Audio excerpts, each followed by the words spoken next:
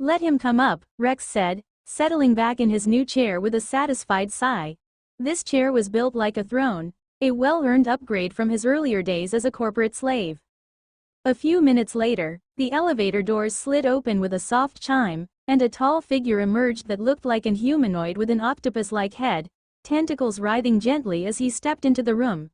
Rex's eyes narrowed, and he murmured under his breath, "Nexum Dynamics." The octopus-headed recruiter approached, stopping just short of Rex's desk. "Good morning, Mr. Talon," he began, his voice rich with corporate polish. "As you may know, I am a recruiter from the Megacorps, under the esteemed command of the General Alina Valrix. She is one of our finest generals at Nexum Dynamics." He puffed out his chest, pride radiating off him like cheap cologne. But Rex could sense there was more behind the boasting. "Ah, forgive me, Mr. Talon," the recruiter continued, catching himself. "I got a bit overexcited. Shall we get down to business?" Rex chuckled, flashing a well-practiced corporate smile, the kind he'd mastered during his time as a corporate slave. "No worries at all. Please, take a seat, dear customer." The recruiter took a seat, smoothing his immaculate suit as he settled in. "So, Mr. Talon," he began, "if I understand correctly, you're here to offer the services of your group in our efforts against the hive mind?" Rex leaned back, fingers steepled. "That's right. You're here to buy our services for your little war, aren't you?"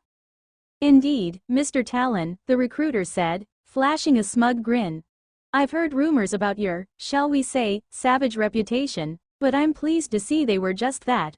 Rumors?" He let out a mocking laugh that Rex let slide. After all, the recruiter was mocking Talon, not him personally. It was almost funny. "Ah, yes," Rex replied, chuckling back. "Only fools take rumors seriously." He caught a twitch in the recruiter's expression, a hint that his little jab had hit home. The recruiter cleared his throat, regaining his composure. "Now, as for the contract," he continued smoothly, "it's fairly standard. We'll pay your group 10,000 credits for every day you survive on the front, with additional bonuses for high-value targets or eliminating enemy leaders." Rex raised an eyebrow. 10,000 credits? He let the question hang for a moment, then shook his head. "That barely covers ammunition costs."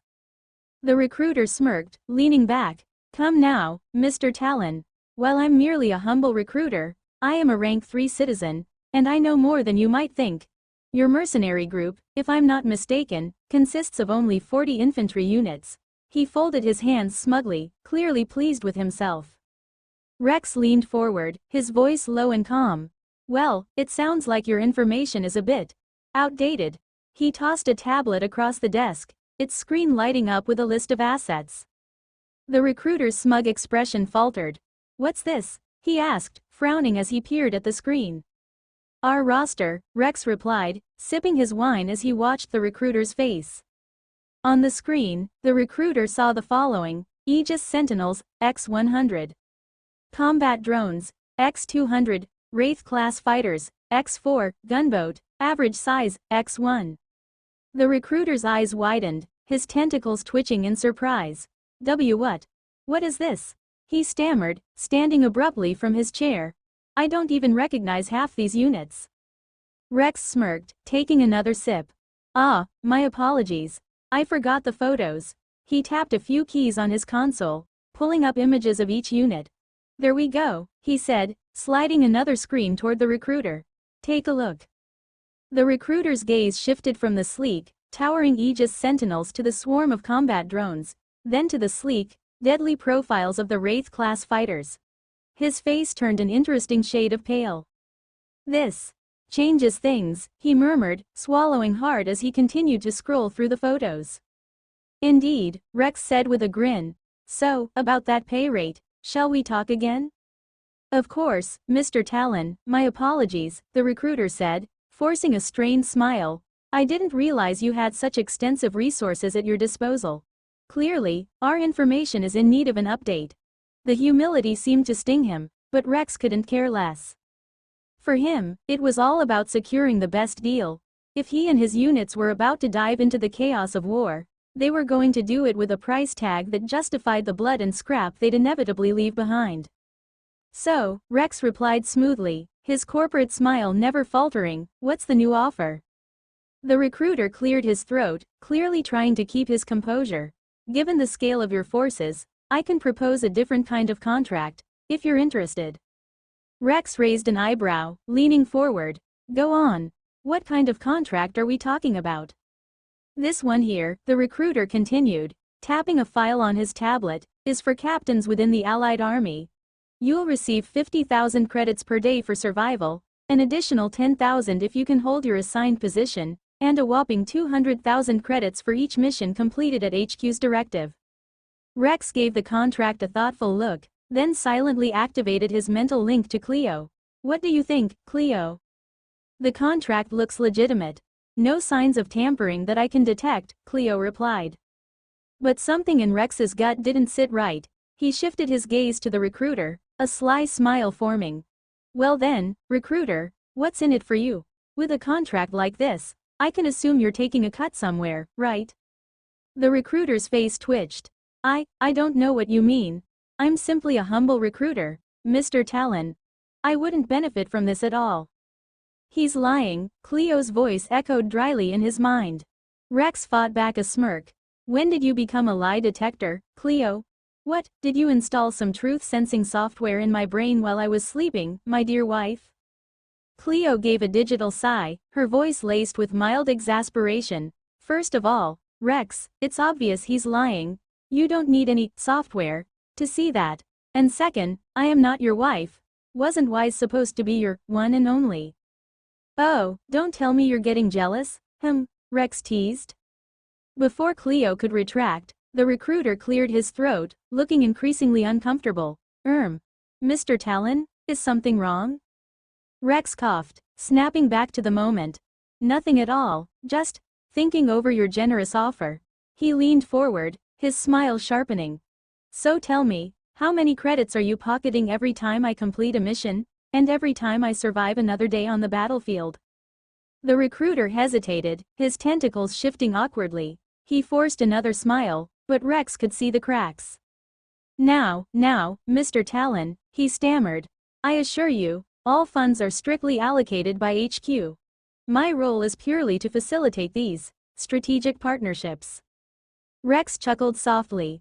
Oh, I'm sure it is. But let's be honest. I know how the megacorps work. You're not here to hand out contracts out of the goodness of your heart. So why don't we skip the corporate pleasantries and talk real numbers? The recruiter swallowed, clearly realizing he was dealing with someone who wouldn't be so easily swayed. Rex leaned back, watching him squirm. This negotiation was just getting interesting. The recruiter let out a deep, defeated sigh, his tentacles drooping as he finally dropped the act. Fine, you win, Mr. Talon. I get a commission for every action your unit takes in battle. Happy? Rex leaned in, eyes gleaming. And how much is that commission, Mr. Recruiter? The recruiter scrunched, glancing away. 25% of your pay, he muttered. Rex let out a long, impressed whistle. Damn, that's a serious cut. If you're pulling that kind of commission from every group you recruit, you must be pretty loaded, huh? The recruiter bristled, his tentacles twitching with indignation. Mr. Talon, if anything were to happen to me, let me remind you that General Alina Valrix and I are close. She wouldn't take kindly to anyone causing me trouble. Rex laughed, holding up his hands. Relax, no one's coming for you, pal. I'm just a businessman looking to optimize the situation. He leaned forward, flashing that same corporate grin. Since you're getting a nice slice of my paycheck, how about we make a little deal? The recruiter eyed him warily. What sort of deal? Simple. You're close to the general, right? All I need is for you to put in a good word for us and make sure our group gets prioritized for the high-paying missions. Think about it. More missions means more credits for me and for you. Everybody wins. The recruiter snorted, crossing his arms. Ha, and what guarantees do I have that you won't just get yourselves killed on the first high-stakes mission? My reputation is on the line here. Rex chuckled, spreading his arms wide as if to embrace the risk. No guarantees. That's the thrill of being alive, my friend. Sometimes you've got to make a gamble and play like the big boys, right? He grinned, his eyes glinting with a reckless confidence that was both unnerving and infectious. The recruiter hesitated, glancing at Rex's outstretched arms, his own tentacles twitching as he weighed the offer. Finally, he exhaled, giving a small, reluctant nod. "All right, Mr. Talon. I'll see what I can do. But don't make me regret this." Rex leaned back with a satisfied smirk. "Good man. I knew we'd see eye to eye." Once the recruiter left the room, Rex let out a long, exaggerated sigh of relief. "Damn, I didn't think I'd actually have to act like someone important for once." Through the communicator, Cleo's voice crackled with amusement. "Rex, you really don't understand what a big shot you are right now, do you?" Before he could answer, Wise suddenly appeared at his side, dropping her invisibility with a smirk. She gracefully perched on his lap like she'd been there all along. "Cleo's right, you know," she purred, brushing a strand of hair over her shoulder. "You're pretty much the only man in the galaxy destined for greatness, darling." Rex raised an eyebrow, a smirk tugging at his lips. "Greatness, huh? I mean, I know I'm handsome and all, but that's a bit much, don't you think?" Wise laughed, the sound low and teasing. "Oh, silly, it's not because of that. You're destined for greatness because you're the partner of a princess of the hive minds. Do you even realize how rare that is?" I mean, there's more princesses and queens out there, right? I'm sure they have partners too," he said, absent-mindedly running his fingers through Wise's hair. "Sure, other princesses have. Let's say, companions," she replied, looking amused. "But they're usually mindless beasts. The hive prefers partners with no sentience, so their powers remain undivided." Rex blinked, processing that. "Wait a second, are you saying I'm the same as some no-brain beast?" Wise was stunned for a moment, then burst into laughter. "What? No, darling. You're special because you have enough mental power to potentially threaten the hive's control. Do you get how wild that is?" Rex scratched his head, still skeptical. "Then why'd you pick me? It can't just be for my genes, right?" Wise leaned in, a playful glint in her eye as she pressed a finger to his lips. "That's a secret, my dear. I might tell you one day. If you prove yourself worthy," she teased, her smile both mischievous and cryptic. Cleo's voice cut back in, irritation clear. "Are you two done flirting?" Rex grinned, looking up at the communicator with mock innocence. "Flirting? Us? Nah, jealous much?" "Why would I be jealous?" Cleo snapped, sounding slightly flustered.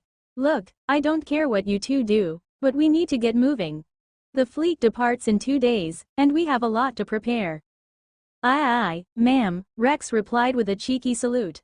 2 days later, the preparations were complete, and the new allied fleet of the megacorps assembled above the planet. It was a jaw-dropping sight since hundreds of ships of every size and shape filled the sky like a storm. This was the largest fleet anyone had seen in a century, a true behemoth ready for war. At the heart of it all was Rex aboard Cleo's newly upgraded ship, now bristling with enough weaponry to make even seasoned pilots nervous. The vessel had been transformed into a formidable gunboat, sleek and armored for both aerial and ground support. And flanking them were the Wraith-class fighters, 4 deadly silver machines, each one a gleaming predator in the void. The Wraith-class fighters were a marvel. Sleek, silver, with sharp, angular wings that glinted menacingly against the stars. The energy core at the center pulsed with a fiery blue glow, like the heartbeat of some futuristic beast. Their reflective surfaces made laser fire glance harmlessly away, while twin-pulse lasers, short-range plasma rockets, and EMP projectors promised nothing short of devastation. And best of all, each one was piloted by Cleo's AI subroutines, making them as sharp and unpredictable as the best human pilots, maybe even better. As Rex gazed out over the fleet, lost in thought, a small red light on his communicator blinked to life, snapping him back to the moment. He clicked it, and a booming voice filled the cockpit. "Attention to all ships. This is the Supreme Commander," the voice crackled with authority. "As you all know, those damned bugs dared to attack one of our newly settled planets, massacring innocent civilians. As defenders of this galaxy, we have a duty to make them pay. This fleet has one purpose: punishment." There was a pause, thick with anticipation. "And so, by my command, this war begins. All ships, activate wormhole devices, and prepare for a jump. To battle, my compatriots. Let's crush those bugs." With that rallying cry, the fleet surged to life. Countless wormholes blink open across the void, swallowing ships whole before vanishing in seconds. The stars seemed to ripple as the massive punishment fleet leapt through space, like a cosmic tidal wave ready to crash down on the hive. Moments later, Rex's small fleet emerged from their wormhole, only to be met with a dark swarm of hive mind fighters, organic and alien, filling the space around them like a living cloud. "Shit! Cleo!" Rex shouted, hands flying across the controls as he twisted the gunboat to dodge incoming fire. The swarm's attacks were relentless, lighting up the darkness with neon flashes as the gunboat's turrets unleashed a torrent of laser and kinetic rounds. "Leave it to me," Cleo replied, calm as ever. She took control of the Wraith-class fighters, their sleek forms diving and weaving around the gunboat to carve a path through the enemy. "Our mission isn't to fight here, Rex. Head toward the planet. They won't follow us there." "You got it, beautiful," Rex replied, gripping the controls and steering the gunboat toward the planet below. All around them, other ships weren't so lucky. Massive transport carriers and smaller escorts were torn apart by the hive ambush, debris scattering across the void like twisted confetti. Thanks to Cleo's tech expertise and the reinforced Khalazar shielding, their gunboat held steady. The energy shield shimmered under the constant barrage but stayed strong, deflecting the desperate lunges of the Krasari, the hive's vicious, bug-like fighters. Any that got too close were swiftly blasted apart by the gunboat's turrets, each shooting a burst of light against the darkness. Finally, after what felt like hours but was only minutes, they broke through the swarm and began their descent to the planet's surface. But as they breached the atmosphere, the scene below was just as grim. The ground was a writhing mass of black and green, a seething ocean of Krasari troops. The entire landscape seemed alive, crawling with the hive's forces as far as the eye could see. It was an alien nightmare, the skies dark with the shadows of hive drones circling like vultures over a fresh kill. Rex took a shaky breath, gripping the controls tighter. "All right, Cleo. Let's get down there and show these Krasari what happens when they pick a fight with us." The gunboat's turrets retracted smoothly into the hull, only to re-emerge moments later from the underside, their positioning now optimized for Rex's next move. "Everything's ready, Rex. Whenever you're set," Cleo said, standing beside him, surrounded by floating blue screens filled with tactical data. Rex grinned, tapping the automatic fire button on his console. "Now this feels like being a big shot." As the command registered, the turrets unleashed a storm of laser fire and copper rounds, raining destruction down on the Krasari forces below.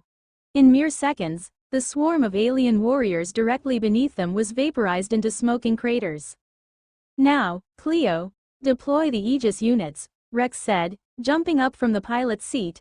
"I'm heading down. The gunboat's all yours. Keep me covered, unless you're ready to be a widow," he added with a mischievous smirk. Cleo rolled her eyes. HMPH. Leaving Cleo to the controls, Rex made his way to the cargo bay, where Carlos and Wise were waiting. Carlos stood with his usual swagger, holding a massive hammer in one hand and a reinforced gunshield in the other, a grin plastered across his face.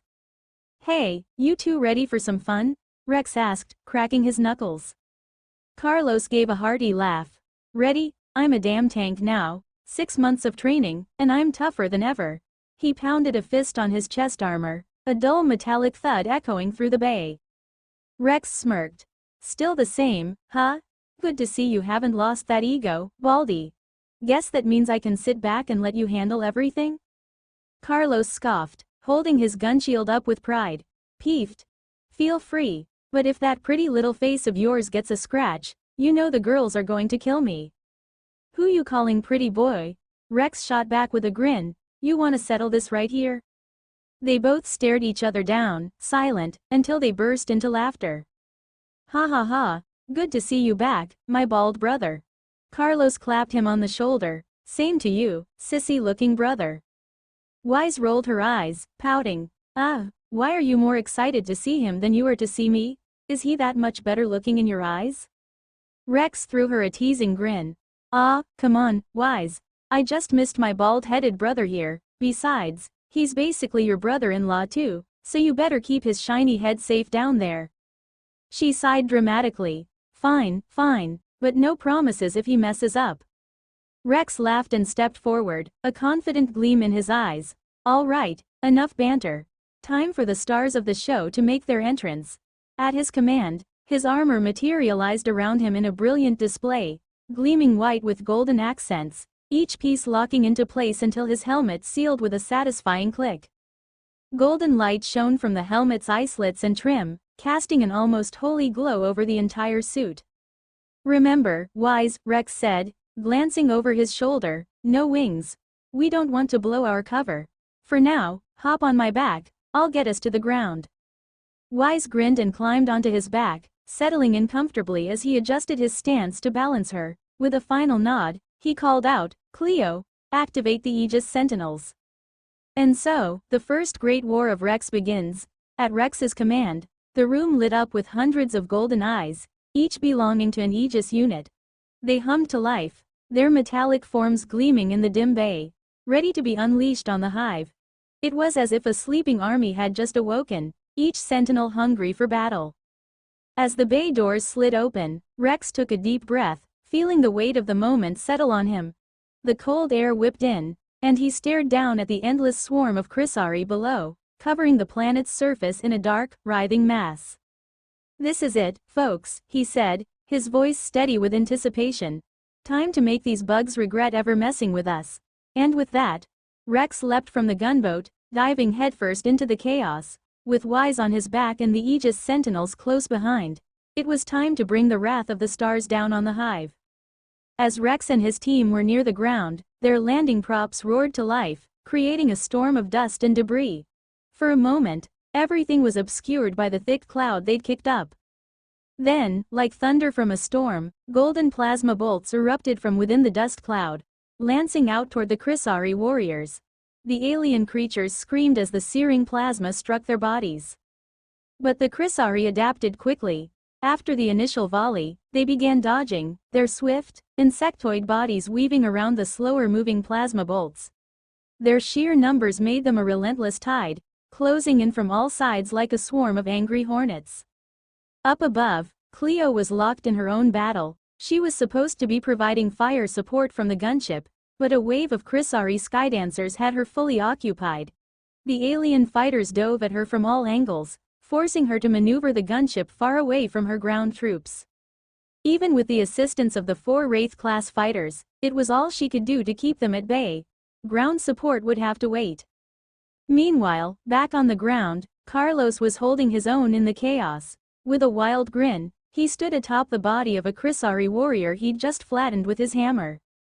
This area's VIP only, show me your pass, please, he called out, taunting the oncoming swarm. But his moment of bravado was cut short as a barrage of green plasma bolts streaked toward him. What? That's cheating, Carlos yelped, diving behind the fallen Chrysari for cover as plasma scorched the air around him. Through his communicator, Rex's laughter crackled into his helmet. What the hell were you thinking, Baldy? Only an idiot brings a hammer to a gunfight. Then what the hell am I supposed to do, Rex? Carlos yelled back. The frustration was clear in his voice. This hammer's all I got. Rex chuckled, looking up at the sky. Chill out, Baldy, the airdrops are on their way. Cleo's been cooking up some new toys for us. All those months in the lab weren't for nothing. Carlos's eyes lit up as he scanned the sky. Oh hell yeah, about time. All right, everyone fall back, he called out, rallying with a renewed spark of hope. As the team regrouped, the Aegis units sprang into action. Hundreds of combat drones deployed from their ranks, their golden eyes flashing as they dove into the fray. The drones fought fiercely, matching the Chrysari in brutality.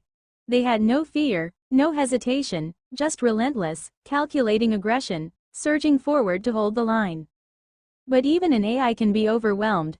For every Chrysari warrior that fell, 2 more took its place. The drones and Aegis units were holding the line, but the numbers were starting to tell. Shields flickered and failed, limbs were torn off by the Chrysari's organic plasma weapons, and several Aegis units collapsed, sparking and broken beyond repair. Rex gritted his teeth as he watched the Aegis units falter. His fingers clenched around the hilt of his claymore sword.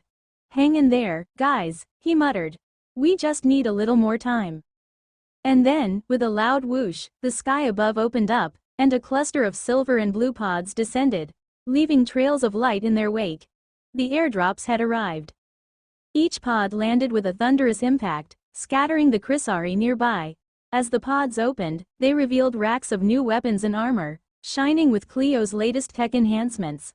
Among them was a massive plasma cannon and a sleek, black exosuit designed to enhance strength and speed. Carlos's eyes widened as he grabbed the plasma cannon, a wicked grin spreading across his face. Now this is what I'm talking about. He glanced over at Rex, his hammer long forgotten. Looks like I've finally got a gun for this gunfight. Rex smirked, grabbing his own upgraded exosuit and locking it into place with a satisfying click. Let's show these bugs they picked the wrong planet to mess with. Wise hopped off Rex's back and grabbed a pair of plasma daggers from one of the pods, her eyes gleaming with anticipation. These are mine now, they're pretty. The team regrouped, each member now decked out in cutting-edge gear, standing tall as the Aegis units rallied behind them. The Chrysari swarm was closing in, sensing a final push. Rex raised his claymore sword, its golden edge glowing fiercely. All right, everyone, let's light them up. The battle turned in an instant. Plasma bolts tore through the Chrysari ranks, Carlos's new cannon blasting holes in their lines as Wise weaved through, her daggers a blur of light and fury. Rex led the charge, carving a path with every swing of his blade, while the Aegis units and combat drones pushed forward, regaining ground. From above, Cleo finally got a break as the Skydancers fell back, giving her a chance to unleash the gunship's full firepower. Lasers and missiles rained down, tearing through the Chrysari forces like paper. As the dust settled and the smoke cleared, the ground was littered with fallen. The Chrysari forces were decimated, their numbers broken and scattered. Rex, Carlos, Wise, and Cleo stood tall amidst the wreckage, bruised but victorious. Rex looked around at his team, a smirk on his face. Not bad for some office workers, huh? Carlos laughed, wiping alien goo off his new cannon. Damn right. Now, who's ready to get back to the ship and celebrate? Wise turned to Carlos, giving him a look that could only mean you absolute idiot. Do you seriously think it's that easy to beat the Chrysari? Carlos, oblivious, shrugged. What? I don't see any more of them. It's clear we won this area, no? As the words left his mouth, the ground beneath them began to crack, deep fissures snaking out in every direction. Run! Wise screamed, bolting away at full speed. The Aegis units also started to run behind her without a second thought. Rex and Carlos exchanged a quick, confused glance, but instinct kicked in, and they turned to flee. Unfortunately, it was already too late. With a deafening roar, a monstrous pair of jaws burst from beneath the ground, swallowing Rex and Carlos whole. The creature that emerged was massive, its scale dwarfing even Cleo's gunship. Its skin was dark and ridged, a hide that looked as tough as starship armor. It reared back, opening its gaping maw to let out a thunderous roar, and as it did, a fresh swarm of Chrysari Skydancers and K-warriors spilled out from its mouth like a plague. Cleo's voice crackled over the communicator, calm but commanding. All units, retreat at least 10 kilometers from the worm. The area is lost. She turned her attention to Wise, who was watching the chaos with an unreadable expression. And you too, Chrysari girl. Don't worry, they'll be fine. Wise scoffed, crossing her arms. Worried? Please. The only thing on my mind right now is where to find some water, since my darling's going to come out smelling like worm guts. She glanced around as if genuinely considering where to find water. Even Cleo, normally unflappable, was momentarily speechless. As the Aegis units fell back, Cleo brought the gunship around and unleashed everything she had on the worm. Lasers, missiles, and plasma rounds hammered into the creature's tough hide. Then she deployed the hive missiles, dozens at a time, each one spiraling through the air before exploding against the worm with blinding flashes. It was the same weapon she'd used to level entire bandit camps before, but even this wasn't enough to bring down the monster. In the meantime, deep inside the worm, Rex had already activated his bionics overdrive mode. He was carrying Carlos over his shoulder, flying through the creature's winding, organic tunnels as Carlos blasted away at the swarming Skydancers that followed close behind. Can't you fly faster? Carlos yelled, squeezing off another shot that vaporized a Skydancer's head. If your bald ass wasn't so heavy, we'd be out of here already, Rex snapped back, dodging another skydancer that swooped dangerously close. Just then, Rex spotted a faint glimmer of daylight up ahead. Look, Carlos, I can see the exit, he shouted, pointing forward. Out of habit, his other hand started crafting a claymore sword out of habit, right as he forgot he was holding onto Carlos. There was a split second of realization before Carlos's eyes widened in horror. Oh, hell no. Ah, crap, Rex muttered as his grip slipped.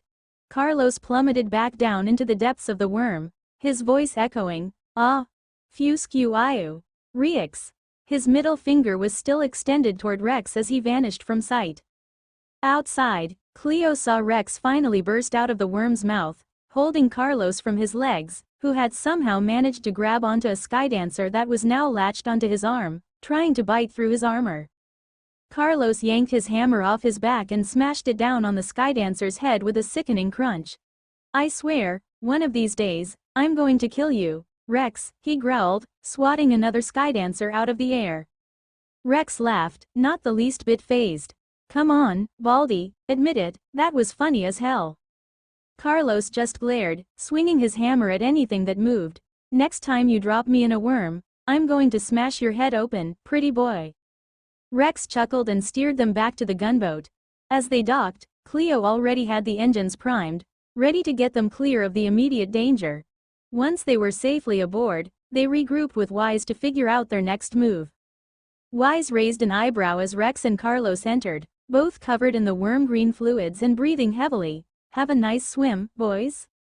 Rex shrugged, flashing a grin. A little slimier than I'd like, but we're still in one piece. Carlos wiped a glob of green muck off his shoulder, muttering, speak for yourself. That worm tried to digest us. Cleo's hologram flickered to life beside them, arms crossed. All right, geniuses, any bright ideas on how to take down something that big? Rex looked back at the massive worm in the distance, its monstrous form still writhing as the Chrysari swarmed around it like an army guarding their king. He smirked, tapping his helmet. Yeah, I think I've got a plan. But it's going to take all of us. Wise rolled her eyes, though a hint of a smile played at her lips. You better make it good, darling. I'd hate to have to scrape you off that thing's teeth again. Rex winked. Trust me, this time, we're taking that worm down for good. After a few tense minutes of regrouping, Rex and his team dropped back into the chaos below. All around, Aegis units and their swarms of drones fought tooth and nail against the relentless Chrysari swarm. Every second it seemed, they were losing ground, pushed back by the sheer weight of the Chrysari swarm that closed in from every direction. All right, everyone, this is our shot. Stay close and follow me, Rex shouted, crafting two massive swords from thin air, then sprinting off to the right instead of heading straight for the giant worm at the center of it all. The Aegis soldiers didn't hesitate. They fell in line behind him, and so did Wise and Carlos, following Rex's lead. Around them, the battlefield was a nightmare, since there was an ocean of black and green as far as the eye could see, with Chrysari warriors ripping through fresh allied troops almost as fast as they could land. The entire scene looked like something straight out of a horror film. Smoke, fire, and a hellish green glow pulsing from the Chrysari weapons. Every time a transport ship touched down, it was instantly swarmed, soldiers barely stepping onto the ground before being pulled into the fray. Flames erupted, explosions rocked the air, and some ships didn't even make it that far since they were knocked out of the sky by the monstrous skydancers, plummeting down in spirals of fiery wreckage. But a few transports, either through sheer luck or stubbornness, managed to land and unload, and these soldiers fought with a kind of fierce desperation that only those with no escape could muster. These were the ones Rex was determined to reach. Sir, we can't hold them any longer. There's just too many. A young recruit's voice cracked over the comms, barely audible over the roaring chaos. Doesn't matter how many there are. His commanding officer barked back, his voice ragged but solid as iron. We're not going anywhere, so make every shot count. Keep firing, kid, and... A flash of green light burst to their left. The officer turned, just in time to see the young recruit's face dissolve under a Chrysari bioplasma round. 1 second, he was there. The next, there was nothing left but a thin plume of ash drifting on the wind. The officer's face twisted in rage. You dirty, overgrown cockroaches. He snarled, raising his electric rifle and unleashing a storm of gunfire. The shots sprayed wildly, tearing through the Warriors' ranks, until one of the hulking Crisari warriors leapt at him, its fanged maw open in a ghastly grin. Oh, you want a piece of me? Come on, then, he roared, lifting his rifle defiantly, even though he knew it was empty. The creature barreled toward him, a tidal wave of muscle and mandibles, and he braced himself, teeth gritted, ready for whatever came next. But just as he was about to meet his fate, a shadowy figure of white and gold shot past his vision, slamming into the Crisari warrior with enough force to shake the ground. In the blink of an eye, the alien beast was on its back, pinned beneath a blinding blur of steel and golden light. It was Rex, standing over the fallen creature, blades glinting. He shot the officer a quick grin. Mind if I crash the party? The captain barely had time to process the chaos unfolding around him. Just moments ago, the Crisari warriors had been closing in, ready to finish them off, but suddenly, hundreds of golden plasma blasts rained down, ripping through the alien horde like a cosmic storm. He turned to his left and saw an entire army, clad in white and gold, surging toward the battlefield. The sight was nothing short of breathtaking. And then, as if things couldn't get crazier, a swarm of combat drones swooped in, guns blazing. Leading the charge was a figure in gray armor, wielding a massive shield and hammer, striding fearlessly into the Crisari ranks. The bug's attacks bounced harmlessly off his shimmering energy shield, unable to break through. Ha ha, bring it on, you ugly bugs. Carlos shouted, his voice full of manic glee. I've been dying to test out this little toy my sister-in-law built for me. He tapped a button on his black backpack, and with a loud click, 2 robotic arms sprang up over his shoulders. Each arm ended in a minigun, and as soon as they came out, they started to fire, one spitting a hail of golden bullets, the other firing a laser beam that tore through the Crisari bio-armor with deadly efficiency. Golden tracer rounds lit up the air, while the laser minigun carved precise, red-hot lines through the enemy ranks. Carlos laughed wildly as he mowed down anything that dared get close. Meanwhile, the captain watched in awe as the white-armored giant who had saved him earlier strode over, calm and unshakable amidst the carnage. Hey there, the newcomer said with a grin. I'm Rex, captain of this squad. We're looking to rally forces, rescue other teams, and set up a real defense line. How about it? Wanna join us? The captain, still wide-eyed but now feeling a surge of hope, gave a firm nod. Count me in, he replied, reloading his electric rifle. My team and I are ready to fight by your side.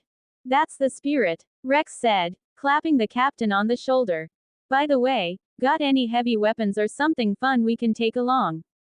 The captain scratched his chin, then a glint sparked in his eye. We've got a truck in the cargo hold. The back's been modified, it's got an artillery cannon instead of a regular payload. Rex let out a low whistle. A truck with a cannon. Now that's my kind of ride. Alright, tell one of your guys to get it rolling. We'll take it with us. The captain grinned and barked orders. You two, get that truck fired up and follow us.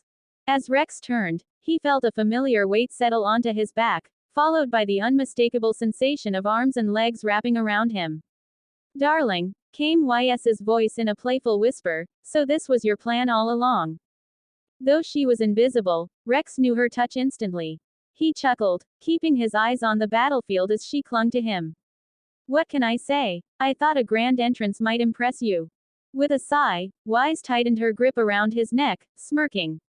You're lucky I like grand gestures. Rex winked. Then stick around. This is just the opening act. Sir. Look out. There's a whole swarm of skydancers incoming. One of the new recruits shouted, his voice barely steady. Rex glanced over his shoulder, then shrugged, completely unfazed. Relax, kid. Nothing to worry about. They're not the only ones with air support. While the others watched nervously as the skydancers closed in, Rex just pointed a finger up at the dark sky. Moments later, 2 blindingly bright red laser lines cut through the clouds, searing toward the enemy swarm. A split second later, the night exploded with a rain of yellow tracer rounds from Cleo's gunboat. The skydancers began to plummet from the sky, some in flames, others shattered to pieces. 4 sleek wraith fighters dove into the fray, weaving through the chaos, tearing the remaining skydancers apart with precision shots. The recruits stood, wide-eyed, watching the aerial carnage as the skydancer bodies, or what was left of them, began to rain down. I know I said not to worry, Rex said with a grin, but on second thought, you might want to move fast. Unless, of course, you feel like getting squashed by falling skydancer chunks. The team captain needed no further prompting. All right, everyone, move out, he barked, and the squad broke into a sprint, dodging the occasional piece of flaming skydancer debris as Rex led them onward to the next objective. With that same mix of bravado and tactical genius, Rex continued to sweep across the battlefield, rallying scattered units and pulling together a makeshift army of stragglers. There was something about him, it was maybe a kind of charisma, that made people want to follow him. Or maybe it was just the sight of his growing battalion cutting through the Chrysari swarm like a blade through water. Either way, they fell in line, fighting with renewed energy under his command. At the end of the day, it didn't really matter why they followed him, only that they did. Rex had one goal in mind: gather enough firepower to take down the monstrous worm lurking in the distance. And the bonus that came with it? Just a juicy little motivator. Up in orbit, General Lena Valrix stood on the bridge of her flagship, watching the space battle unfold. Her sharp eyes never left the data feed from the planetary surface, constantly shifting with updates and statistics on the ground invasion. You there, she said, gesturing to the officer beside her, give me an update on the ground battle. How are our forces holding? Ma'am. The officer straightened up, saluting sharply. Thanks to our spy drones, we're able to monitor most of the surface activity. Initially, the battle proceeded as expected, but, well, something unexpected has happened in the last few hours. Lena's eyes narrowed, a hint of curiosity flashing in her gaze. And what would that be, officer? Well, the officer gulped, pulling up a data feed with a shaky hand. It's someone named Rex Nix, ma'am. Reports describe him as unusually charismatic. He's managed to rally troops from all over the battlefield, and they're now following him through the Chrysari ranks, cutting them down like weeds. Lena smirked, folding her arms. Interesting. So, he's not just another grunt. The officer nodded vigorously. No, ma'am. If he keeps up this pace, we may even have a chance at, actually winning this front. Lena looked out the viewport, her gaze piercing through the vastness of space toward the planet below. Keep me updated on this, Rex. I want to see just how far he can go. Back on the surface, Rex smirked, somehow sensing that eyes were on him from above. With a glint in his eye, he muttered under his breath, hope you're watching, General. You're about to see what a real show looks like. Rex stood atop a pile of dead Chrysari warriors, his silhouette outlined against the smoky sky. Wise sat comfortably on his shoulders, her legs draped around him, surveying the amassed forces below. Hours of relentless fighting had finally paid off since he'd gathered a small army, vehicles, and a fleet of ships ready to take the fight to the enemy. Allied infantry X-860, Wraith fighters X-4. Aegis units X-87, Clio gunboat X-1. Allied vehicles X-35. Allied artillery X-5. Gunboats X-3. Allied fighters X-15. Rex glanced up at Wise, who was grinning down at him with that devilish look he knew all too well. Wise, have I ever mentioned how soft you are? Rex asked, his face suspiciously close to her legs, trying to sound casual. She raised an eyebrow, her grin widening. Oh, enjoying yourself, are we? She teased, giving him a playful squeeze with her thighs. Rex coughed, trying to keep his composure. Ahem, isn't it a little inappropriate to be doing this in the middle of a war? His words sounded stern, but the look on his face said otherwise. Oh, you're one to talk, she laughed, leaning down and whispering into his ear. Anyway, hold still. I don't want your helmet getting in the way. She brushed her legs against him, causing him to turn slightly pink even beneath the helmet's visor. Wait, Wise, how am I even feeling your legs through your armor? Rex asked, his voice filled with sudden suspicion. Aha, she whispered mischievously. Well, the secret's out. She let her invisible cloak flicker off, revealing herself. Rex's eyes widened as he took in her appearance. She wasn't naked, but she had removed her bio armor from her legs, leaving her in a small, black pair of shorts that hugged her pale skin. Rex blinked, his gaze momentarily transfixed by the sight. She noticed and leaned in with a smirk. Darling, you know that big worm over there? She pointed at the massive creature writhing in the distance. Its nucleus is packed with nutrients. If I consume it, I might just be able to grow a bit. She traced a finger along his armor, letting her voice dip into a playful tone. I'd still be smaller than you, but big enough, maybe. With that, she activated her invisibility again, fading from sight with a wink. Her voice was a soft, tempting whisper in his ear. So work hard, Rex. You might just earn yourself a reward.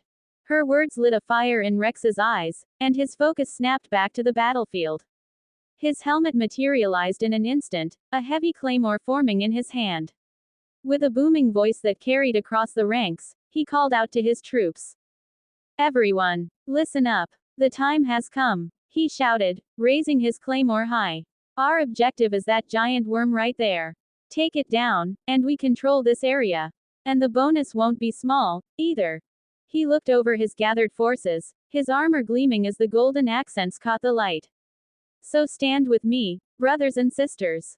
Today, we make our stand. We'll show everyone that we're not just cannon fodder. Charge! The troops roared in response, their voices echoing across the battlefield.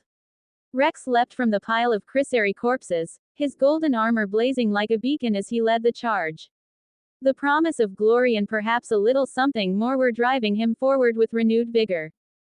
The entire battalion surged forward, trailing behind Rex as he led the charge. Artillery trucks rolled slowly across the battlefield, their massive guns thundering non-stop, sending explosive shells that kicked up towering clouds of dust and debris. Visibility was low, and thanks to that, both sides were firing blindly, aiming at the last known positions of their enemies and praying they'd land their shots before getting hit themselves. To Rex's left, Carlos commanded a squadron of armored vehicles, standing proudly on top of a hovertank brought in by one of the other teams. His crew moved in a swift, calculated pattern, pushing deep into the Chrysari ranks only to retreat back 500 meters, luring a mass of the swarm right into the crosshairs of Cleo's gunboat turrets.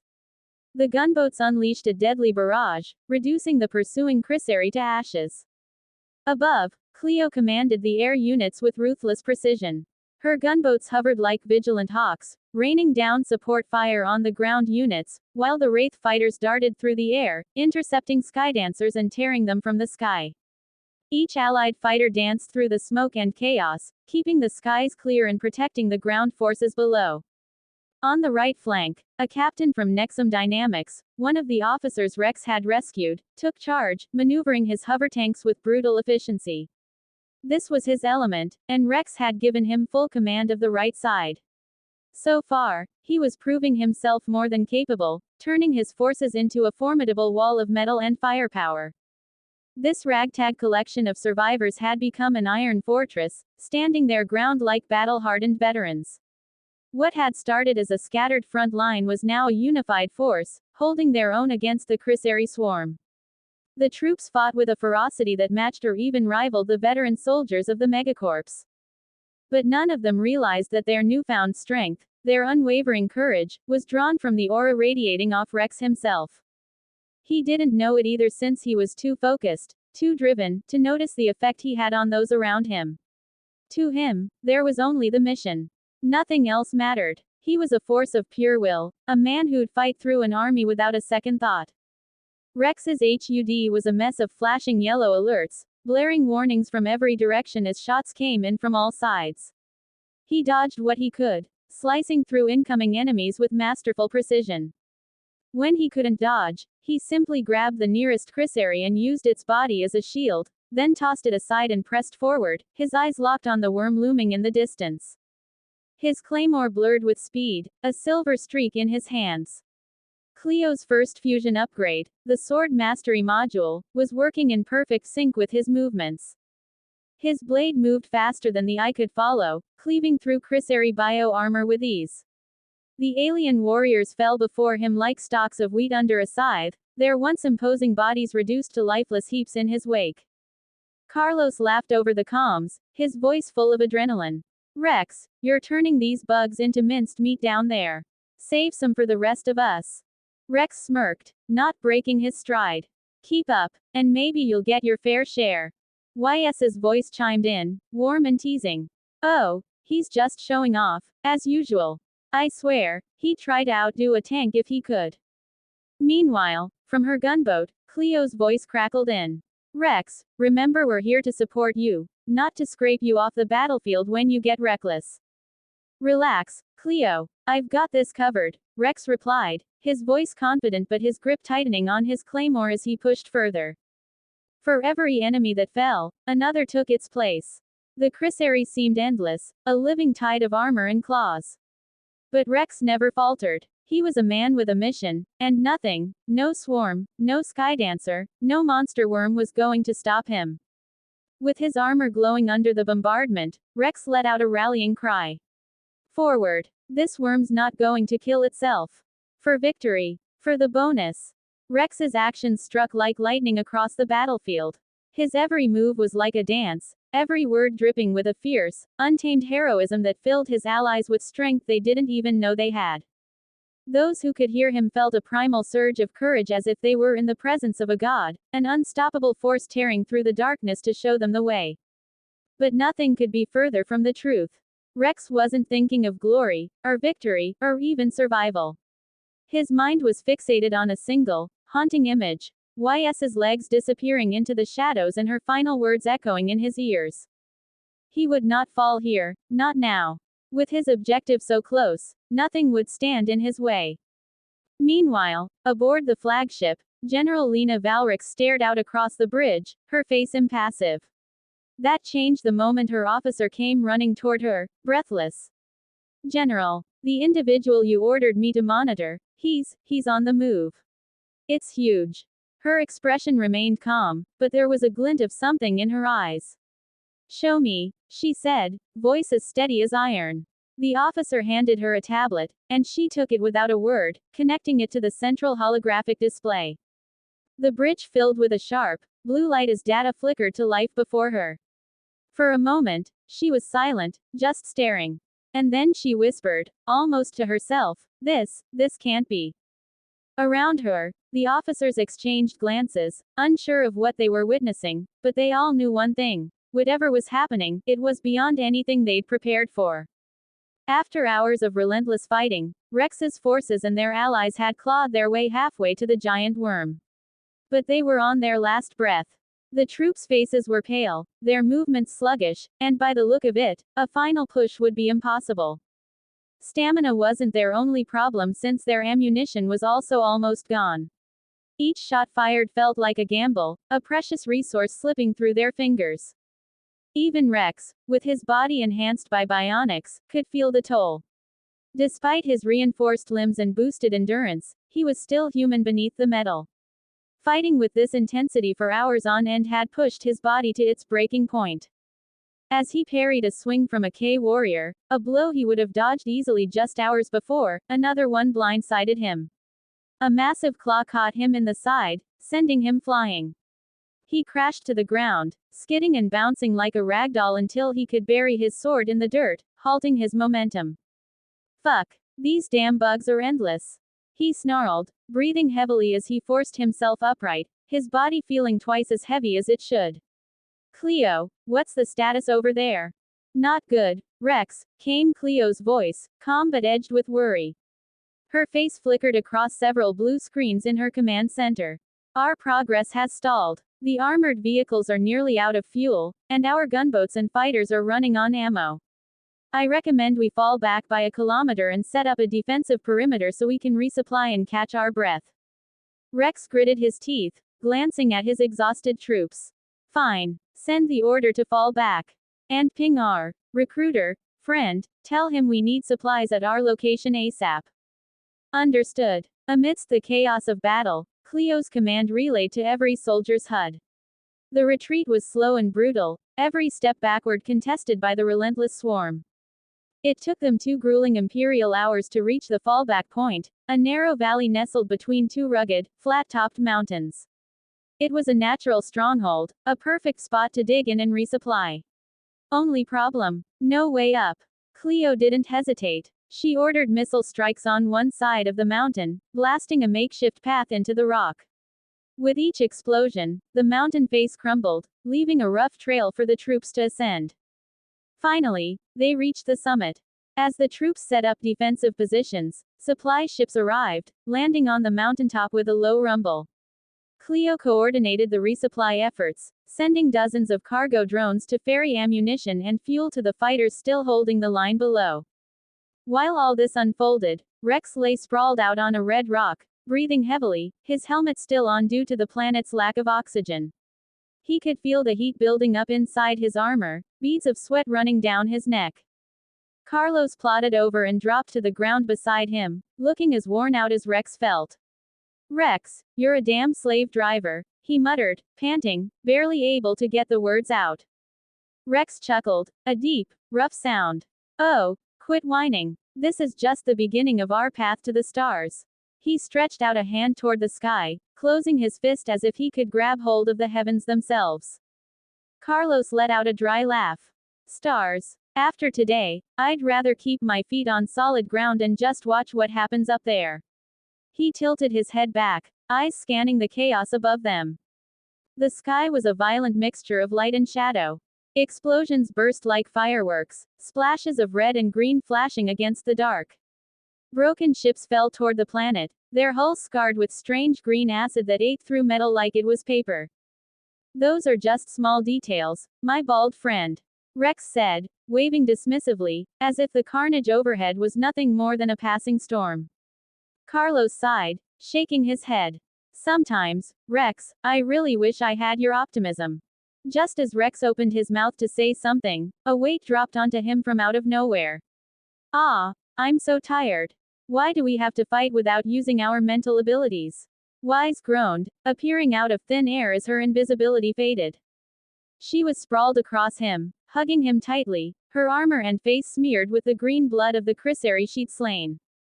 Rex, too exhausted to argue, simply lifted a finger and pointed at Carlos. "Blame the bald guy." "Ha, how is this my fault?" Carlos protested, though it was half-hearted, barely more than a mumble.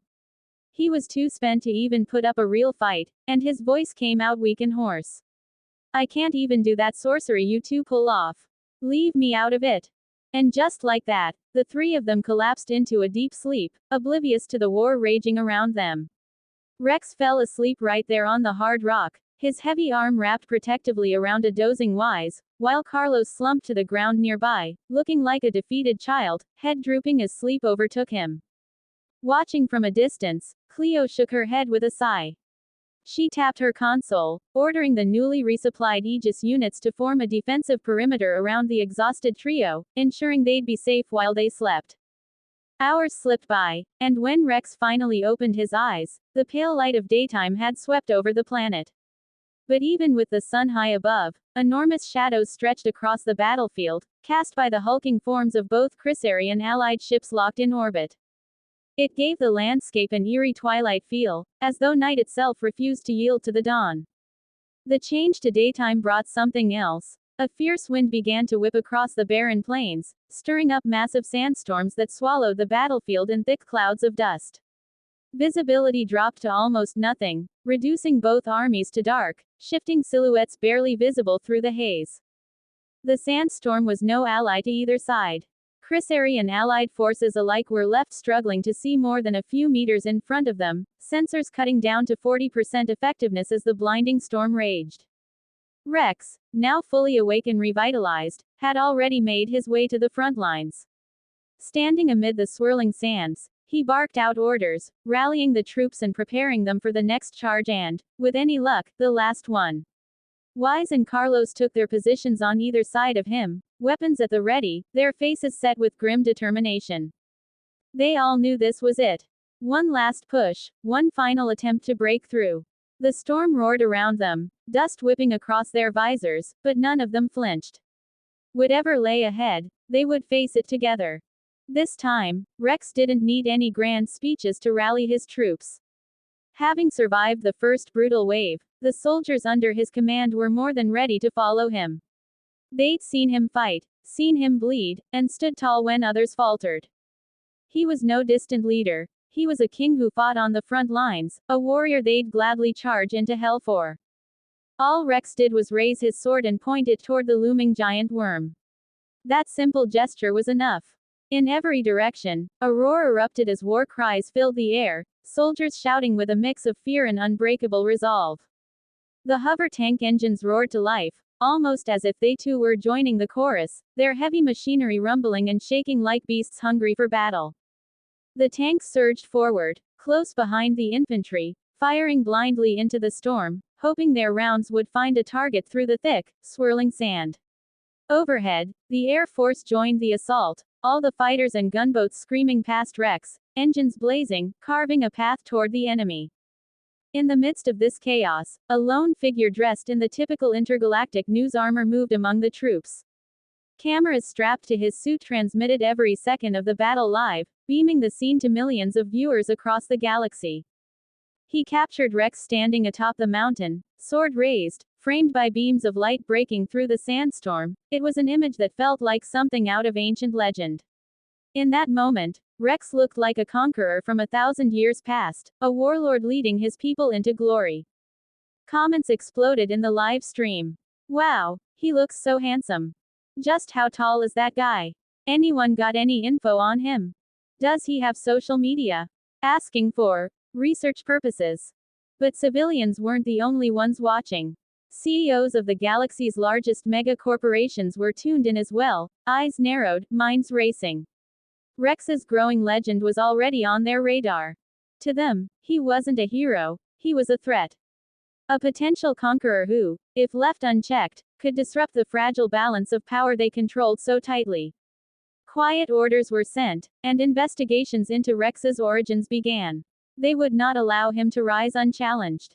Rex, oblivious to the eyes watching him across the stars, leapt from the mountain, landing heavily on the battlefield below. Without missing a beat, he sprinted forward, cutting through the storm with an inhuman speed of 150 kilometers per hour, like a force of nature bearing down on the enemy. In moments, he was at the front lines, cleaving through a K-warrior with his claymore. The blade sank deep into the alien's body, and with a fierce upward pull, he split it clean in half. He didn't stop. His gaze was locked on the worm in the distance, and he was prepared to carve his way through every enemy in his path to reach it. The second assault had begun, and this time, Rex wasn't holding back. He would do whatever it took and sacrifice whatever was necessary to close the distance and bring the beast down. With every step and every swing of his sword, his plan moved forward, inching him closer to the victory that lay just beyond the storm. The question of what it means to be a conqueror had truly, deeply, undeniably puzzled scholars from prestigious academies across the galaxy. Even when discussing it bordered on the illegal, the most curious minds couldn't resist probing the truth. One of those scholars was a man who went by the audacious title the Great Micah. Yes, he'd clearly chosen that name himself, but no one dared make much of it, given the type of knowledge he'd acquired. Forbidden knowledge. The kind that made people whisper about his origins. Some said he was a rank 3 or higher. Others muttered that he was a noble. And a few speculated he was a bored CEO of some megacorp, playing around with ancient secrets for kicks. Whatever the truth, he became infamous for one thing: his forbidden book. The True Conqueror. In it, Micah drew a sharp line between a conqueror and a true conqueror. To him, a conqueror was just some rich kid with too much money, some noble with every path laid out before him. A pampered soul chasing glory for show. The book included 200 pages, of Micah mercilessly mocking the nobility, using words so disgusting that most schools opted to skip those chapters entirely for the sake of their students' mental health. But after that colorful tirade, the real content began. A true conqueror, he wrote, is not some pampered fool with a golden spoon shoved in his mouth from birth. No, this is someone born in the gutters, clawing their way up from the trash heap of society. While nobles hide behind walls of wealth and order their troops with fear, a true conqueror leads by example, inspiring loyalty with the sweat and blood they spill on the front lines. The kind of king who goes into battle himself. That's someone the troops will follow. Not because they're paid to, but because they want to. A true conqueror owns the world through sheer grit and fire, driven by a motivation so fierce it burns anyone who dares to stand in his way. Wise thigh SSSSS.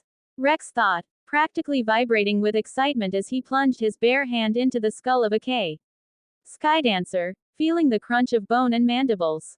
He leapt through the air, landing atop a towering K warrior, and drove his claymore down with such force that the blade went right through its armored head. Then, with a grin that would have scared a lesser man, Rex hefted the claymore that was still embedded in the warrior's skull and swung the entire corpse like a battering ram, smashing it into other K warriors. Carapaces cracked, limbs flew, and as he wrenched the sword free, the warrior's head split open with a wet, satisfying crunch. Onward, Rex bellowed, charging into the thick of the sandstorm with his troops close behind. The storm was a chaotic mess of stinging grit and shadowy figures, obscuring everything. He'd already lost too many men to the random shots fired by the K warriors lurking in the sand. Even the gunboats above couldn't risk giving cover fire. In this sandstorm, it was impossible to tell friend from foe. Carlos, how's your side? Can you see anything? Rex's voice crackled through the communicator in Carlos's helmet, barely audible over the sandstorm's howl. Negative. Same hell over here as everywhere else. Carlos yelled back, firing his gunshield at a skydancer swooping down toward him. Though on the bright side, these damn bugs are shooting at us less than yesterday. I'll take what I can get. Rex chuckled. Hey, remember that time we went to that smoker bar? Carlos snorted. How could I forget? Couldn't see past our own hands in there. And if I remember right, someone plopped himself down right on top of an octopus lady. Hey, she was sitting low. Anyone would have made that mistake. Rex laughed, dodging a plasma blast from a K warrior. Carlos rolled his eyes, slamming his hammer down on another skydancer that tried to latch onto him. Whatever you say, Rex. Anyway, that's the situation here. The only thing is, we're getting swarmed by the flyers now. I guess the air support's having as hard a time as we are with this blasted storm. But you got it handled, right? Yeah, don't worry. We're fine. Good. Keep pushing forward. Try to get to the worm and plant the charge, Baldy. You got it, sissy, Carlos grinned, firing off another round. Rex switched frequencies. Wise, how's it going on your end? Oh, just peachy, darling, came YS's silky voice, cool and calm. She was riding a captured K skydancer, piloting it expertly toward the worm's gaping maw. They haven't noticed me yet. How long do you need to finish the job? She thought it over, her voice still carrying that sweet, teasing edge. Maybe 2 or 3 imperial hours. 2 hours max, then. We'll be there. Rex nodded, already mentally calculating their next steps. Keep me posted if anything changes. Understand, darling, she said before disconnecting. Rex took a deep breath and scanned the horizon. Dust and sand whirled in every direction, visibility barely extending past 200 meters. It was like trying to fight in the middle of a dirt-filled blender. He keyed in another channel. Cleo, any word on when this sandstorm's letting up? Or maybe something you can whip up to cut through it? Cleo's voice was as blunt as ever. Negative. With the resources I've got, there's no way I can build anything like that. The ship assembly line is already on overdrive making ammo and energy cells. Great, Rex muttered, watching a nearby blast tear up the sand. Guess we're doing this the hard way. All right, Cleo, keep the supplies coming, and good luck up there. Good luck to you too, Rex. Try not to get yourself killed. Hey, hang on before you go, patch me through to everyone on comms. Got a message for the team. There was a short pause. You're live. Rex cleared his throat, then spoke up in a booming voice. Attention, Squad 201. It's your sexy, handsome, philanthropist, and humble captain speaking. As you've probably noticed, we're in a bit of a pickle down here. HQ's not sending reinforcements because, well, they see us as cheap meat with a clearance tag. The channel erupted in grumbles and curses from his troops. So listen up, we've got two options. Stay put and get buried in this godforsaken sandstorm, or charge forward at full speed and beat the odds ourselves. Miracles aren't coming, people. The only way out is through. He paused, letting that sink in, then grinned. So, if any of you want to live, I suggest you run. Run like your life depends on it, because it does. Don't stop, even if your legs are screaming. Run until you see that worm. With that, Rex cut the communications and looked out over the shifting sands, grinning as his troops started to rally, their spirits fired up. He hoisted his claymore, his eyes blazing with determination. Rex ran at a steady, human pace, careful not to leave his troops behind. The squad surged forward through the chaos, sprinting as if the devil himself was following them close behind, even as the air buzzed with searing plasma bolts from the K-warriors. Their footsteps pounded through the storm, no one daring to slow down, not even when one of their own fell to a plasma shot in the leg, calling out for help. There was no time to be merciful. If you got shot, you were on your own. If you ran out of breath, you were on your own. And if you lost your way in this swirling, blinding hell of sand and death, well, you might as well be dead already. Rex had learned this hard truth long ago. In war, compassion was a luxury, one that could get you killed. There were no miracles here, only a raw, stubborn will to survive. Far above them, on the bridge of the Allied flagship, Lena Valrix watched the battle unfold on her display screens, her gaze cold and impassive as she tracked the chaotic mess of movement below. The sandstorm distorted the images, but she could see enough. An officer at her side hesitated before speaking. "Ma'am, do you really think they can make it with those numbers? And in that sandstorm?" His eyes flicked from the monitor to her, nervous but curious. Lena didn't even look at him.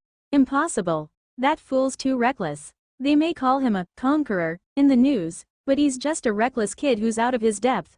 Her tone was colder than space itself. The officer glanced back at the screen, watching as the squad struggled forward, dodging the relentless plasma fire. "But why do you say that, ma'am?" She sighed, irritated. First, they don't have the firepower to take down that worm, and second, he led them into the heart of that sandstorm without any cover. Amateur mistake.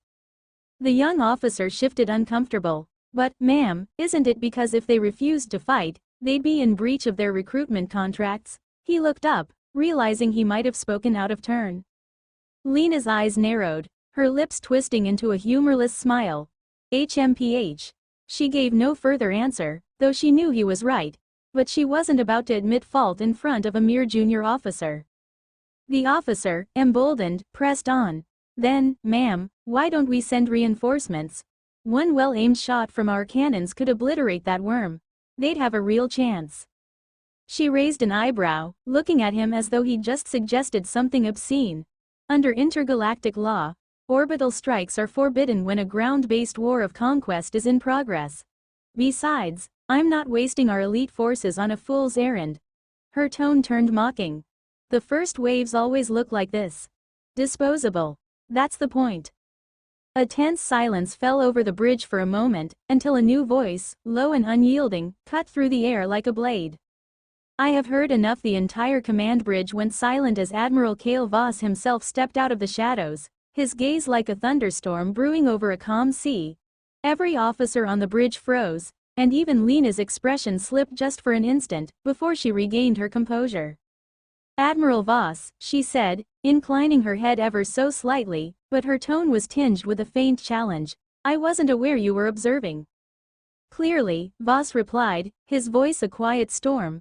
His gaze shifted to the screen, watching Rex and his troops battling their way through the sandstorm below. "You call these soldiers disposable? Do you think they'd see themselves that way?" Lena straightened and answered. "With all due respect, Admiral, they are the first wave. It's standard practice." Voss turned to face her fully, his eyes hard as steel. "Standard practice or not, every soldier down there is trusting us. And that man you call our reckless kid has earned the loyalty of every one of those troops. How many of our so-called elite would follow you into that storm without hesitation?" Lena clenched her jaw, the tension in the air thickening. Voss's gaze didn't waver. "Patch me through to the surface." The communications officer stammered, his hands trembling as he connected the channel. Voss's voice, calm but carrying an undeniable authority, boomed through the communications to Rex and his soldiers below. This is Admiral Cale Voss. To every trooper of Squad 201, know that your bravery is seen, your grit is known, and reinforcements are coming. Down on the surface, the exhausted, battered soldiers looked up, eyes widening as they heard the Admiral's voice echo through their helmets. Even Rex paused, a smile creeping across his face as he caught his breath. Now that's what I call timing, he muttered, tightening his grip on his claymore. All right, Squad 201. Reinforcements or not, we're taking down that worm, let's give them something to remember. With a battle cry that cut through the storm, Rex surged forward, his squad rallying around him. The sandstorm raged, plasma bolts streaked through the air, and the relentless warriors of Squad 201 charged ahead, knowing they weren't alone and that their fight had finally, truly been recognized. So, how'd you pull it off, Cleo? How'd you manage to get the Admiral himself to send us back up? Rex asked, still sprinting through the sandstorm, dodging bioplasma blasts that lit up the haze around him. Cleo's voice came through his helmet communicator, as calm and unbothered as ever. I didn't have to do much. Just forwarded him some video footage my drones have been capturing down here. Oh, and maybe included a few distasteful comments someone made about the courage of our expendable troops. Rex laughed, narrowly sidestepping a plasma shot that singed the ground beside him. And that was enough to get his attention? I thought the big shots up there saw soldiers as nothing more than numbers. Well, normally you'd be right. But Admiral Cale Voss, he's different. Started as a mud-soaked rookie and clawed his way up to Admiral. He knows what it means to fight on the ground. There was a hint of pride in Cleo's voice, even though she'd never admit it. Ah, so he's one of the good ones. Got it. Rex grinned, then added with a wink she couldn't see, nicely played, Cleo. Brains and beauty are always a deadly combo. Cleo's sigh came through the comms, though he could practically see her rolling her eyes. Focus, Rex. We may have reinforcements, but if Wise doesn't reach that worm's core before they get here, this whole operation could go sideways. True enough. Let's just hope she makes it. Rex dodged another plasma blast and glanced at the sky, as if somehow he could see Wise in the distance, racing to finish her part of the mission. Because if she doesn't, well, at least we'll go down in the history books as the bravest idiots to ever get swallowed by a giant worm. Cleo's voice crackled back with just a touch of dry humor. I'll be sure to make a note of it for your stone as your last words, Rex. Rex laughed, charging forward through the storm with his heart pounding and spirits high. On the other hand, Wise had already slipped past the worm's gaping maw, her invisibility cloak keeping her hidden from the Chrysari guards stationed near its entrance. All they saw was a single skydancer gliding straight into the massive mouth of the worm, only to vanish as if swallowed by shadows. All right, let's think, Wise murmured, tapping her fingers against the side of her helmet as she drifted through the beast's winding corridors. If I were a giant worm being used as a Chrysari transport, where would I hide my core? She closed her eyes, concentrating, reaching out with her mind to sense the pulsing energy that would give away the core's location. Within moments, she felt a dense, throbbing mass of energy deep within the worm, surrounded by layers of armored tissue and fortified with bioweapons. Aha, gotcha, she muttered, a grin spreading across her face. Next time, don't protect it so obviously, it's like leaving a giant neon sign saying important organ here. Not very clever for a brainless worm. With a satisfied smirk, she adjusted her course, moving stealthily toward the core, her pulse quickening. Meanwhile, out in the swirling sandstorm, Rex and his troops had managed to rendezvous with Carlos and his armored division. The tanks and armored vehicles were covered in sand and plasma scoring, but they were still rolling strong. Baldy! Rex shouted, grinning under his helmet as he caught sight of Carlos. So nice to see your shiny scalp in this damn sandy hell. Carlos barked a laugh. And I'm grateful you're wearing a helmet so I don't have to see that sissy face of yours. The two men exchanged a quick fist bump, their troops taking a rare moment to catch their breath as plasma blasts briefly paused. All right, jokes aside, what's your situation, Baldy? Rex asked, glancing at the battered tanks and sand-covered soldiers surrounding Carlos. Carlos gave a weary sigh. Lost contact with 4 vehicles, pretty sure they're gone by now. How about your end?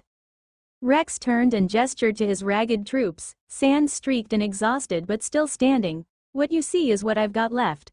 Cleo's still using the Aegis Sentinels to sweep for anyone who's lost out there in the storm. Carlos nodded grimly. So, are we sticking to the plan or waiting for reinforcements? We're sticking to it. If we don't draw the swarm's attention and keep them busy, Wise won't have a clear shot at the core. We need to kill that worm before the reinforcements even get here. Carlos gave a short, approving nod. All right, I'll have my guys load up your troops on the hover tanks. We'll get them close enough for the next push. Tell him to hold tight, since these skydancers don't stop coming. Rex turned to his soldiers, his voice booming over the storm. All right, you heard him, get on the tanks. Take a breather if you can. Just keep an eye out for those damn skydancers. The exhausted troopers scrambled aboard, grateful for a moment of rest. Rex, however, waved off Carlos's offer to hitch a ride. I'll keep going on foot, he said with a smirk, giving his shoulders a stretch. Still got plenty of energy left. Carlos shook his head, laughing. Show off. Hey, you gotta keep the muscles pumped. The ladies love it, Rex said, flexing his arm with a mock-serious expression. Besides, I'm eating more these days. I gotta burn it off somehow. Carlos rolled his eyes. Yeah, just don't get yourself killed showing off. You know, us normal folks actually like the cover of an armored tank. As they continued forward, the soldiers behind them couldn't help but notice the way their leaders bantered, tossing jokes and insults back and forth like it was just another drill. For the troops, it was oddly comforting, a reminder that even in the middle of this brutal sandstorm, with bioplasma raining down and death at every corner, their captains weren't rattled. They were focused, ready, and unshaken. And somehow, watching Rex and Carlos crack jokes as they marched toward the towering worm on the horizon, the troops felt their own courage rising. The sandstorm may have been blinding, the plasma bolts deadly, but as long as they followed these two lunatics into the heart of chaos, they felt unstoppable. The path toward the worm only grew more brutal with every step. Swarms of skydancers filled the air, their wings buzzing like a demonic symphony as they dove toward the hover tanks. The soldiers clinging to the tank's armor had become makeshift turrets, firing at the skydancers with relentless desperation. For every bug they took down, it felt like two more emerged from the storm. Despite their best efforts, the casualties were piling up, and the tank's armor was starting to show the scars of relentless plasma fire and clawed assaults. Rex and Carlos pushed forward, undeterred, though even they could feel the weight of the onslaught. The tanks kept plowing through the sand, cannons booming, sending volleys of plasma at the K-warriors surging forward like an endless tide. The Chrysari warriors showed no fear, no hesitation, they just kept coming, intent on tearing through anything in their path. One of the K-warriors lunged at Rex with a massive claw, the strike powerful enough to shatter armor. But Rex met it with his bare hand, gripping the creature's claw mid-swipe with a steely grin. He then wrenched the claw back with a brutal twist, snapping it off cleanly. Without missing a beat, he spun, using the severed claw as a weapon, impaling an incoming K-warrior through the chest. Then, with a single fluid motion, he drew his massive claymore and finished off the creature with a deadly, precise swing that cleaved it in two. Carlos, meanwhile, was blasting his way through the skydancers, his hammer swinging in wide arcs, crushing exoskeletons and scattering alien limbs with each blow. The troops around him fought tooth and nail, holding the line as best they could, even as the enemy pressed closer, emboldened by the dwindling numbers of the human forces. Amid the chaos, Cleo's voice crackled through their communicators, cold and clear as ice. Guys, it's too late, the reinforcements have arrived. Rex's stomach tightened. He knew what that meant. If the main fleet was already here, they'd lost the small window they had to take out the worm's core without interference. His mind raced, thinking of Wise that was still deep inside the worm, moving toward the core. If the reinforcements didn't coordinate with her mission, they could easily blow the whole operation and kill her together with the worm.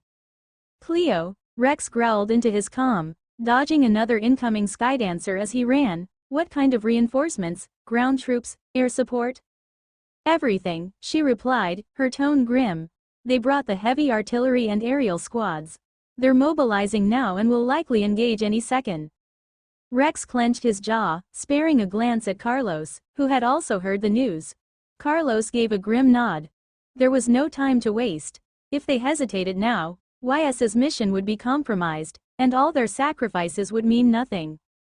"Listen up, everyone," Rex shouted over the squad comms, his voice ringing with authority. "Reinforcements or not, our objective hasn't changed. We have to keep the Chrysari focused on us. So dig in, give it everything you've got, and keep those damn bugs busy." Carlos turned to his troops, his face set in determination. "You heard the captain, push forward, let's make sure they remember who Squad 201 is." With renewed vigor, the soldiers rallied, pushing back against the relentless waves of Skydancers and K-warriors. Plasma bolts streaked across the sands, explosions lighting up the storm as the tanks barreled forward, smashing through the enemy lines.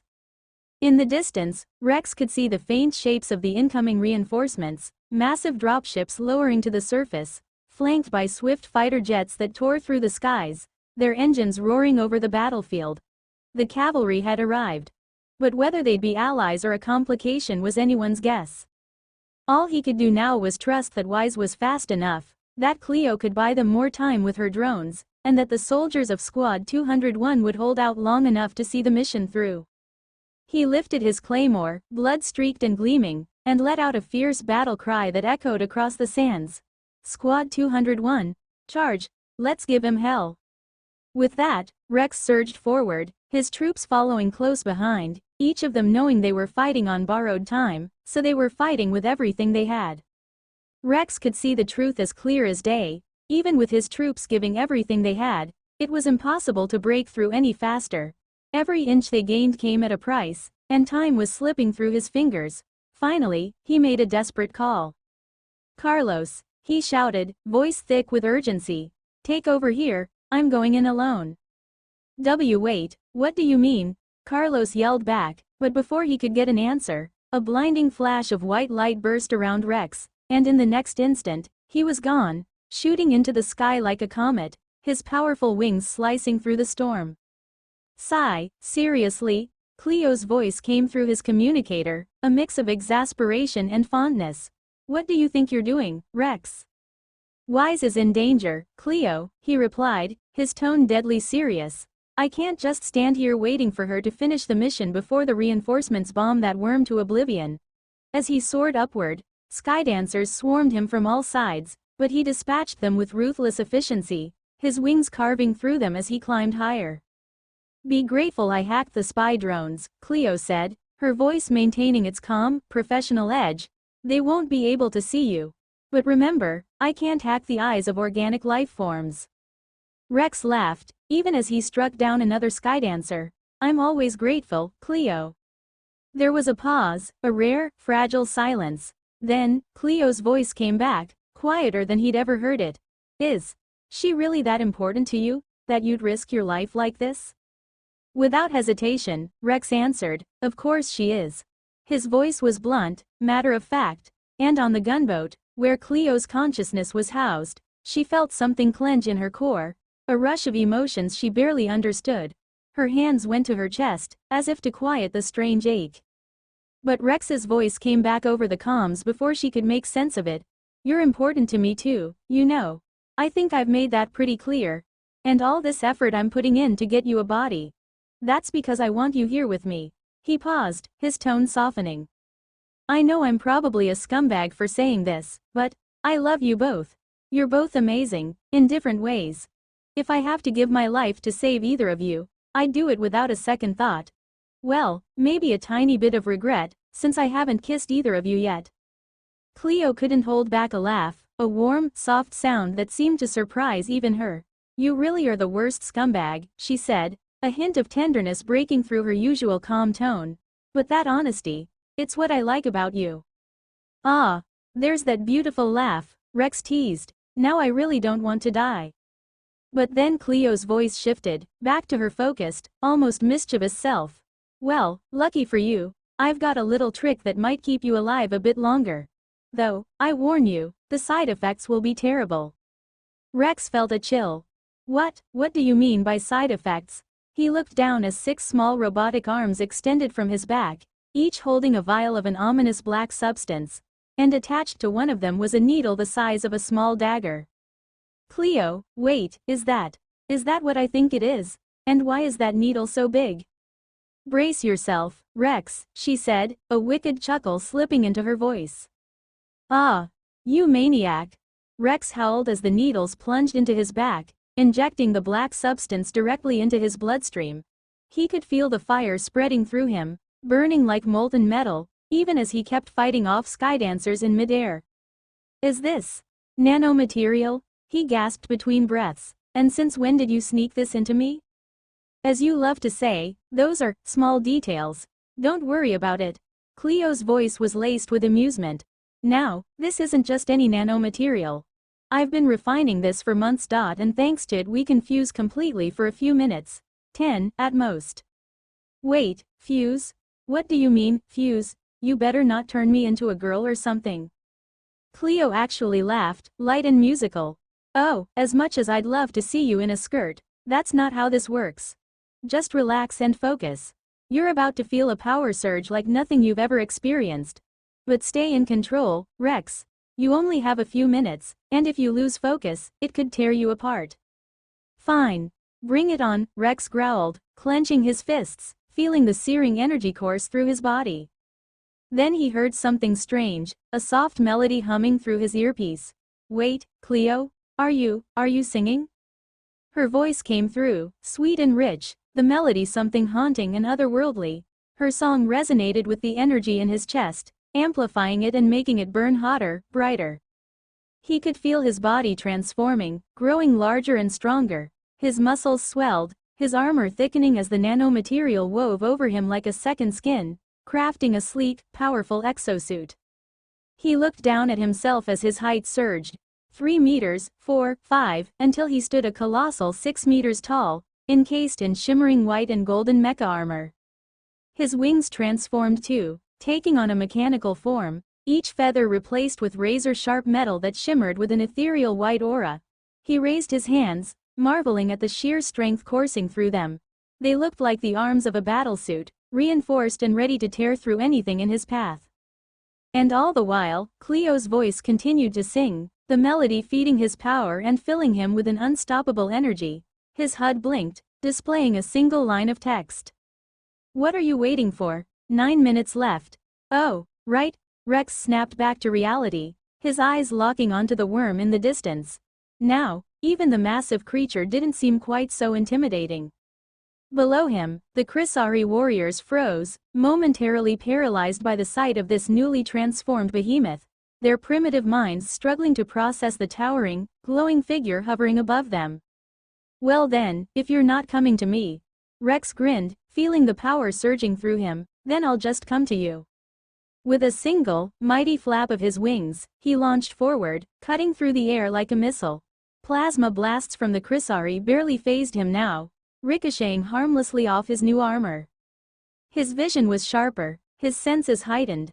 Every skydancer in his path was sliced down with effortless precision as he barreled toward the worm, a force of nature, unstoppable. Cleo's voice whispered in his ear, softer now. Rex, be careful. He smirked. With you watching my back, Cleo, I'm invincible. The worm loomed closer, its massive, writhing form finally within striking distance. Rex grinned, raising his fist as he prepared to plunge straight into the beast, no longer just a soldier but a living weapon. And with Cleo's voice guiding him, he felt ready to face whatever came next. Rex, you don't need to go through the worm's mouth anymore, Cleo's voice echoed in his mind, steady and calm, even as her singing continued to weave their fusion together. We have enough power now to pierce its hide. Just go straight in. Rex's grin widened. Got it. Time to play the bullet. In place of his usual massive claymore, he crafted a gigantic lance, its gleaming tip razor-sharp, aimed dead ahead.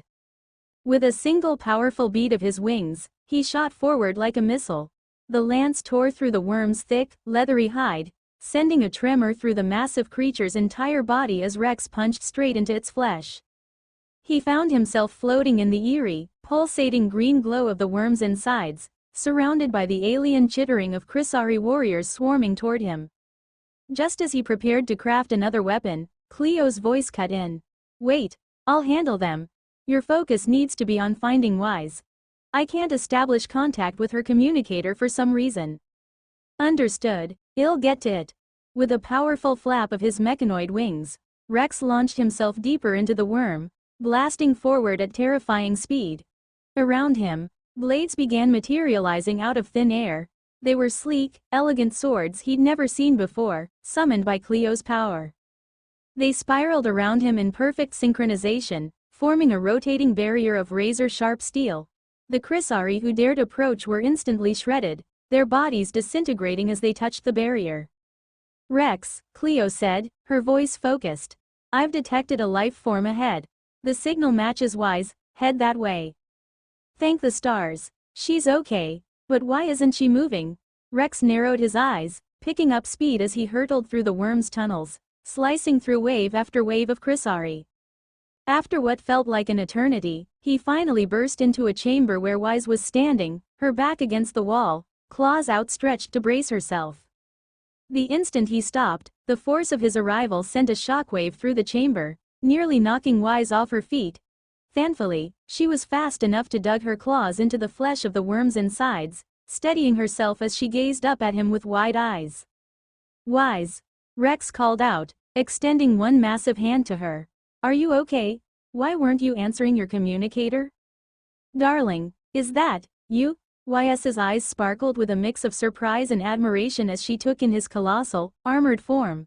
You're even bigger than before, and, well, about the communicator, you see, the thing is. But before she could explain, Cleo's urgent voice cut through. Rex, we're out of time. The Allied reinforcements have arrived, and they're directly above us. They're preparing to bombard the worm. You need to get out, now. Rex's face tightened, adrenaline spiking. Cleo, how strong are we right now? And how much time do we have left? Cleo's reply came swiftly, but there was a hint of tension in her voice. While I'm more of a command and control AI, in this form, I'm strong enough to slice this worm in half. But we only have 30 seconds left on the fusion. Please, Rex, escape while you can. Rex's gaze hardened, determination flooding his face. 30 seconds. Then let's make it count. He looked down at Wise, who had climbed onto his shoulder, gripping tightly. Hold on, Wise, we're making an express exit. With a thought, Rex summoned his claymore, but this time it was different. It was larger and brighter, a blade crafted of pure energy and nanomaterial. The massive sword glowed with a blinding white light, traced with streaks of gold, its form pulsing with barely contained power. It looked less like a weapon and more like a part of a divine mech suit, forged to split worlds. Cleo, he shouted, put everything we've got into this one strike. We're coming out the hard way. He gripped the claymore with both hands, the blade growing in size and radiating so brightly that even the Chrysari recoiled in terror. The worm's flesh quivered around them, reacting to the sheer power building up within its own body. Rex, be careful. Cleo's voice was soft but laced with pride and warmth. He could feel her presence, supporting him and empowering him, like a steady hand at his back. AAARRRHGHHHH. Rex spun in a full 360-degree arc, swinging the claymore with every ounce of strength left in him. The blade cleaved through the worm's flesh, releasing a massive shockwave that tore through its entire body, splitting it cleanly in half. The gigantic creature shuddered, a final, desperate scream echoing through its hollow insides as its body collapsed. In one explosive movement, Rex and Wise blasted out from the worm's side, erupting into the open air as the creature's body began to fall apart, blood and tissue raining down like a storm. They soared into the sky, covered in the worm's blood, the battlefield below them momentarily stunned by the spectacle. The worm that was once a colossal, nigh indestructible beast was dead, sliced cleanly in half as though by the hand of a god. As they flew clear, Cleo's voice drifted into Rex's mind, softening. Time's up, Rex. In an instant, the light surrounding his body dimmed. His colossal form shrank, his armor dissolving back into his usual gear. The mechanoid wings faded, leaving only his regular ones, and the connection with Cleo gently loosened, the nanomaterial receding from his body. He glanced over his shoulder, feeling a pang of loss as Cleo's presence began to withdraw. Cleo, Thank you. I couldn't have done this without you. After a small pause, she replied, her voice warm and gentle, You're welcome, Rex. You're kind of amazing, you know that? He laughed, breathing heavily, the adrenaline fading. Yeah, well, just don't go falling in love with me or anything. Her laughter, soft and genuine, echoed in his earpiece. Too late, scumbag. He grinned, glancing at Wise, who was still clinging to his shoulder, staring up at him in awe. Wise, you good? She smiled, her eyes shining. Darling, that was incredible. But, let's never do that again, all right. Rex chuckled, finally allowing himself a moment of relief. Below, the reinforcements were arriving, soldiers and tanks mobilizing to secure the area. The battlefield was theirs, and the worm was no more. For the first time in what felt like forever, Rex allowed himself a deep breath, his heart still pounding from the rush. Cleo had pulled him back from the brink. Wise was safe, and he'd lived to fight another day. As he flew toward their rally point, he whispered, knowing Cleo would hear, Next time, Cleo. I'm coming back with a body for you to get that kiss. That's a promise. From somewhere far above, a soft voice answered, filled with a quiet joy. I'll hold you to that, scumbag. Ha ha ha ha, my dear, reckless niece, becoming partner with one of the Kael'zars, one of our sworn enemies. The hive mind queen reclined in her massive, silken throne, her gaze fixed on a living Chrysari projector. It was a massive beetle-like creature with an iridescent shell, casting a hazy, greenish hologram that displayed the events inside the worm moments before it had been cleaved in half. She watched as Wise, her niece, stood side by side with that towering, armored Kael'zar. The memory of their combined energy still lingered, tickling her mind with its raw, chaotic power. Ah, that surge of mental energy. The queen closed her eyes, savoring the memory like fine wine. It's been far too long since I felt something like that. Since the wars with the Kael'zar. Those self-righteous warriors were powerful, yes, but so rigid, so bound by their precious honor. She let out a sigh, part longing, part mocking. They were no match for the collective mind. In the end, all their strength meant nothing. She opened her eyes and looked down at her hand, where she held Ys's communicator, a small, innocuous device, but one that held the key to so much intrigue. She turned it over slowly, considering it, her expression one of dark amusement. Now, what shall I do with this little piece of information? She murmured, her eyes glittering. Oh, Izera, my dear niece. You may be useful to me yet. Meanwhile, aboard the flagship of the Allied forces, Admiral Kael Voss stood at the edge of the command bridge, his arms crossed as he watched the live feed of the reinforcements landing on the surface below. His face was set in a stern expression, his gaze sharp and unyielding. Sir, a voice interrupted from behind him. Lena Valrix approached, datapad in hand, her tone a careful balance of respect and professionalism. We've just received a report regarding the giant worm. Voss turned to face her, his brow furrowed. Go on. Lena handed him the datapad, glancing at the screen. The officer in charge of the gunboat division reports that by the time they arrived, the worm was. Well, it was already dead, sir. The admiral raised an eyebrow. Already dead? Who's responsible? Lena hesitated, choosing her words carefully. The soldiers on the scene say it looked like the worm was blown up from the inside, sir. There was no external damage to suggest bombardment. Voss's eyes narrowed, thoughtful. And the worm's core? Do we have it in our possession? Lena shook her head. No, sir. According to the troops, the core was missing when they arrived. Whoever or whatever killed that worm from the inside likely used its core energy to finish it off. Voss stroked his chin, piecing it together. It sounded like the work of an outsider, someone with a unique set of skills and a disregard for protocol. His mind drifted to that squad of reckless soldiers, the ones who had survived the impossible. The ones who operated just outside the edges of Allied rules. And what of our shiny friend? Voss asked, referring to Rex, a hint of wry humor in his voice. Lena hesitated, her face betraying a flicker of uncertainty. Sir, about that. She began, looking down at her datapad as if it held the answer. Voss's eyebrow rose. Out with it, Lena. She took a deep breath. We don't have a confirmed visual on him, sir. But reports suggest he and another individual were found a few kilometers away of the bug, one fitting the description of the higher-up's secret objective. Voss's lips curled into a faint smile. So, he made it out alive. And it seems our friend has a knack for making strange allies. He chuckled softly, shaking his head in amusement. Lena's expression was cautious. Sir, should we pursue him? He technically violated a number of Allied protocols, entering combat without orders, using unauthorized weaponry, and now consorting with an enemy operative. Voss held up a hand, cutting her off. Not yet. We'll keep an eye on him, but for now, let him play his games. He has a talent for stirring things up, and in war, sometimes chaos is useful. Especially when dealing with an enemy like the Chrysari. Lena seemed taken aback but nodded. Understood, sir.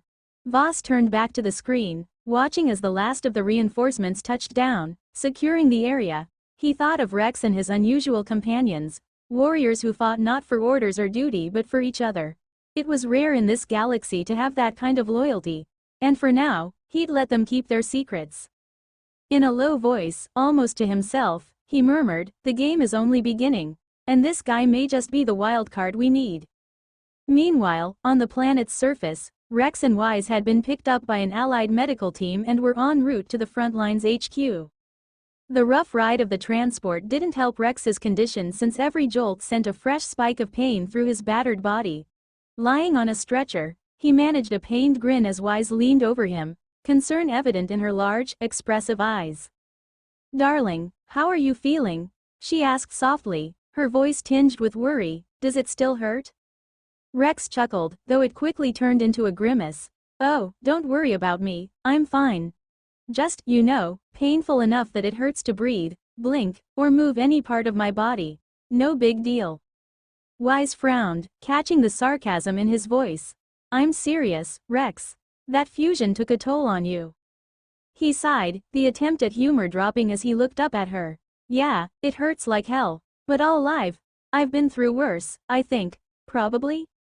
She placed a gentle hand on his shoulder, her touch light but reassuring. You did something incredible, you know that? You saved us. I don't know what would have happened if you hadn't come. Rex gave her a lopsided smile. What, you think I'd let you go off alone and have all the fun? His eyes softened, the mask of bravado slipping for a moment. I'd fight 1,000 worms if it meant keeping you safe, Wise. A faint blush touched her cheeks, and she quickly looked away, trying to hide the warmth in her expression. Just don't push yourself so hard next time, all right? The medic jolted as it hit a rough patch, and Rex winced, clutching his side. Easy for you to say, he groaned. You weren't the one getting stabbed with needles and turned into a 6-meter mech beast. She stifled a laugh though her eyes shone with affection. Well, for what it's worth, you made one very impressive mech beast. Just then, Cleo's voice crackled over the calm and collected as always. Rex, I've finished processing the fusion data. Next time, I can mitigate the physical strain. You may not feel like you've been run over by a battleship. Rex smirked. Next time? You say that like I'd willingly go through that again? Cleo's voice softened, a hint of warmth in her tone. Knowing you, Rex, I'm sure you would. Rex chuckled, letting his eyes drift closed as the transport continued to rumble across the battlefield, his body finally succumbing to exhaustion. Whatever awaited them at HQ, he knew he'd face it head-on, with Wise, Cleo, and the rest of his squad by his side. After what felt like ages, the medical transport finally rolled up to the improvised HQ on the front line. Inside, paramedics scrambled, their faces set with steely focus as they began moving the injured to various rooms, each space marked by its own breathable atmosphere. Doc, where should we take this big guy? One of the paramedics shouted, nodding at Rex, who lay sprawled across a stretcher like a fallen titan. Low priority zone, oxygen chamber. He just needs rest, the doctor replied, not missing a beat. With a quick, understood, Doc, they hoisted Rex with the help of people who wore exosuits capable of lifting 2 tons like it was nothing. They maneuvered him to the oxygen chamber, placing him gently on a mattress before rushing back out to gather more wounded. Once alone, Rex powered down his battered, nanomaterial armor with a soft hiss. The suit melted away, leaving him in a simple white shirt and black pants, his muscular frame marred by bruises in all shades from angry purple to sickly green. He sighed dramatically. My perfect, flawless body. Ruined. I feel like crying, he muttered, staring at his own bruises. A chuckle echoed from the doorway. Ha! You've always had that sissy-looking face, but now you're whining like one too. What's next, going to flirt with me? Carlos strolled in, his grin widening as he took in the sight of Rex looking, for once, less than invincible. Rex smirked. Flirt with you? Nah. Bald guys aren't my type, and, let's be real, you're way too ugly. Carlos feigned a look of outrage. Ugly? I'll have you know I have a son, which makes me officially more handsome than you'll ever be. Oh, is that what you're going with? Rex glanced sideways. Hey, Wise, what do you think? There was a shimmer beside him, and suddenly Wise appeared, having deactivated her invisibility. She was curled up next to Rex, using his arm as a makeshift pillow, looking entirely too comfortable. You're definitely more handsome, darling, she said, giving Carlos a playful look. Comparing yourself to that guy, please. It's like comparing a diamond to a dull rock. You'd need a better opponent, maybe that actual rock over there. Carlos raised an eyebrow. A rock? Listen here, you pint-sized granny, I don't need beauty advice from someone who just crawled out of stealth mode like a stalker. YS's eyes gleamed, a predatory look creeping in as she pushed herself up to a sitting position. What did you just call me, Baldy? You want to settle this right here? Her eyes stared glowing with mischief as the air thickened with tension. Rex, watching from the sidelines with a smirk, leaned back, clearly enjoying the show. Carlos squared his shoulders, stepping closer with a defiant grin. Oh, bring it on, Grandma. I've taken down beasts twice your size. Wise cracked her knuckles, smirking back. Hope you're ready to make that ego of yours a casualty. Just as Carlos and Wise squared off, a stern-faced nurse barged in between them, her presence cutting through the tension like a knife. She folded her arms, glaring up at the towering soldiers. Keep your voices down, she said sharply. This is a medical zone. There are wounded here who need rest. Fighting is strictly prohibited. If you don't settle down, I'll be forced to call the military police. Carlos immediately dropped his head, doing his best to look polite. We weren't fighting, ma'am. Just joking around. Sorry for the noise, we'll keep it down. The nurse's gaze didn't waver. Good, there won't be another warning. Kindly follow the rules. She gave them both a brief, scolding nod before striding off to tend to other patients. Wise, barely containing her laughter, giving Carlos a smirk. Look at you, all obedient and apologetic. I didn't know you could be so submissive to a weak organism. Carlos clenched his fists, muttering under his breath. You got a real big mouth for someone who barely reaches my shoulder, pocket-sized grandma. Wise stretched out lazily, looking entirely unbothered. You go on with your macho posturing. I'll be right here, going back to sleep. Carlos grumbled, ready to retort, but before he could get another word in, a voice cracked over the communicator. Be advised, Cleo's calm tone came through the static. Officers of the Allied forces are on their way to your location. Carlos and Rex exchanged looks, eyebrows raised, each silently accusing the other with a, "What did you do this time?" expression. They barely had a moment to process the warning when the doors swung open, and an officer in a sharply pressed uniform stormed in, flanked by guards. He took a moment to scan the room with a cold, disdainful gaze before his voice boomed out. Which one of you is the captain of Squad 201? The nurse, hearing his loud voice, hurried over again, her face pale but determined. Sir, please keep it down. This is a hospital, and our patients need. The officer shot her an icy glare, cutting her off. His lips twisted into a mocking smile as he raised his hand, preparing to strike her for her silence. But before his hand could connect, there was a flash of movement, a blur of black and green. A dagger materialized in his hand, embedded there so deeply that he barely registered the pain at first. But as the toxins from YS's weapon seeped in, his bravado crumbled. His face went pale, and his hand began to tremble, blood trickling down his wrist. He let out a shrill, undignified scream. Yeah, who did this? I want the one responsible dead.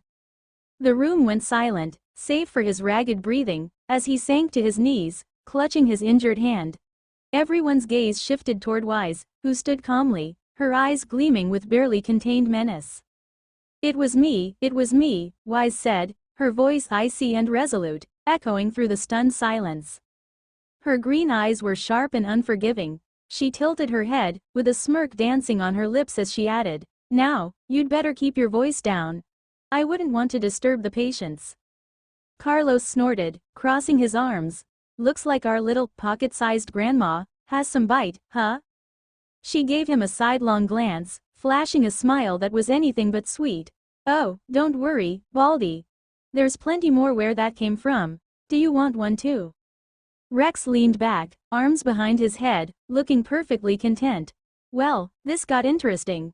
Mind if I just sit back and watch?" Carlos grinned, pushing him. "Better hold on to that sense of humor, buddy. Looks like we're in for one hell of a show." The officer finally managed to take a breath when Wise removed her dagger from his hand. Though the toxins from her blood-coated blade sent pain searing through his hand, they wouldn't kill him since Wise had full control over her toxins. She then leaned down, smirking as she wiped her dagger clean on his pristine uniform, adding insult to injury. The officer's face twisted in fury. "What are you all doing just standing there? Take her down, now." His words came out in a furious spray, eyes wild and rabid, like a cornered animal. At his command, the Allied guards raised their weapons, aiming straight at her. She barely glanced at them, her living armor shimmering around her in a protective layer that would make their guns as effective as water pistols. But Rex was in no mood to let anyone point a gun at his woman. With a single fluid motion, Rex crafted a massive claymore, the blade materializing in his hand like a bolt from the gods. He hurled it to the ground at the guard's feet, the sword piercing the earth with a deafening thud and sending up a cloud of red dust. The ground trembled, as if warning everyone in the room. "What's the meaning of this, little officer?" Rex's voice was calm, but his gaze was that of a lion sizing up prey. "Weren't you looking for me?" He raised his head slightly, almost mockingly. "Ah, where are my manners? I'm Captain Rex of Squad 201, the one you've been so eager to meet." The officer's rage only deepened, his face turning an alarming shade of purple. "I don't care who you are. Kill them, now. They're just disposable cannon fodder." His voice cracked as he screamed, blinded by fury and the arrogance of privilege. He was just a spoiled brat masquerading as a commander. But the injured soldiers around him had heard every word. Slowly, painfully, they began to rise, each one grabbing whatever weapon they could find, pointing their guns, knives, or even broken metal shards toward the Allied guards. In the field, even the wounded carried their weapons at all times since one never knew when the enemy might strike, even in a hospital. And now, staring down these arrogant guards, every battered soldier seemed ready to defend their own with grim determination. The Allied guards looked around nervously, glancing from one defiant face to the next, until one by one, they began lowering their weapons, dropping their guns to the ground, and raising their hands in surrender. Carlos smirked, clapping Rex on the back. "Didn't know you were such a heartbreaker with the guys, Captain." Rex chuckled, crossing his arms with a shrug. "Neither did I, but hey, if it works in our favor, I'll take it. And just so you know, I'm not into men." "Oh really?" Carlos laughed. "Last I checked, you haven't even touched a girl in your entire life." Rex flashed him a smug grin. "That's a lie. I have touched a girl before. If you don't believe me, ask your mother." Carlos froze for a moment, his jaw dropping before he burst out laughing. "All right, you got me there, you bastard."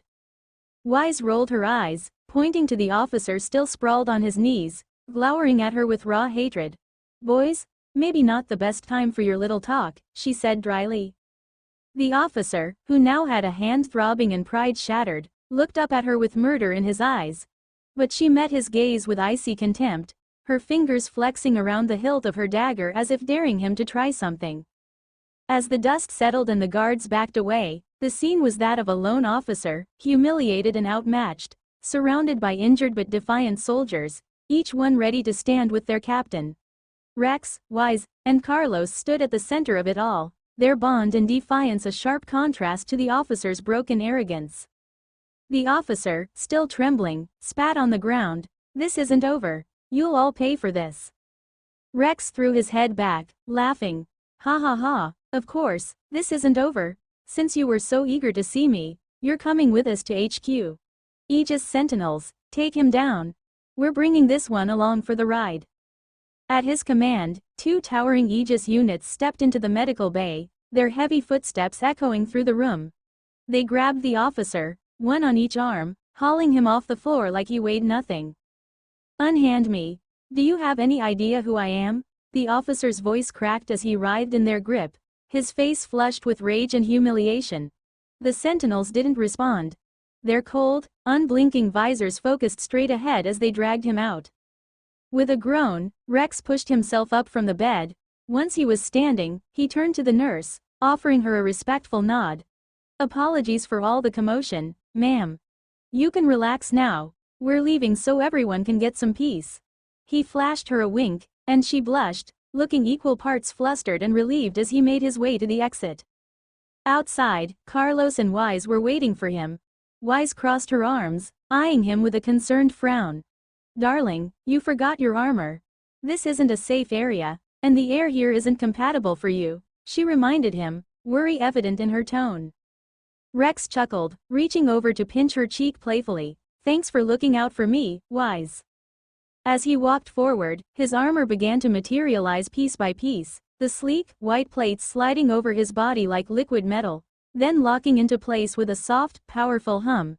The transformation drew the attention of everyone nearby. Soldiers, medics, and even injured fighters paused to watch as the legendary Captain Rex suited up, his presence commanding the entire scene. Carlos smirked, leaning over to Wise. Look at him, all dramatic. Can't just put on his armor in the back room like a normal guy. Rex overheard and shot Carlos a sidelong grin. Oh, I'm sorry, would you like me to announce my every move? Now I'm putting on my right boot, now the left? Carlos snorted. Nah, keep your theatrics, Captain, they suit you. Wise rolled her eyes but couldn't hide her smile. If you two are done showing off, we have a prisoner to deliver. And Rex, maybe try not to cause an international incident this time? Rex raised an eyebrow, feigning innocence. Me? Cause an incident? I'm a model citizen? The Aegis Sentinels pulled the officer ahead of them, his face a mixture of fury and terror. Rex walked past him, clapping him on the shoulder. Cheer up, officer. HQ's going to love hearing all about how you bravely called us cannon fodder. The officer sputtered, trying to shake Rex's hand off his shoulder, but Rex's grip was unyielding. You'll pay for this. My family has connections you can't even imagine. Oh, I believe it, Rex said smoothly, which is why I'm really looking forward to meeting them. Rex, Wise, and Carlos strode forward, the Aegis Sentinels dragging their fuming prisoner in tow. Around them, the soldiers, medics, and injured warriors watched in awe and amusement, whispers spreading like wildfire. Hey, check that out, one of the battered first-wave survivors nudged his companion, nodding toward the small group up ahead. What are you talking about? Wait, isn't that the captain of Squad 201? What's he doing here? Dunno. Let's follow him, there might be something worth seeing. With that, the two soldiers started moving, trailing behind Rex's team. As they walked, more soldiers began to notice, joining the quiet procession. By the time Rex's group reached the improvised HQ tent, they had gathered a small army of curious, battle-scarred onlookers. But just as the crowd approached the HQ, a squad of guards stepped in their path, weapons raised in warning. An imposing hover tank loomed behind them. Its cannon was already pointing directly at the mass of approaching soldiers. A guard with a bright red helmet stepped forward, his stance tense and unyielding. Who are all of you? State your purpose for gathering here. Rex let out a laugh, just barely managing to keep a straight face. He took a few steps forward, giving the red-helmeted guard an exaggeratedly innocent look. Oh, me? I'm just the humble captain of Squad 201. You know, a poor, injured soldier just minding my own business in the medical bay. He sniffled dramatically, wiping an imaginary tear from his eye. When this guy over here decided to threaten my life, he said he was going to kill me, treating me with guards and status and all that scary stuff. I was so frightened. He threw in a shaky sob for effect. Carlos's face was totally in disbelief, his eyes narrowing as he tried to hold back a laugh. Meanwhile, Wise looked like she'd seen a ghost, her jaw hanging open in shock as Rex continued his absurd performance. She was clearly not prepared for this shameless display. Are you serious right now? Carlos muttered under his breath, barely able to contain his amusement. But Rex was committed. He clutched at his chest, looking up at the guards with big, imploring eyes, every bit the picture of an innocent victim. Please protect me from this mean officer. I don't know what I did to make him so angry. Just as he was reaching the peak of his melodramatic nonsense, the flap of the HQ tent burst open, and an imposing figure stepped out, flanked by several elite soldiers from Nexum Dynamics. They wore pitch-black armor, their visors gleaming under the harsh lights, each one radiating a deadly calm. The new arrival looked between the trembling officer, who was still held firmly by the Aegis sentinels, and Rex, who had suddenly straightened up, dropping the act as he met the figure's gaze with a cool stare. The figure's mouth twisted into a slight smirk. Captain Rex, I assume? The voice was smooth, but there was a sharpness to it, like a blade hidden under silk. Rex crossed his arms, his earlier theatrics forgotten, replaced by a hard, unflinching gaze. Depends on who's asking. The officer, still pale and furious, struggled in the grip of the sentinels, sputtering. This man assaulted me in the medical bay. I demand justice. The figure in black armor raised a gloved hand, silencing the officer with a mere flick of the wrist. Enough. Her gaze shifted back to Rex, appraising him. I've heard interesting things about you, Captain. It seems you have a way of attracting attention.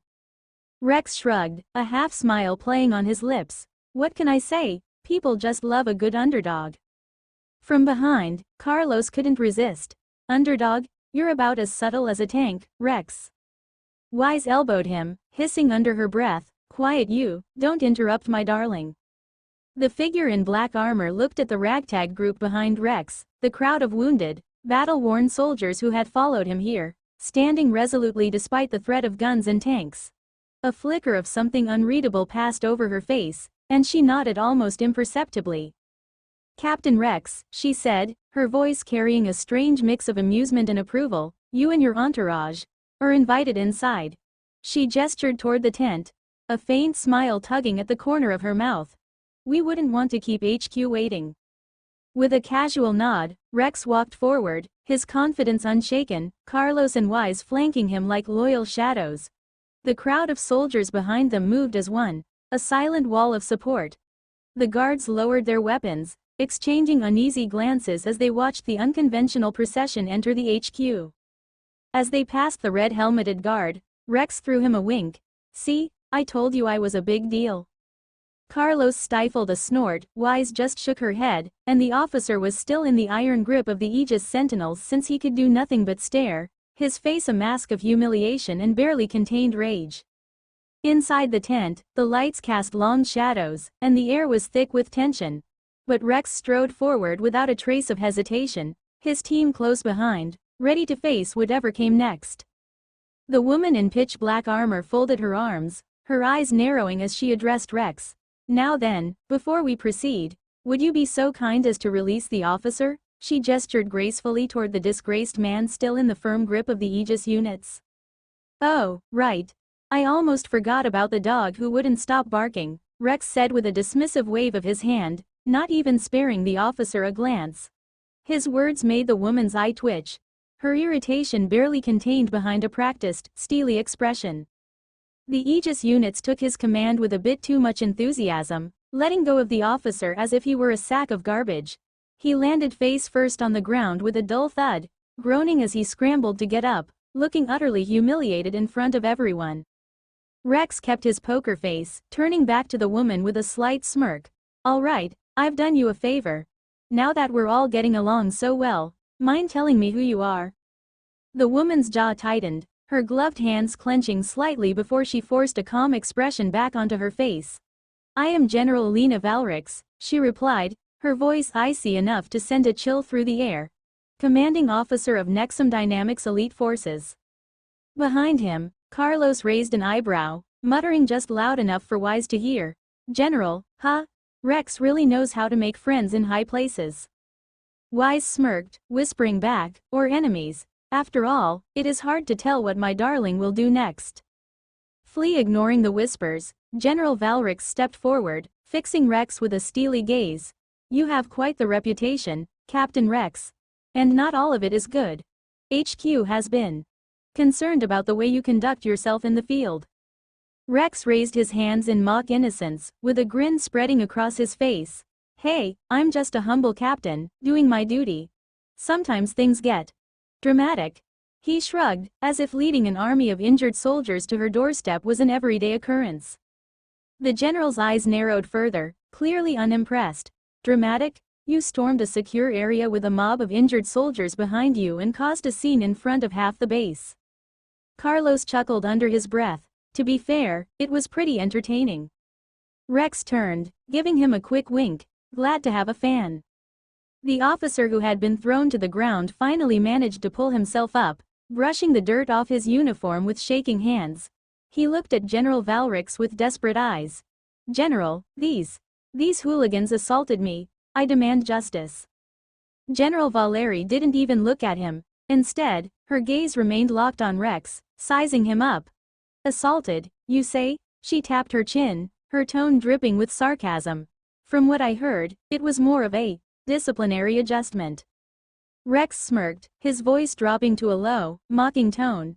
See, even the general understands. Just a friendly little lesson on manners.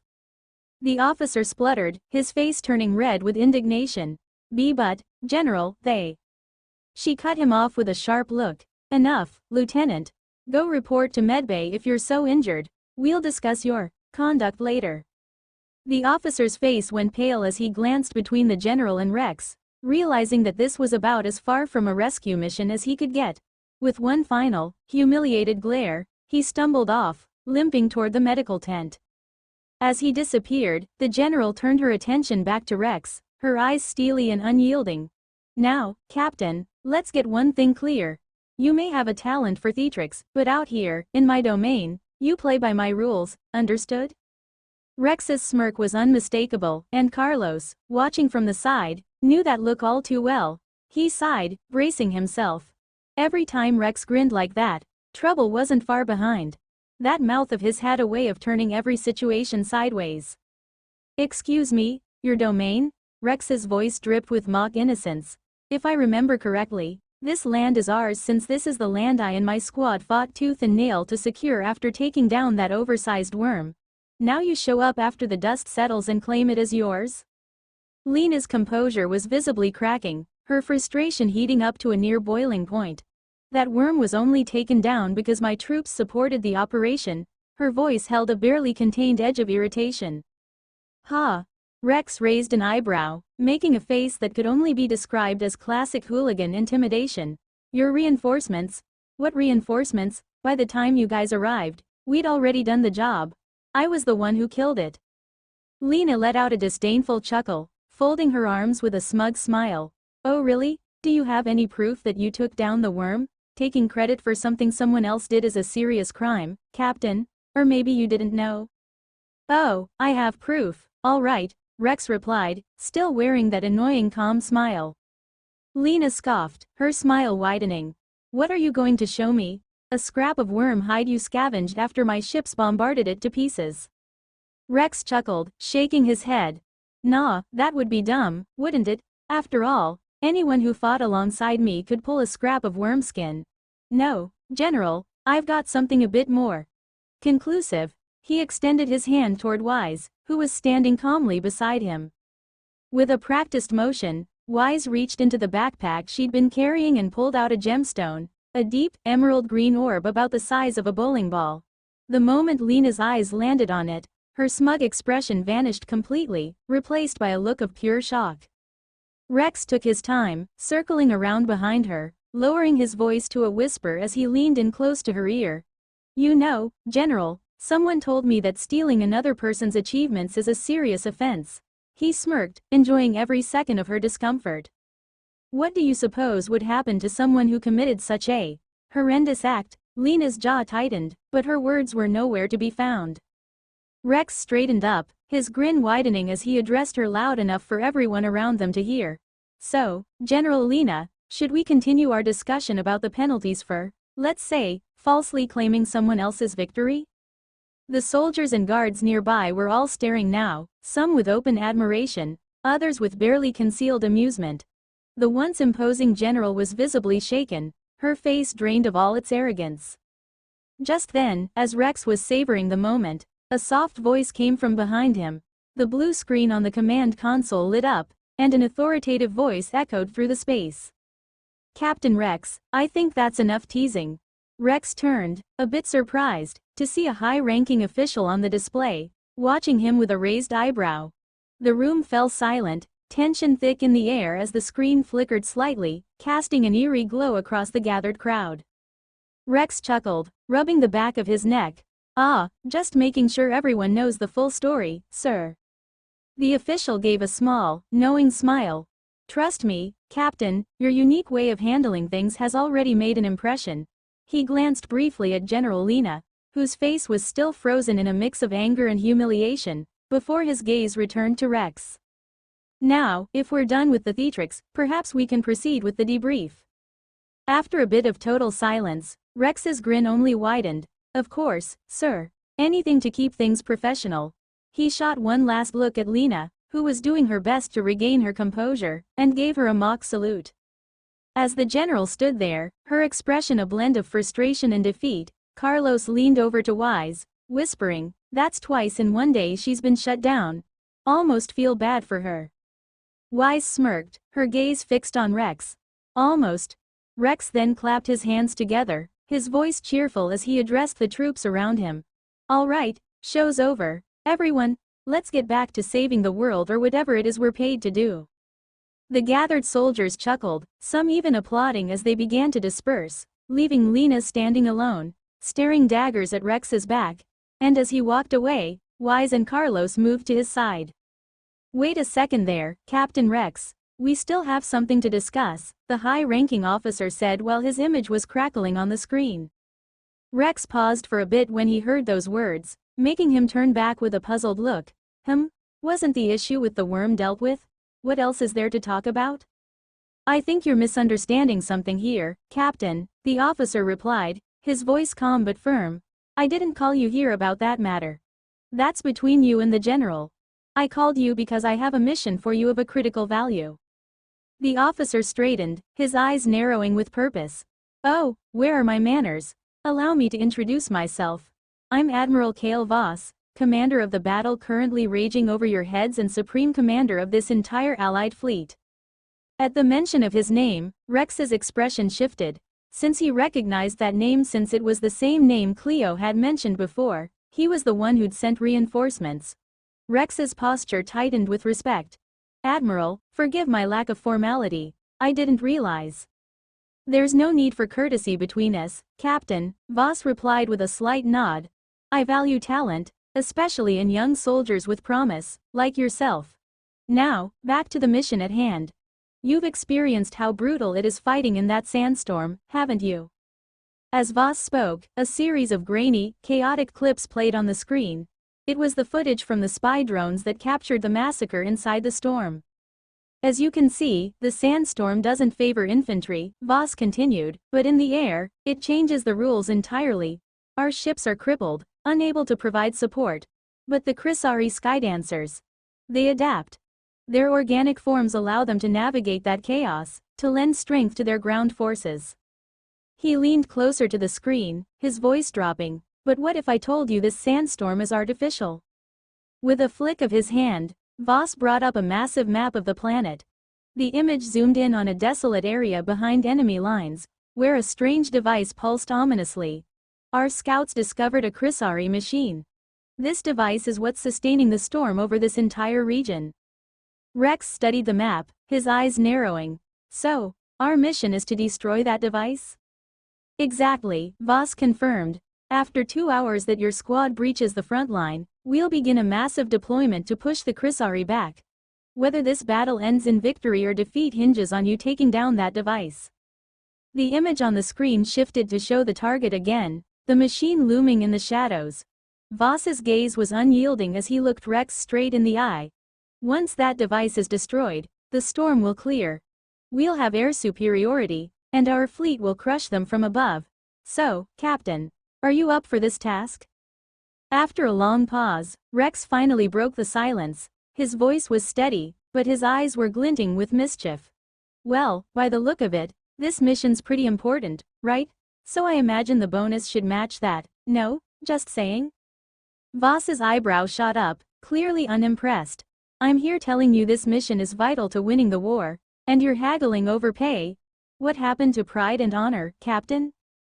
Rex rubbed the back of his neck with a crooked grin. Well, pride and honor don't feed my men, do they, sir? For a tense moment, Voss just stared at him with a frown on his face before a slow grin crept onto his face. Ha, fair enough, Captain. Don't worry. The reward will be enough for your men to live like kings for a few years. You've earned it. Oh, now we're talking, Rex smirked, leaning back with a twinkle in his eye. Knew you were a good guy, sir. After an hour of strategizing and going over the mission details, Rex and his team finally stepped out of the HQ tent, their expressions a mix of focus and excitement. As they made their way toward Cleo's ship, Rex glanced over at Wise, curiosity tugging at him. Hey, Wise, he started, keeping his voice casual, you've got that worm core now, yeah? I do, darling, she replied, looking up at him with a playful glint. Why do you ask? He gave her a teasing look. Well, someone mentioned a reward if I managed to beat that thing. You remember who that might have been? She raised an eyebrow, her lips curling into a sly smile. Oh, really, was she cute? She asked, her voice dipping in a way that sent a little spark through the air. Rex blinked, caught off guard, before trying to recover with a laugh. Wait, are you serious? She let out a soft giggle before dashing off toward the ship, leaving him staring after her with a mix of confusion and amusement. Carlos, who'd been trailing behind them, threw up his hands. All right, you two, I'll see you later. I'm off to find some real food. No interest in listening to this flirting, he muttered, wandering off toward the front line's mess area. But Wise and Rex were too wrapped up in their own banter to pay him any mind. Rex followed her up the ramp, finally catching up inside the ship's warm, dimly lit interior. Wise was already chatting with Cleo, and before Rex could say anything, Wise pressed a small dish into his hands, the smell of spices and something rich wafting up. What's this? He asked, sniffing it suspiciously. Cleo says you need it, Wise replied, looking up at him with an innocent expression that didn't fool him for a second. It'll help you recover faster since it is full of nutrients and all that. Rex eyed the dish warily. This won't knock me out or anything, will it? Relax, Cleo chimed in, her voice smooth as ever. It's just good for you, Rex, nothing extra. He held her gaze for a second, still suspicious, but eventually shrugged and took a bite. The flavors hit him hard, rich and savory, and as he ate, he couldn't shake the feeling that both Wise and Cleo were watching him with barely contained amusement. Whatever game they were playing, he was pretty sure he'd walked right into it, and oddly enough, he didn't mind one bit. This is actually delicious. Have you tried it before, Wise? Rex asked, glancing over at her as he ate off the last bite since Cleo had disappeared to the second floor, leaving just the two of them alone in the cargo bay. She let out a low mischievous laugh, her green eyes gleaming. Oh, I can't eat that, darling. It's a special dish, just for men. I think the effects should be starting to kick in about now, she said, her voice dropping into a soft, devilish tone as she watched him intently. Rex blinked, curiosity flickering in his eyes. Just for males, what's it made of? Elfie egg, she replied with a teasing smile playing at her lips. He shrugged, unfazed. Never heard of it, so what? Does it make me more handsome or something? While Rex was busy with his last bite, Wise had already consumed the core she'd been holding. Now, as he looked up, he noticed something different. She was taller. A lot taller. Her whole demeanor had shifted. Where there'd once been a playful, almost girlish air, now there was a striking, mature beauty that caught him completely off guard. Wise, he stammered, his voice trailing off. Shush, she placed a finger gently against his lips, her eyes sparkling with mischief. I heard someone's been searching for a reward. Would you happen to know who that is? Her voice was soft, almost a whisper, but laced with an irresistible allure. Before he could respond, she leaned in closer, the warmth of her presence making his pulse quicken. With a smirk, he wrapped an arm around her waist, pulling her against him. Maybe I do. But information like that doesn't come cheap, you know. Aha, is that so? Wise teased, pressing a finger to his chest and pushing him back until he was seated on one of the metal crates scattered around the cargo bay. And how exactly does one pay for such valuable information? Rex grinned, his eyes never leaving hers. Well, nothing's free in this life, little girl. She laughed softly, sliding onto his lap with a sultry look, her fingers tracing slow circles on his chest. Lucky for you, I came prepared, she murmured. In one smooth motion, the green and black armor she wore began to dissolve, leaving her in a simple black top that hugged her form, accentuating every curve, and a pair of shorts that barely covered her toned legs. Rex felt his throat tighten, his usual confident composure faltering for a moment as his eyes took her in. She was breathtaking, every detail of her refined, her gaze holding him captive. All he could manage was a faint, involuntary sound. Gulp. Wise chuckled, clearly enjoying his reaction as she leaned in even closer, her breath warm against his ear. Now, Captain, she whispered to his ear, tell me, what is it you really want as your reward? The whisper near his ear felt like a devil lullaby, it was so sweety, so entrancing, so sensual. Rex was at a loss for words. While he was fine while flirting as it was his second nature, he had never before come this far with a girl before. What I want? Rex could just mutter those words, but knowing it was useless, he better did what he knew best. And that was act before thinking. He moved his hands toward Wise's legs and placed the palm of his hands on them, feeling their warmth and softness that was contrary to the strength that Wise usually show. He was expecting firm muscle legs, but somehow they were soft, too soft. His fingers were even burying slightly on her thighs while he squished them. Aha, so is this what my darling wants, Wise said with her alluring voice before standing up. Darling, while I think you look hot in that armor, don't you think right now is unnecessary? Without a second thought, he deactivates his armor, leaving him only in his white shirt and black pants while looking at Wise like an obedient kid, and that made the dominating nature of Wise come to light. Aha, that's a nice expression you have there, darling. And that over there seems to be even more eager than you to receive its reward. Wise said while looking down at Rex's mighty road that was already standing like a tower while biting her lip.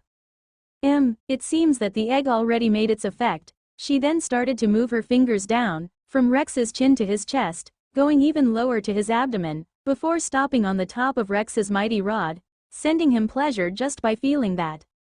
Phew! Rex tried to resist the urge of his mighty rod to explode. Ah, poor you. You should be suffering. Let me help you a little, she said with a sensual voice before kneeling in front of Rex's legs and pulling down his pants. Aha, it seems like my darling has something wonderful right here, she said while licking her lips and staring at Rex's exposed rod. I'm glad you like it, but are you just going to watch it? Rex could finally calm down enough to say something. Aha, the little lion cub finally grows some teeth, Wise said while teasing Rex. Well then, shall we finally give the kid his reward? She then turned around and sat on Rex's legs while sliding Rex's rod between her soft tights, but when she did that, Rex couldn't handle it anymore. Wait a second. Rex grabbed Wise from her hips while he let a big quantity of cum on top of her legs. That's an amazing quantity, darling, it seems the egg was too effective on you. Wise said while covering the head of Rex's mighty rod, and after a few seconds the cum finally stopped coming out, leaving a mess on Wise's legs. She then stared at her hand full of Rex cum before bringing it to her mouth and licking her hand slowly. You sure made a mess, darling, but it seems you didn't have enough, right? She said while pointing at Rex's rod that was still standing strong. Now you've done it, Rex roared, standing up with a sudden intensity. He grabbed Wise, pushing her back against the cold, metal wall of the cargo bay. His hands settled firmly on her hips as he leaned in close, his breath hot against her neck. I hope you had fun while treating me like a kid, he said while moving the black shorts of Wise to the side. Darling, that's a big no-no, that isn't your reward, Wise said while shaking her butt. Don't worry, I'm not going to do that, he said while putting Wise's legs together again with his rod between them. I'm going to make both of us enjoy this moment. Now that the skin of them was in contact with each other, Wise started feeling the rubbing of the hot rod of Rex between her legs, making her bite her lips in delight of the new feeling that she was experiencing at this moment. The sound of claps and small moans resounded in the cargo bay, where a man and a girl were enjoying one of the most delicacies that someone in a human body could feel. By this moment, they didn't know how many times they had reached their climax.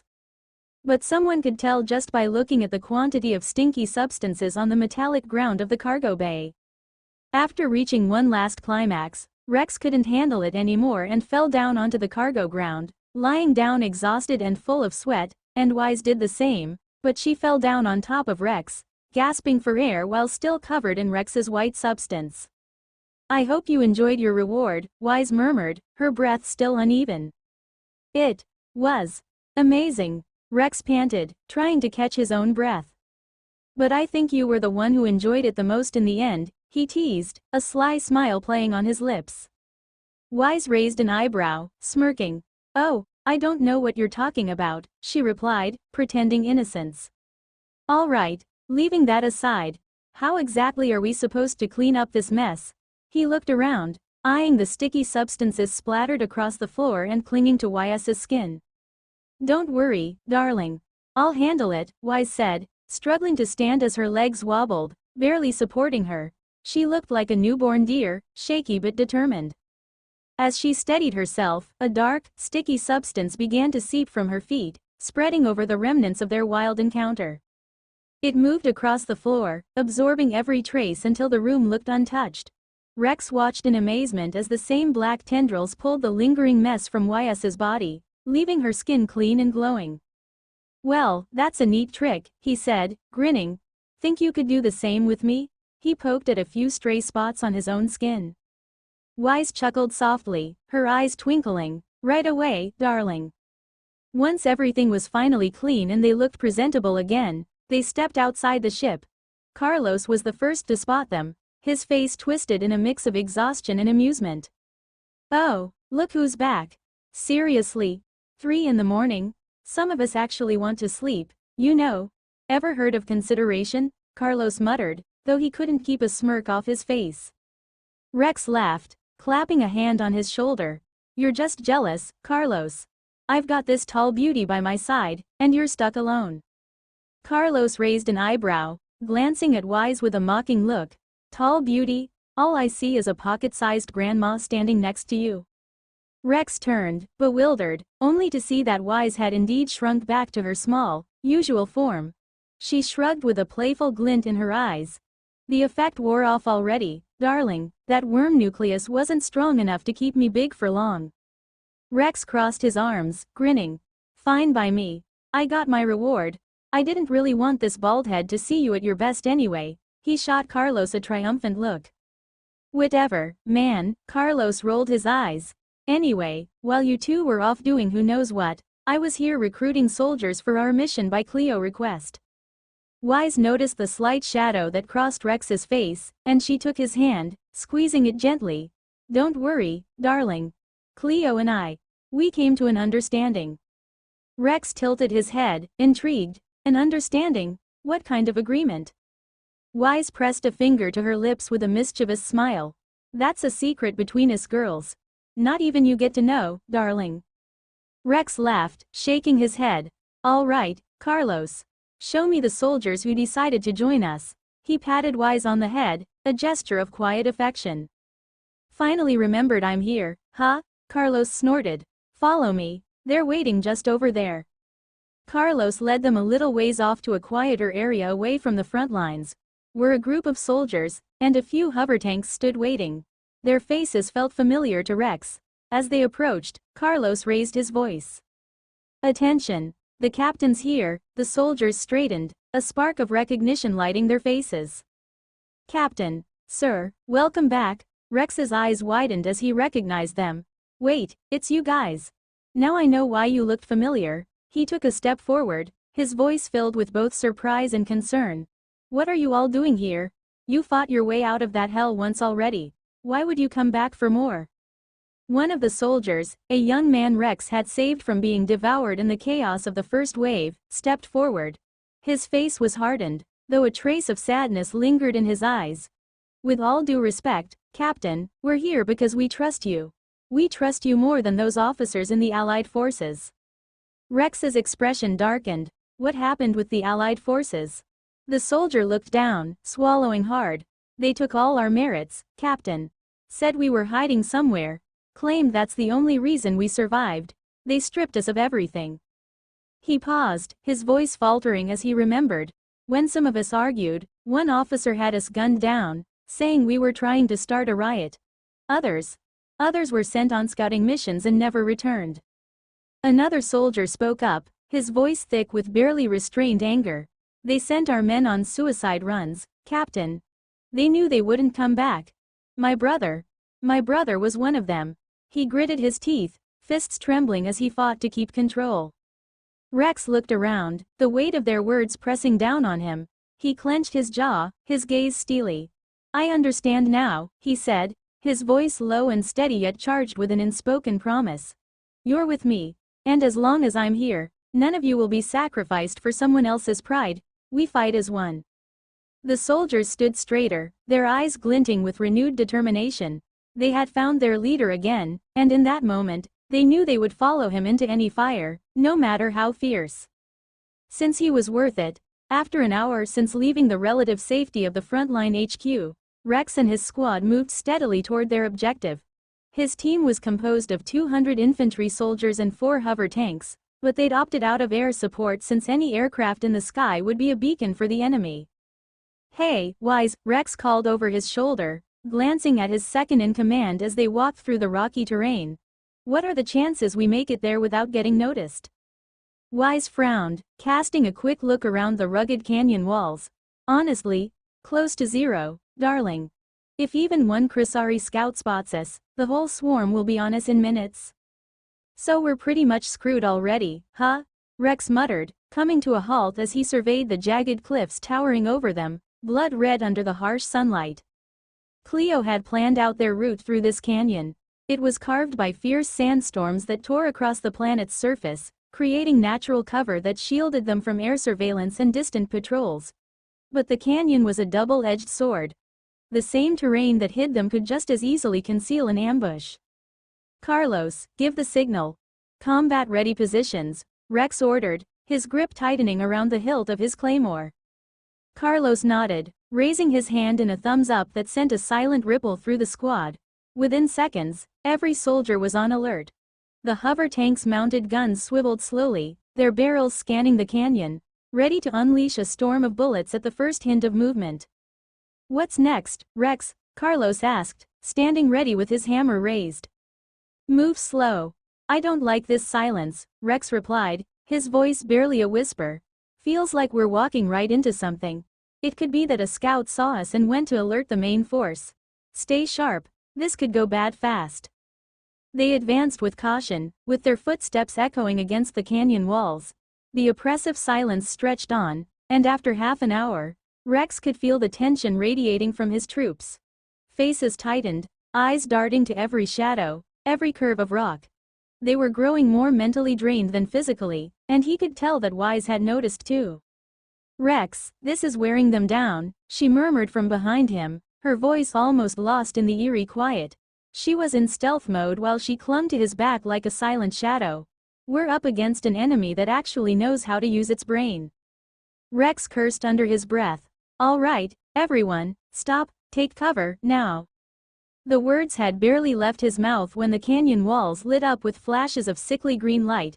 Bioplasma rounds poured down from every direction, illuminating the red rock with a deadly green glow. The narrow path erupted into chaos as the energy bolts rained down around them. "Damn it," Rex growled, dodging what he could, but there were too many. His energy shield flared as it absorbed several hits, cracks spreading across its surface like spiderwebs. "Aegis units, max power to shields. Protect as many as you can," he shouted, his voice cutting through the chaos. The Aegis soldiers sprang into action, raising their shields and forming a defensive line. They absorbed the brunt of the plasma fire, shielding those behind them, But it was impossible to cover everyone. Plasma rounds continued to pour in from above, relentless and overwhelming. The squad was pinned, caught in the open, and Rex could see the grim reality of their situation. They were exactly where the enemy wanted them. This was no ordinary skirmish, it was a trap, perfectly laid and ruthlessly executed. The green plasma blasts finally stopped, leaving an eerie silence in the canyon. Rex knew this was their only chance.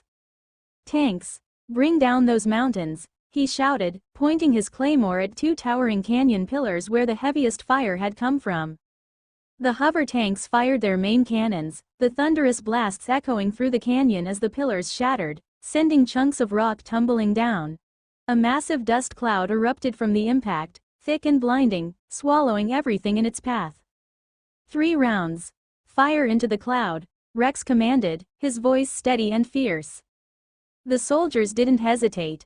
A storm of bullets and lasers ripped into the dust cloud, lighting up the canyon in flashes of red, blue, and golden. The air filled with the unmistakable sound of flesh and armor being torn apart, and a series of agonized squeals echoed out from the cloud.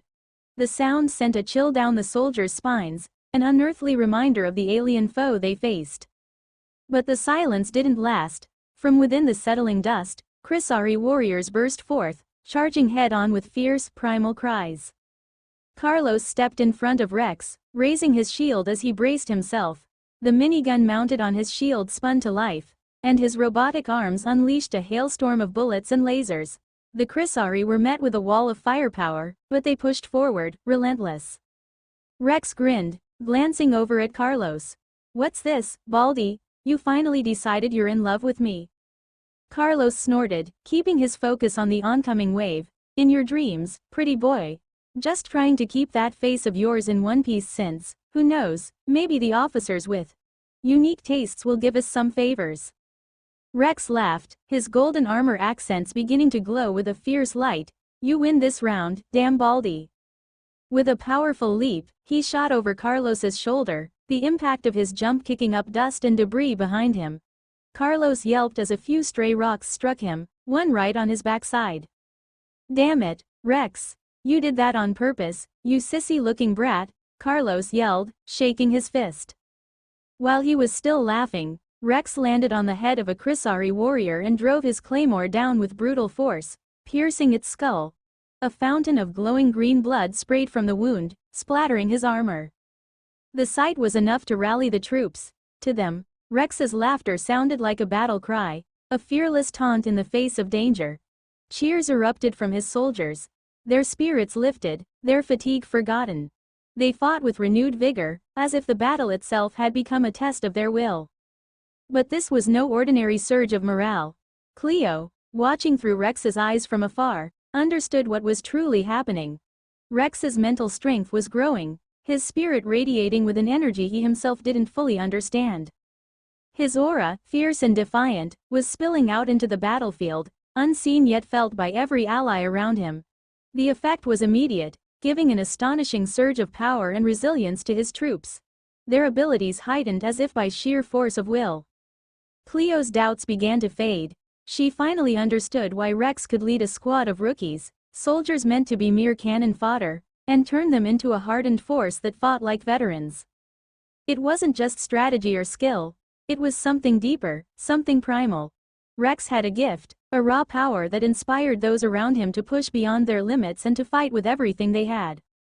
And as the Chrysari warriors charged forward, Rex's squad met them head-on, their battle cries echoing through the canyon, unyielding, fearless, ready to fight to the last breath.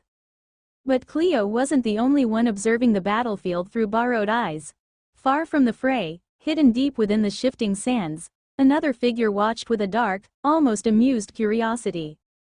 The Chrysari commander, leader of this swarm, had been following the battle through the senses of his warriors, expecting an easy victory, like it had always been a routine slaughter of weaker prey. But this was different. What he thought was mere food had not only resisted but fought back with ferocity. A smile twisted his lips as he focused on the one they called Captain. Somehow, this warrior had breathed new life into the exhausted human troops. He felt the surge of strength ripple through them the moment the white-armored figure joined the fight. This enemy, he realized, was no ordinary foe. A thrill ran through him, a rare feeling. His queen had commanded him to capture this one alive, and now he understood why. When the last of his Chrysari warriors fell, he didn't hesitate. With a smooth, almost graceful leap, he mounted a massive beast lying in the shadows, its scales thick and gleaming like dark armor. He gave the creature a firm pat, and with a single command, they charged forward, vanishing into the dust storm that still lingered in the canyon. Meanwhile, Rex pulled his claymore free from the fallen Chrysari warrior at his feet, blood-slicked and gleaming. Around him, his troops erupted in cheers, their voices echoing off the canyon walls. "Carlos, how much time have we lost already?" Rex asked, his voice sharp as he glanced around to take stock. Carlos wiped the green blood from his arm device, muttering under his breath as he checked the time. "We're down 45 minutes fighting these bastards." Rex's jaw tightened. "Which means we're out of time. The 2 hours Admiral Voss gave us are up. They'll be launching the full frontal assault any second. We need to move now. If we don't take down that device before they hit, they'll be massacred out there." He gave Carlos a solid clap on the back, enough to make the big man stagger. "Damn it, Rex, be careful," Carlos grunted, rolling his shoulder. "You're like a damn tank. Almost knocked the lungs right out of me." "Oh, sorry, I didn't know you wanted a skirt, princess," Rex shot back with a grin, his eyes flashing. Carlos sighed, shaking his head. "One of these days, when I'm as big as you, I swear I'm going to beat the living daylights out of that smug face of yours." They both laughed, the banter easing the tension for a moment, but it didn't last long. A low, thunderous sound rumbled from the horizon, followed by a series of sharp, piercing whistles cutting through the air. In an instant, the sky lit up with a swarm of yellow streaks, arcing down like falling stars. Each one hit the sandstorm with a deafening explosion, filling the air with shockwaves that sent plumes of dust and sand spiraling up in blinding clouds. Rex's face hardened as he watched the chaos unfolding in the distance. So it started.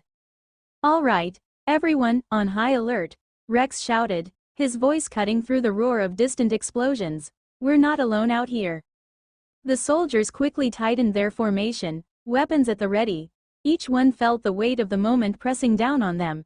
They weren't just fighting for survival now, they were racing against time, against an enemy that seemed to grow more menacing with every breath. This battle was far from over, and somewhere out there, hidden in the storm, a new nightmare was waiting to be unleashed. As Rex and his team pressed forward, the relentless ambushes took their toll. With every kilometer, the squad's numbers dwindled, their faces etched with exhaustion and tension. Each attack was the same. The Chrysari warriors rained down green bioplasma from above, forcing the humans to take cover. Then, when the Chrysari ran out of ammunition, they charged in, engaging in brutal melee combat. The close-quarters fighting was vicious, with blades clashing and blood spilling on both sides. The soldiers were worn down, battle after battle, and even Rex could feel fatigue eating out at his endurance. "Cleo, are we close to the target yet?" Rex asked, his voice gritty through the communicator. "Affirmative," Cleo replied. "The device should be about 500 meters ahead of your current position." Rex squinted his eyes, trying to peer through the swirling sandstorm, but the thick clouds of dust made visibility nearly impossible. "I can't see a damn thing. This sandstorm is cutting my sight down to 5 meters or less." "Hold on. I'll mark a route on your HUD to guide you," Cleo said with a soft blue light illuminating her face as she worked on a screen she summoned. Rex gave a tired chuckle. "Right, I forgot you could do that." "I figured as much," Cleo sighed, a hint of amusement in her voice. "There, you should see the illuminated path now. Just follow it, but proceed with caution." "Got it, beautiful. Thanks." Rex grinned, giving her a quick salute on the screen before rallying his troops. They began moving again, following the faint blue trail that Cleo had mapped out. The path was strangely quiet, with no ambushes or enemies in sight. But instead of comfort, the silence made Rex's skin crawl. He scanned the hazy surroundings with his senses on edge. "Rex! Over there," Carlos shouted, pointing toward a barely visible shape in the distance. Rex strained his eyes and finally caught a glimpse of it. It was a metallic structure, half buried in sand, looming like a ghostly shadow in the storm. His heart quickened. That's it. That's the device. Move, people, let's finish this. Just as they charged forward, Cleo's voice came through his calm, sharp and urgent. Stop, don't go near it. Rex halted, confused. What? Why, I'm detecting a powerful electromagnetic field surrounding the device, Cleo explained. It's invisible, but if you step into it, you'll be crushed instantly. Every piece of your gear has metallic components. That field would turn your own equipment against you. Rex grimaced, scanning the area, even though he knew he wouldn't see it. So, they've shielded it with an electromagnetic trap. Damn bugs. Smart move on their part since they're fully organic, so it doesn't affect them. Rex, let me handle it, Carlos said, stepping forward, his hammer gripped tightly. I'll get in there and shut it down. But before he could take another step, Cleo's voice cut him off. Negative, Carlos. Rex has to be the one to go in. I'm the only one who understands Crisari technology well enough to deactivate it, and I need a direct link to Rex's neural interface to walk him through it. But, there's a problem. Rex raised an eyebrow, glancing at the display. Of course there is. What's the catch? Cleo hesitated, a flicker of concern passing over her usually composed expression. The electromagnetic field is irregular. It pulses every 10 seconds, creating brief windows where you can enter. But once inside, you'll need to be completely still while I work on the deactivation. Any movement could disrupt the field, and, well, you'd be crushed instantly. Rex clenched his jaw, nodding slowly. So, we've got to time it perfectly, and once I'm in, I can't move. Got it. Carlos shook his head, his expression grim. Rex, this is insane. One wrong step, one slip, and you're dead. Rex looked at his friend, a determined gleam in his eyes. I've come this far, Carlos. This is the mission. Besides, we don't have time to argue. The longer we wait, the more of our troops are dying out there in the assault. We have to take this thing down now. Carlos stared at him, then finally gave a reluctant nod. All right. Just, don't get yourself killed, you damn sissy-looking face. Rex grinned, clapping him on the shoulder. Wouldn't dream of it. Turning back to the device, Rex focused, waiting for Cleo's signal. His heart pounded as he watched the pulses of energy ripple across his HUD, each one a deadly wave just waiting to crush him. All right, Rex, Cleo's voice came through, calm and steady. On my mark. 3, 2, 1, go. Rex sprinted forward, diving into the narrow gap between pulses. The field hummed around him with a vibrating tension that prickled at his skin. He slipped into the safe zone, barely catching his breath before he froze, every muscle tensed. Now hold still, Cleo instructed. I'm syncing with your neural interface, just a few more seconds. The seconds felt like hours. He could feel the pulses moving around him, each one a wall of crushing force that could end him in an instant. Sweat trickled down his face, but he didn't dare move, not even to blink.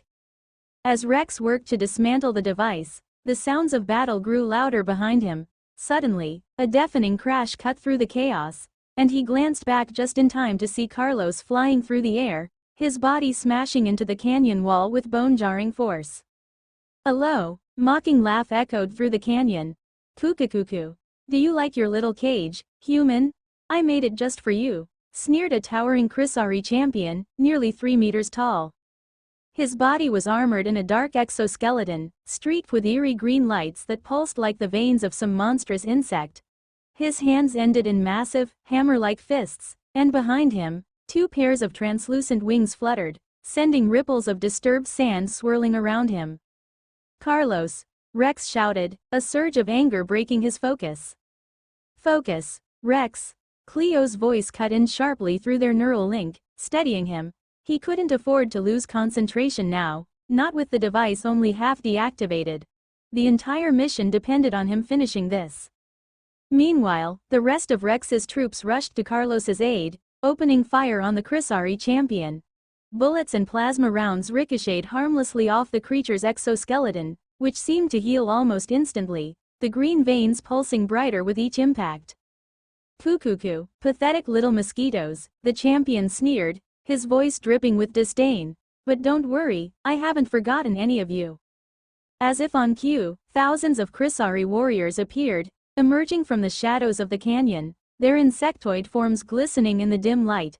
They swarmed around Rex's troops, surrounding them in a deadly ring. The soldiers barely had a moment to brace themselves before a torrent of green bioplasma rained down, forcing them to scramble for cover. "Don't you dare," Rex roared, his voice carrying the weight of his fury, even as he stayed locked in place, focusing on the device. The Chrysari champion chuckled darkly. "Cuckoo, why wouldn't I? Kill them all," he commanded, raising his hammer-like fists as he laughed, a deep, rumbling sound that grated against the ears. Before he could finish his mocking laugh, a familiar voice cut through the chaos. "Shut the hell up, you overgrown cockroach." Carlos had returned, dragging himself up from where he'd been thrown. Blood trickled down his helmet, but his eyes were blazing with fury. He hefted his massive hammer and charged, swinging with all his might. The hammer connected with the champion's face in a bone-cracking blow that sent a shockwave through the air. The Chrysari champion staggered, momentarily stunned. You filthy inferior," he hissed, rage flashing in his eyes as he steadied himself, then launched himself at Carlos like a charging bull. Carlos grinned, unfazed. "Ah, did I make the little bug mad?" he taunted, lifting his gunshield and unleashing a stream of bullets. But, as before, they bounced off the champion's exoskeleton harmlessly. "Oh, come on, is everything on this planet bulletproof?" Carlos shouted, rolling to the side just as the champion's massive fist smashed into the ground where he'd been standing, sending a cloud of sand and rock flying. "If bullets won't do the job," Carlos growled, gripping his hammer with both hands, "then I'll smash your face until it looks like the stew that the Aquarian grandma made back at home." The champion's eyes glinted with amusement. "Cuckoo, interesting. Show me what you've got, inferior life form." He raised his hammer-like fists, his wings buzzing as he closed in. Carlos charged forward, the two titans meeting in a violent clash of strength and fury. Carlos used his shield generators to absorb the brutal impacts of the champion's fists, each blow sending shudders through his armor. In return, he swung his hammer with relentless ferocity, aiming for any weak spot he could find, each hit echoing through the canyon like thunder. Their strikes threw up clouds of sand, the force of their battle pulling them deeper into the heart of the sandstorm, until they were just shadows in the swirling dust. Rex, still focused on disarming the device, clenched his jaw as he heard the sounds of his friend's struggle. He knew Carlos was buying him time, risking everything to hold back the champion, but he couldn't afford to lose focus. One mistake, and the entire mission would be lost. "Just a few more minutes," Cleo's voice murmured in his ear, calm and steady, guiding him through the final steps. "You're almost there, Rex. Keep going." In the midst of the chaos, surrounded by the sounds of desperate battle and swirling sand, Rex took a steadying breath, pushing aside his fear and rage. This was it. He couldn't let his team down. After a few minutes had passed, Rex could hear the steps of someone coming from the sandstorm while dragging something. As the heavy footsteps drew nearer, Rex could finally make out the hulking silhouette of the Chrysari champion emerging from the swirling sands. The creature's green glowing eyes narrowed with cruel delight as he stopped just out of reach. "Cuckoo. This inferior being turned out to be far more entertaining than I expected. He has my praise," the champion sneered before casually tossing Carlos's limp body to the ground in front of Rex. Rex's heart lurched. Carlos lay sprawled in the sand, his helmet cracked, one arm missing, blood staining his battered armor. "Carlos," he choked, rage and horror flooding his voice. "Focus, Rex." Cleo's voice rang in his ear, sharp and steady. "He's still alive. But if you want him to stay that way, you need to finish this, now." Rex clenched his fists, breathing heavily, his gaze never leaving the Chrysari champion. "Cleo, all I need to do is hold onto this device, right? And you said it's made from materials that can withstand big explosions?" "Yes, why do you ask?" Cleo's voice wavered, sensing something reckless in his tone. Rex smirked, ignoring the pain and fatigue gnawing at his body. With a surge of strength, he wrapped his arms around the device, planting his feet firmly in the sand. Muscles straining, he began to lift, pulling it from the ground with a primal roar that echoed across the battlefield. The electromagnetic field reacted instantly, weighing down on him like a crushing, invisible force, trying to pin him in place. Rex, wait. This is too dangerous. Stop it. Cleo's voice was panicked now as she watched his vitals spike, red alerts flashing all over her screen. The strain on his body was intense, his heart rate soaring, blood vessels straining, but Rex's focus was unbreakable. Fukuku, what are you trying to accomplish now, little human? The Chrysari champion mocked, striding closer, his massive fists flexing. Do you wish for death? I would be delighted to oblige. Rex ignored him, teeth gritted, veins bulging in his neck as he fought against the electromagnetic pressure. Just as the champion closed in, barely a meter away, Rex finally wrenched the device free from the ground and swung it with every ounce of strength he had left. The makeshift weapon smashed into the champion's face with a satisfying crack, sending the towering creature staggering back. How's that, you ugly bastard? Rex roared, his voice filled with fury. Without missing a beat, he swung the device again, aiming for the champion's chest. But this time, the Chrysari was ready. He caught the heavy device with one massive clawed hand, stopping it dead in its tracks. Fukuku. Using the very trap I set for you as a weapon. Clever and amusing, the champion sneered, his grip tightening on the device. But I wonder how long you can keep up this charade. With a snarl, he drove his fist into Rex's face, the impact ringing out like thunder. Rex staggered but didn't back down. He spat blood and grinned defiantly. Is that it? You hit like a damn child. He swung his fist, smashing it into the champion's face in return, feeling his knuckles crack against the creature's unyielding exoskeleton.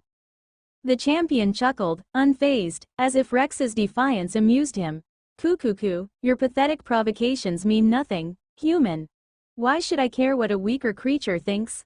He drove his fist into Rex's jaw again, each blow resonating like the beat of a war drum. The two clashed, exchanging brutal punches, locked in a savage contest of endurance. Blow after blow, Rex's vision began to blur, his breaths turning ragged. He could feel his strength draining, his body reaching its limit. Ah, fuck this. Rex muttered, spitting blood onto the sand as his eyes began to glow with an intense, blinding light. Overdrive mode activated. A surge of energy exploded from Rex, his entire body igniting in a brilliant white light that cut through the sandstorm like a beacon. Every soldier on the battlefield, including friends and foes alike, could see the incandescent figure blazing within the storm. Rex no longer cared who was watching. All he knew was that he was done holding back. With newfound power coursing through his veins, he lifted the device with ease, swinging it like a war hammer. The Chrysari champion's eyes widened as Rex brought the device down on him, the impact sending him crashing into the ground with an explosion of sand and dust. Keiku, the champion sputtered, dazed, as he struggled to rise. Oh, you're not getting up from this, Rex snarled, his voice like a battle cry as he raised the device over his head. Start begging, you oversized bug. He brought the device down with brutal force, slamming it into the champion's exoskeleton. Each hit resounded like an explosion, the sheer power of his blows cracking the hardened armor. Dust and debris flew with every impact, and the ground beneath them shook with each strike. The champion writhed beneath him, his laughter now replaced by groans of pain, his earlier arrogance shattered. Again and again, Rex hammered down, his overdrive-enhanced strength making each blow deadlier than the last. His rage was a torrent, his body blazing with energy, every swing fueled by the thought of Carlos, his team, and everything they'd endured. Finally, with one last, thunderous blow, he drove the device into the champion's chest, shattering the exoskeleton completely. The K-champion let out a choked gasp, his green-lit eyes flickering, the light within them dimming as he lay sprawled in the sand, defeated. Rex stood over him, breathing heavily, his glowing form slowly dimming as his overdrive faded. Around him, his troops cheered, their voices rising in triumph, their morale soaring as they witnessed their captain's victory. Just as Rex turned to check on Carlos, he caught sight of him struggling to his feet, bloodied but determined. Carlos opened his mouth to say something, but his communicator had been destroyed in the fierce battle against the K-champion. In that split second, Rex felt a sharp, pulsing pain in his abdomen. He looked down, horrified to see a massive, jagged horn piercing straight through his armor. Golden blood splattered inside his helmet, and he coughed, feeling warmth trickle down his throat. Rex! Cleo's voice rang out, panic lacing her tone as she saw him impaled. Behind him, the Chrysari champion that was supposedly defeated just moments ago stood tall, his laughter echoing menacingly. "You pitiful humans should learn to aim for the head first," he sneered, lifting Rex higher with the horn embedded in his hand, twisting it slightly as if savoring Rex's pain. Carlos saw this horrifying scene unfold. Ignoring his own injuries, he gripped his hammer tightly, channeling every ounce of strength he had left. With a powerful, desperate swing, he slammed his hammer into the Chrysari champion's side, hitting him with a force that sent both the champion and Rex tumbling across the scorching sand. As they rolled, Rex was thrown clear of the horn, but a gaping wound now marred his abdomen. Golden blood spilled from him like a broken fountain, staining the sand beneath him. He lay there, gasping, his vision blurring, while he heard the brutal sounds of Carlos clashing with the champion once more. It was clear Carlos was struggling, each blow weaker than the last. Rex fumbled with his helmet, blood obscuring his view. With a hiss, he deactivated it, feeling the hot wind whip against his face. His long, dark hair fell across his eyes, streaked with golden blood. "Rex," Cleo's voice crackled in his ear, softer now. "I'm redirecting energy to start healing you, but it's going to drain your strength. You'll barely be at half power, and overdrive is off the table." He coughed, wincing. "That's fine, just patch me up. The bald idiot's going to need help before he ends up uglier than he already is." "Take care, Rex." Cleo's voice faded, and with it, the familiar HUD in his eyes blink out. He could feel his strength slipping. His powerful frame weakened, but he wasn't about to let that stop him. He had to fight the champion once more alone. With a wry smirk, Rex forced himself to his feet, gritting his teeth against the pain. He wasn't alone. He never had been. Even as a kid, there had always been someone watching his back. Staggering forward, he spotted the device still intact and humming with power. He gripped it, feeling its familiar weight in his hands, and set off on a stumbling run toward the brutal fight between Carlos and the Chrysari champion. Carlos was holding his ground, barely, but the champion was relentless, pressing him back with savage blows. With all the strength he had left, Rex lunged, swinging the device at the back of the Chrysari's knee. The champion grunted, forced down onto one knee, momentarily vulnerable. "Now, Baldy," Rex roared, his voice echoing across the battlefield. Carlos shot him a wild grin. "Took you long enough, you fancy-haired princess." With a defiant laugh, he powered up his hammer, the weapon crackling with energy, and brought it down in a devastating arc onto the champion's face. The K-champion staggered, tumbling down the sandy slope, his body skidding and rolling across the dunes. Rex laughed through the pain, wincing as he held his bleeding side. "Looks like your ugly mug survived after all." Carlos snorted, breathing hard. This face won't be ruined by some freak with a horn. From below, a low, menacing chuckle rumbled as the Chrysari champion rose again, his injuries already beginning to heal. "More," he hissed, his eyes blazing with bloodlust. "Entertain me more." Carlos tightened his grip on his hammer, his muscles tensing. "You ready for round 2, Rex?" Rex took a deep breath, steadying himself. "Only if you are Carlos." "Cuckoo. Come on, you weaklings. Entertain me even more." The Chrysari champion's laughter echoed across the battlefield, mocking them. Rex and Carlos let out a raw, defiant war cry, charging toward the towering alien with every ounce of strength they had left. They'd done this 1,000 times before, facing enemies stronger than them and finding a way to win together. Rex reached the champion first, swinging the heavy device he carried like a club. His bionic implants sparked and strained under the electromagnetic interference, each swing sending jolts of pain through his system. But Cleo was keeping him patched together, barely. Rex knew the device was their only shot, even if it meant breaking it over the Chrysari's head until it stopped working. Rex swung the device with brutal determination, treating the device like it was part of him. Though weakened, he moved with surprising fluidity, landing a few solid hits. But it wasn't enough. The Chrysari champion barely flinched, a mocking grin spreading across his face. Cuckoo, that's a nice massage. The champion sneered, then lashed out with a brutal kick, sending Rex tumbling down the dunes, leaving a streak of golden blood in the sand. Carlos grated his teeth and took advantage of the moment. With a desperate swing, he smashed his hammer into the champion's ankle, causing him to stagger and fall face first into the sand. Rex saw his chance. Rising to his feet, he charged forward, mustering every ounce of strength, and drove the device deep into the chrysary's back, forcing a painful roar of pain from the creature. Now, Carlos, do it, Carlos roared as he leapt into the air, bringing his hammer down on the top of the device with all his might. The impact drove it deeper, and for a split second, time seemed to stand still. Then the device exploded, unleashing a massive electromagnetic shockwave that rippled outward, sending everyone within a 5-kilometer radius flying through the air. Rex hit the ground hard, golden blood splattering as he rolled to a stop. He lay there, coughing up sand and blood, gasping for air. Cough, Carlos, are you still alive? From a few meters away, Carlos let out a weak groan. Barely, after this, I want a long vacation in the underground city. I remember hearing they've got bars by the thermal rivers now. Maybe half a year there, at least. Rex laughed, his voice ragged. That sounds damn good. Yeah, I'm with you. Though I was hoping to die as a sexy old man, not out here on some sandy hellhole. Carlos chuckled, wincing. Oh, quit whining. You're basically immortal, remember? Rex's eyes widened, then he laughed again, coughing through the pain. Right? Guess that means I will live long enough to become a sexy old man. You dumbass. A familiar voice cut through their banter, calm and slightly amused. I was expecting you two to be in much worse shape. You're looking almost fresh. Rex didn't even have to look to recognize the voice. Well, look who decided to show up.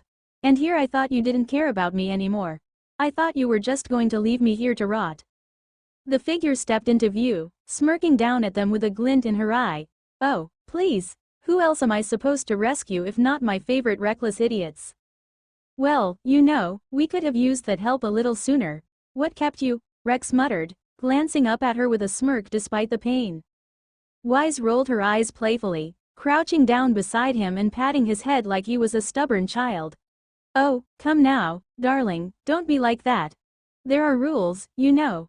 I couldn't just jump in. That champion? He was a gift from my aunt, she handpicked it for you. I told you about this before, or did you forget? Rex frowned, the memory clicking back into place. Ah, right. You did mention something about that. So, who exactly was that bastard? Wise smiled, her tone almost cheerful. He's the son of my aunt's daughter. Rex blinked, his confusion deepening.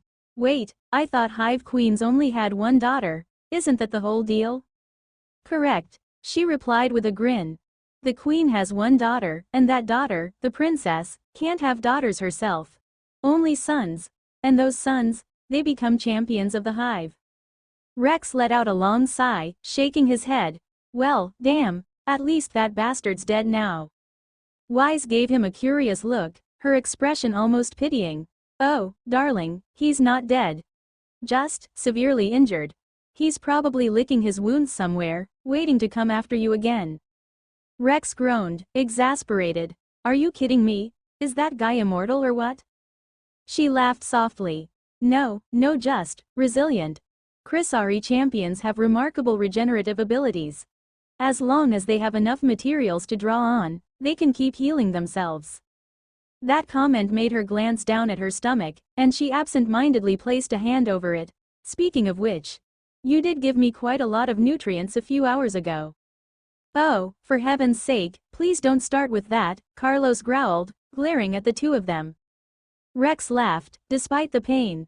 What's the matter, Carlos? Jealous? I've got a beautiful wife. Shut up, sissy. Ignoring their banter, Rex looked back at Wise, relaxing slightly as she continued to run her fingers through his hair. So, what were you up to while we were getting pounded by that oversized hornhead? She smiled, as if enjoying some private joke. Helping the troops.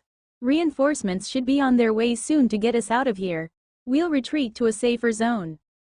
A shadow passed over Rex's face. How many? He murmured, his voice trailing off. She tilted her head, not understanding. How many what, darling? How many? Did we lose in that ambush? He asked quietly, the weight of the battle settling over him. Wise hesitated, as if counting wasn't something she was used to.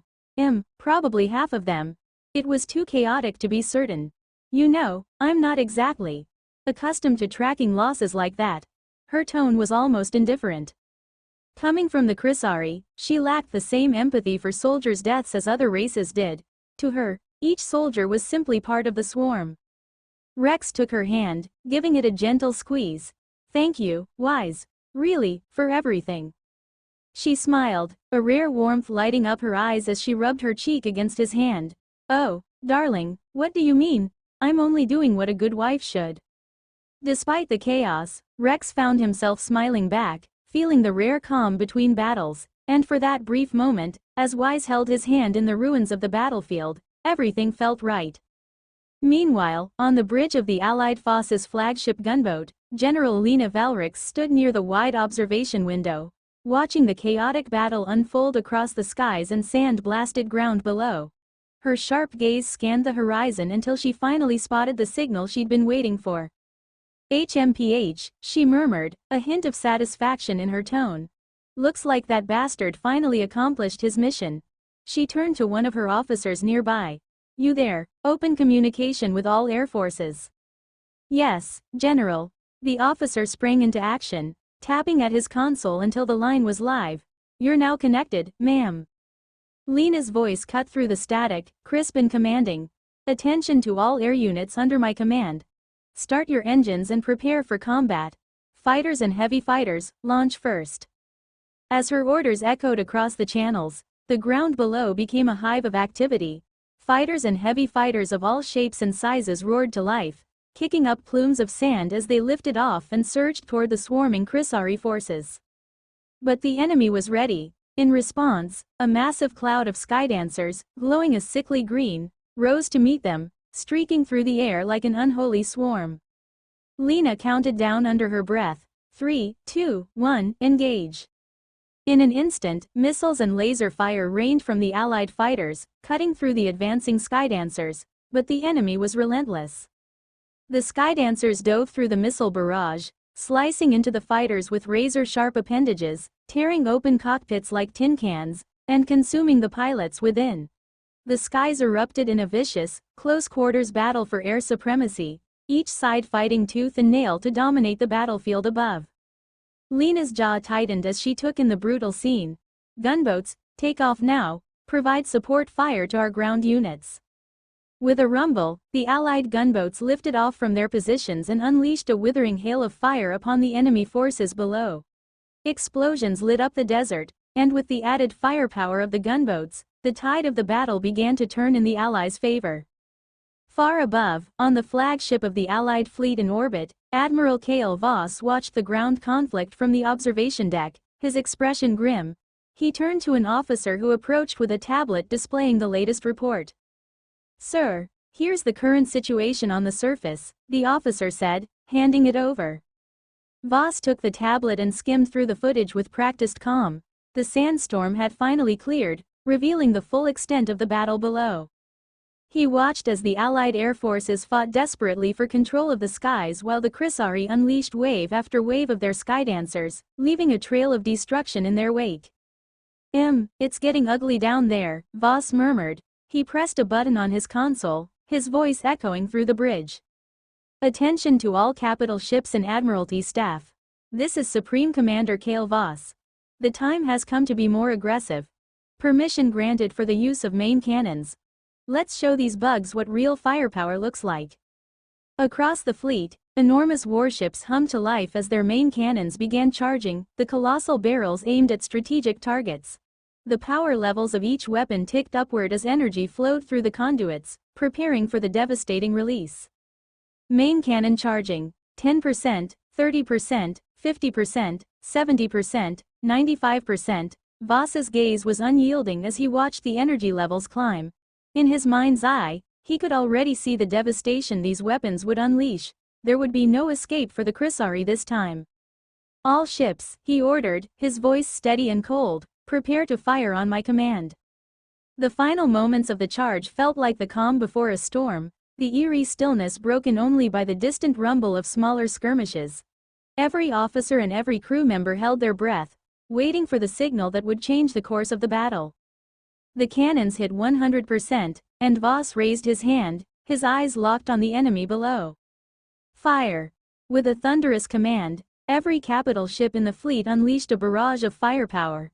The main cannons roared, lighting up the void as they hammered the Chrysari ships, tearing through small and medium vessels like paper. The Hive Queen watched with a twisted grin. "So, these pests think they can scare me with their little toys," she sneered. "They may wipe out the weaklings, but I won't sit idly by and be humiliated." She raised a long, clawed finger, pointing directly at the enemy fleet. "Destroy them. All of them. My pets feast on their fear." The Allied fleet kept up their relentless assault, firing as fast as their main cannons could recharge. From the looks of it, they had the upper hand in the skirmish. But there was an old saying among those who fought the Hive: "Underestimate them, and you're as good as dead." "Officer, any reports from our ships?" Voss asked, his voice steady but with a hint of tension. He barely turned as he spoke, his gaze fixed on the chaos beyond the viewport. The communications officer looked up, a shadow of worry crossing his face. "Sir, some of our ships report strange impacts. They can't detect anything on sensors, so they're assuming it's debris, but it doesn't add up." "Interesting," Voss murmured. "Keep me updated on anything unusual." He folded his hands behind his back, watching as the battle unfolded, his eyes narrowing. Meanwhile, deep within the Allied fleet, something far more sinister was stirring. In the darkened corridors of a mid-size ship, the hum of machinery was the only sound, interrupted only by the occasional sputter as the guns outside fell silent, waiting for resupply. No one noticed, no one cared. After all, shortages were common in these battles. But down in a cramped maintenance shaft, a lone technician cowered, his breath coming in shallow gasps. He was covered in blood, not all of it his own, and his hands shook as he tried to raise any sound. He had wedged himself into a tiny compartment, a space meant for technicians repairing cables, but now it served as his hiding spot from something far worse than enemy fire. Outside, in the dimly lit hallway, a heavy, dragging sound grew louder, punctuated by low, menacing growls. Each footstep thudded against the metal floor, and the technician's heart pounded in time with the echo. He held his breath, desperate not to make a sound. But fate can be cruel. With a slight metallic clink, one of his tools slipped from his belt, a screwdriver falling and clattering loudly on the metallic floor. The sound was deafening in the silence, and his blood ran cold. "No, no, please, no," he whispered, crawling further inside into the vent, but there was nowhere left to go. His panicked breaths quickened, turning into shallow gasps as a shadow fell across the compartment.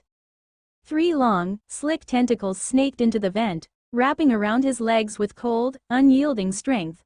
He let out a scream, pure terror ripping through him as he was dragged out into the open. Help!" His voice was raw, filled with primal fear, but there was no one left to hear him.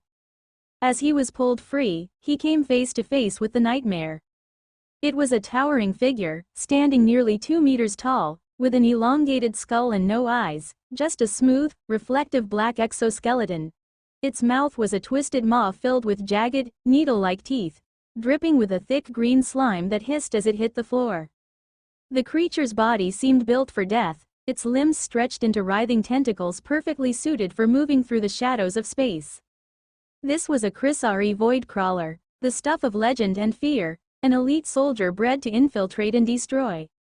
With a guttural roar, the creature lunged, its jaws snapping shut around the technician's torso, cutting him clean in half. His screams were abruptly silenced, replaced by the sickening crunch of bone and flesh as the creature began to feed, savoring the taste of its latest victim. And somewhere, in the darkness of the ship, more void crawlers stirred, creeping through the silent corridors, hunting down the last of the crew, one by one.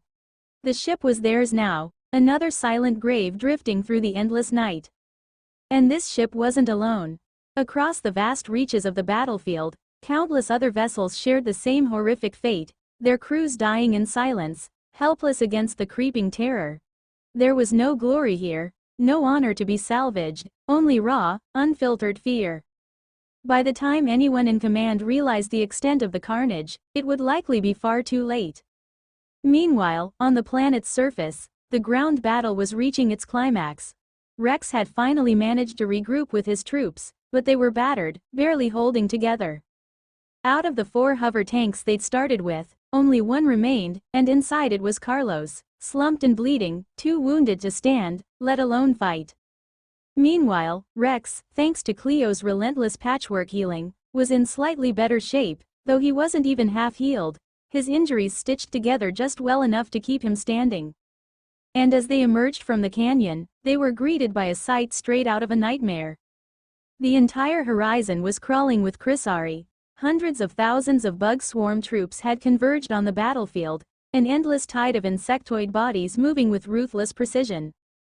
Despite the combined firepower of the Allied forces, it barely seemed to dent the relentless horde. What the Allies held in firepower, the Chrysari made up for in sheer overwhelming numbers, and they weren't mindless beasts either.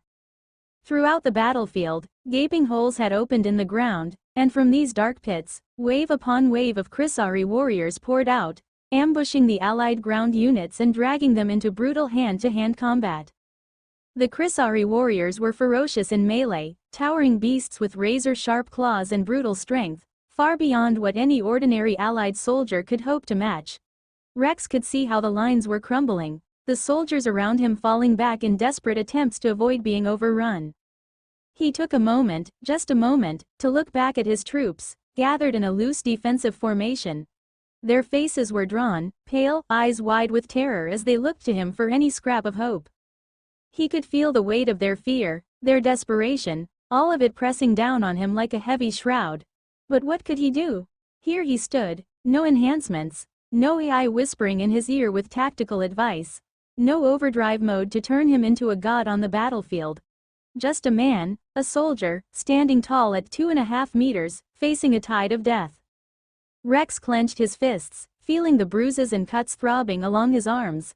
He knew there was no safe place left on this cursed planet, no fallback point where they could regroup and plan.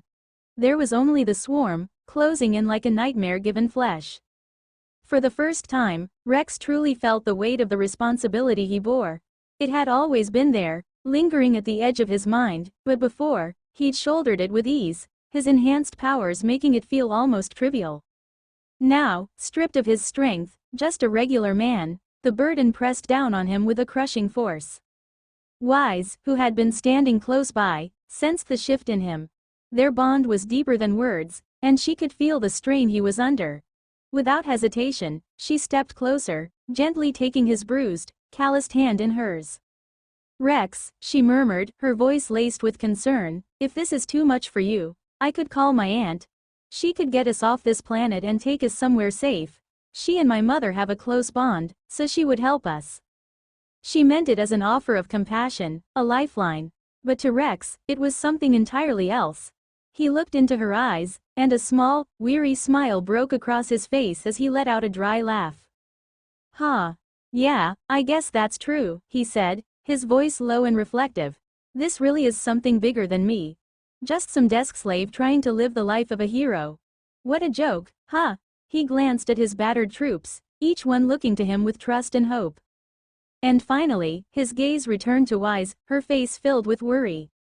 "Don't worry, Wise," he said softly, reaching up to brush a strand of hair from her face. "I'm pretty sure you didn't fall in love with someone as pathetic as I'm acting right now, right?" He forced a smile, determined not to let her see his fear. His hand moved to her head, ruffling her hair gently. "I'll show your aunt and everyone else just how amazing the man you chose really is." As he spoke, his eyes gleamed with a fierce golden light, the same glow they held when he'd once entered overdrive mode. It was impossible since he couldn't access that power now, not without Cleo.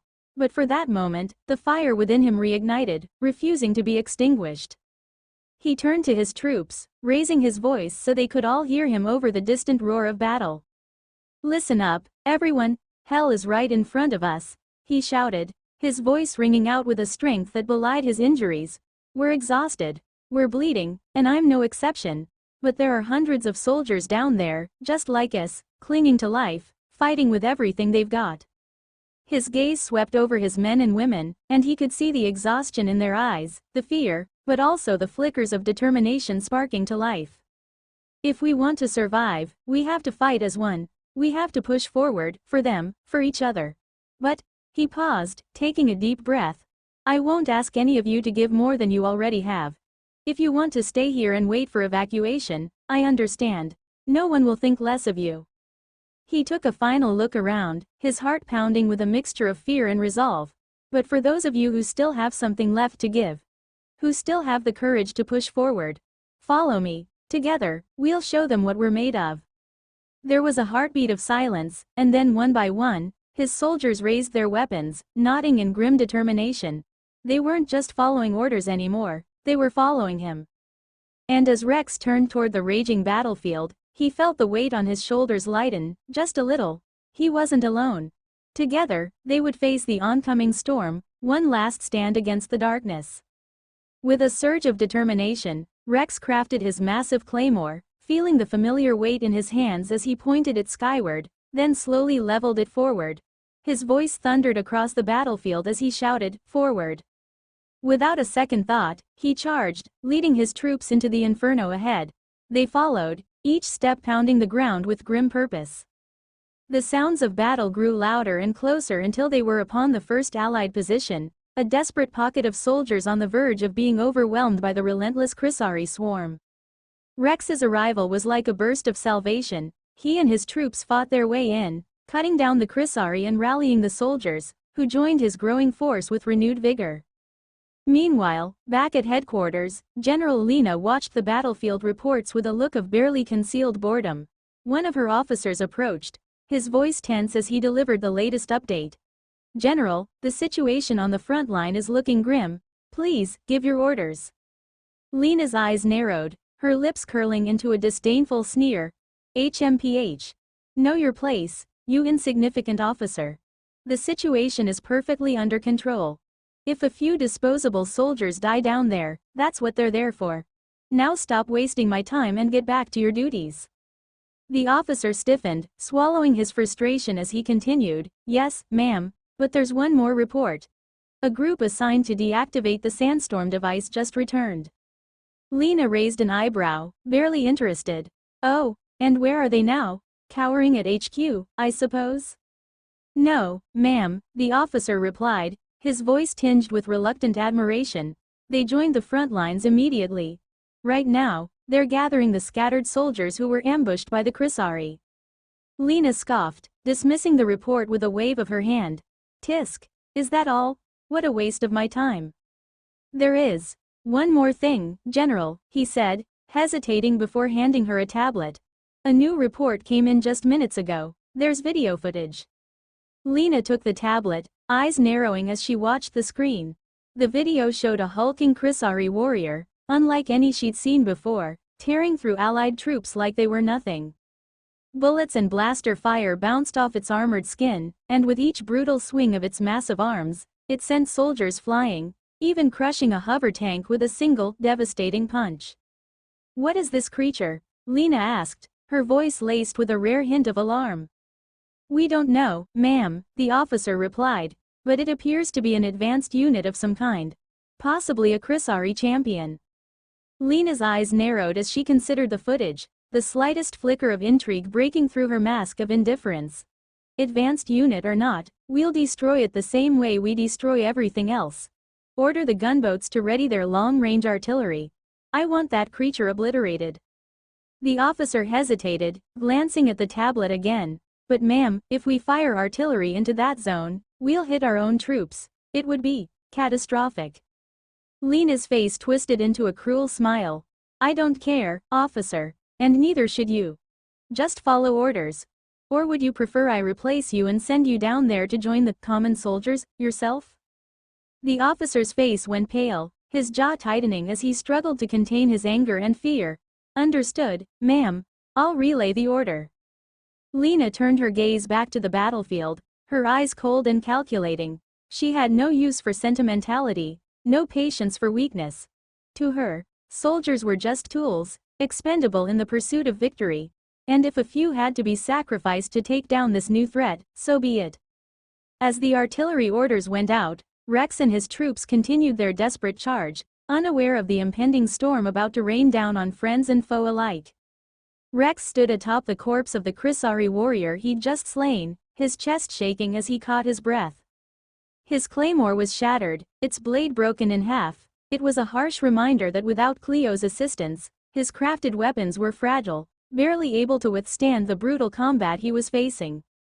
With a sigh, he deactivated the broken claymore, letting it dissolve to salvage what little nanomaterial remained, then set about crafting a new one, feeling the familiar hum as it took shape in his hand. Just then, one of his soldiers came sprinting toward him, his face pale with urgency. "Captain," the soldier gasped. Rex turned to him, still panting. "What is it?" "Sir, we've received multiple reports that a powerful Chrysari unit is headed this way." Rex felt a chill run down his spine. "Do we have any description?" The soldier nodded, swallowing nervously. "They say, it's invulnerable to bullets, and it's got massive hands. Hands strong enough to crush a hover tank with a single blow." Rex clenched his jaw, feeling the weight of the news settle over him like a heavy shadow. "Damn it. All right, tell the soldiers to pull back. No one's to engage. I'll handle this myself." The soldier's eyes widened with admiration, and he gave a resolute nod. "Understood, Captain." As the soldier hurried away to relay the order, Wise appeared at Rex's side, her face etched with worry. She reached out, taking his bruised hand in hers, holding it tightly. "Rex, are you sure you can fight him? You're already hurt?" Rex gave her a lopsided smile, though he couldn't hide the lingering fear in his eyes. "I don't know if I can. But he doesn't know either. And besides, it's something I have to do, right?" Ys's grip tightened, her voice trembling. "But, darling, he's had time to recover and replenish. You're wounded, exhausted. And you know I won't be able to help you once the fight starts." Rex chuckled, though it sounded hollow. "Hey, don't worry about me. I'm feeling better already. Last time he got me by surprise and attacked me from behind. That's not going to happen again." He winked at her, forcing a bit of bravado into his tone. "And maybe if I take him down, I'll get a reward from you, huh?" "This isn't the time for jokes, Rex." Ys's voice cracked, her eyes glistening with tears. She looked at him with a face a mix of anger, fear, and helplessness. I can't bear to lose you." Rex's expression softened, and he gently brushed a tear from her cheek. "Hey, don't cry. I'll win, you'll see. Have a little faith in me, Wise. I'm not the type of guy who'd lose to a so-called champion, right?" Wise stared at him, her lip trembling as she tried to hold back more tears. She didn't say anything, she just nodded slowly, her eyes brimming with emotion. Rex took her silence as agreement, giving her one last reassuring smile. He placed his hand on her head, ruffling her hair gently. "Go on, help the others, he's here." As he said it, his gaze shifted beyond her to the distant figure moving steadily through the chaos, towering and monstrous. The Chrysari champion had arrived, its enormous form outlined against the smoke-filled horizon, each step shaking the ground beneath it. Rex tightened his grip on his newly crafted claymore, feeling the cold weight of steel in his hands. He didn't know if he could win this fight, but he knew he had to try. Taking a deep breath, he took one last look at Wise, her face a mask of worry and love. With a final nod, he stepped forward, ready to face the nightmare head-on. "Fukuku, so we meet again, my prey," the Chrysari champion sneered, his voice a deep, guttural rumble that echoed across the battlefield as he came to a stop, mere meters from Rex. His monstrous figure loomed over Rex, casting a shadow that seemed to swallow the light around him. Rex grinned, wiping the sweat from his brow and refusing to show even an ounce of fear. "Oh, look who it is. If it isn't the coward who ran off last time I shoved an iron rod up his ass." His heart was racing, his pulse pounding in his ears, but his big mouth was still almighty. The champion's lip curled in fury, revealing rows of jagged, sharp teeth. "Fukuku, insignificant worm," he growled, his voice dripping with malice. "My queen ordered me to capture you alive, but she never said I had to deliver you in one piece. I'm going to enjoy tearing off each of your limbs, savoring every scream." Rex let out a wild laugh, his eyes glinting with defiance. Huh? And here I thought you only liked munching on rocks. Guess you have better taste than I thought. Lucky for you, I'm top shelf meat. The champion snarled, a powerful roar building in his throat as he lunged forward, each step shaking the ground beneath him. He swung one of his massive, stone-like fists, a blow that could crush a tank in a single hit. But Rex was ready. In an instant, Rex sprang into the air, his body moving on pure instinct, every muscle coiled like a spring. He landed on the champion's outstretched arm, barely keeping his balance as the creature's flesh quivered beneath him. Without missing a beat, Rex tightened his grip on his claymore, raising it high over his shoulder. Ha! He roared, bringing the blade down in a powerful arc, aiming directly for the champion's neck. As the heavy claymore swung down, aiming for the neck of the K-champion, the blade shattered upon contact, its fragments scattering into the air, without even a scratch appearing on the champion's skin. Rex's eyes widened. You've got to be kidding me. With a grin, the K-champion raised his arm and unleashed a powerful punch that sent Rex hurtling backward. Rex slammed into the ground, rolling across the gritty sand, dust kicking up in clouds around him. Cuckoo. What is this? Have you grown weaker? The champion sneered, his voice dripping with mockery. You're a disgrace as my prey. Rex pushed himself up, struggling to find his footing as he gasped for breath. But the K-champion was already on him, slamming a brutal kick into his stomach, sending him sprawling down the slope of a sand dune. He tumbled and slid, finally skidding to a stop at the bottom. Coughing, Rex staggered to his feet, spitting golden blood onto the sand. He looked up to meet the K-champion's gaze. Even now, in this state, you still can't finish me off? The champion chuckled, cold and menacing. I've killed thousands of champions from countless races, but you're the first one who talks more than he fights. Rex smirked, wiping blood from his lip. Oh, is that so? Guess that means I'll be living in your head. How cute. He flexed his fists, crafting a pair of heavy, spiked gauntlets that glinted in the sun. Your resistance is futile. The K-champion's laughter echoed as he leapt high into the air, crashing down right in front of Rex. But before he could even straighten, Rex struck with a fierce punch to the face, followed by another, each blow landing harder than the last. Where's that smug grin now? Rex taunted, but his words were cut off as the champion retaliated, a brutal fist slamming into his stomach and knocking him back.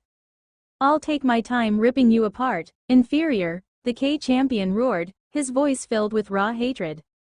Suddenly, a thunderous explosion rocked the ground, shaking the very air around them. A massive shockwave threw both warriors off their feet, sending sand spraying in every direction. Rex landed hard, tasting blood and sand as he coughed, his ears ringing from the blast. Blinking through the haze, he could barely make out the distant, flashing light of the thousands of missiles raining down from Allied artillery. As his vision slowly cleared, Rex looked up to see the silhouette of the K-champion, standing hundreds of meters away. In that instant, a missile streaked through the sky and struck the champion directly on the head, erupting in a fiery explosion. Rex managed a strained laugh, his vision dim. Serves you right. But the K-champion was already regenerating, his flesh knitting itself back together as he glared furiously at the gunboats responsible for the artillery assault. With a savage roar that echoed across the battlefield, he spread a pair of massive dark wings that burst from his back, looking like the wings of a demon. Hearing his call, every K-skydancer in the sky abandoned their targets, turning to swarm toward the distant gunboats. And with one powerful beat of his wings, the K-champion launched himself into the air, a dark shadow hurtling toward his next victims. R. X. C. N. H. R. M. In the depths of unconsciousness, Rex began to hear a faint, familiar voice echoing through his mind, as though it were calling to him from a great distance. The words were confusing and distorted, slipping away before he could fully grasp them. What? I can't hear you, Rex muttered within his mind, struggling to make sense of the voice's message. In this surreal mental space, he saw himself as a figure made of white light, a hazy silhouette in an endless void. Before him floated a second figure, a radiant golden light, pulsing with a gentle warmth. Driven by instinct, Rex began to move toward it, hoping that by drawing closer, he might understand what it was trying to say. He stopped just inches away from the golden light, and suddenly, the voice became clear. How long are you planning to keep sleeping, Rex? The golden light asked, its tone both amusing and patient. Rex blinked in confusion. Sleeping? What are you talking about? He lowered himself to sit beside the glowing figure, feeling oddly comfortable in its presence. I'm not sleeping. I'm just resting. I fought really hard, you know. Why can't I rest a little longer? The golden light chuckled, a low, soothing sound that seemed to fill the emptiness around them. Yes, you can rest, but only once your task is complete. Task? Rex frowned, a dull ache forming in his head. Now that you mention it, I don't even remember what I was doing before. Resting, it's all a blur. The golden light sighed, almost as if disappointed. Not a good look for someone who claims they're ready to take my daughter's hand. Forgetfulness is a minor flaw, wouldn't you say? Rex's eyes widened. Wait, daughter? What daughter? And who even are you? He glanced at the golden light with a mix of irritation and curiosity. I must be dreaming, right? One of those strange, vivid dreams. Why couldn't I be dreaming of beautiful women or something? Instead, I'm here, with a glowing ball of light. The light laughed again, a rich, warm sound. True, that would make for a better dream. I think I'm starting to like you more, kid. As for who I am, well, I'm no one anymore. Just a whisper in the void. A memory of who I once was. Rex rolled his eyes, lying back with a sigh. Yeah, that's all very mystical. But who were you, then? The golden light flickered, growing brighter and more intense. I was Zynathar, the last emperor of the Kael'zar. It said, voice resonant with ancient pride and authority. As Rex stared, the golden light began to morph, stretching and reshaping itself into a figure of imposing stature. Within seconds, he found himself face to face with a towering, majestic being. Zynathar's form was a blend of gleaming chrome and dark obsidian, his body sleek and angular, with intricate patterns of glowing circuitry running through every limb. He had multiple segmented arms, each one crafted for precision, for calculations and strategies that spanned the stars. His eyes blazed like twin suns, piercing orbs of light that seemed to hold galaxies within them, capable of perceiving data streams across countless star systems in an instant. His chest bore the sigil of the Kael'zar Dominion, a stylized circuit board interwoven with fractal designs, symbolizing both order and infinite complexity. Rex swallowed, feeling dwarfed by the figure before him. So, you're some kind of machine emperor? Zynathar's eyes narrowed, though there was a glint of humor in their depths. Once, perhaps. Now I am merely a remnant, just a memory of a power that once ruled the cosmos, but enough about me. His gaze sharpened, a force of will that cut through Rex's uncertainty. The question is, are you ready to wake up and finish what you started? The void around them seemed to tremble, as if Zynathar's words carried the weight of worlds. And deep within, Rex felt a spark reigniting, a fire that had been dormant, waiting for this moment to flare back to life. I'll be honest, I don't remember this task you mentioned. Rex admitted, looking slightly ashamed as he rose to his feet. But I do remember 2 promises I still need to keep, and a reward I still need to claim. So, yeah, I guess I'm ready to wake up. Zynathar let out a booming laugh, filled with pride. Good, my daughter chose well, he nodded approvingly. Rise once more, my heir. You cannot rest until your purpose is fulfilled. Ah, but before you go, there's a message. Words left by someone who came here long before you. Zynathar's eyes closed for a moment, as if searching the depths of his memory. When he spoke again, his voice was softer, more solemn. Child of mine, forgive me, he began, the words flowing as if from a distant soul. I know the burden I place upon you is heavy, too heavy for one so young. But as the mother of your race, I beg you, bring them home. I know you must have countless questions about who I am and about who you are. He paused, and there was an aching sadness in the air, something ancient and sorrowful. But I promise, every question will be answered when you've brought your brothers and sisters back to where they belong. Zynathar opened his eyes, and his gaze was both fierce and compassionate. That's the message the other one left for you. 2 tasks of this magnitude. It's a burden few could bear, even among the strongest. Surround yourself with allies worthy of the journey, kiddo. Never stop moving forward, no matter how difficult the path becomes. He placed a heavy hand on Rex's shoulder, his touch both reassuring and final. When you feel like you can't take another step, those who walk behind you will push you forward. Always remember that. And to help you in this task. He paused, his face softening. I leave you a gift. Use it well. Keep my daughter safe. Xynathar's form began to flicker, his body fading back into pure golden light. The smile on his face was calm yet filled with a pride that spanned ages. Time's up, kiddo. This is the last you'll see of me, the last fragment of Xynathar, the last spark of a long-forgotten emperor. As his hand rested on Rex's shoulder, the golden light began to envelop Rex, filling him with a warmth that felt both powerful and ancient. Xynathar's voice echoed one final time, ringing through the darkness. Go forward, Rex. Start your own legend. And with that, Xynathar vanished, his form scattering into rays of golden light, leaving Rex alone in the void but no longer alone in spirit, a newfound resolve burning bright within him. General, the sensors have detected a massive energy source heading toward us at high speed. One of the officers under Lena's command shouted, a note of panic in his voice.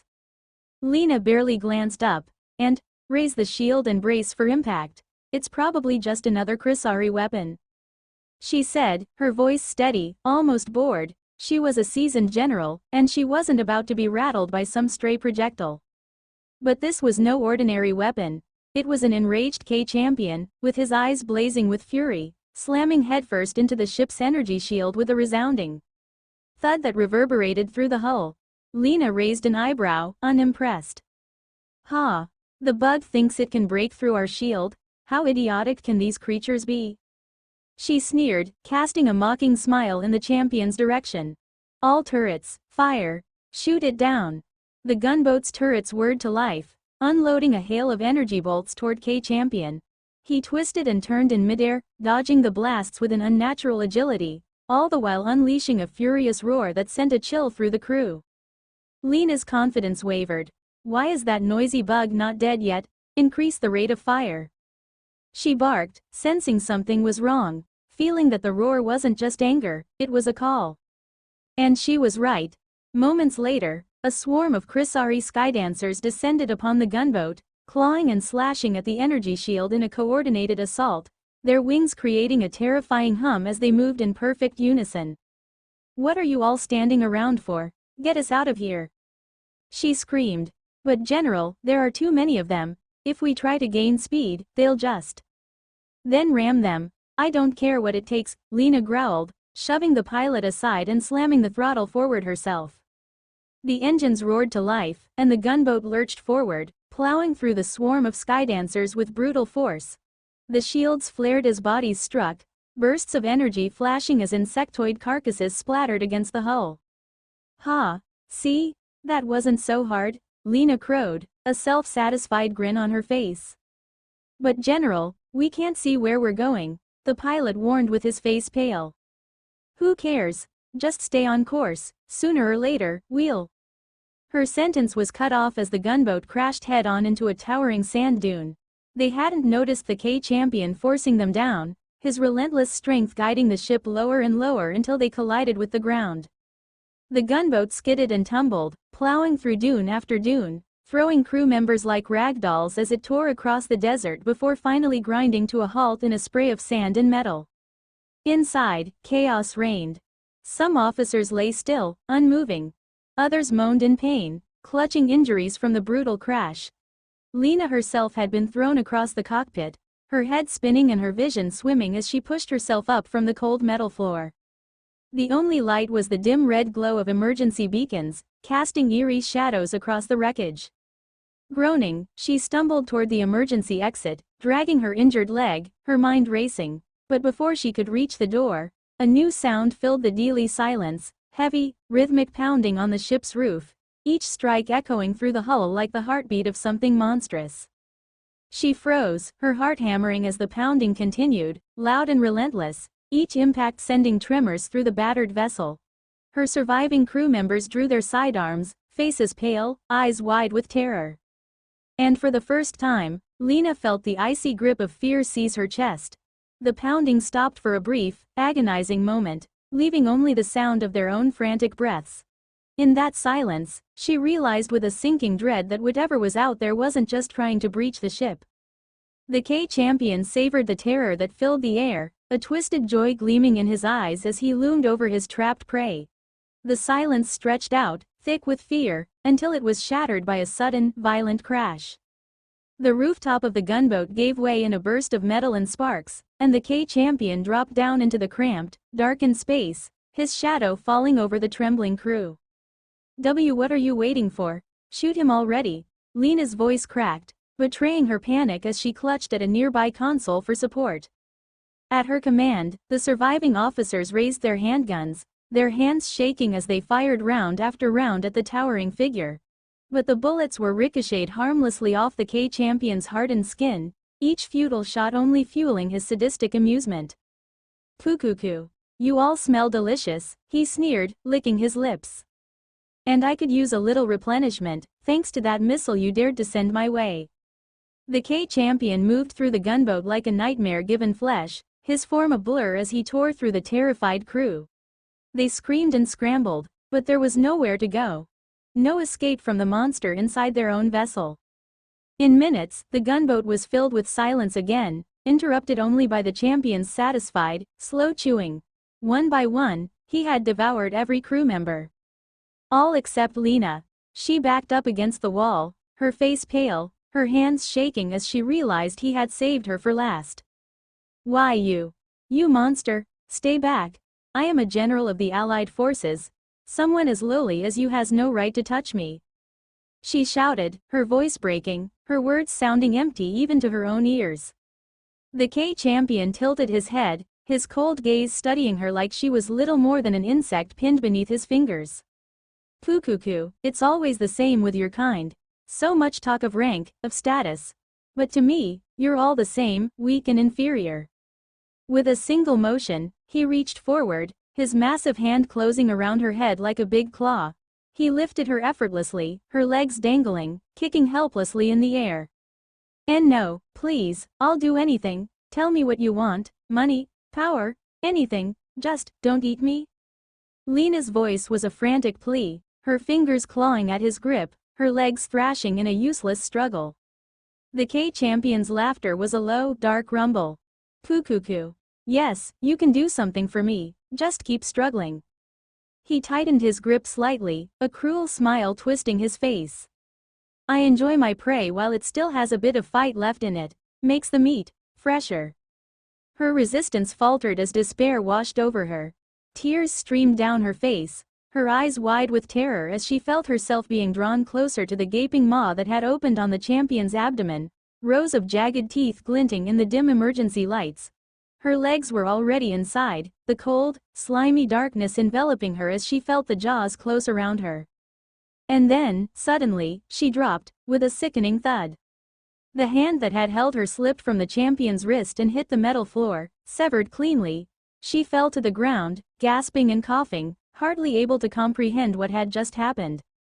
The K-champion stared in shock, his focus shifting as he turned to see a figure standing behind him, his blade still gleaming with his own green blood. His eyes were burning with fierce determination, his weapon drawn and poised for another strike. "Miss me?" Rex asked with a defiant smirk on his face. The K-champion's expression twisted from amusement to rage, a guttural growl escaping his throat, but for the first time, it was he who felt a flicker of fear. Rex took a moment to assess the enraged K-champion's condition, noting with satisfaction how the creature's once impenetrable body was now riddled with fresh wounds. Even though the champion's flesh was knitting itself back together, the regeneration was sluggish, the cuts healing slower than before. Rex smirked. What's this, have you gotten weaker?" he taunted, his voice dripping with mock pity. "You're a disgrace as my prey." The K-champion's eyes flared with fury, the mockery of his own words igniting a rage that shook his entire frame. With his newly regenerated hand, he reshaped his hands into massive, twisted black horns, each one razor-sharp and deadly. "I'll make you regret those words, I'll turn you into my plaything," he snarled. Rex laughed, tossing another barb. I know I'm a good-looking guy, but I don't swing that way, buddy. The jab hit its mark. The K champion, overcome with rage, charged forward, smashing through debris and shattered metal, roaring like a mindless beast. Rex didn't engage. Instead, he ran away, weaving through the wreckage of the gunboat with the champion hot on his heels. Ha ha ha. You really thought I'd face you head-on while I'm this fucked up? Rex called back, his taunts driving the champion to a fever pitch. Fight me, you coward. The K champion bellowed, his voice raw with hatred. Rex finally stopped, a wicked grin spreading across his face. All right, you asked for it. Just be warned, I got this new toy in a dream, and I haven't quite figured out how it works yet. With those words, Rex's eyes glowed with a fierce golden light. A massive golden circle materialized behind him, intricately etched with silver patterns and symbols, like a celestial weapon from another world. Rex raised his hand, forming his fingers into the shape of a gun. As he did, a smaller golden circuit-like circle appeared beside his left hand, shimmering with ethereal energy. From its center, a sleek, otherworldly weapon began to emerge, a long, white gun that pulsed with an ominous power. The sight of it made the K champion hesitate, a rare flicker of fear breaking through his rage. Get ready, ugly. I have no idea how to control the power on this thing.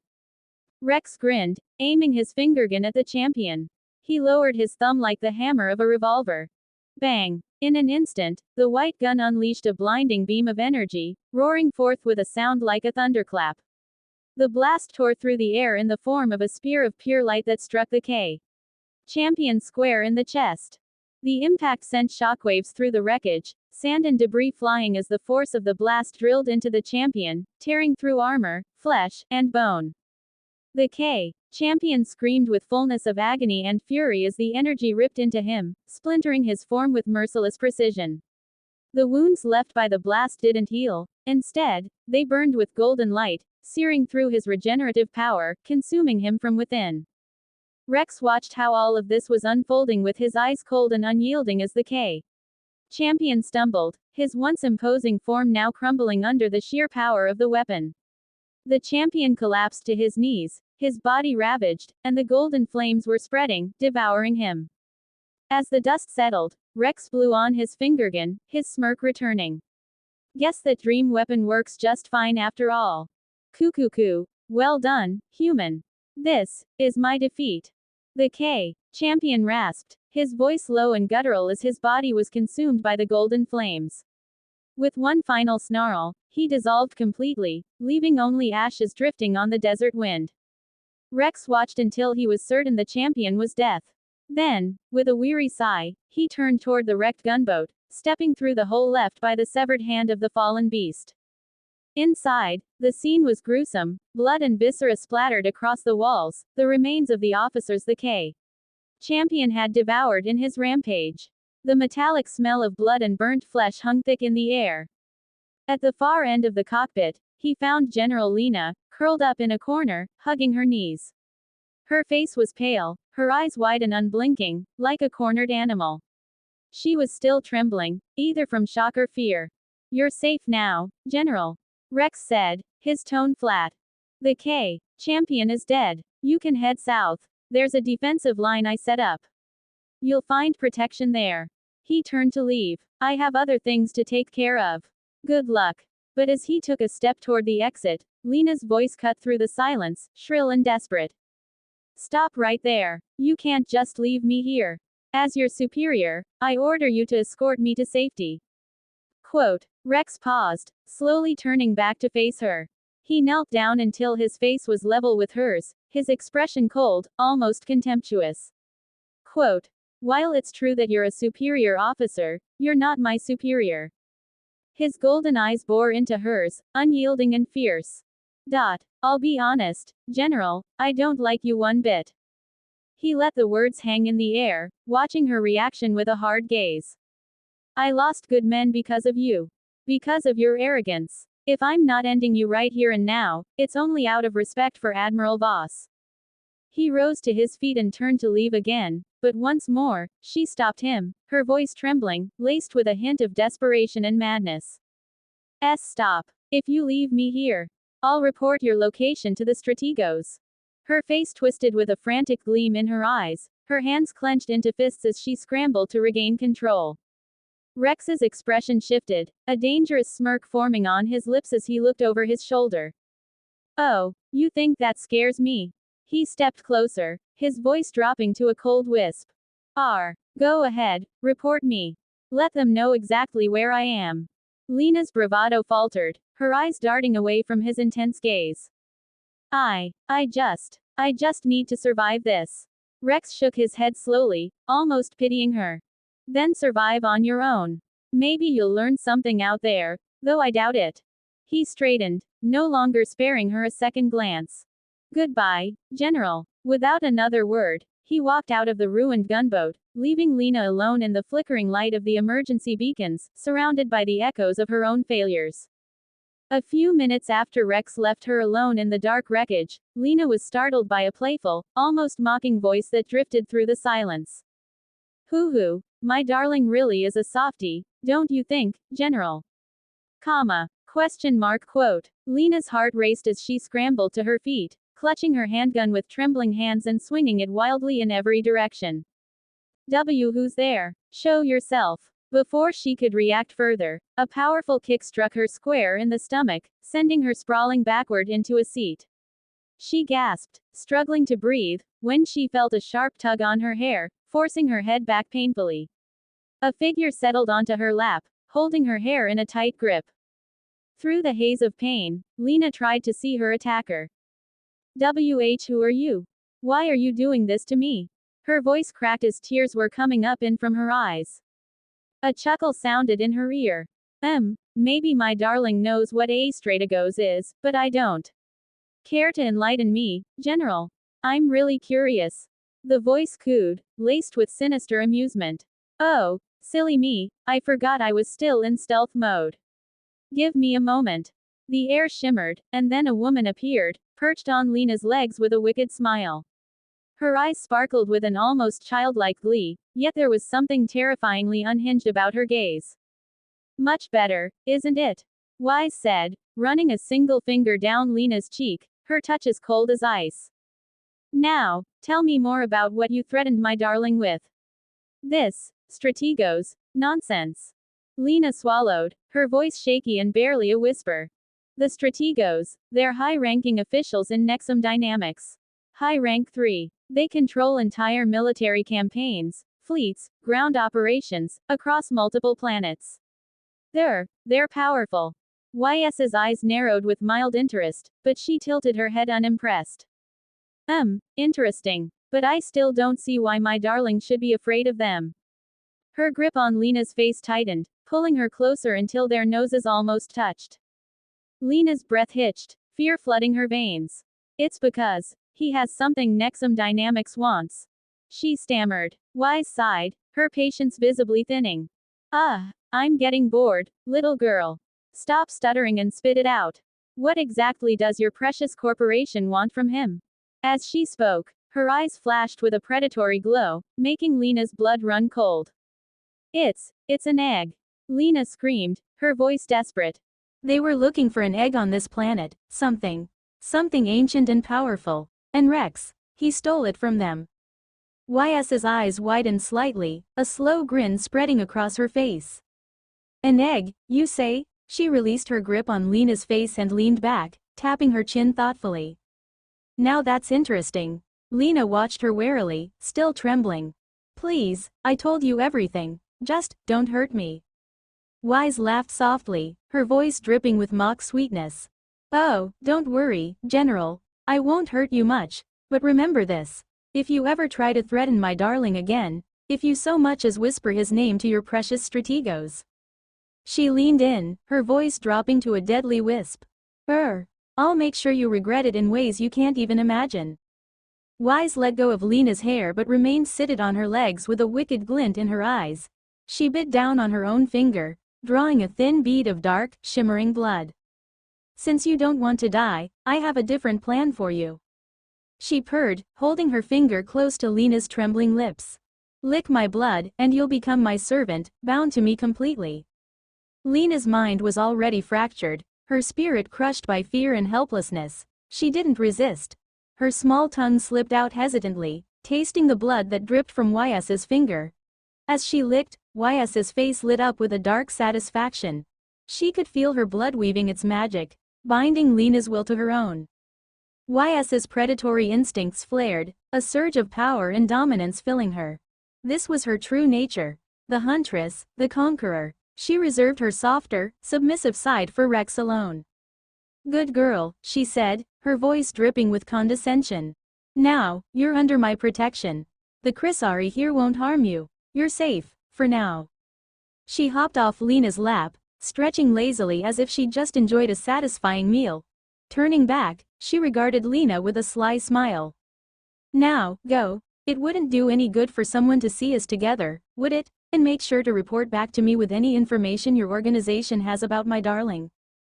Lena's newly green-tinted eyes glistened as she stood up from the seat, kneeling before Wise. Understood, ma'am, she murmured, her voice hollow and submissive.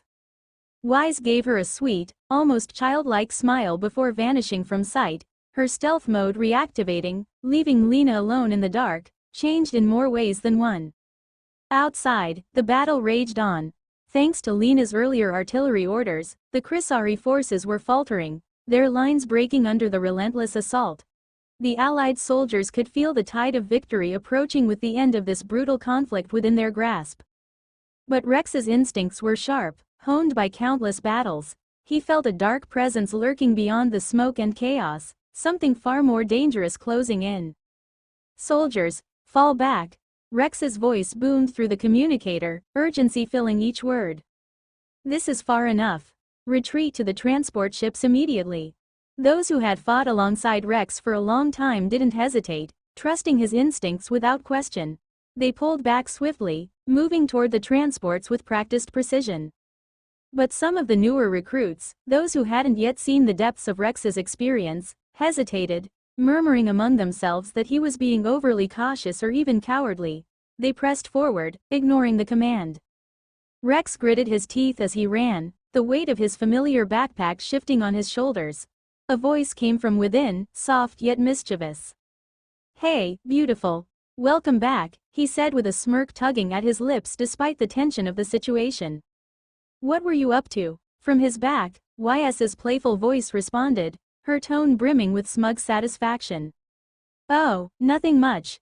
Just taking care of a little pest problem. Rex's eyes narrowed, but there was a hint of amusement in his gaze. I trust you didn't go too overboard, Yas's voice hummed in his ear, full of mischief. Me, overboard? Never, darling.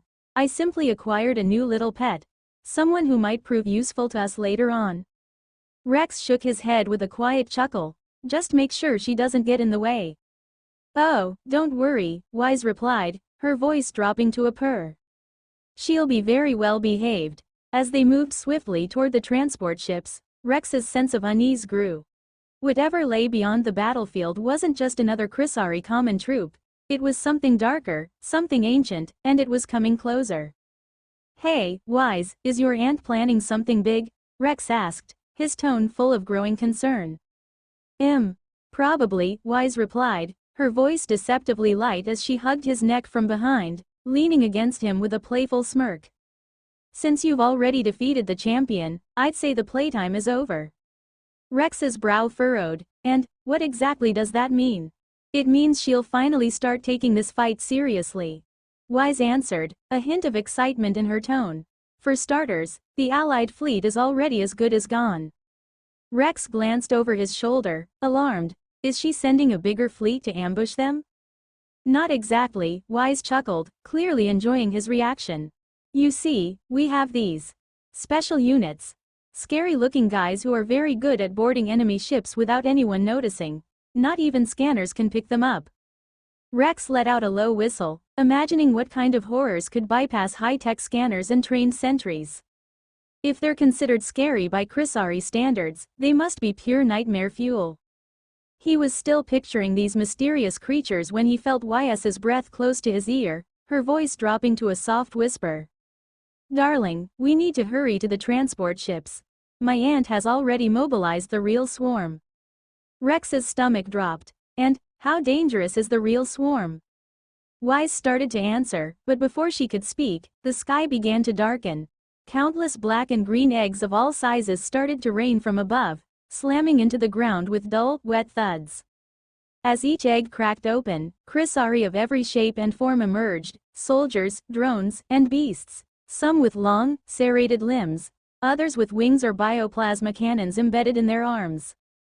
Within seconds, the battlefield was swarming with creatures, an endless wave of insectoid horrors that surged forward with terrifying speed and precision. The communications channel crackled to life, filled with frantic, overlapping voices shouting for backup, for evacuation, for anything that could help. But there was no help. The chrysari had finally stopped toying with them. Now, it was a massacre. "Damn it, your aunt was really holding back," Rex muttered as he dodged a bolt of bioplasma that sizzled past his head, fired from a chrysari sniper he'd never seen before. Wise giggled, a proud glint in her eye. Of course she was holding back. They don't call her the Hive Devourer for nothing. "Yeah, I don't think I want to find out why she earned that name." Rex shook his head. "Let's get out of here." Activating his bionic implants to their full capacity, Rex took off, sprinting across the battlefield at over 100 kilometers per hour. The landscape blurred around him as he zigzagged to avoid the long-range bioplasma shots that streaked through the air like green lightning. As he ran, he looked up, and his heart sank. The sky, once a brilliant blue, was now dark and green, completely blotted out by the endless wave of descending eggs and swarming chrysari. The sunlight was gone, replaced by a shadow that stretched across the entire horizon, as if the world itself were being swallowed by the hive. Around him, soldiers who had ignored his earlier order to retreat were now running for their lives, pursued by chrysari drones that moved in deadly unison. Some were caught mid-sprint, torn apart by claws and fangs before they could even scream. Ys's voice echoed in his ear, calm yet somehow thrilled by the chaos. "Isn't it beautiful, darling? The hive in all its glory?" Rex gritted his teeth, his gaze fixed on the distant transport ships. "Beautiful? I think you and I have very different definitions of that word." "Oh, don't be so serious," Wise teased, her tone almost sing-song. "We'll make it out. After all, I'm with you." As they drew closer to the transports, Rex's focus sharpened. He wasn't just running for his own life. He was leading a retreat, trying to save as many of his soldiers as possible. But the enemy was closing in, and the Hive Devourer's forces were relentless. Every instinct in his body screamed at him to keep going, to survive. The ground shook beneath his feet as he sprinted through the chaos, dodging plasma fire and chrysari claws. Ys's laughter still echoing in his mind, a strange comfort amidst the nightmare unfolding around them. "Well, I'm glad at least one of us is having fun," Rex muttered, still sprinting at full speed toward the extraction point. He, why shouldn't I enjoy it?" Wise replied, her tone playful as she nuzzled her cheek against his. "I feel perfectly safe while holding on to my darling." Despite the chaos around him, Rex couldn't help but smile, feeling the warmth of her soft cheek against his own. Even in the midst of a battlefield, Ys's presence had a way of grounding him. After several grueling minutes of running at top speed, Rex finally reached Cleo's gunboat. It was under assault, with several K-warriors clawing at its hull, but the Aegis Sentinel were holding them off, blasting the chrysari back and giving Rex a clear path to board the ship. Once inside, Rex hurried to the cockpit and threw himself into the pilot's seat. His fingers danced over the controls, bringing the gunboat's systems online. The engines hummed as they powered up, and the energy shields shimmered to life, enveloping the ship in a protective barrier. "Aegis units, time to fall back," he ordered through the comms. "Get inside the ship so we can take off." For a moment, there was silence. Then, a voice came through, deep and calm but with a strange hint of finality. "Negative, my lord. We will stay here to give you enough time to escape and prevent the chrysari from breaching the ship." Rex's jaw tightened, his eyes widening. "What are you talking about? It's time to leave. Get inside now." There was another pause, and then the response came again, this time even firmer. Negative, sir. Time is running low.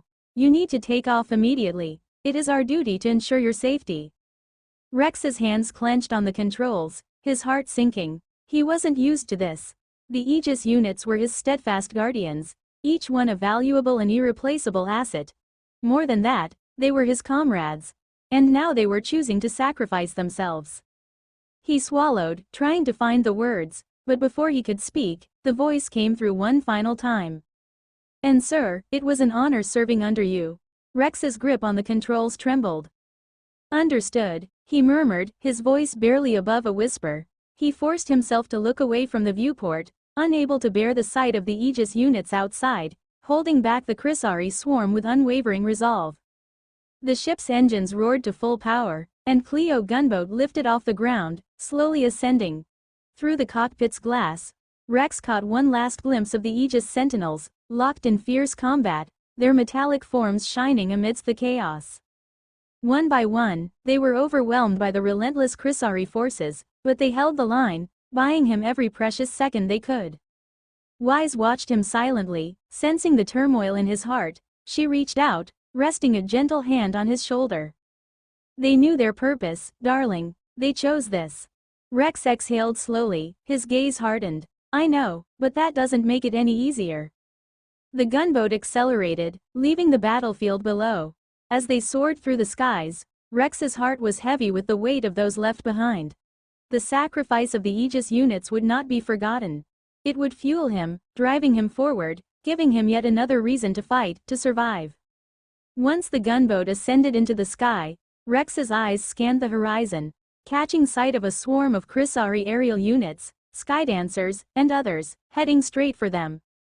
Their forms were like dark shadows in the turbulent skies, wings beating in unison, creating a low, menacing hum that reverberated through the air. Rex's hand flew to the control panel, activating the gunboat's automated turrets. The hum of the engines was soon accompanied by the sharp, rhythmic thrum of rapid-fire cannons.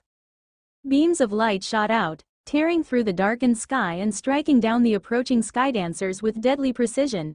The air crackled with energy as the Chrysari units spiraled downward, some disappearing in fiery bursts as the turrets found their marks. But Rex knew the odds were against them. The planet was overrun, and it would be nearly impossible to break free of the Chrysari swarm on sheer firepower alone. Just as the weight of that realization settled over him, a brilliant, unexpected sight caught his eye. It was a massive Allied fleet ship, torn and battered, plummeting from the sky like a falling star. The ship's descent was catastrophic, its bulk slicing through the Chrysari swarm with the force of 1,000 blades. It crashed into the ground with a thunderous roar, splitting apart and erupting in a dazzling firestorm that lit the sky in a kaleidoscope of flame and debris. The impact and the subsequent explosions tore through the swarm, creating a temporary void, a pathway through the chaos. Lady Luck, you beautiful thing, Rex muttered, seizing the opportunity. He pushed the gunboat's throttle forward, maneuvering the vessel into the gap created by the crashing fleet ship. The vessel surged forward, the engines straining as it weaved dangerously close to the wreckage. The heat from the explosion roared around them, flames licking at the gunboat's shields as they skimmed just above the disintegrating hull of the massive ship.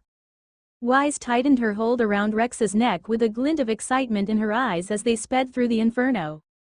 Darling, you really know how to make an escape dramatic, she whispered with a playful smile dancing on her lips.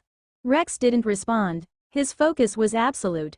Just as they passed the broken midpoint of the collapsing fleet ship, its space fuel storage ignited, detonating in a burst of blinding white light. The resulting shockwave surged outward, a tidal wave of pressure and fire that sent the remaining Chrysari scattering like leaves in a storm.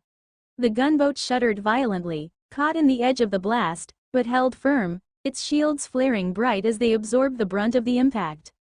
From the surface, all that could be seen was a towering column of fire and smoke, a beacon of chaos visible for kilometers. But from within that wall of flame, the gunboat burst out, a small but defiant silhouette against the blaze, engines roaring as it climbed toward the stars. Rex took a deep breath. His muscles tensed as he pushed the ship to its limit, breaking free of the atmosphere and heading for the cold void of space. The roar of flames gave way to the silence of the stars, and only then did he allow himself a moment to breathe, sweat slick on his brow. She relaxed her grip, her eyes shimmering with pride and something more like admiration. You did it, darling. Now, where to next? What do you mean, where next? Can't you see the war right there in front of? Rex stopped mid-sentence, turning around to look at the supposed battlefield, and then he froze, his mouth hanging open as the sight registered. Right there, in what should have been the heart of the Allied fleet, there was nothing but twisted, scattered debris. Ships that had once formed an unstoppable armada, capable of taking on the hive mind fleet head-to-head, were now reduced to floating metal scraps. And in the middle of it all, looming like some ancient nightmare, was a massive black sphere with jagged, horn-like spires. It was enormous, easily 15 kilometers across with spines jutting out in every direction like some demonic starfish. Its surface was dark, almost bone-like, covered in deep cracks that glowed with a sickly green light. Wise. Rex managed, barely above a whisper. What's the matter, darling? Wise replied, still hanging onto his neck, as if they weren't floating in the middle of a battlefield graveyard. So, what exactly is that thing I'm looking at? Rex pointed at the monstrous sphere with a shaky finger. Oh, that's just my Aunt Kragnarok, Wise said casually. Planet Devourer. Though, if it helps you understand, think of it as a super capital ship. Auntie's piloting it right now, and, well, I know you're strong, darling, but let's just say you're not quite in her league. So please, don't do anything silly. She added, poking his cheek with a smirk. How dumb do you think I am, Wise? No way am I picking a fight with that thing. We're like a flea compared to it. Heck, we're probably less than a flea. Rex was already flipping switches, preparing to activate the wormhole device. Let's just get out of here, but then his eyes went wide. Oh crap, Carlos, Wise, hang on. We have to go back to the planet and find Carlos. Before he could turn the ship around, Wise placed a small yet surprisingly strong hand on his shoulder. Relax, darling, she said, almost laughing. He's already resting on the second floor. I had the medical bots take care of him while you were off fighting that Chrysari's champion. Honestly, you're welcome. Rex exhaled a huge sigh of relief. Thank you, really. For a second there, I thought I'd left him down there. I'd never hear the end of it if I did something that stupid. Wise grinned. Oh, I'm sure he'd find a way to haunt you forever. All right, enough of this place, Rex said, setting the coordinates. I've had my fill of Chrysaries and desert planets. Next stop, I want somewhere with casinos, and bars, lots of bars. With that, the ship jumped into the wormhole, leaving the eerie battlefield and Ys's terrifying ant far behind. It took them hours to finally exit the wormhole, and when they emerged, the sprawling commercial planet of Nakor filled the viewscreen. Rex leaned back in his seat, grinning from ear to ear as he threw his hands up in mock celebration. Home, sweet home, he shouted, practically vibrating with relief. Nakor looked as lively as ever, a planet-sized hub of commerce and chaos, lit up by the constant flicker of ship engines and city lights. But just beyond the planet, something else caught his eye, a new fleet, enormous and gleaming, assembling in tight formations. Rex squinted at it, shaking his head with a smirk. Good luck, fellas, he muttered. I hope you're ready for what's on the other side, 'cause trust me, it ain't pretty. Even though this new fleet looked like a legendary armada from an old storybook, Rex knew it would barely be a speed bump against the hive mind's supercapital ship. Without a fleet of their own supercapitals, they were marching straight into a meat grinder. But then he grinned, a little wickedly. Although, the longer Nexum Dynamics is busy playing hero against the Chrysari, the safer I am. Who knew a galactic invasion could be so convenient? While Rex chuckled to himself, Wise was quietly transmitting away telepathically, sending detailed reports of the fleet's movements straight to her aunt. She gave Rex a sidelong glance, smiling sweetly, though there was a glint in her eye. Sure, she'd never do anything to harm Rex, but the rest of the galaxy? Fair game. By giving her aunt a heads up, she was making sure the hive mind had a warm welcome ready for these wannabe heroes. Two birds with one very big, deadly stone. Finally, Rex's gunboat began its descent toward Nakor's underground city. As they descended level by level, heading for the 5th floor where the residential areas were, he looked out over the cityscape in awe. The place had only grown since he'd last been here. Towering structures sprawled in every direction, linked by massive cargo tubes and neon-lit bridges. Ships and cargo drones zipped through the air like a swarm of angry bees, weaving around patrol drones and each other with shocking precision, or at least, reckless speed. Wow, the place is really booming, Rex muttered, watching the bustle below. It seemed like everywhere he looked, something was moving. Hundreds of thousands of people filled the streets, some headed for the commercial zones, others milling around food vendors, while the occasional Aegis patrol wove through the crowds like stiff-lipped chaperones trying to keep order at a rowdy carnival. He gave a low whistle. All this is just for a bunch of credits. You'd think they were giving away gold bars down there. Wise chuckled, resting her chin on his shoulder. Oh, they are, if you know where to look. As the gunboat slipped into its docking space, Rex took one last look out at Nakor's thriving underground city and cracked his knuckles. All right, time to get back into the chaos, but first, I need a drink, a big one. As Rex's battered vessel touched down in the private landing zone, Amelia was already waiting with a group of maid bots standing in neat rows. She watched him step out of the ship, covered in scrapes and bruises, his once formidable armor now little more than a few broken scraps clinging to him like sad, defeated badges. Amelia's eyes went wide. Quickly, summon the medical bots and notify the Golden Hospital to prepare the private ward Lady Cleo set up. She barked at the maid bots, her voice sharp and urgent. She moved so quickly that even Rex had to raise an eyebrow. Easy there, Emmy, he said, flashing her a grin. I'm not as bad off as I look. Most of this is just dramatic effect. He gestured to his shredded armor with a laugh. But if you're setting up rooms, make sure Carlos gets one too. He's the one who really took a beating. Though don't worry, his bald head is still shining like a new credit chip. Rex gave her a thumbs up, trying to lighten the mood. Amelia nodded, but Rex noticed her hands gripping her maid's skirt so tightly her knuckles were turning white. She was worried, and she was trying hard not to show it. He sighed softly, feeling a pang of guilt. All right then, he said, turning to the medical bots who had gathered around him. I'll head to the hospital. Emmy, can you take care of Wise? She's passed out in the cockpit. Give her a comfortable place to rest. With that, he let the bots and a pair of Aegis units escort him to a civilian transport ship that was just large enough to accommodate his bruised frame without bumping his head. After a short flight, the transport ship touched down on the Golden Hospital's exclusive landing pad. The moment the doors slid open, a small army of professionals was already assembled. 4 doctors in pristine uniforms, several nurses, and even a few guards waited in perfect formation were clearly expecting some high-ranking VIP or dignitary to step out of the craft. When the door of the civilian transport opened, what stepped out was not what anyone had expected. Instead of some frail aristocrat or grizzled old commander, a massive figure emerged. It was a white giant, towering at 2.5 meters. His battered armor hung in pieces, barely clinging to his frame, and a deep wound cut across his torso, gleaming faintly with strange, golden tech markings that pulsed with a faint, otherworldly light. The medics and nurses on the landing pad blinked, momentarily stunned. Rex had long black hair that flowed past his shoulders and a chiseled, almost impossibly handsome face. One of the nurses flushed bright red as his eyes met hers, and a few of the others exchanged glances, clearly caught off guard by the sight of this rugged giant who looked like he'd walked straight out of some ancient legend. And right behind him, a group of Aegis units followed, their sleek, armored forms well known around the underground city for their lethal efficiency. Just a few days prior, a gang of thugs had tried to stir up trouble here in the city. Within 2 hours, the entire gang had been wiped out, no survivors, not a single Aegis unit lost.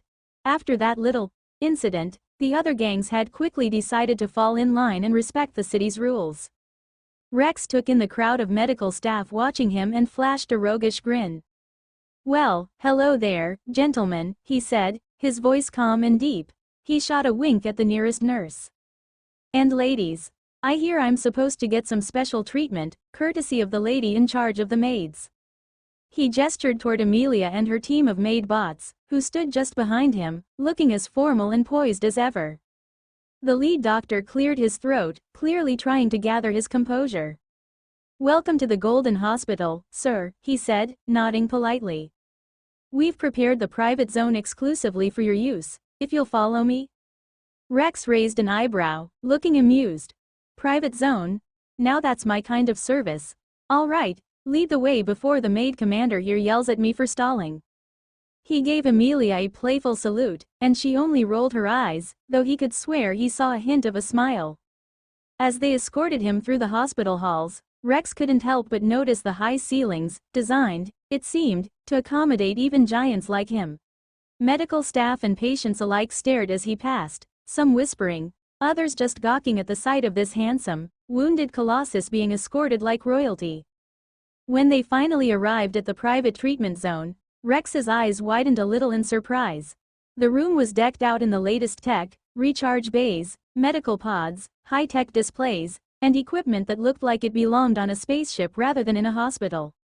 He scratched his head, genuinely impressed. Wow, fancy setup. Half of this stuff, I don't even know what it does. One of the nurses, her cheeks still a bit pink, stepped forward hesitantly. Sir, would you, mind letting us help you remove your armor? She fidgeted, glancing nervously at his battered chest plate. Rex chuckled. No need, I got it. With a thought, he cut the power to the nanobots woven into the armor, and in an instant the battered pieces seemed to melt away, retracting into his body and leaving his bare torso exposed. Contrary to what they'd expected, Rex wasn't built like a bulky, muscle-bound warrior. His frame was lean but well-toned, like a model carved from stone, with just the right amount of muscle, strong but not overly bulky. His skin was marred by a scattering of cuts and bruises, adding a rugged charm that only seemed to make the nurses blush deeper. So, what's next, Doc? Rex asked, glancing around as he noticed the room had gone strangely silent. The lead doctor coughed, visibly collecting himself. Ahem. If you'll lie down on one of the recharge bays, sir. Lady Cleo has already provided us with specific instructions on how to treat you. Is that so? Rex raised his eyebrows, grinning. Well, all right then. You're the professionals, lead the way. He eased himself onto the recharge bay, which adjusted automatically to support his weight. As he lay back, the bay's transparent lid slid down, sealing him in while the doctors worked around the controls, attaching several tubes to the chamber. Rex's eyes followed one of the tubes, and he frowned. What's that thing for? He asked, pointing. One of the doctors looked up. That's a delivery tube for nanomaterials, sir. It'll help accelerate your healing. Now, if you could just close your eyes and relax, we'll start the process. Rex shrugged. Well, if it means I get to be out of here sooner.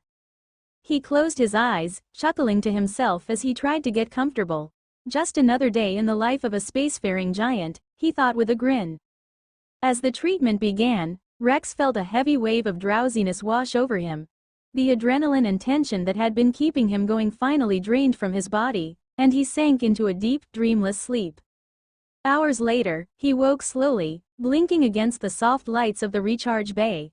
As his vision cleared, he saw someone standing over him, someone he hadn't seen in a while. Hey there, beautiful, Rex said with a slow, lopsided grin. I missed you. Cleo, standing beside him in her elegant, composed way, raised a delicate eyebrow. I find that doubtful.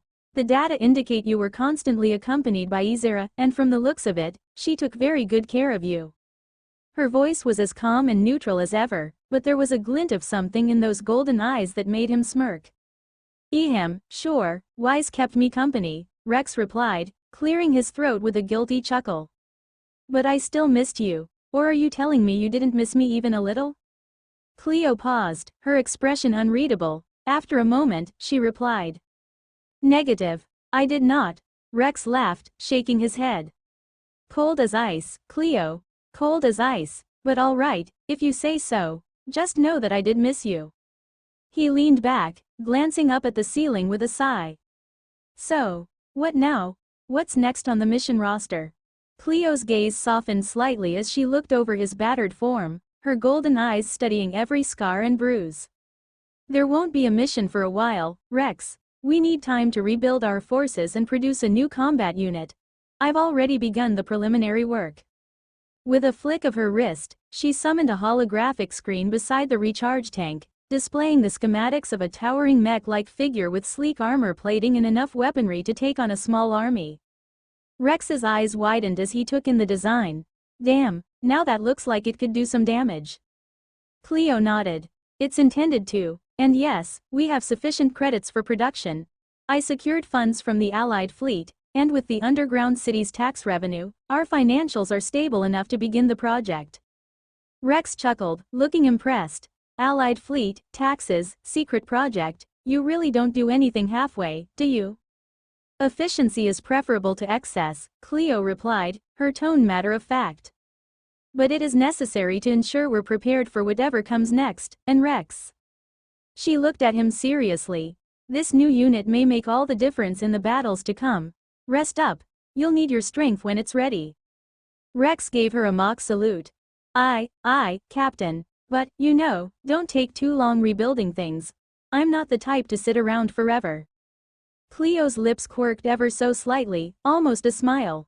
I'll keep that in mind. And with that, she turned and strode out of the room, her silhouette framed by the soft glow of the holographic screen, leaving Rex to wonder just what kind of weapon she had in mind and what exactly the future had in store for them both. After a few more days of recovery, Rex finally left the hospital and found himself in the massive mansion Cleo had built. It was a strange mix of opulence and high-tech security that somehow fit her perfectly. The place looked like a classic mansion at first glance, but everywhere he looked, there were high-tech flourishes, sleek holo displays, automated doors, and Aegis sentinels patrolling silently. Small recon drones disguised as various birds flitted around the grounds, their metallic wings gleaming as they swooped in perfect formations. Rex glanced at a particularly colorful bird that chirped at him as it flew by, and he muttered to himself. Wonder what'll happen first, me getting bored of these robo-birds, or Cleo finally explaining why she's so obsessed with them. She's an odd one, that's for sure. From behind him, a familiar voice responded, calm and precise. Interesting words coming from the man who insisted I build a room just to store rocks. Oh, hello, Cleo, Rex said, feigning surprise, didn't see you there. Cleo raised an eyebrow, unimpressed. We are always together, Rex. Did you experience central memory degradation? I should run a diagnostic. Rex's eyes widened, and he quickly held up his hands. What? No, my brain is just fine. Thank you very much. Nobody's running diagnostics on my head.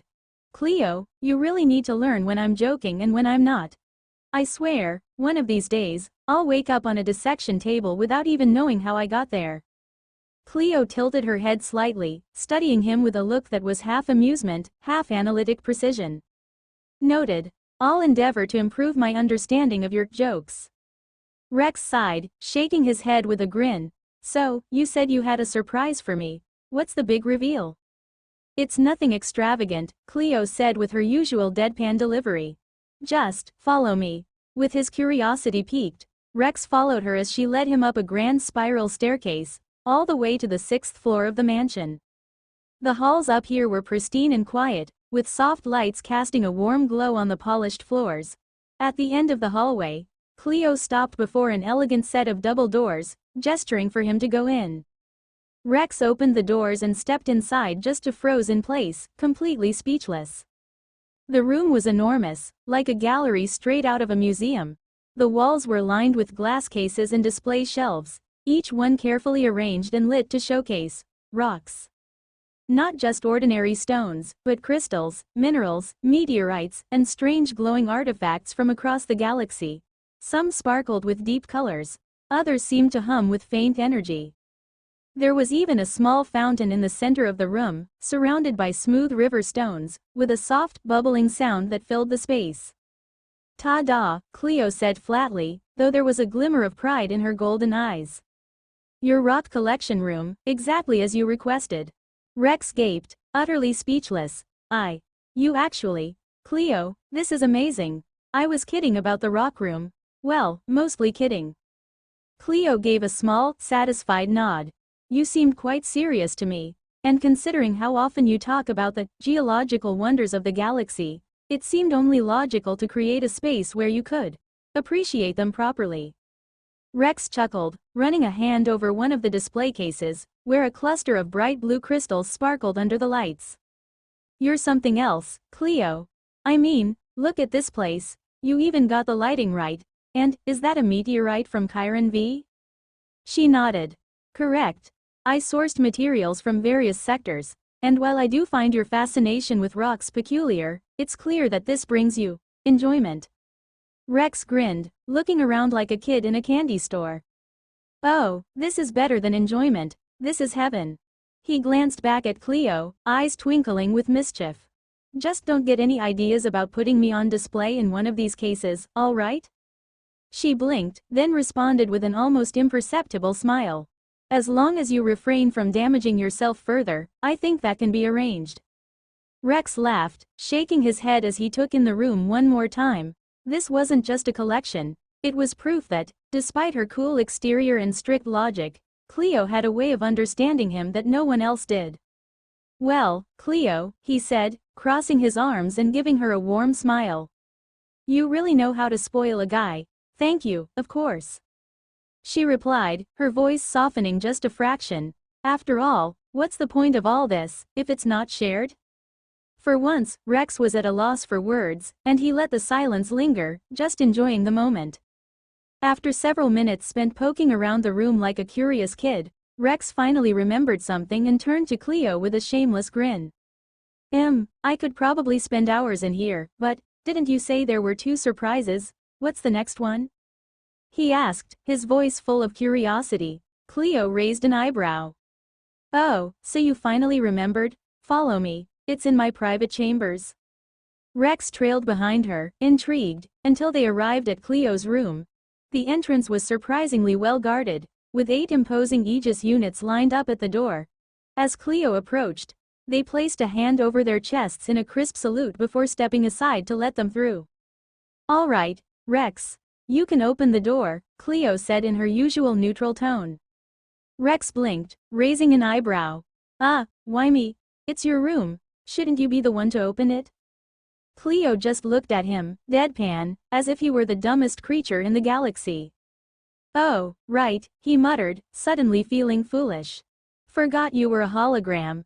With a slight flush, he pushed the door open. Inside, the room was filled with a dozen small robot birds, each one more adorable than the last, chirping softly and fluttering around.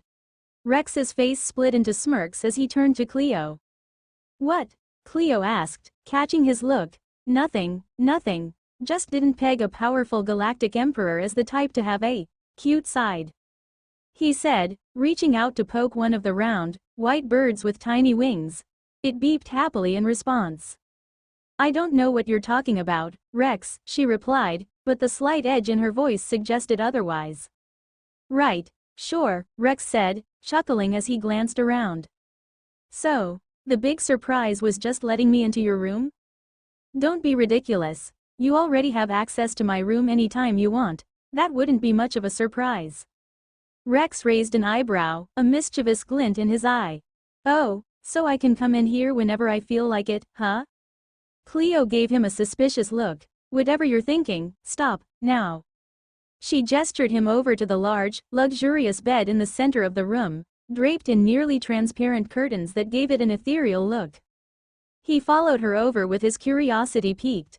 As he reached the bed, he noticed a figure lying there, partly obscured by the gauzy fabric. Cleo motioned for him to pull back the curtain. He did, and there on the bed was a mannequin-like body, sleek and metallic, yet strangely elegant. So, what exactly am I looking at here? Rex asked, glancing at her, but just as he did, Cleo's holographic form flickered and disappeared. Her voice echoed telepathically in his mind. This is what I've been working on for months. It's a physical body for myself, made of nanomaterial I enhanced with your blood and aura. It's not quite as advanced as living metal, but it will do. Rex's eyes widened, and a grin spread across his face. No way. Wow, those are some damn good news. So, what now? How do we get you in there? Cleo's voice was as calm as ever. You don't put me in. You and I are already connected. All we need to do is split part of my consciousness into this body. Just take off your shirt and place your hand on the mannequin's chest. I'll handle the rest. Oh, that's simple, huh? Rex grinned, slipping off his jacket and shirt. Well, let's get to it. I can't wait to see you, up close and personal. He laid his hand on the mannequin's chest, closing his eyes as instructed. His heart pounded in his chest, anticipation thrumming through him. This was about to get interesting. As Rex pressed his hand against the mannequin's chest, he was surprised to find that it felt soft, almost like real skin. A strange sensation washed over him, a warmth that spread through his chest as if some invisible thread was tying him to this figure. Then he noticed a shimmer of golden dust, like flecks of light, drifting from his chest and seeping into the mannequin, drawn along the line of his hand. Thanks, Rex. It's done, Cleo's voice echoed in his mind. But keep your hand there a little longer, I need a bit more energy to bring the body to life. Got it. So, can I open my eyes now? There was a pause, and then, in an uncharacteristically soft tone, Cleo answered. Yes. Rex opened his eyes and watched mesmerized as the metallic mannequin began to shift. Its rigid, neutral form softened, hips widening, curves emerging where there had been none. The chest expanded, becoming full and rounded. The texture of the body was transforming, too, metallic silver melting into a pale, lifelike skin tone with a delicate hint of pink.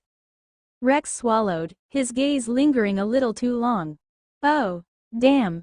Those thighs, he muttered under his breath, unable to stop himself. He snapped out of his daze just as the mannequin's head completed its transformation. Long, sleek black hair cascaded down, and the face took on the familiar, beautiful features of Cleo's face, but with even more vivid detail than he'd ever seen. Finally, her eyes fluttered open, revealing those intense golden irises staring straight at him. How much longer do you plan to keep your hand on my chest, Rex? Her voice was cool, but there was a glimmer of mischief in her gaze. Rex glanced down and felt his face heat up as he realized his hand had, at some point, drifted to a rather soft part of her chest. Instinctively, he gave it a little squeeze, only to be met with a sharp slap on the back of his hand. Ow, okay, I deserved that, he stammered, cheeks reddening. I mean, wow. Just, wow. Cleo sat up slowly, holding her arms over her chest with a modesty that made her new form look even more striking. She raised an eyebrow at him, unimpressed by his flustered state. Ahem, so, do you, need any help? Rex asked, fumbling for words as he tried, and failed, to look anywhere but at her. There's no need, I've already called Amelia to assist me. Just as she said this, the door swung open, and Amelia entered, flanked by 4 efficient-looking robot maids. Sir Rex, Amelia said, giving him a polite but pointed smile, If you could please step outside, we'll assist Lady Cleo in getting dressed. Before he could respond, the robot maids were already nudging him toward the door. Wait, hold on, but before he knew it, he was unceremoniously shoved out into the hallway. The door shut behind him with a definitive click, leaving him standing there, staring at his hand in a bit of a daze, as if he could still feel the softness he'd just held. He flexed his fingers absent-mindedly, a grin sneaking onto his face, but then he looked up to see the Aegis units posted at the door, watching him silently. Rex cleared his throat, doing his best to keep a straight face. Keep up the good work, guys, he muttered, giving them a half-hearted thumbs up before turning and making a quick exit down the hall with a stupid grin still plastered across his face. After Rex was kicked out of the room, Cleo let out a shaky breath, her cheeks flushing a soft pink. She could still feel the warmth of Rex's hand on her. Well, she didn't want to dwell on that. Clearing her mind, she straightened up just as Amelia's voice broke the silence. Lady Cleo, we have brought the dress you ordered from the city, shall we assist you in dressing?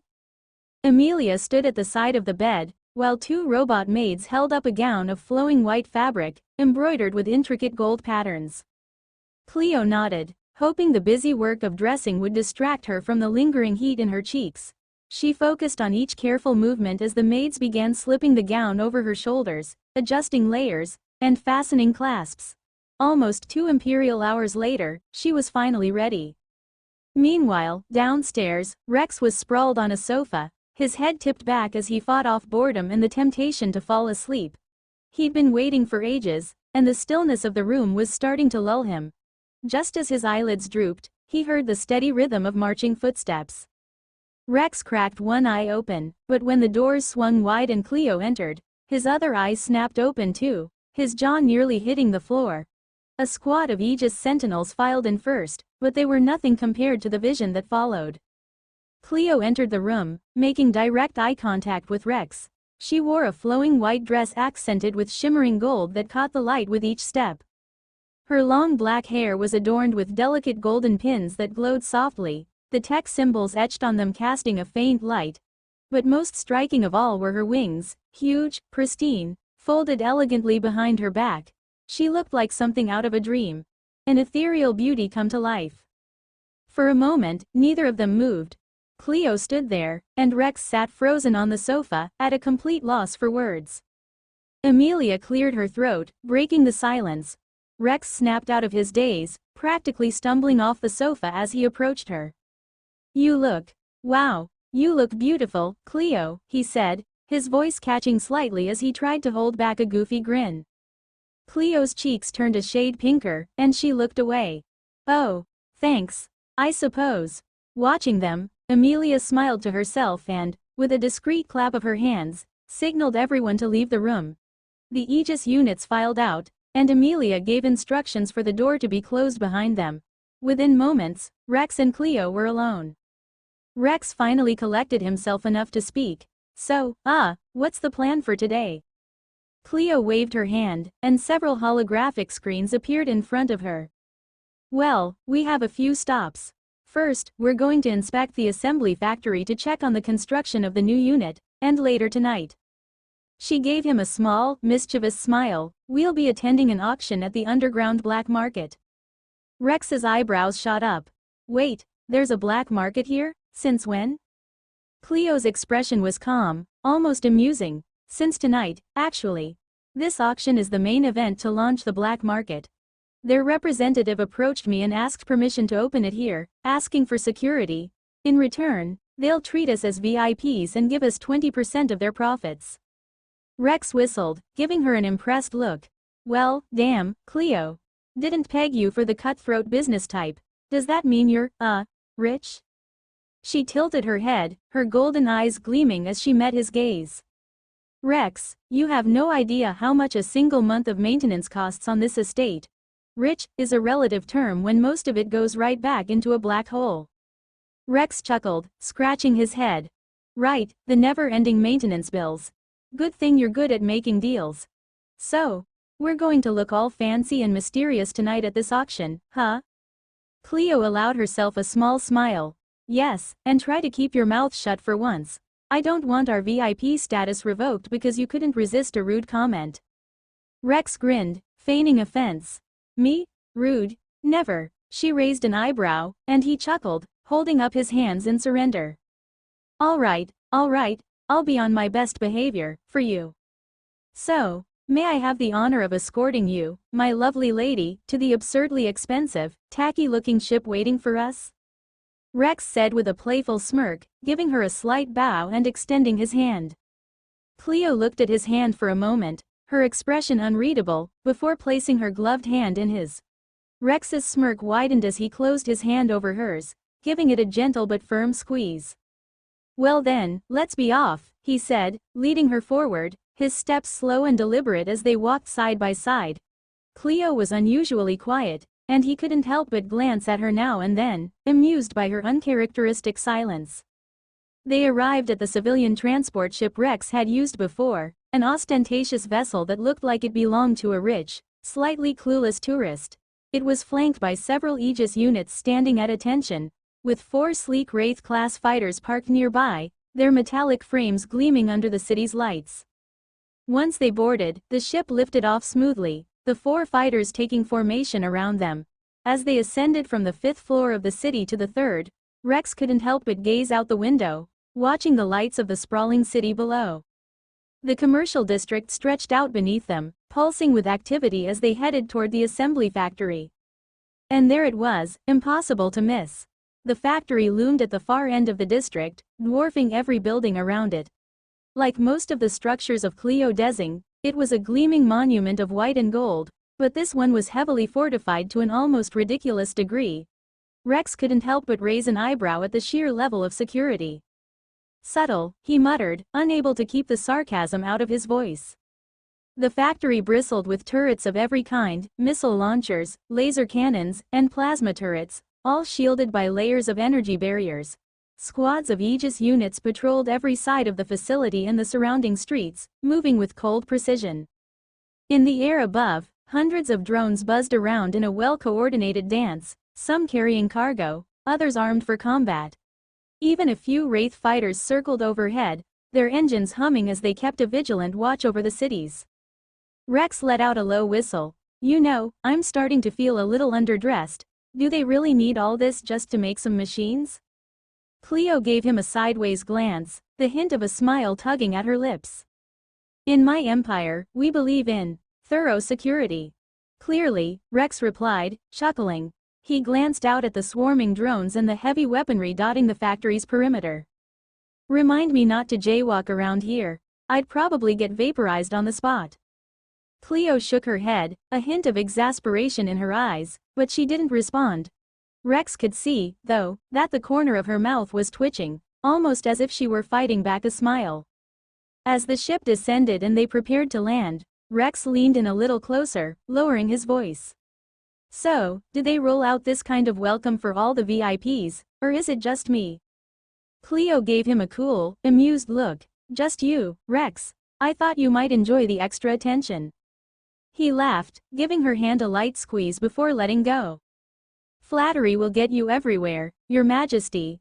They touched down smoothly, the ship settling on the landing platform just outside the assembly factory. Rex straightened his jacket, casting one last glance at the fortress-like structure before stepping out of the ship, wondering what other surprises Cleo's empire had in store for him. They stepped into the factory, Rex still escorting Cleo with a certain swagger in his step. Inside, the place buzzed with mechanical life. The assembly lines stretched as far as he could see, each one busy constructing sleek Aegis units in perfect synchronicity. Robotic arms whirred and sparks flew as the machines worked tirelessly, piecing together hundreds of the deadly sentinels. Wow, Rex murmured, taking in the sight. You don't mess around, do you? So, are there more floors? Indeed, Cleo replied, a hint of pride in her voice. The upper levels are dedicated to producing ammunition of every type imaginable, for the turrets, the Aegis units, and other troops. Rex raised an eyebrow, impressed. Efficient. So, where's the special project? You know, the new unit you've been working on? Cleo gave him a pointed look. Please, Rex, I wouldn't leave a private project like that out in the open for anyone curious enough to wander by. She brought up a holographic screen, displaying a detailed blueprint of the factory. She pointed to a section at the very bottom. My lab is on the lower floors. There are only 2 underground levels at the moment. The first is where we assemble Wraith-class fighters. Right now, production is at about 2 units per month, and the second level. Her golden eyes sparkled. That's where I'm building the new unit. Of course, hidden away in your secret lair, Rex said with a grin. Why am I not surprised? She ignored his teasing and gestured down a hallway. This way. I'll show you. They made their way deeper into the factory, passing rows of meticulously organized components and rows of Aegis units in various stages of assembly. Rex watched as mechanical arms attached weapon systems to freshly built frames, each piece fitting together with the precision of a puzzle. He could feel the hum of energy in the air, a testament to the sheer power and resources Cleo poured into this facility. Finally, they reached a secure elevator that took them down to the lower levels, where Cleo led him through a series of heavily guarded corridors. She gave him a brief tour of the fighter assembly area, then finally showed him the new unit in progress, but it was clear she was keeping most of the details close to her chest, only allowing him to see what she wanted him to see. After a few hours, they exited the factory and boarded their transport ship once again. The 4 Wraith fighters took formation around them as they set course for the next destination. Rex leaned back in his seat, glancing over at Cleo with a smirk. So, off to the black market now, huh? You know, I've always wanted to see what kind of shady deals go down in these places. Cleo gave him a cool, amused look. Try to contain yourself, Rex. This is business, not entertainment. Business can be entertaining, especially with you around. He replied, grinning. Cleo just rolled her eyes, but he could tell by the slight twitch at the corner of her mouth that she was holding back a smile. As the ship sped toward the underground black market, Rex couldn't help but feel a thrill of excitement. After a few minutes weaving through the bustling fourth floor of the underground city, their ship finally touched down at the VIP landing zone of the black market. The landing area wasn't huge, but it was more than spacious enough to accommodate several VIP civilian ships, each sleek and ostentatious in its own right. The whole zone was tightly controlled, with patrols of the underground city's police keeping a watchful eye on every corner. It was clear to anyone with a brain that trying to steal one of these ships would be a one-way ticket to getting vaporized. The underground city's defenses were notoriously unforgiving. But even among the VIP ships, the arrival of Rex and Cleo's transport drew immediate attention. Heads turned, conversations faltered, and eyes followed as their ship descended, flanked by 4 deadly Wraith fighters. It wasn't every day a vessel arrived with that kind of high-powered escort, and the guards stationed around the most secure landing pad stood at attention. Waiting just outside the ship was an entourage of bot maids and black market representatives, all dressed in sleek uniforms, eager to greet their prestigious guests. When the ship's doors finally opened, the spectacle continued. A procession of Aegis units emerged first, stepping out in perfect formation, followed by a line of bot maids who quickly took their positions along the path. And then, with all eyes riveted on the ramp, Rex appeared, tall, handsome, and dressed in a sharp white suit adorned with subtle gold accents. He exuded an easy confidence, his gaze sweeping over the onlookers with the faintest hint of amusement.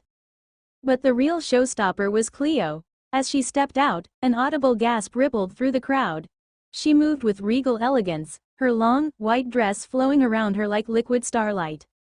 The dress hugged her figure just enough to hint at her curves, while her doll-like face, framed by jet black hair, looked almost otherworldly in its beauty. But it was her wings that truly stunned the crowd, immaculate, feathered, and glowing softly with a golden light. She looked like a deity who had somehow deigned to walk among mortals. Rex noticed the stares and leaned close, his voice a low murmur only she could hear. "I think I'm getting jealous already. I don't like how everyone's looking at you. Maybe I should poke their eyes out." Without missing a beat, Cleo placed her hand in his, accustomed by now to his possessive grip. "I told you not to say anything rude before we arrived, Rex," she replied, her tone as icy and controlled as ever. Rex clicked his tongue, giving her a playful smirk. "Fine, I'll play nice. Behold, my most elegant form." He struck an exaggerated pose, lifting his chin and adopting the expression of a snobby aristocrat. Cleo glanced at him, barely suppressing an eye roll. "Just try to act normal," she sighed, though she couldn't entirely hide the glint of amusement in her gaze. They made their way down the ramp together, hand in hand, their every step drawing the gaze of every onlooker around them. The representatives and guards stationed nearby straightened as the pair approached, bowing deeply in respect. The black market's representative, a tall man in a dark, finely tailored suit stepped forward, his face composed but his eyes wide with awe as he took in the sight of Cleo. He cleared his throat and offered a deep bow. "Lady Cleo, Sir Rex. Welcome to the grand opening of the black market. We are deeply honored to have you with us tonight." Rex gave him a slow nod, doing his best impression of a wealthy, arrogant aristocrat, while Cleo inclined her head gracefully in response. "Thank you for the warm welcome," she said coolly. "We look forward to seeing what tonight's auction has to offer." With that, the representative led them through a grand set of double doors, and the buzz of whispers followed in their wake. Cleo's presence was magnetic, and Rex found himself savoring the attention, even if half of it was directed at her. He kept her hand firmly in his, a subtle reminder to everyone watching that she was, in a way, already claimed. As they entered the main hall, filled with opulent decor and an array of rare artifacts on display, Rex leaned in again, a mischievous glint in his eye. "So, what do you think? Did I manage to behave myself?" Cleo gave him a sidelong glance. "Barely, but I suppose that's the best I can hope for with you." He chuckled, tightening his grip on her hand just a little. "You wouldn't have it any other way," and though she didn't respond, The slightest hint of a smile softened her expression as they walked deeper into the black market, ready for whatever the night had in store. Sir Rex, Lady Cleo, this is the VIP chamber we've prepared for you, the representative said, opening the door with a practiced flourish. The room was lavishly decorated, with plush seating and walls lined with intricate gold patterns. To Rex, it looked like something out of a luxury catalog. But Cleo just gave the room a cool glance, clearly unimpressed. She walked in without hesitation and took a seat, her posture relaxed yet commanding. Rex followed suit, sitting beside her, though he couldn't help but smirk at the way she held herself like she was sitting on a throne. These two bot maids will be attending to you for the evening. The representative continued smoothly. If you see an item you'd like to bid on during the auction, simply use the device between your seats. Understood, Cleo replied with a slight nod, her gaze already drifting toward the stage. Very well, I'll take my leave now, enjoy your evening. The representative gave them a small bow and stepped out, closing the door behind him. As soon as they were alone, Rex leaned back with a sigh. Pretending to be a rich guy with a beautiful wife is exhausting. Cleo's eyes flickered with a hint of amusement as she glanced at him. Incorrect. I'm 80% certain the impression you gave was that of a wealthy woman with her male companion. Rex's face went through a range of emotions, shock, disbelief, and then indignation. Wait. What? No way. That's impossible, right? Hold on. Did you just make a joke? Since when do you joke? Cleo looked at him, her face as neutral as ever. What joke?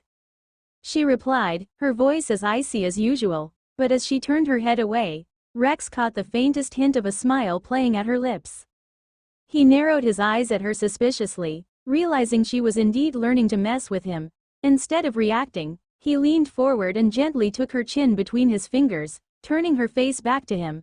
His own face was just inches from hers. Well, for the record, I don't mind the idea of being your male toy, he whispered, his voice low and teasing before he released her. Cleo's expression stayed impassive, but inside, her mind was spinning. She hadn't expected him to turn the tables so easily, and she felt a spark of embarrassment, something she rarely experienced. She thought she was prepared for Rex's impulsiveness, but apparently she was wrong. Meanwhile, Rex settled back into his seat, looking entirely too pleased with himself, a satisfied grin tugging at his lips. Cleo struggled to regain her composure, her icy exterior hiding the fact that her mind was practically screaming. Their little moment was interrupted as the lights dimmed in the auction hall, drawing their attention to the stage. A single spotlight illuminated the center, where an elderly gentleman in a sharp black suit and white gloves took his place, a polished baton in his hand. Ladies and gentlemen, he began, his voice ringing through the hall. We are honored to welcome you all to the first black market auction. Before we begin, we would like to extend our gratitude to the ruler of the underground city for making this event possible. He looked up toward the VIP room, his gaze meeting the one-way glass where Rex and Cleo were seated. Rex offered a lazy wave, though he doubted anyone could see it, while Cleo simply inclined her head in acknowledgement. Now, without further ado, let the auction begin. The old man tapped his baton, and a ripple of excitement swept through the crowd as the first item was brought to the stage. It was a strange, glimmering artifact encased in glass. Rex leaned in closer to Cleo, his voice barely above a whisper. Think we'll see anything worth buying, or are we just here to show off? Cleo raised an eyebrow. Depends. Are you planning on bidding on something, or are you just here to play as my male companion? Rex chuckled, unbothered. Maybe both, though if something catches your eye, I'll just have to make sure I win it for you, won't I? Cleo gave him a sidelong glance, her lips curving ever so slightly. Let's see if you can keep up, then. The auctioneer's voice echoed across the hall as he began listing off the features of the first item up for bid. As the auction proceeded, Rex found himself more interested in the challenge Cleo had just thrown at him than in anything actually up for sale. Tonight was turning out to be far more intriguing than he'd anticipated. The auction continued at a steady pace, showcasing an assortment of rare artifacts, some more interesting than others. Rex and Cleo bid occasionally. She won a rare rock from a bioluminescent world that glowed faintly in her hands, and later, they snagged a blueprint for a robot bird. That blueprint, oddly enough, turned out to be the most expensive item they'd bid on, nearly 2 million credits. Rex couldn't hide his surprise. He glanced at Cleo, who was examining the blueprint on a screen, her eyes lit with fascination. Apparently, her affection for those little mechanical birds was stronger than he thought. Rex made a mental note to hunt down more blueprints on his future travels. Clearly, they'd make for good gifts. And that concludes the regular portion of tonight's auction. The elderly auctioneer announced, his voice resonant. Now, we will proceed to our premium items, items so rare and exclusive that only those in the VIP rooms are permitted to bid. He stepped to the side with a dramatic sweep of his arm, and from behind the curtains, a procession of Aegis units marched onto the stage, surrounding a young woman who held a small black box in her hands. Now, ladies and gentlemen, the auctioneer continued, his voice rising with excitement. Our headline item is an artifact the black market paid a heavy price to acquire, which is contained within this box. But I won't tease you any longer. I know you're all dying to see it. With a theatrical gesture, he pointed his baton at the girl, who stepped forward and opened the box. She lifted a small, heavily encrypted USB drive, holding it up for everyone to see before placing it carefully back inside the box. As some of you may have guessed, this USB contains coordinates. The auctioneer said, letting the suspense hang in the air for a moment. Then he leaned in, lowering his voice for effect. Coordinates to a recently discovered necrotech world. A ripple of shocked murmurs spread through the crowd. Even the VIPs in their private rooms were visibly restless, leaning forward, eager, their eyes fixed on the stage. The anticipation in the air was electric. Everyone, that is, except Rex, who took another sip of his wine and glanced over at Cleo, clearly puzzled. Hey, Cleo, what's a necrotech world? Cleo turned her head, giving him a brief look of mild amusement. I'm not surprised you've never heard of them.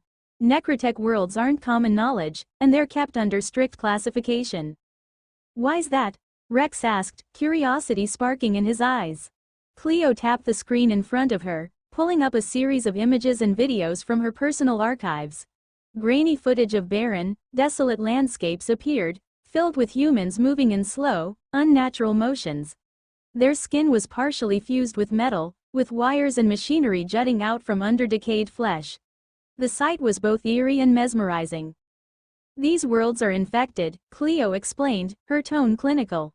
All life on them has been overtaken by a tech-based virus, one that spreads through organic beings, turning them into twisted fusions of flesh and metal. The virus integrates with their bodies, reanimating them as cybernetic husks with only one goal, to spread the infection. Rex's brows knitted as he watched the disturbing footage. So, a virus that turns people into machines, like undead cyborgs? Essentially, my people have purged several necrotech worlds before. She continued, her voice cool and steady. Our units are immune to the virus, as it only affects organic life. But despite countless attempts, we've never been able to trace the virus back to its source. It remains a mystery, even after centuries of study. Rex let out a low whistle, eyes still glued to the images. And here I thought I'd seen everything. He looked down at the auction floor, where the crowd was practically buzzing with excitement, most of them whispering to each other in hushed, eager voices. So why's everyone so hyped if these worlds are crawling with, infected robot zombies? Sounds like a death wish. Cleo's gaze remained fixed on the stage, her golden eyes thoughtful. A necrotech world is dangerous, yes, but it's also highly valuable to certain types of collectors. Some believe these worlds hold advanced technologies from the virus's origin, tech that could potentially be harnessed or weaponized. Rex raised an eyebrow, a glimmer of intrigue in his eyes. Weaponized, huh? So it's not just about bragging rights. Correct. Whoever controls the coordinates to a necrotech world controls the potential access to highly advanced tech and all its resources. For some, that's worth the risk. Rex leaned back, folding his arms as he watched the unfolding spectacle with a newfound appreciation. Well, no wonder everyone's losing their minds. I'd be lying if I said I wasn't a little curious myself. On the stage, the auctioneer cleared his throat, drawing the room's attention back to him. Now, we'll open the bidding for these coordinates. The starting bid is 10 million credits. A hush fell over the room, and then, slowly, the bidding began. Numbers flashed on the screen as each VIP room placed their bids, the price climbing higher and higher with each passing second. Rex glanced at Cleo, grinning. So, any interest in owning a world of killer robot zombies? She didn't respond immediately, her eyes still focused on the bid screen as the numbers soared. But then she turned to him, a faint smile tugging at the corner of her mouth. Only if you're willing to come along for the adventure. Rex let out a laugh, raising his glass in a mock toast. Now that's an invitation I'd never turn down. As the bids climbed past 20 million credits, Rex settled back in his seat, excitement buzzing under his skin. Tonight was shaping up to be a lot more interesting than he'd expected. So, are we really going to bid for those coordinates? Rex asked while watching the numbers on the screen rise higher and higher. I mean, it sounds like we could make a ridiculous amount of credits if we got our hands on that world.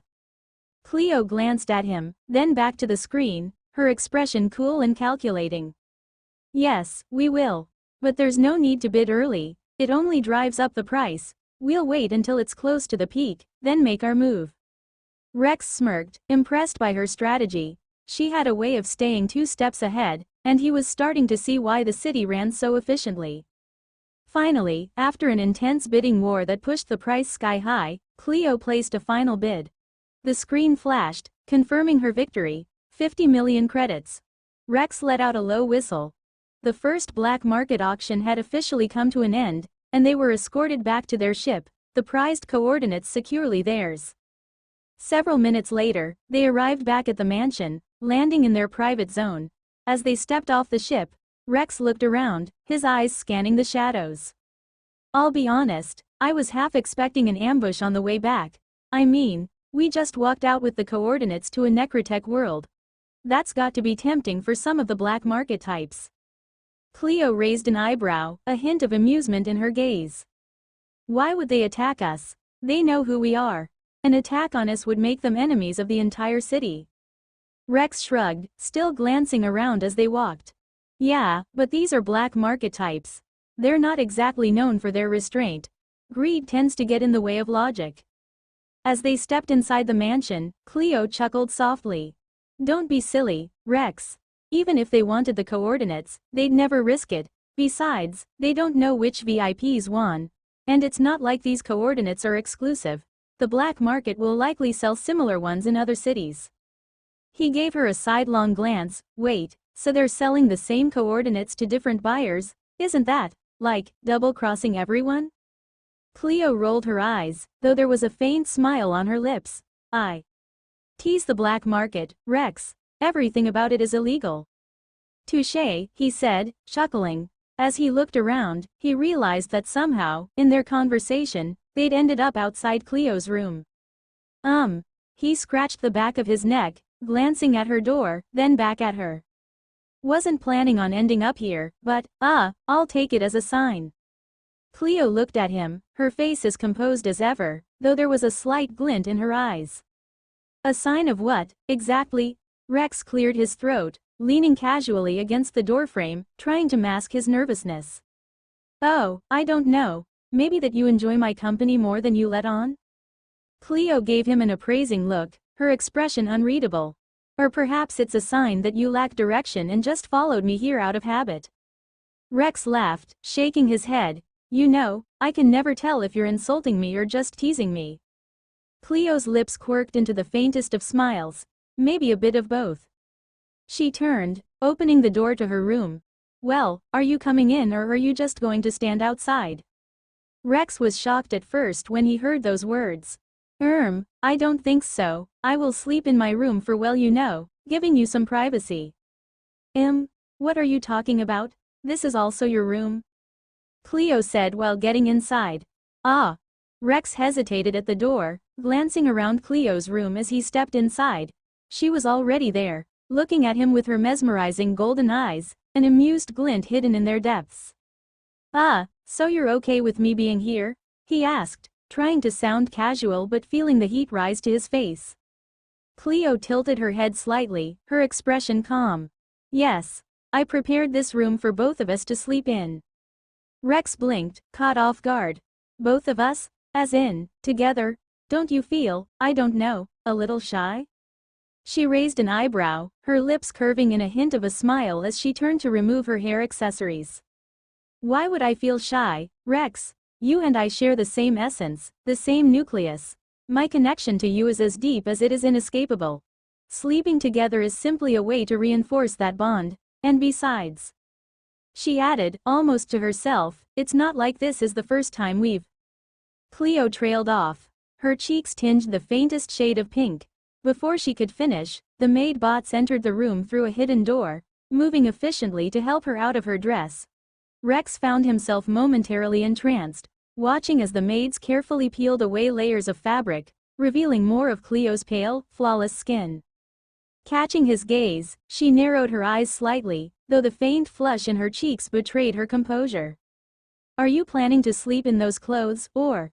Rex snapped out of it, looking down at his own outfit. Ah, right. I'll go change, that won't be necessary. Cleo said, her voice a little too casual as she gave him a lingering look. The maids will take care of it for you. Rex blinked in confusion, then noticed the maid bots advancing toward him, clearly intent on assisting with his clothing. Wait, hold on, he protested, trying to fend them off as they began to tug at his jacket. I can undress myself, thanks. Cleo settled into a nearby chair, watching the struggle with an amused smirk as one of the maids brought her a silk robe, almost transparent, draping elegantly over her curves. She rested her chin on her hand, her gaze fixed on Rex with a mischievous glint.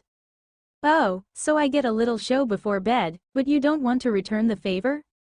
She teased, biting her lip in mock anticipation.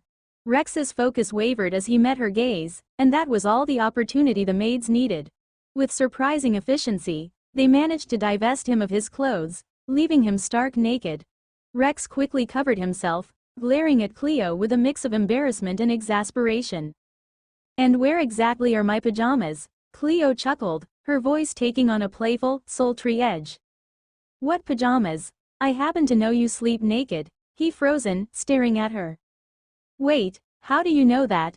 Without answering, Cleo rose gracefully from the chair, crossing to the bed with deliberate slowness, letting him catch a glimpse of her bare back and the elegant curve of her waist as she slipped under the blankets. She turned to him, one eyebrow raised, a faint smile playing on her lips. Are you coming to bed, or do you plan to stand there naked all night? Rex hesitated, feeling the weight of her gaze and the unspoken challenge in her words. With a resigned sigh and a smirk of his own, he crossed the room and slid into bed beside her, pulling the covers up as he settled next to her. The silence stretched for a moment, the atmosphere thick with unspoken tension. Rex turned his head slightly, looking at her as she lay beside him, her eyes closed but a small, knowing smile on her lips. Good night, Rex, she murmured, her voice softer than usual. He swallowed, his heart pounding in his chest as he replied. Good night, Cleo. As the lights dimmed, he lay there, trying to calm his racing thoughts, acutely aware of her presence beside him. Tonight, sleep would not come easily. Just as Rex was drifting off to sleep, he felt something warm and soft curl around him. Blinking his eyes open, he turned slightly to confirm what he already suspected.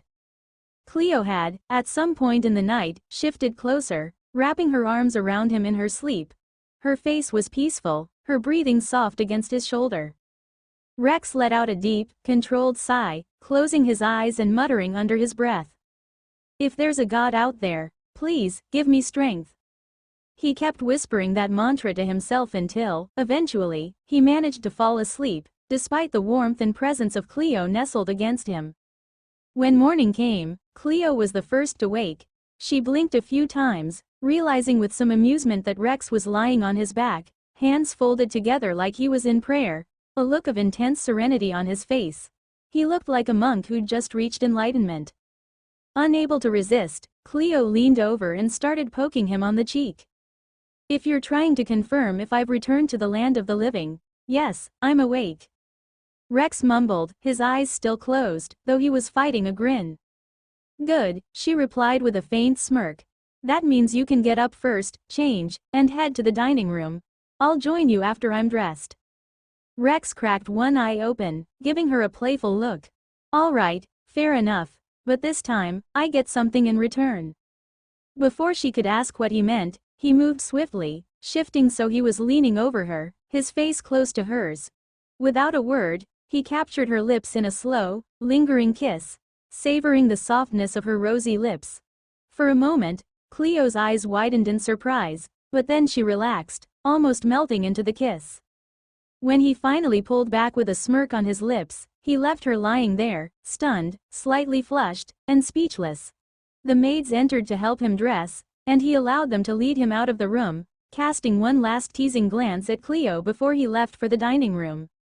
Cleo remained in bed for a moment, still processing what had just happened, a faint blush coloring her usually composed face.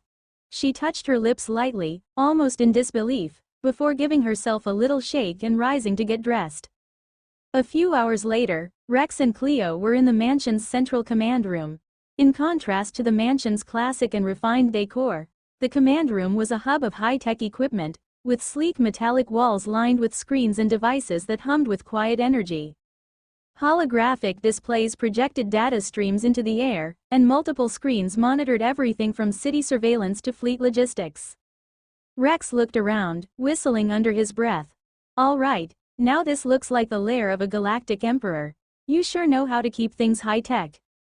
Cleo didn't respond immediately, her focus was on a set of holographic panels displaying reports, but after a moment, she turned to him, her expression still as neutral as ever, though he could see a faint trace of color on her cheeks. Now that you're here, I assume you're ready for today's briefing. She asked, ignoring his earlier antics with an air of professional calm, but Rex could tell she was still rattled, even if just a little.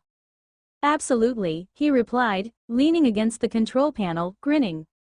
After all, I did manage to get a kiss from the great Lady Cleo this morning. I think I can handle a briefing. Cleo shot him a withering look, but there was a tiny, reluctant smile tugging at the corner of her mouth. Don't let it go to your head, Rex, he chuckled, feeling a rare warmth between them.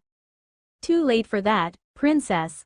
HMPH. Serve yourself, then. Cleo said, gesturing toward the seat at the head of the long, ridiculously grand table. Take a seat, please. Rex looked at the chair she indicated, then back at her with a raised eyebrow. So, who exactly are we waiting for to fill up this comically large table? Cleo glanced at her tablet, her expression as neutral as ever. We're waiting for Carlos, Emilia, and Izera to join us. We'll begin planning our next steps once everyone arrives. Makes sense, I guess, Rex said, sliding into the head seat with a smirk. But then he frowned, looking at her. Still, can you explain why I'm sitting in this chair? The boss chair, at the head of the table? Shouldn't that be you? Cleo blinked, momentarily confused by his question. Because you're the highest rank here. Rex raised a skeptical eyebrow. Wait a minute. I'm the highest rank. How does that work? You're the one who built this place, right? Doesn't that make you the one in charge? Cleo tilted her head, her expression serious as she considered his words. This is the optimal formation I calculated, she replied, as if the answer were obvious. Rex crossed his arms, giving her an amused look. All right, let me rephrase. What made you decide that putting me in charge was the optimal choice? Cleo hesitated for a moment, then looked him directly in the eye. You have a charisma that I lack, she admitted, her tone softening slightly. Charisma is essential to lead others, to inspire them. That's something my father taught me. Rex's eyes widened, catching the faint vulnerability in her voice. Your father? Wait, that reminds me. He leaned back, trying to piece together a hazy memory. I had this strange dream recently, and in it, there was this figure who. Just then, the door swung open, and Carlos, Emilia, and Izera entered, each taking their seats around the table. Rex's thoughts were interrupted, and he shot a quick glance at Cleo, but her expression had already returned to its usual calm mask. Carlos took his seat, giving Rex a nod of respect. Sir Rex. Lady Cleo, he greeted them formally. Emilia offered a polite smile, though her gaze flickered with curiosity as she glanced between Rex and Cleo. Izera, meanwhile, looked mildly bored, adjusting her hair with a flick of her wrist. Rex cleared his throat, straightening in his seat as he remembered his role. All right, so, let's get started. What's on the agenda for today's meeting?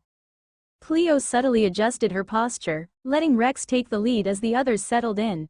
Though she didn't look at him, he could tell she was listening closely, almost as if she were testing his abilities. And as the planning session began, Rex couldn't shake the feeling that there was more to Cleo's decision and her past than she was letting on. As everyone settled around the huge table, holographic screens flickered to life in front of each person, projecting data and visuals. Cleo stood at the head, her gaze sharp and focused. If you'll direct your attention to the screens, this is the plan our leader, Rex, has decided on. Rex gave her a sidelong look, a bit taken aback by her formal tone, but didn't interrupt. Information about the recently acquired Necrotech world scrolled across the screens, with diagrams and images detailing the risks and resources required. Carlos furrowed his brow as he scanned the data. What exactly am I looking at here? He muttered, scratching his shaved head. Rex grinned, leaning back in his chair. I had the same reaction, Baldy, but just keep reading, it's all explained. After a few more minutes of tense silence, Izera looked up, her expression regretful. I'm sorry, darling, she said to Rex, her tone soft. But I won't be able to join you this time. This kind of enemy. It's deadly to my people. We've encountered Necrotech worlds before, and our protocol is to destroy them from orbit. Going down to the surface is far too dangerous. Rex gave her a reassuring smile and a wink. Don't worry about it, Wise. This mission will just be me and Cleo. We're immune to the virus, and so are our troops. We're the best suited for this kind of operation. Izera nodded, though a trace of sadness lingered in her eyes. Be careful, darling, she murmured. Cleo took over, her fingers tapping commands into her holographic console, bringing up a new set of data. Schematics for a sleek, medium-sized warship appeared, along with blueprints for upgraded Aegis units. As Rex said, we're immune to the virus, but that doesn't make us immune to the physical attacks of the infected. We'll need time to prepare an appropriate force. It will take 2 years to build an army large enough, as well as a proper escort for the ship I'm currently designing. Carlos looked up from his screen, his face a mixture of curiosity and concern. And in the meantime, what's our role? Rex turned to him with a grin. Carlos, you're in charge of running operations for the Thunderblade mercenaries while we're gone. You've got a free hand to manage things however you see fit. Just keep them in one piece, all right? Carlos chuckled, giving Rex a mock salute. You got it, boss. Izera stretched her arms, letting out a delicate yawn that showed her sharp, cat-like fangs. Well, if you'll both be occupied with preparations, I think I'll return to hibernation. You did wake me up far earlier than scheduled, darling. She gave Rex a playful smile, her eyes half-lidded with a mixture of affection and fatigue. Rex frowned slightly, concern crossing his face. Sorry about that, Wise. Is it affecting you? Did waking up early cause any damage? She waved a hand dismissively, her smile softening. Nothing serious. My bioweapons systems are still disabled, so I'm not at full strength, but I'll be fine. I just need more rest. She reached out to pat his hand, a gentle, reassuring gesture. Rex smiled back, squeezing her hand. All right, then. Rest well, Wise. We'll take it from here. Izera nodded, her gaze lingering on him for a moment before she rose gracefully from the table, her robes flowing behind her as she left the room. As the door closed, Rex looked around at the remaining team. All right, looks like it's just us. Let's make these 2 years count. Cleo nodded, her usual stoic expression softening just a fraction as she met Rex's gaze. We have a lot of work to do, but I have faith, we'll be ready. And with that, they returned their attention to the screens, each preparing for the challenges that lay ahead. World of Nakor, year 5602 of the Imperial Galactic System. The war between the Allied fleets and the hive minds dragged on, with no clear end in sight. The arrival of the Allied supercapital ships had momentarily lifted the spirits of those watching from afar, a glimmer of hope in the darkness. But unsettling rumors began to circulate that another hive mind was reportedly joining the conflict, raising questions about why the hive minds seemed so fixated on the world of Hanurix. World of Nakor, year 5603 of the Imperial Galactic System. The tide turned grim. Of the 3 supercapital ships that had been sent to support the Allied forces, only one limped back, battered and scarred, its hull punctured with gaping holes. The sight of its crippled frame orbiting Nakor cast a shadow over the people's hopes, a reminder of the scale and brutality of this war. Yet amid the gloom, a new arrival sparked intrigue. A sleek, medium-sized ship with gleaming white and gold hulls appeared in orbit above Nakor, staying for a few days before being joined by a formation of matching fighters. Once they had all docked, the ship opened a wormhole and vanished, its destination known only to a select few. Aboard the white and gold ship, Rex strolled onto the bridge, his gaze drifting to where Cleo was standing by the controls. His eyes traveled over her figure with an appreciative smirk. "Hello there, Cleo. Looking good," he said, his voice laced with playful mischief. Without looking up, Cleo replied in her usual deadpan tone. "Welcome back, Rex, and in case you were wondering, my face is up here." 2 years of working together had given her an uncanny sense of exactly when Rex was saluting her butt instead of her. Rex chuckled, undeterred. "Oh, my bad. I was admiring your beautiful black hair. Nothing else, I swear." He flashed her a grin, then added, "So, how much longer until we arrive at the Necrotech world?" Cleo's gaze remained fixed on her screens. "Approximately 3 hours, using the wormhole." Rex nodded, glancing at the holographic display showing past recordings of Cleo's encounters with the infected of Necrotech worlds. The twisted, undead machines flickered on the screen, their cybernetic parts sparking erratically as they lumbered forward in endless, mindless waves. "So, do you think there'll be any survivors down there?" Rex asked, a trace of hope in his voice. Cleo's golden eyes shifted slightly, betraying a hint of sympathy. "Highly unlikely. According to the black market's information, it took them nearly 3 years to acquire those coordinates. And we've spent another 2 years preparing to get here. My informants indicate we're the first to arrive, but if anyone survived this long, it would be a miracle." Rex fell silent, his expression contemplative as he stared at the flickering images on the screen. Meanwhile, on the surface of the Necrotech world, a father and his twin young daughters sprinted through the rubble-strewn streets, their breath coming in desperate gasps. Behind them, a group of infected drones lurched forward, rotting humanoid figures whose decayed flesh was fused with malfunctioning cybernetic implants, their eyes flickering with erratic lights. While slow, they were relentless, and there were far too many of them to outrun easily. "Papa," one of the twins cried, her voice trembling. I can't run anymore." The father glanced down, his face pale and exhausted. He was already carrying her twin sister in his arms since she was burning up with fever, her body weakened by an untreated illness that would have once been trivial to cure. But now, medicine was a distant memory, just like the days of peace. "I know, sweetheart, I know," he said, his voice cracking. "But we have to keep going. Just a little further." He spotted a nearby building that looked relatively intact. Grabbing his daughter's hand, he pulled her forward. "Quickly. Let's go inside and head for the roof. We can block the stairs behind us." He kicked the door open and ushered his daughter in, following close behind to make sure none of the infected were too close. They sprinted up the stairwell, the father glancing anxiously over his shoulder at every turn, praying they could stay one step ahead of the relentless swarm. At last, they burst onto the rooftop, but the girl he'd been leading collapsed onto her knees, her legs finally giving out from sheer exhaustion. Papa, I can't move anymore," she gasped, struggling to catch her breath. "Just hold on, sweetheart," he murmured, bending down to comfort her. But his eyes widened in horror as he spotted movement behind her. "Sweetheart, look out." A decayed, cybernetic drone stumbled out from behind a pile of debris, its mouth opening in a grotesque hiss as it lunged toward his daughter, its metallic fingers outstretched. The father lunged forward, desperation flooding his veins as he reached for anything at all, to save his little girl.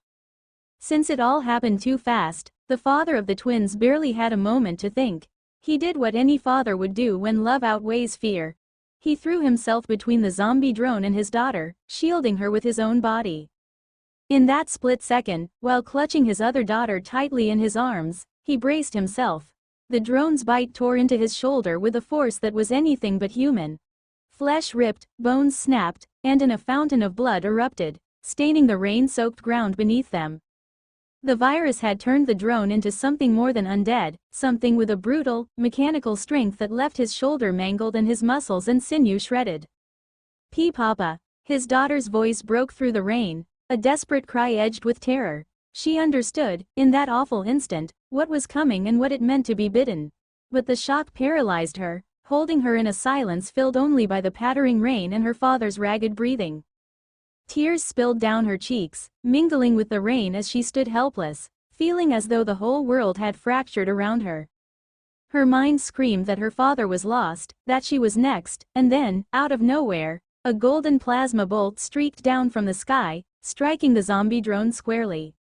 The creature collapsed, smoldering, as figures began descending from above, haloed in the glow of their own armor. The Aegis sentinels landed, one after another, their movements precise, almost inhuman.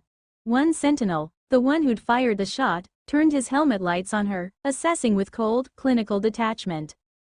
3 survivors located, healthy female child and sick female child confirmed. No trace of further infection was present. The voice echoed metallically, devoid of any warmth or humanity. As the sentinel completed his report, another strode forward and stopped beside her father, who lay gasping in the mud, his skin already paling. Young male detected. Health condition, critical, infection detected.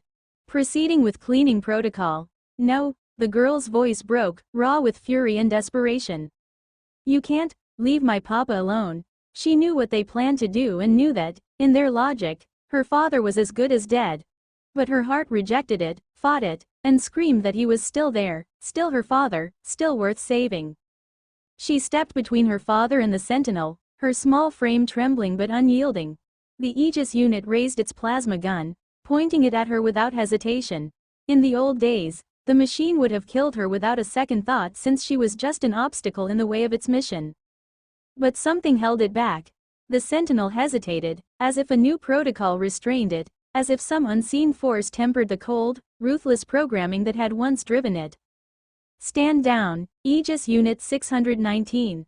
A voice drifted through the air, soft yet commanding, carrying a strange, almost unearthly calm. The girl turned, wide-eyed, and there, through the rain and shadows, she saw her. She descended like an angel of war, clothed in high-tech armor that gleamed white and gold, accentuating her graceful, almost ethereal form. Behind her, enormous wings spread wide, shimmering in the rain. Beside her, a towering figure in similar armor but bigger, stoic, with a presence that radiated unbreakable strength, landed with a quiet, measured power.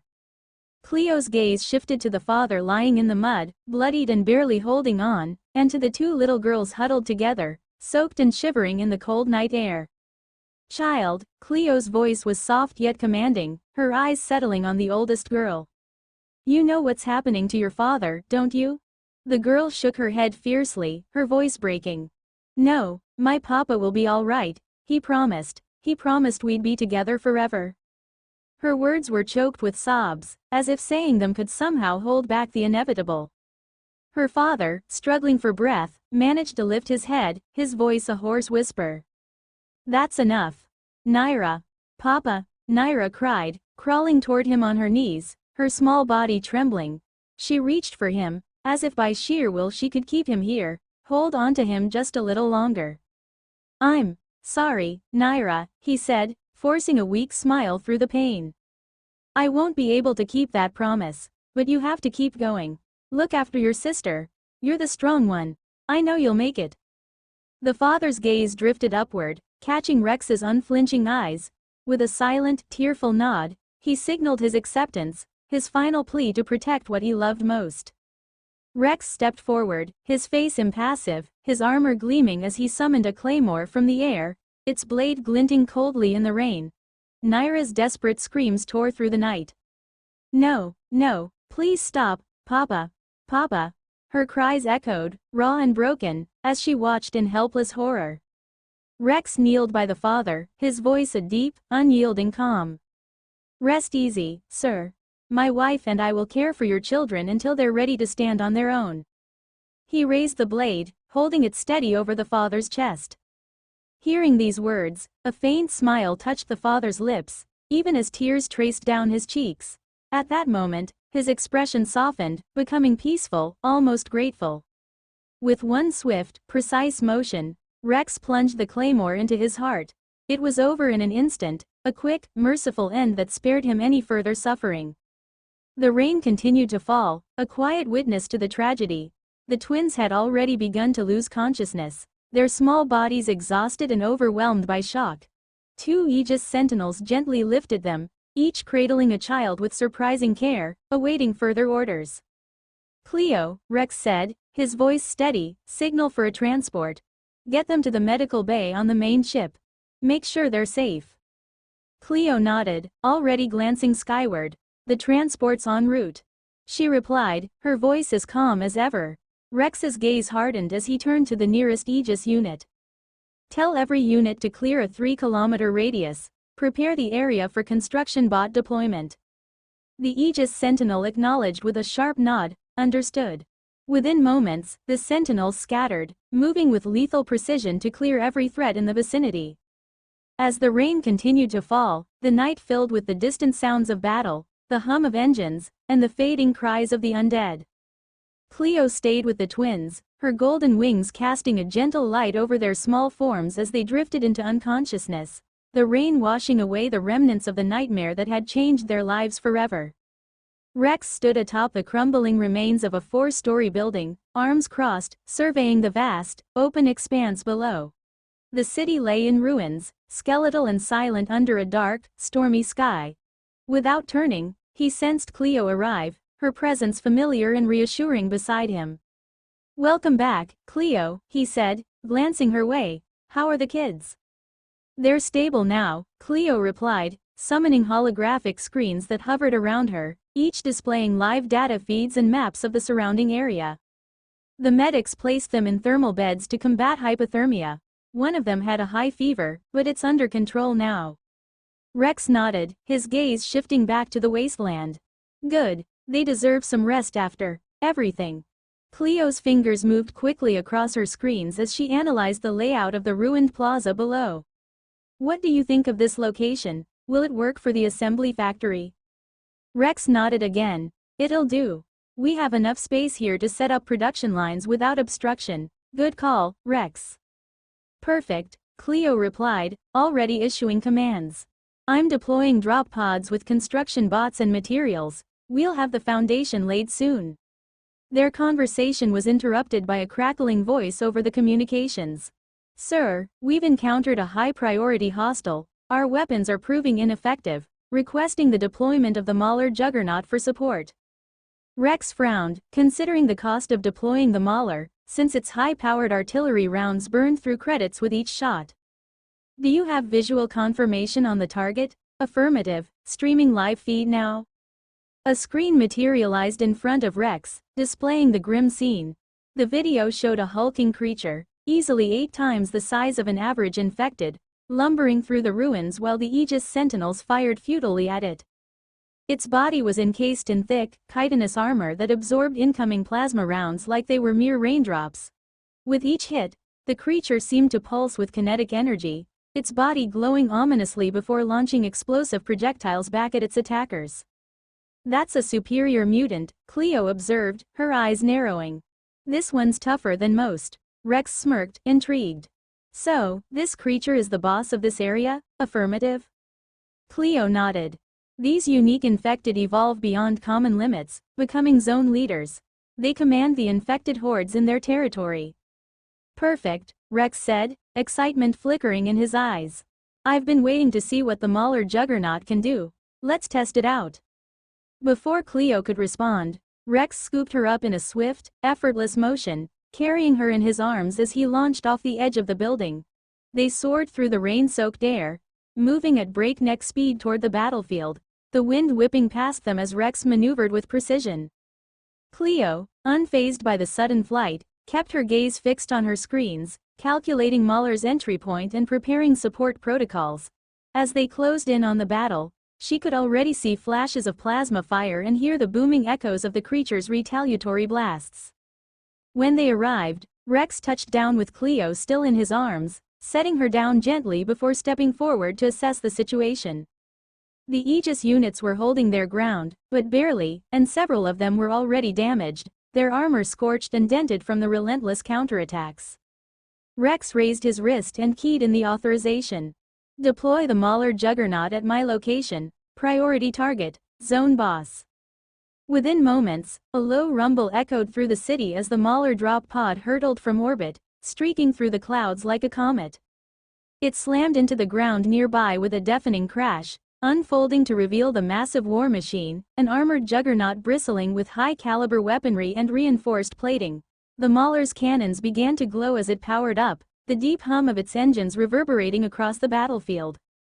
Rex grinned, anticipation lighting up his face. All right, let's see how this so-called boss handles some real firepower.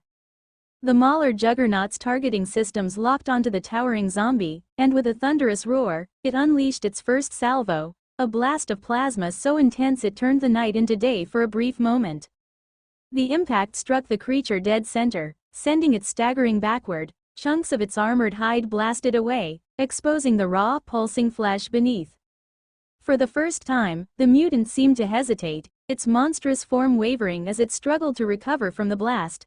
But Rex wasn't done yet. Keep firing, he ordered, his voice cold and unyielding. The Mauler unleashed round after round, each shot tearing into the boss with merciless precision.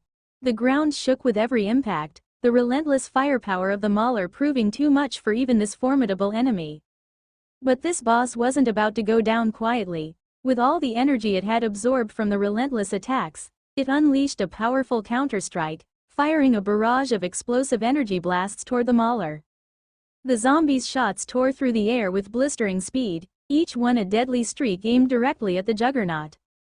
The Mauler Juggernaut, with its massive, lumbering frame, had no chance to dodge. Speed was its Achilles heel, and even if it had tried, its heavy armor made evasion almost impossible.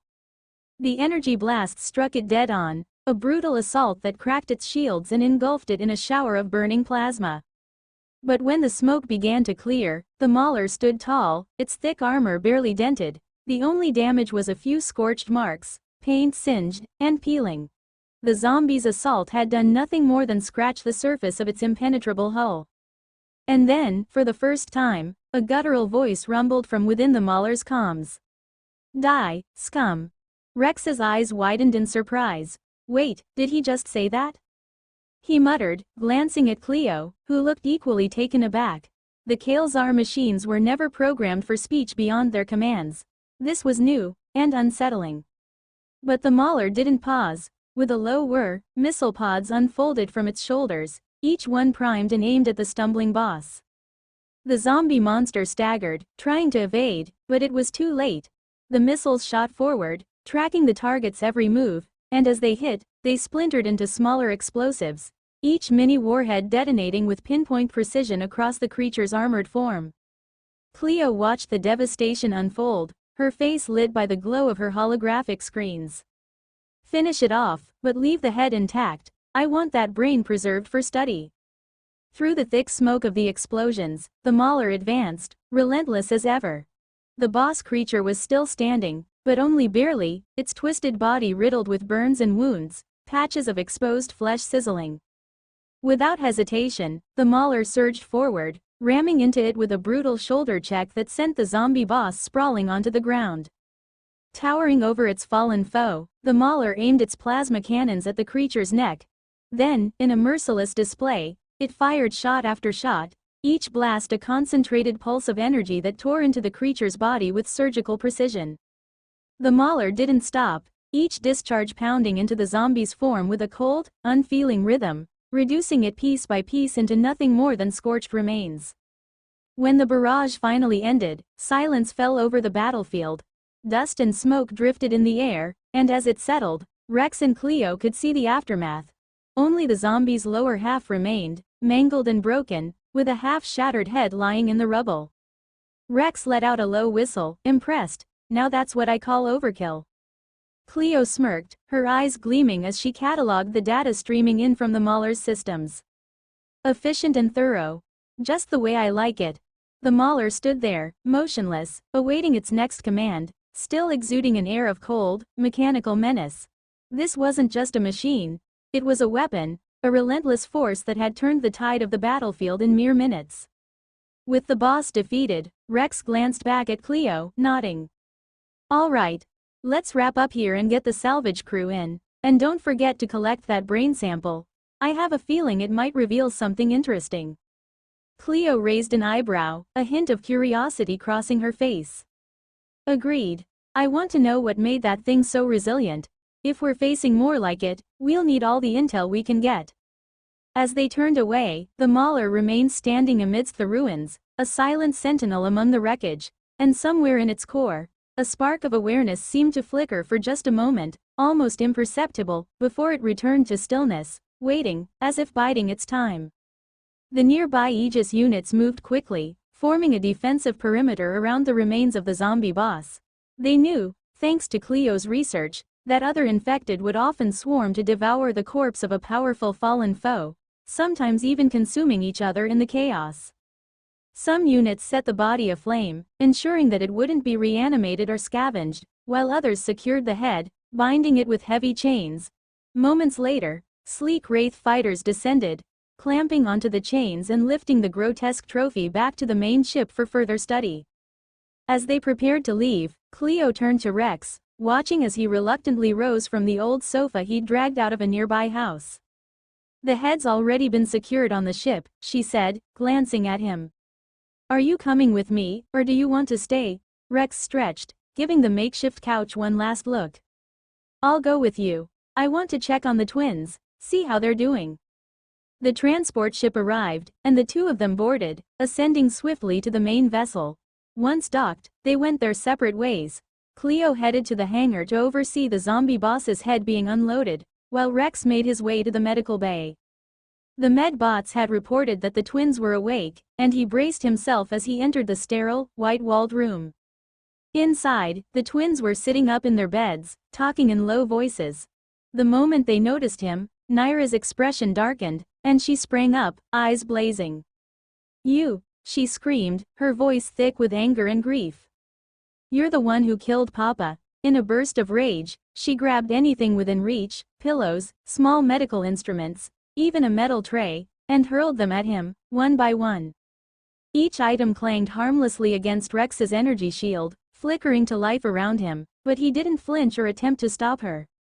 Two Aegis units stationed outside stepped forward, ready to restrain the child, but Rex raised his hand, signaling them to hold back. He stood silently, letting Naira vent her pain, her small body trembling as she threw every ounce of her fury at him. "Stop, sister," Lyra cried, her voice weak but insistent. She slipped out of her bed, still unsteady from her fever, and wrapped her arms around Naira, pulling her back. "Please. He saved us. How can you say that?" Naira sobbed, her fists clenching in helpless rage. "He killed Papa. I saw it. I saw him do it right in front of us." Her voice broke, and tears poured down her face. Lyra's own eyes filled with tears as she held her sister, trying to comfort her despite her own sorrow. Seeing her sister's pain only made Naira's anger fade, and her small shoulders slumped as she turned to embrace Lyra fully. The two girls clung to each other, crying softly, sharing the weight of their grief in the sterile quiet of the medical bay. Rex remained where he was, his expression unreadable as he watched them. He stood in silence, waiting patiently until the storm of their emotions had subsided, giving them the time and space they needed to process what they'd lost. He knew there was nothing he could say to ease their pain, and perhaps, right now, they wouldn't want to hear it. After their tears finally slowed to quiet sobs, Rex took a moment before approaching. He picked up a tray of food, a simple meal with some pre-packaged rations, juice, and a small bag of chips. He walked slowly toward the twins' bed, his heavy footsteps softened by his deliberate care. When he reached them, he knelt beside their bed and, with a soft click, deactivated his helmet. As the helmet retracted, his face was revealed, unexpectedly gentle, framed by long black hair that fell loosely around his shoulders. He looked nothing like the cold, armored figure they'd seen on the battlefield. Instead, he seemed almost human. A person, not just a weapon.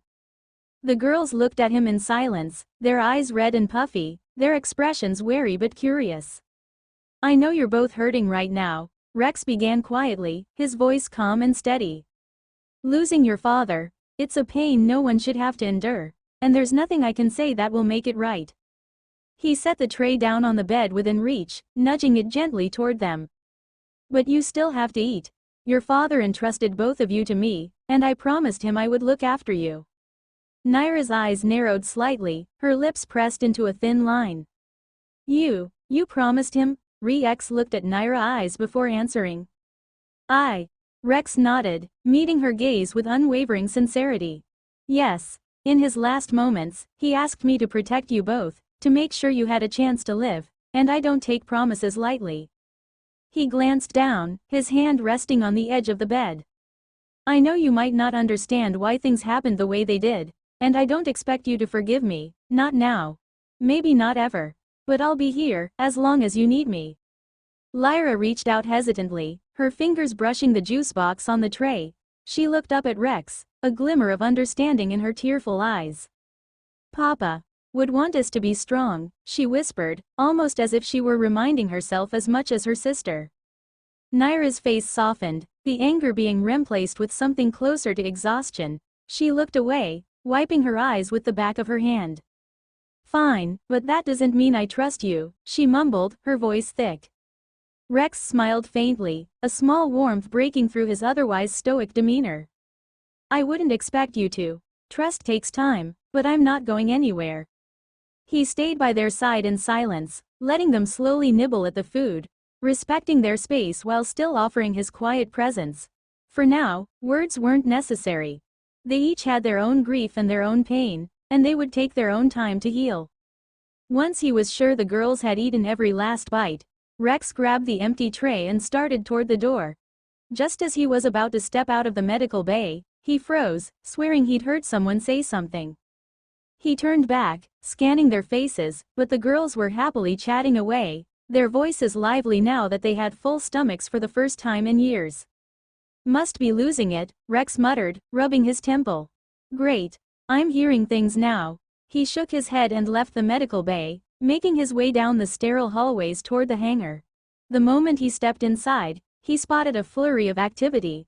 Medics and cargo bots scurried around, tending to the enormously severed head of the zombie boss, its grotesque features somehow even uglier in person. Rex approached an Aegis sentinel stationed nearby. Hey, where's Cleo? He asked, eyes scanning the chaos. The sentinel turned its blank metal face toward him. Commander, she is inside the zombie's head. Inside? Rex blinked, then let out a low whistle. Of course she is. He made his way toward the upper part of the zombie's head, right where the brain should be, and what he saw looked straight out of a horror flick banned in half the galaxy. The zombie's brain had been cracked open, leaving a gaping cavity that was oozing and glittering in ways he'd rather not describe. And right in the middle of this nightmare scene was Cleo, sitting cross-legged as if she were meditating. Several thick cables were snaking around her, pulsing with light, keeping her suspended in the middle of the zombie's brain like some kind of twisted sci-fi goddess. So, Rex called up to her, smirking, found anything about the enemy we're dealing with? And, seriously, how do you put up with that smell? Cleo barely glanced his way, one eyebrow quirking. Oh, you get used to it, she replied, deadpan. Besides, it's not like you smell like a field of roses yourself. Rex snorted, covering his mouth as the rancid stench hit him full force, like a mix of rotten eggs and burnt hair. Fair point, he muttered, trying to keep his breakfast where it belonged. So, have you found anything useful in that oversized brain? Rex asked, eyeing the cables that slithered out of the zombie's skull like metallic worms. The sight made his skin crawl. Cleo nodded, her face lit by the eerie glow from the cables. Yes, though it's not everything I hoped for. The brain didn't have enough data on the origin of the virus, Zone 0, but I did manage to extract intel on the other area bosses. There were 20 of them originally. Now, with this one taken out, we've got 19 left to go. Rex rubbed his chin, pretending to be deep in thought. So you're saying one of these 19 zombie overlords might know something about where this virus came from? Precisely. Or, at the very least, one of them should have a clue about the location of Zone 0. And why exactly are you so interested in Zone 0? Rex asked, giving Cleo a questioning look as she deactivated her helmet. Without a word, Cleo summoned a series of floating screens and flicked them toward Rex. That's why, she said. Rex squinted at the screens, watching in horror as footage played of a small meteor crashing into a bustling city. From the smoldering impact site, a thick, black ooze emerged, creeping out like it was alive, before slithering into the shadows and vanishing. The footage was repeated in different settings, each showing the same eerie sequence. The meteor lands, the black sludge seeps out, and then it burrows itself deep into the planet's surface, no matter the terrain, as if it were hunting for something. This stuff, it's alive? Rex stammered, his face twisting with disgust as he watched the ooze disappear into the ground again. That, Cleo said, her voice steely, is the reason my people have a strict policy. Once we've extracted all resources from a planet, we glass it from orbit. Our race is immune to the virus, but we still don't know what it truly is. Whatever its purpose, we know it's a threat best left buried.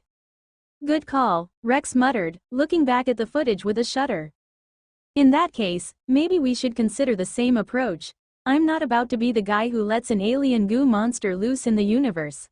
So, which one of these zombie bosses is next on our list? With a flick of her wrist, Cleo summoned a holographic map of the region, zooming in on an area where the massive assembly factory was under construction. Right here, the Void Spectre, she said, tapping the map. This one and our dearly departed friend here used to clash all the time over control of this sector. She zoomed further, highlighting an area near an old train station. Rex murmured, tracing the map with his finger. So, if it's been holding ground around the train station, it's probably holed up somewhere in the tunnels below. Exactly. I've already sent a squad of 20 Aegis units to scout the subway system. Cleo said, pulling up live feeds on several screens. The displays showed the POVs of the Aegis Sentinels moving through pitch-black tunnels, their lights cutting through the darkness. Rex watched as the Sentinels crept along the damp, crumbling tracks, the shadows around them shifting and flickering. Well, here's hoping they find our friend down there, and if they don't, maybe I'll get lucky and someone else will have to crawl into a zombie brain next time. Cleo smirked. Keep dreaming, Rex. This job isn't for the faint of heart. Rex gasped, putting on his best offended face. Are you calling me a delicate little princess who can't handle a big ol' zombie brain? He fluttered his eyelashes in exaggerated disbelief. Cleo raised an eyebrow, her tone dripping with mock sympathy. Well, I didn't want to bruise your ego, but yes, Rex, you are a little princess. What? I am not. Rex started to protest, but Cleo cut him off. Hold on. Something's happening with the Aegis Sentinels. She quickly expanded the screens showing the live feeds from the squad moving through the subway tunnels. The Sentinels had shifted into a tight circle formation, their lights sweeping over the shadows. Dark shapes darted around them, creatures with elongated limbs and hollow torsos filled with a sickly, venomous fluid.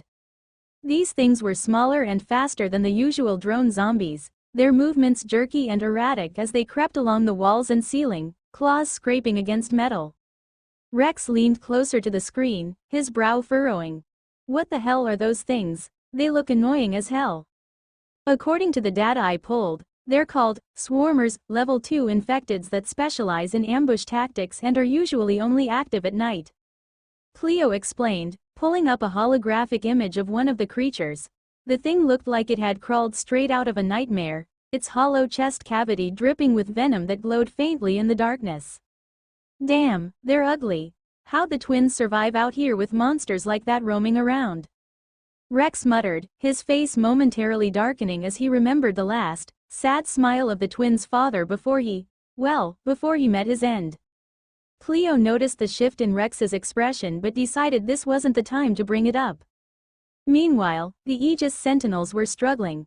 The swarmers moved too fast, slipping past plasma fire with ease. Every few seconds, one of them would lunge forward, clawing at the Sentinel's armor. Although the venom was useless against the Aegis units, the swarmers' claws were razor-sharp, capable of slicing through armor once the energy shields depleted under the constant assault. Cleo frowned, focusing on the screens. Rex, these things are faster than the Aegis units can track. If they break through that formation, we're looking at serious losses. As if on cue, two of the screens flickered and went dark. Look here, Cleo said, zooming in on the last remaining feed just as it began to glitch. The Sentinel's camera shook as the view tilted, then froze, catching a final, chilling image before the signal cut out entirely. On the screen, for a split second, they glimpsed something looming in the shadows behind the swarmers. A figure much larger than the others, with rows of serrated teeth that seemed to gleam in the dim light, its eyes glowing a deep, unsettling red. It was as if the darkness itself had come alive, coiling and breathing with silent menace. The new enemy moved through the Aegis units like they were nothing more than paper tigers. Every minute, another sentinel went down in a burst of dark smoke. This creature, whatever it was, struck with impossible speed, phasing in and out of the shadows, attacking in a blur, and vanishing before the Aegis units could even register its presence. Within minutes, all the screens showing the Sentinels' POVs had gone dark. Rex and Cleo exchanged a long, grim look. So, it seems like the boss decided to find us first. Rex muttered. Cleo nodded, her eyes fixed on the last bits of footage. Looks that way. This thing. This void crawler. It's practically a shadow. It can slip in and out of the material plane, making it nearly impossible to hit. Tracking it down is going to be difficult. Perfect, Rex sighed, cracking his knuckles. Guess it's up to us now. Let's get Squad 201 ready. Too bad the Mauler juggernaut can't fit into the subway tunnels. Otherwise, we could just roll in there and squash this thing. As he turned to head down to the planet, Cleo grabbed his arm. Hold on a second, Rex, she said, wrinkling her nose. You need a shower first. Your hair is a mess, and you smell like, well, zombie brain. Rex raised an eyebrow, looking mock offended. Excuse me? I smell way better than you. He plucked a stray chunk of zombie brain from her shoulder and flicked it away. Cleo rolled her eyes, which is why I'm taking a shower too. She led him down the corridor to the private shower room, a luxurious area Cleo had personally customized. The space was practically a spa, with a massive hot tub that looked more like a small pool, statues of exotic birds carved from rare stones, and intricate mosaics on the walls. It was obvious this was Cleo's personal sanctuary, designed for both herself and Rex. Inside, a small squad of maid bots, dressed in elegant Grecian-style tunics, hurried over to greet them. They bustled around, helping Rex and Cleo undress with quiet efficiency before retreating to the side, standing by in case they were needed. Rex gave Cleo a sidelong glance, then smirked. Without warning, he scooped her up in his arms, carrying her toward the waterfall shower like a princess. What exactly are you doing? Cleo asked, trying to sound annoyed, but the blush on her cheeks betrayed her. Oh, nothing much, Rex replied, grinning. Just carrying my personal maid to make sure she can help me wash my hair and back. You know I can't reach back there. He set her down gently on a bench made of some rare, polished stone that felt like smooth silk under his hands. Cleo sighed but didn't protest. Fine, but let's get this over with. She lathered up her hands and started washing his hair, her fingers surprisingly gentle as they worked through the tangles. She moved with her usual precision, every movement calm and controlled, as if this were just another mission. Rex closed his eyes, feeling her fingertips massage his scalp, her touch somehow both professional and warm. When she finished, Rex stood and gave her a playful look. All right, now it's your turn. I can't leave a princess like yourself to wash up alone. Where's the chivalry in that? Cleo raised an eyebrow, but there was a hint of amusement in her eyes. And making this princess wash your body wasn't a disgrace? Rex waved a hand dismissively. Minor details. Now then, my princess, may this humble servant be permitted to wash your perfect hair and radiant self. Cleo let out a small laugh, unable to hide her smile. If you must. Rex gave a dramatic bow, the kind he'd seen servants do in the black market, and gently led her to sit on the bench. He carefully lathered her hair, his hands moving gently through her black locks, washing with a surprising amount of care. Cleo's cheeks turned pink, the warmth in her eyes softening her usual cool expression. When he'd finished, she glanced at him, still blushing. You know, this is highly inappropriate for a princess and her commander. Rex smirked. Good thing we're both a little less proper than that, don't you think? Cleo chuckled, her voice softer than usual. Yes, I suppose so. For a moment, they stood in comfortable silence, surrounded by the sound of cascading water and the gentle warmth of the bath. Out there, they were commanders facing down monsters in a world on the brink, but here, they could just be themselves. After Rex finished washing Cleo's hair, he started on her body, his fingers tracing over her soft, warm skin. Cleo gave a little jump every time he touched her with a cute, almost rabbit-like reaction that stirred something in Rex. Something like a dormant sense of control and playfulness. Deciding to tease her, Rex let his fingers drift slowly from her neck down to her hips, moving as if he were playing a piano. Ah! She bit her lip, clearly unused to this kind of touch. She'd mentioned before that her people, the Kalezar, had long abandoned natural reproduction, relying instead on gestational chambers. For them, physical contact didn't hold any deeper meaning. Even a simple hug was rare. Romance, desire. Those things were practically non-existent. Relationships were functional, aimed at producing children for specific roles, like generals or scientists. Nothing like the feelings Rex was awakening in Cleo or the way her heart raced under his touch. Everything felt strange and new, even a little overwhelming. She closed her eyes, surrendering to the moment, letting Rex explore her body. There was a mix of fear and excitement inside her, a thrill in letting go. Rex's hands slid down from her hips to her thighs, pressing into her soft skin a bit more firmly, his fingers sinking in gently. He then opened her legs slowly, making her heart run even faster than before. He then moved one of his hands toward the middle of her legs slowly, getting closer and closer with each passing second. Cleo suddenly placed her hand on Rex's, her face softened but uncertain. Wait, Rex, I'm sorry. I'm not ready for this. She said, lowering her head, feeling a pang of guilt, as though she might be letting him down. Seeing her hesitation, Rex smiled gently and placed his other hand on her head, ruffling her hair softly. It's okay, Cleo, he said warmly. I'd never want to do anything that makes you uncomfortable. Take all the time you need. Cleo looked up, a grateful smile touching her lips. Thank you, Rex.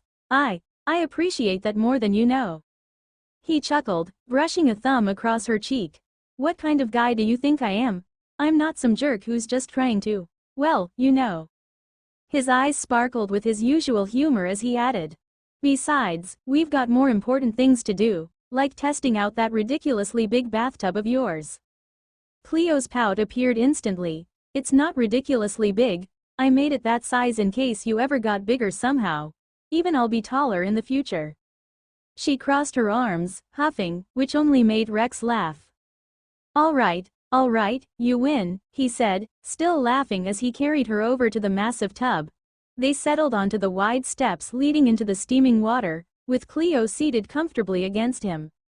Mind if I take a little rest? She murmured, her voice softer now. I've forgotten what it's like to actually need sleep. I haven't rested in 4 days. Go ahead. Rest as long as you need, Rex replied, wrapping one arm around her shoulders. I'll take you to bed after, so don't worry. Cleo sighed contentedly, closing her golden eyes as she rested her head on his chest, a peaceful smile forming on her face. She felt safe in his arms, the gentle warmth of the bath soothing her. For once, she let go of the weight of her responsibilities, just enjoying the moment.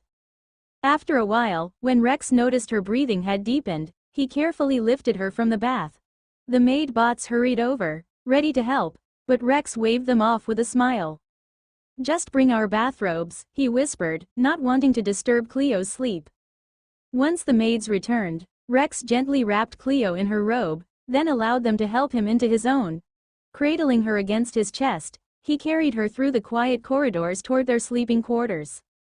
Their room was cozy, echoing the style of the mansion back in the underground city, a touch of home amidst the coldness of the ship. Rex lay down on the bed, still holding Cleo close, and settled her comfortably on top of him. As he closed his eyes, he felt the steady rhythm of her breathing, and a sense of calm washed over him.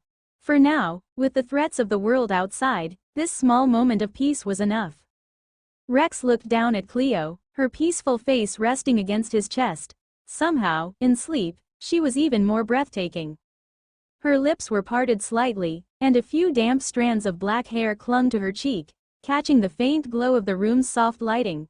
She looked like something out of a dream, an ethereal beauty, serene and unguarded in his arms.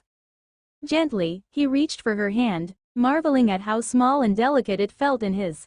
He lifted it to his lips, pressing a soft kiss to her fingertips. The gesture felt intimate and comforting, and without a word spoken, it said everything he wanted her to know. As sleep began to pull him under, Rex wrapped one arm around her, holding her close. With their fingers intertwined, he closed his eyes, feeling the steady rhythm of her heartbeat against his. In that quiet, stolen moment, all the battles and threats of the outside world faded away. And for the first time in a long time, Rex fell asleep with a peaceful smile, feeling like he was exactly where he was meant to be.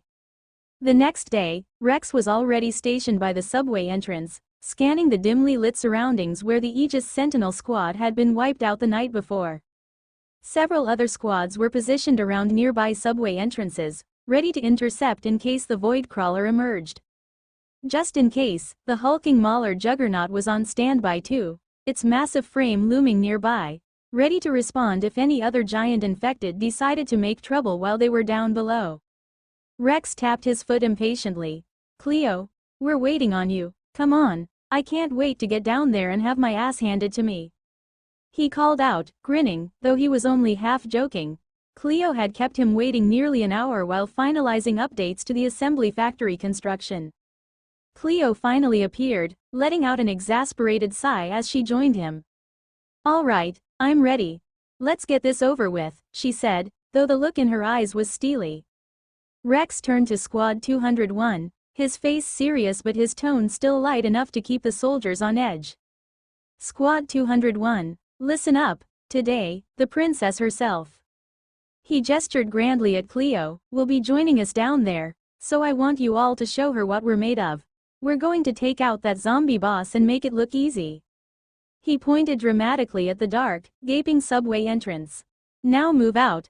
Clear those tunnels before anything ugly down there has a chance to stain the princess's beautiful eyes."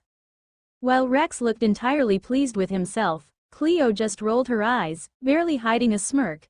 He always had a flair for the theatrical, and by now, she was well past being surprised by it. Following the orders, Squad 201 began descending into the subway in a wave formation. The first team of 5 slipped in, moving quickly and quietly. A minute later, another team followed. Cleo observed their tactical movement with a hint of surprise. "I have to admit, I didn't expect you to be so methodical with this," she said, her eyes tracking the steady rhythm of the deployment. Rex shrugged, grinning. "Hey, we can't just rush in there like idiots. The infected have the home field advantage down there. If we all charge in at once, we're sitting ducks. But if we go in waves, each team has the space to react. Keeps things tight, controlled." Cleo raised an eyebrow, clearly impressed. "Well, shall we? Lead the way, my lord," she added, giving him a small, sarcastic bow. Rex laughed, then returned the bow with exaggerated courtesy. "With pleasure, my lady." Together, they descended into the subway, darkness swallowing them as they moved deeper. The only lights came from the flashlights mounted on the Aegis Sentinels' helmets, casting eerie shadows along the rusted tracks and crumbling walls. Rex's night vision kicked in, turning everything into shades of green, but the atmosphere remained oppressively still. "This place is downright creepy," he muttered, peering into the shadows. Cleo walked beside him, flanked by 4 Aegis Sentinels, her fingers flying over her holo display as she checked the status of the squads ahead. "Any word from the first wave?" Rex asked, keeping his voice low. "Negative," Cleo replied, glancing at him. "No sign of enemy movement yet."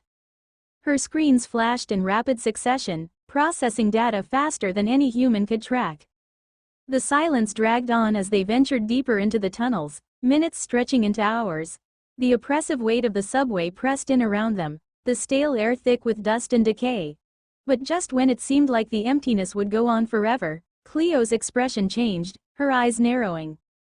"Hold on," she said, her voice tight. I'm picking up distress signals from the team ahead of us. They're under attack. Let's move. Without waiting for a reply, Cleo broke into a run, and Rex sprinted alongside her, adrenaline kicking in as they hurried toward the ambushed team. As they turned a corner, Rex's HUD lit up with proximity alerts of enemy signatures, fast and erratic, swarming over the first wave of Aegis units. In the dim glow of the Sentinel lights, he saw them, twisted, shadowy figures darting in and out of the darkness. They were the swarmers, small, wiry, infected with elongated limbs and hollow chests filled with venomous fluid, moving like a pack of rabid animals. The Aegis units were holding a defensive line, but the swarmers' speed and agility made them nearly impossible to hit. Rex clenched his jaw, assessing the situation. Squad 201, form up, and cover them. Aim for the torsos. Those things are carrying venom. Cleo quickly patched into the Aegis unit feeds, her fingers flying as she analyzed the swarm's movement patterns. Their movements are unpredictable, but they're following a loose pattern. If we can funnel them into a choke point, we might stand a chance. Rex nodded, then shouted over his shoulder, "You heard her. Draw them toward the east tunnel intersection, set up a bottleneck." The squad moved as one, adjusting their positions. The swarmers, sensing their targets shifting, redirected, racing after them with chilling speed. Just as the swarmers began closing in, the team reached the narrow intersection Cleo had marked. The Aegis units took defensive positions, plasma rifles blazing as they funneled the creatures into the confined space. Finally, with the swarmers forced into single file, their advantage was neutralized, and Squad 201 picked them off one by one. The last of the creatures dropped, and the tunnel fell silent, the only sound their ragged breathing echoing through the darkness. Rex looked over at Cleo, a grin tugging at the corner of his mouth. "Well, that was fun. Ready to find the main event?" Cleo gave a small, satisfied smile. "Lead the way, my lord." Rex straightened, glancing once more at the darkness stretching ahead. Somewhere down here, the void crawler was lurking, waiting. Just as Rex was lost in thought, a series of explosions shook the subway tunnel, sending massive chunks of debris flying in every direction. The force of the blasts collapsed sections of the tunnel in seconds, burying Rex, Cleo, and several Aegis units under a mountain of rubble. In the chaos, Rex reacted instinctively. Activating his overdrive mode, he unfurled his powerful wings and wrapped them around Cleo, creating a protective cocoon just as the debris crashed down around them. Dust and darkness filled the air, and for a moment, all was silent. When the dust finally settled, Rex flexed his wings, sending rocks and debris flying off in every direction. He lowered his gaze to Cleo, checking for any signs of injury. "You all right, Cleo?" he asked, his tone soft but urgent. Cleo took a steadying breath, nodding, "Thanks to you," she replied. But before they could even take in the extent of the damage, a low, guttural roar echoed through the darkness. Rex glanced around, his eyes narrowing as he took in the sight. The explosions had attracted a horde of infected, and now hundreds, no, thousands of drone zombies were swarming toward them, their eyes glowing with hunger in the shadows. Rex grinned, drawing his newly upgraded claymore. "Well, it looks like the whole city came out to give us a warm welcome. Can't blame them. Being this handsome is a curse." Cleo shot him a look, rolling her eyes as she summoned her weapons. "This might not be the best time for jokes, Rex. There's always time for a little humor, my lady." Rex laughed, spinning his claymore as its laser-coated edge hummed to life. Cleo's enhancements had made it deadlier than ever, the blade now glowing with a lethal golden sheen. Cleo shook her head, focusing on her own preparations. In each of her hands, she summoned a short sword, while 4 more swords floated in a formation behind her, each blade crackling with a different elemental energy. Flames flickered along one blade, electricity arced from another, acid dripped from a third, and the last was cloaked in a black, shadowy flame that sent shivers down Rex's spine. He decided he probably didn't want to know what that one did. Rex swung his claymore, cleaving through the first wave of zombies that lunged toward him. "I'll take the front, cover my flanks." With a powerful beat of his wings, he launched himself into the heart of the horde, slicing through dozens of zombies with every swing. His wings battered the infected away like they were nothing more than leaves in a storm, clearing space as he tore through the swarm. Rex fought like a force of nature, a whirlwind of raw power, scattering limbs and bodies as he pushed forward. Meanwhile, Cleo took a more graceful, lethal approach. She ran along the wall of the collapsed tunnel, her movements precise and fluid, slicing through the heads of zombies with an almost effortless elegance. Each step was calculated, and each strike was deadly. When she landed back on the ground, her floating swords formed a protective sphere around her, spinning and weaving to create a deadly barrier. Flames incinerated anything that got close, lightning arced out and stunned the infected, acid melted through rotten flesh, and the shadowy flame seemed to consume the very life of any zombie foolish enough to approach. For a few intense minutes, the two of them held their ground, carving through the horde as wave after wave of infected fell. But just as they were beginning to tire, Rex caught sight of movement in the distance. His scanners detected several movement sources that weren't hostile, and his HUD detected them in a green color. Rex finally could breathe since the reinforcements were finally here. Teams of Aegis units poured into the subway tunnel from every direction, their plasma rifles lighting up the darkness as they joined the fray. From above, Rex spotted the unmistakable glint of missiles streaking through the air, and he grinned as the familiar, hulking shape of the Mauler juggernaut came into view, positioning itself at the subway entrance. With a deafening sound, the juggernaut unleashed a barrage of missiles, each one arcing gracefully through the air before slamming into the horde with explosive force. The impact was cataclysmic. Hundreds of zombies were incinerated in a blaze of fire and shrapnel, the blasts carving massive craters in the crowd. Rex let out a triumphant laugh as he swung his claymore, cutting down another wave of infected. Now that's what I call backup. Cleo, still surrounded by her orbiting swords, glanced over her shoulder, allowing herself a small, satisfied smile after seeing her creation.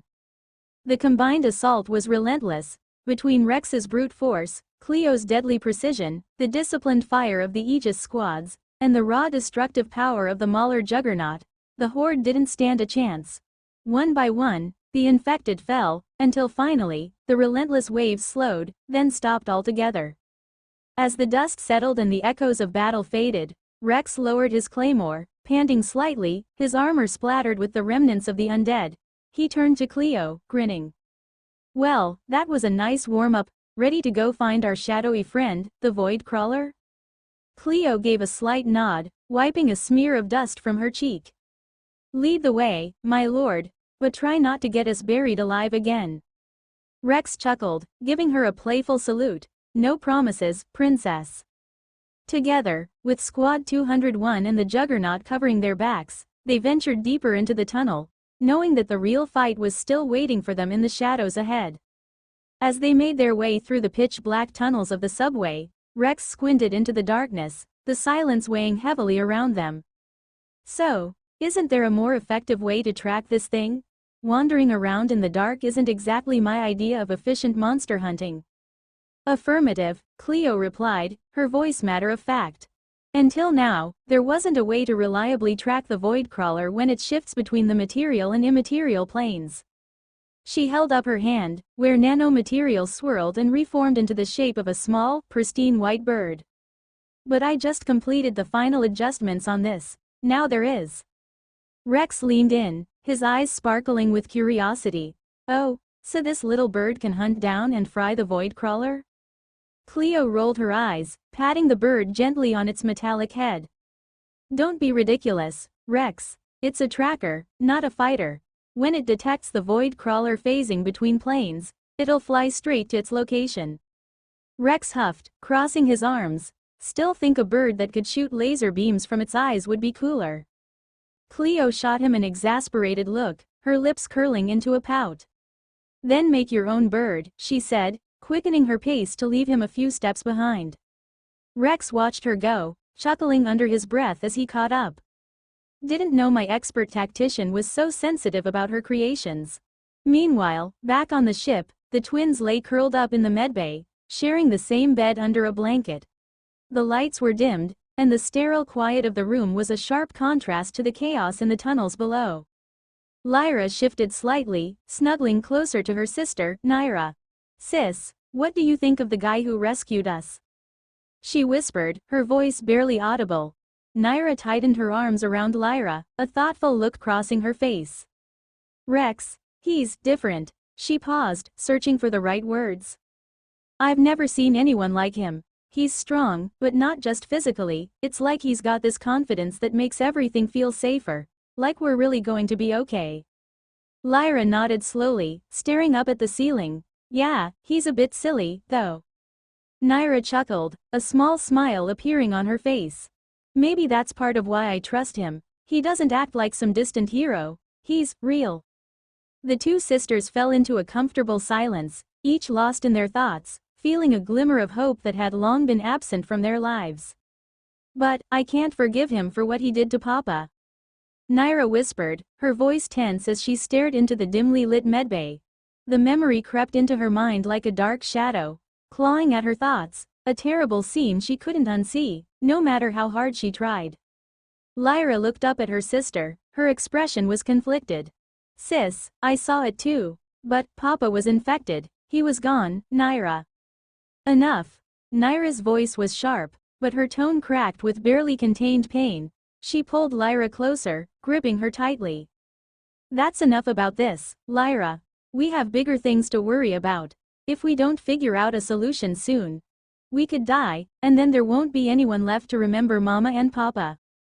Lyra nodded slowly, resting her head against Naira's shoulder. She spoke softly, almost afraid to voice her thoughts.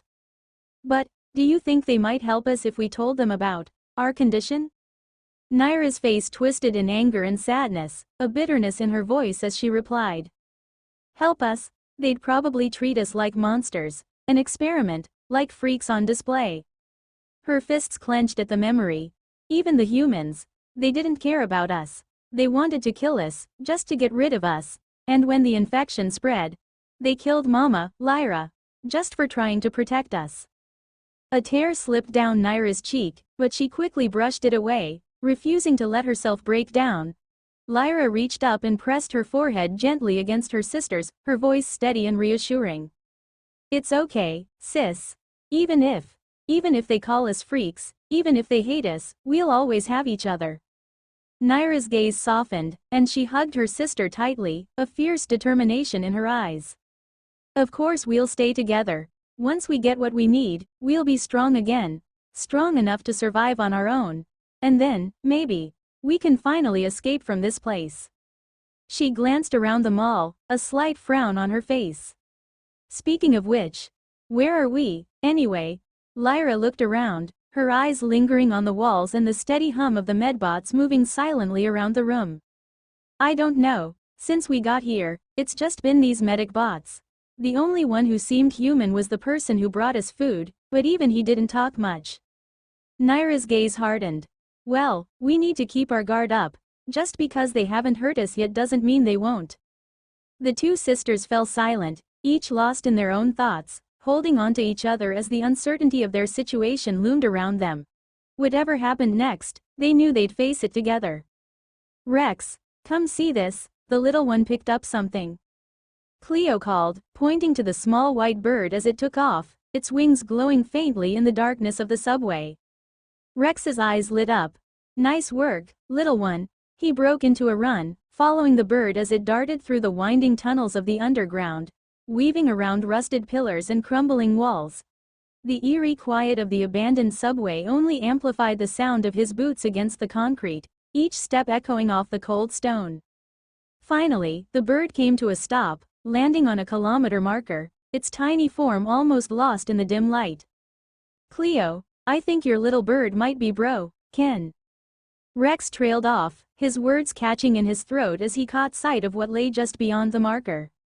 A few meters away, the floor of the tunnel had been ripped open, leaving a massive, jagged hole. The edges of the pit were clawed and uneven, as if something with enormous strength had torn through the earth itself.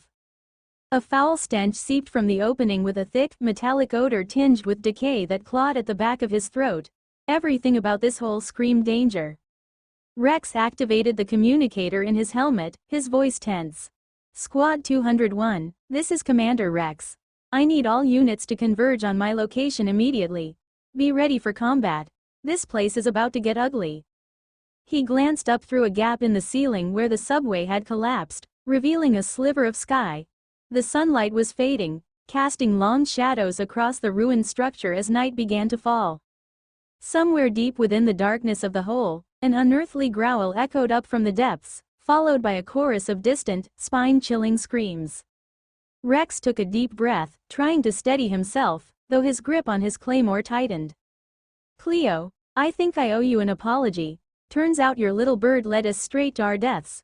Worse than a bird with laser eyes, after all," he said, attempting a weak grin.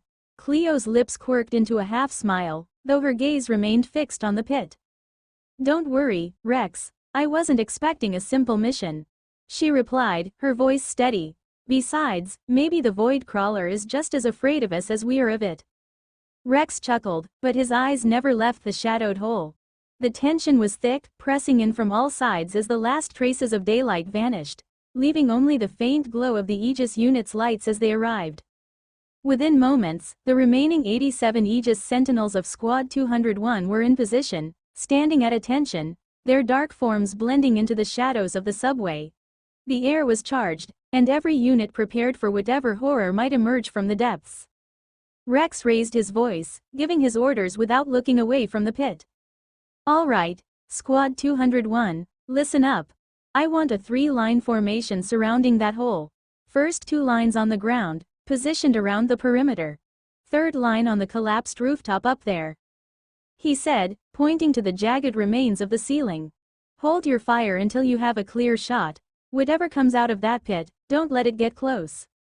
The sentinels moved with flawless precision, taking their positions around the hole in concentric circles, plasma rifles trained on the darkness below. The silence was deafening, broken only by the distant, guttural noises echoing up from the depths. Rex and Cleo exchanged a quick, understanding glance. They were on the brink of something terrible, and they both knew it. He adjusted his stance, claymore at the ready, his eyes fixed on the darkness within the hole. Then, from the pit, a new sound emerged, a slow, rhythmic scraping, like claws dragging against stone. The noise grew louder, building in intensity, each scrape sending a chill down their spines. Rex took a deep breath, steeling himself. "Here we go," he murmured, bracing for the inevitable as the first shadows began to shift in the darkness below. And then, with a roar that shook the entire tunnel, the void crawler emerged. As the void crawler emerged from the stinking darkness of its lair, Rex raised his hand, signaling for his squad to hold fire.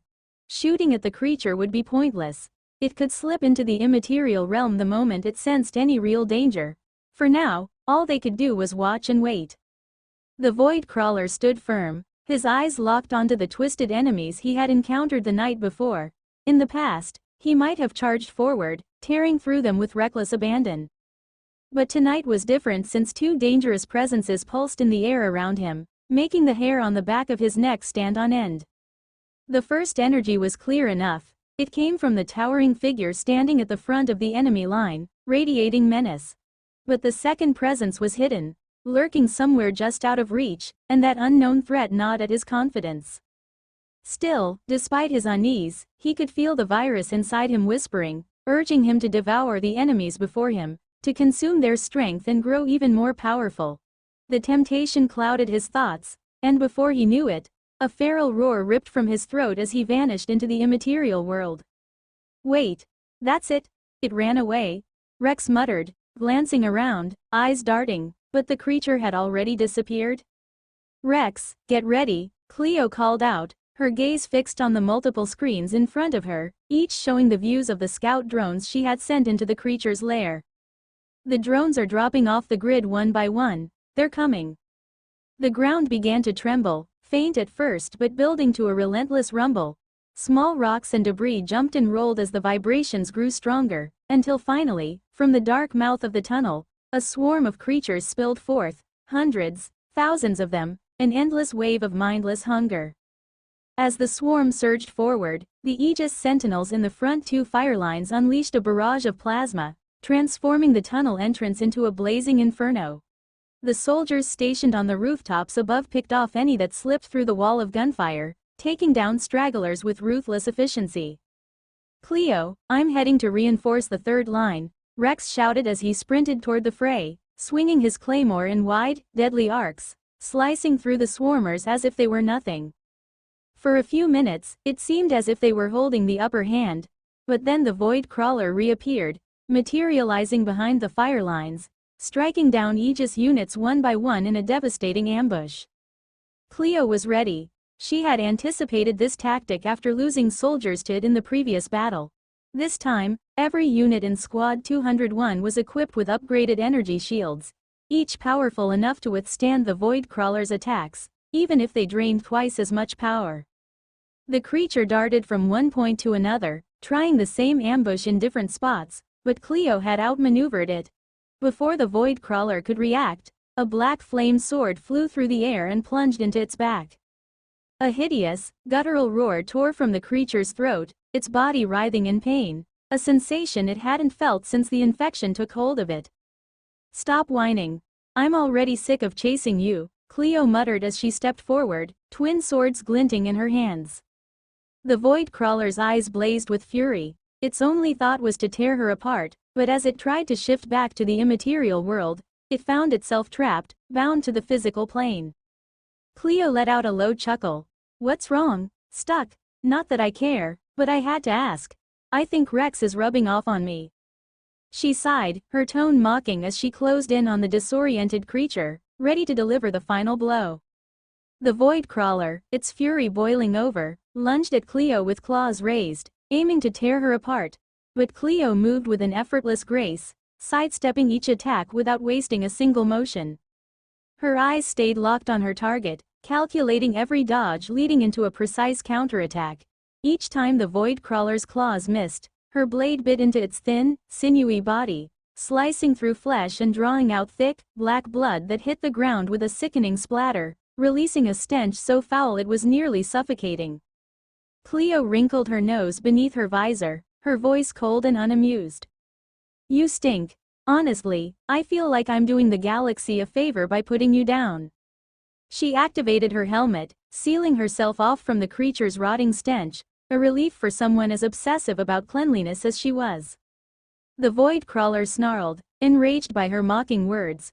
It attacked even more wildly, claws striking faster, with enough force to make her shield flicker as it absorbed the blows.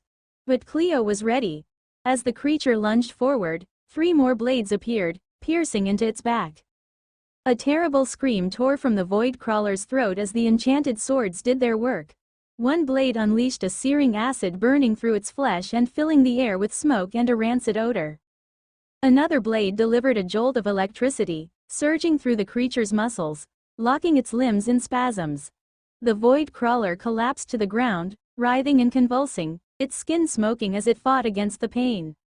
Cleo watched it thrash, tilting her head as if mildly entertained. "Well, my job here is done. My efficiency has dropped by 65% dealing with you. I'll need to keep tuning this body before I can get a better body." She gave a quick nod to the nearby Aegis units of Squad 201. "Take care of it." The Aegis soldiers stepped forward, surrounding the paralyzed creature.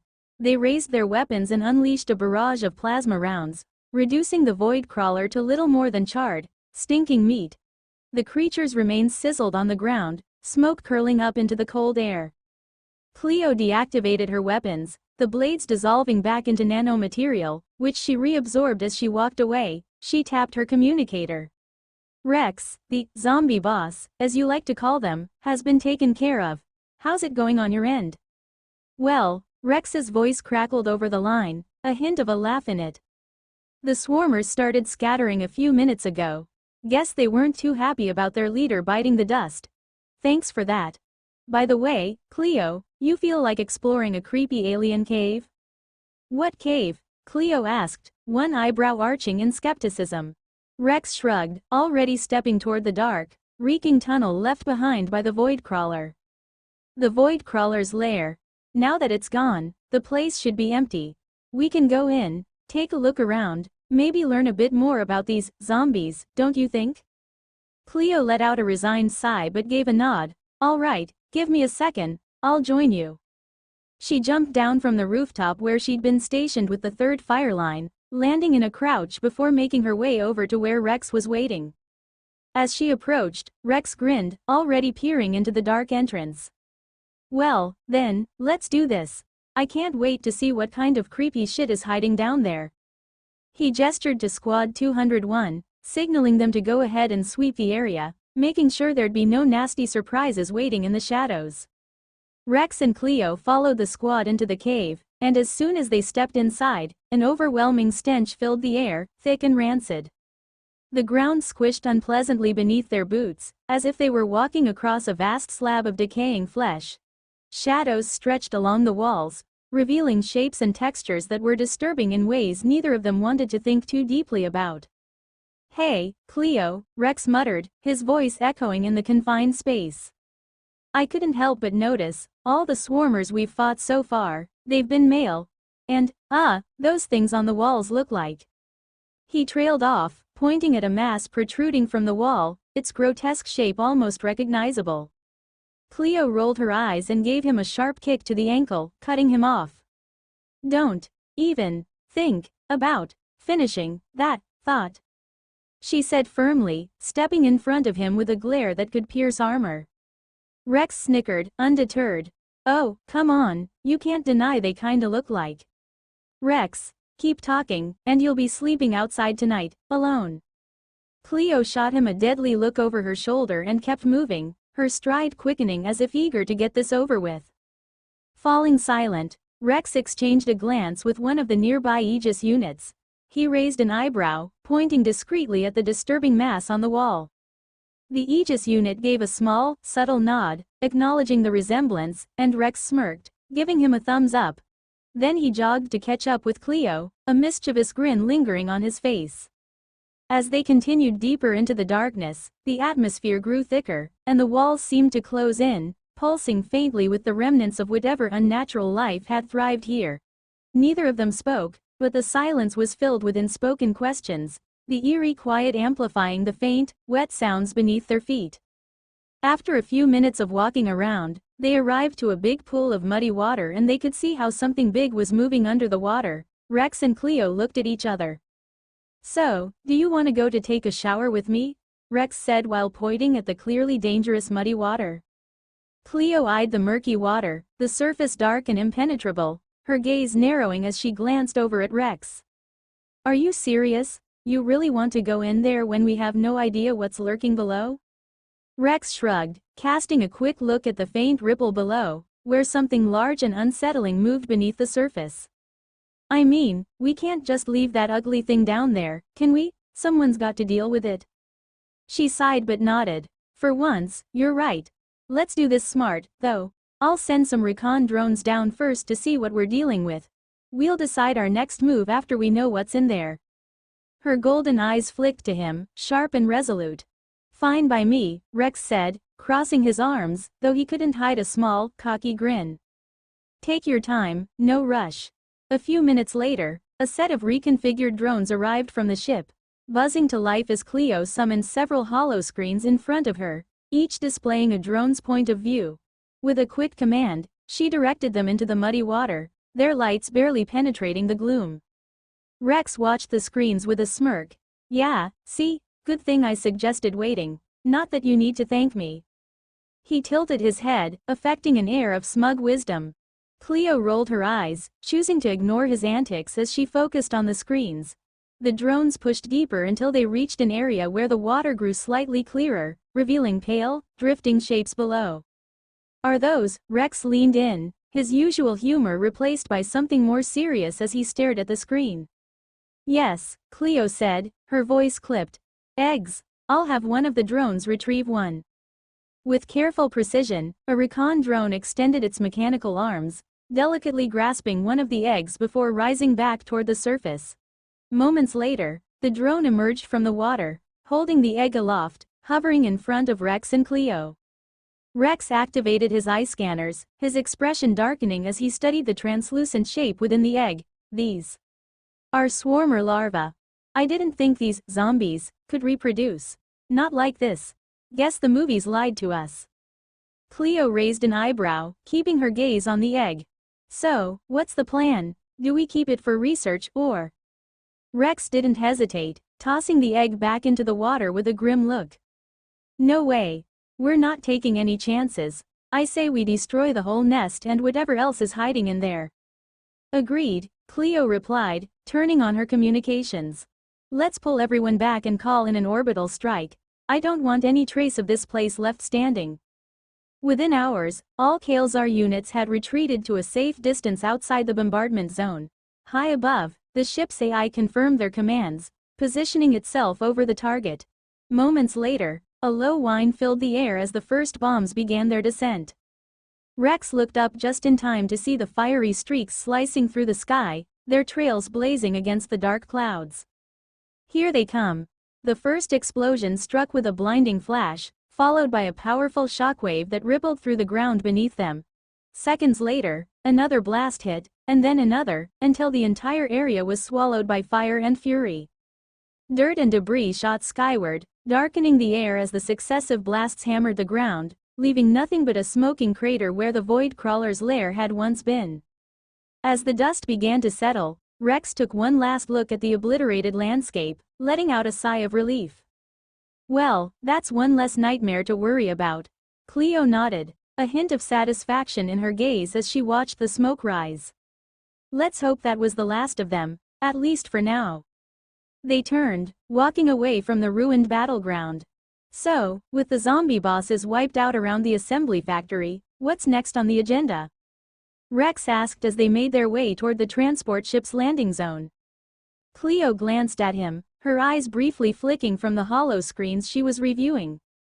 Not much. The factory's up and running, and the defense systems are almost fully operational. We'll be leaving this planet tomorrow evening. Wait, we're leaving already? Rex raised an eyebrow. But we just got here, she chuckled softly.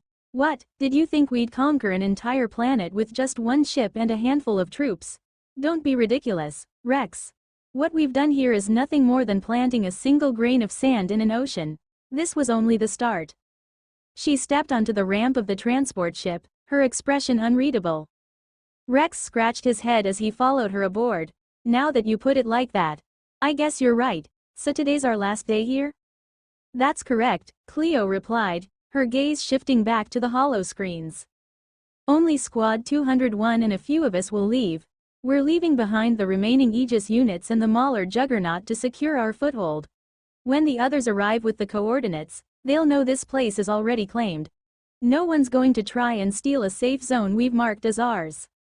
Ah, I get it now. Rex leaned back in his seat, crossing his arms thoughtfully. So that's why you've been building those cargo ships to keep supply lines running and expand the factory's reach.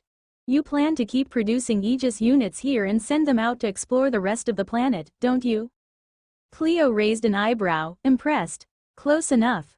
The cargo ships are indeed for material transport, but they're also intended to move valuable goods we can sell in the underground markets. Rex grinned, shaking his head in admiration. I'd expect nothing less from my brilliant wife. Cleo smirked but kept her attention on the screens, though a faint hint of pride flashed in her golden eyes. When they finally arrived back on the main ship, Rex reached out and took Cleo's hand, surprising her. Hey, before you disappear to hack into another zombie's brain or whatever you've got planned next, come with me. Let's go check on the twins. It's been a day since we saw them. For a moment, Cleo's composed demeanor softened, and she allowed him to lead her down the corridor. All right, just for a little while, she murmured, glancing up at him with a slight smile. They walked together, hand in hand, moving through the cold, metallic halls of the ship toward the quarters where their children waited. A rare moment of quiet warmth amidst the chaos of their war-torn lives. Once they reached the quarters, Rex gave a gentle knock on the door, careful not to startle the twins again. The last time he'd done that, they'd bombarded him with whatever objects were within reach. He'd prefer to avoid a repeat. Who is it? Came a young, wary voice from inside. It's me, Rex replied softly, the same guy who brought you food yesterday. Silence stretched on for several moments before he heard a quiet response. Come in. Rex pushed open the metal door, stepping inside to find Lyra standing alone in the center of the room, her small frame tense, her gaze cautious. Hello, little one, Rex greeted warmly, kneeling down to meet her at eye level, hoping to appear less intimidating. Nice to see you again. How are you doing? I'm fine. Lyra stammered, her eyes darting to Cleo, who was standing just behind Rex. Rex followed her gaze, chuckling softly. Oh, her? Don't worry, that's just my wife, Cleo. She's harmless, well, mostly harmless. She can't even handle a knife properly. Her roasted meat always ends up overcooked. He added with a wink, though he recalled the chaotic scene she'd once created in the kitchen. Cleo rolled her eyes but smiled, then took a step forward, kneeling beside Rex.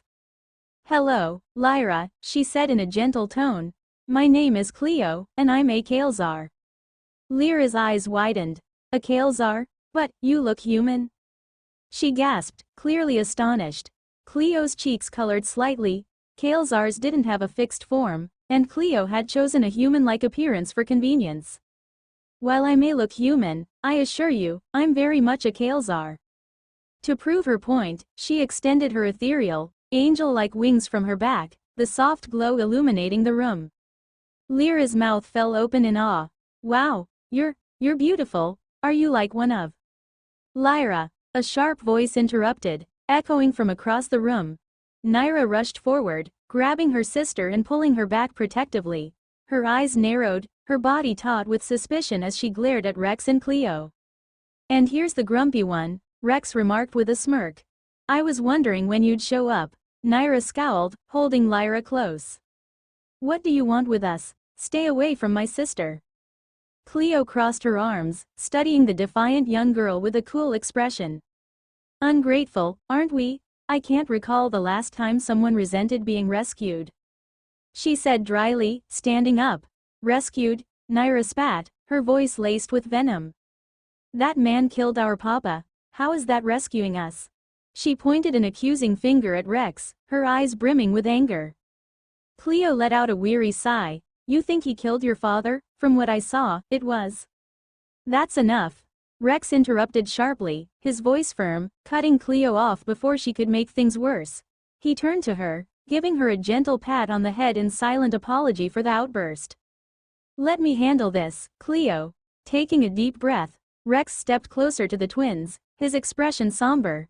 He looked at Nyra, meeting her furious gaze head-on. All right, Nyra, he said calmly, if you believe I took your father from you, then I'll give you a chance to make things right. With a swift motion, Rex summoned a small sword from his nanomaterial, crafting it carefully before tossing it onto the ground in front of the twins. He sat down on the cold, metallic floor, deactivating his armor, leaving himself entirely vulnerable. There. Take the sword, he said, his voice steady. If you want to avenge your father, now's your chance. Do whatever you feel is right. For a moment, the room was silent. Lyra stared at the sword on the floor, her eyes wide with confusion, while Nyra looked between Rex and the weapon, anger flickering with hesitation. She tightened her grip on her sister's hand, torn between the fear she felt and the hatred she carried. Rex remained still, his gaze unwavering. I won't stop you. If this is what you need to do, then do it. I'll accept the consequences. Nyra's hands trembled as she reached toward the sword, her fingers hovering above it, eyes filled with a mixture of pain, anger, and doubt. She glanced up at Rex, and in that moment, saw no malice in his face, only the weight of his words and a quiet acceptance. Finally, she dropped her hand, stepping back and looking away, her eyes filling with tears. I don't understand. Why would you give me a chance to hurt you? Nyra dropped to her knees, her small body trembling as tears welled up in her eyes. Her voice quivered as she spoke, the weight of her guilt crashing down on her. It was me, wasn't it? Because of me, Papa died. He died because he was trying to protect me. It's all my fault. Her brave facade shattered, and she broke down completely, sobbing uncontrollably. Rex watched in silence for a moment, his expression softening. Without hesitation, he moved toward the twins and wrapped his arms around them both, pulling them into a firm, reassuring hug. At first, Nyra resisted, her small fists pressing weakly against his chest, but then she melted into the embrace, her sobs growing louder. Lyra clung to him as well, tears streaming down her face. Though they had known Rex for less than an hour, there was something about his presence, his warmth, and his strength that made them feel safe, even in their grief. Minutes passed, and the room filled only with the sound of their crying. Rex stayed still, kneeling on the floor, holding them close as they released the pain they had been carrying for far too long. When their sobs finally quieted, Rex released them gently, placing a hand on each of their shoulders. He met their tear-streaked faces with a steady, understanding gaze. "Listen to me," Rex said softly, his deep voice carrying a comforting strength. "There isn't a father in the universe who wouldn't do what yours did." Naira and Lyra looked up at him, their eyes wide and red, their breaths still shaky. For him, you two were the most precious thing he had left in this forsaken world. If he could use his body to shield you, to give you even one more second of life, that's a decision he would never regret, not even for a moment. Rex's voice grew even gentler, his words laced with compassion. "In his final moments, he made sure you both were safe. That's not something to blame yourself for. It's not anyone's fault. You got that?" The twins stared at him, their guilt slowly giving way to understanding. Finally, they nodded, wiping their tear-soaked faces. Rex smiled softly, reaching out to ruffle their hair. "That's better," he said warmly. Then, as if switching gears, Rex's tone lightened. "Now, Cleo here mentioned that you two need to consume blood to stay healthy. That true?" He looked at them with a casual expression, as though the subjects were nothing out of the ordinary. The twins froze, their faces turning pale. Naira stuttered, her voice cracking with fear. "How do you know that?" Rex chuckled softly. "Well, my wife here," he said, gesturing to Cleo, "is in charge of everything on this ship, including the doctor bots. She told me about it. Don't worry, though. It's not a big deal. The galaxy is full of different kinds of people and races. Needing blood? That's not even the strangest thing out there." Lyra's usually calm demeanor broke as she gripped her sister's arm tightly, her voice rising with emotion. "But in this world, there's no one like us. Everyone treated us like monsters because of it." Tears began welling up in her eyes again, her voice trembling with frustration. Cleo stepped forward, her voice cool but firm. "That's because they were clueless civilians," she said. "Of course they'd react that way. They don't know anything about the blood clan of assassins." Both twins froze, staring at Cleo with wide, shocked eyes. "The blood clan?" Lyra whispered, her voice barely audible. "Wait. What? Blood clan? Assassins?" Rex's eyebrows shot up, clearly more surprised than the twins. Naira blinked, her confusion quickly turning to curiosity. "What's the blood clan? What do you mean by assassins?" Cleo crossed her arms, her golden eyes narrowing as if she were piecing together her own thoughts. "The Blood Clan is an ancient faction of assassins scattered across the galaxy. Your ability to consume blood isn't unique. It's part of your heritage. It's what made your people some of the deadliest fighters in the galaxy. Most people don't know about them because they operate in the shadows, and only those involved in unsavory circles would even have heard of their existence." Lyra's mouth fell open. "Wait, you're saying we're connected to assassins?" Cleo nodded. "Exactly. Your physiology matches theirs, enhanced strength, agility, regenerative abilities. All of it is fueled by blood consumption. It's no coincidence. You're part of something far greater than you know." Rex rubbed the back of his head, clearly processing this new information. "Wait, hold on. Assassins? Ancient factions? You're telling me these two kids are descendants of some super-secret galaxy-wide assassin cult, and no one told me?" Cleo shot him a sideways glance. "I didn't think it was relevant until now." "Not relevant? I'm standing here babysitting two tiny super assassins, and that's not relevant?"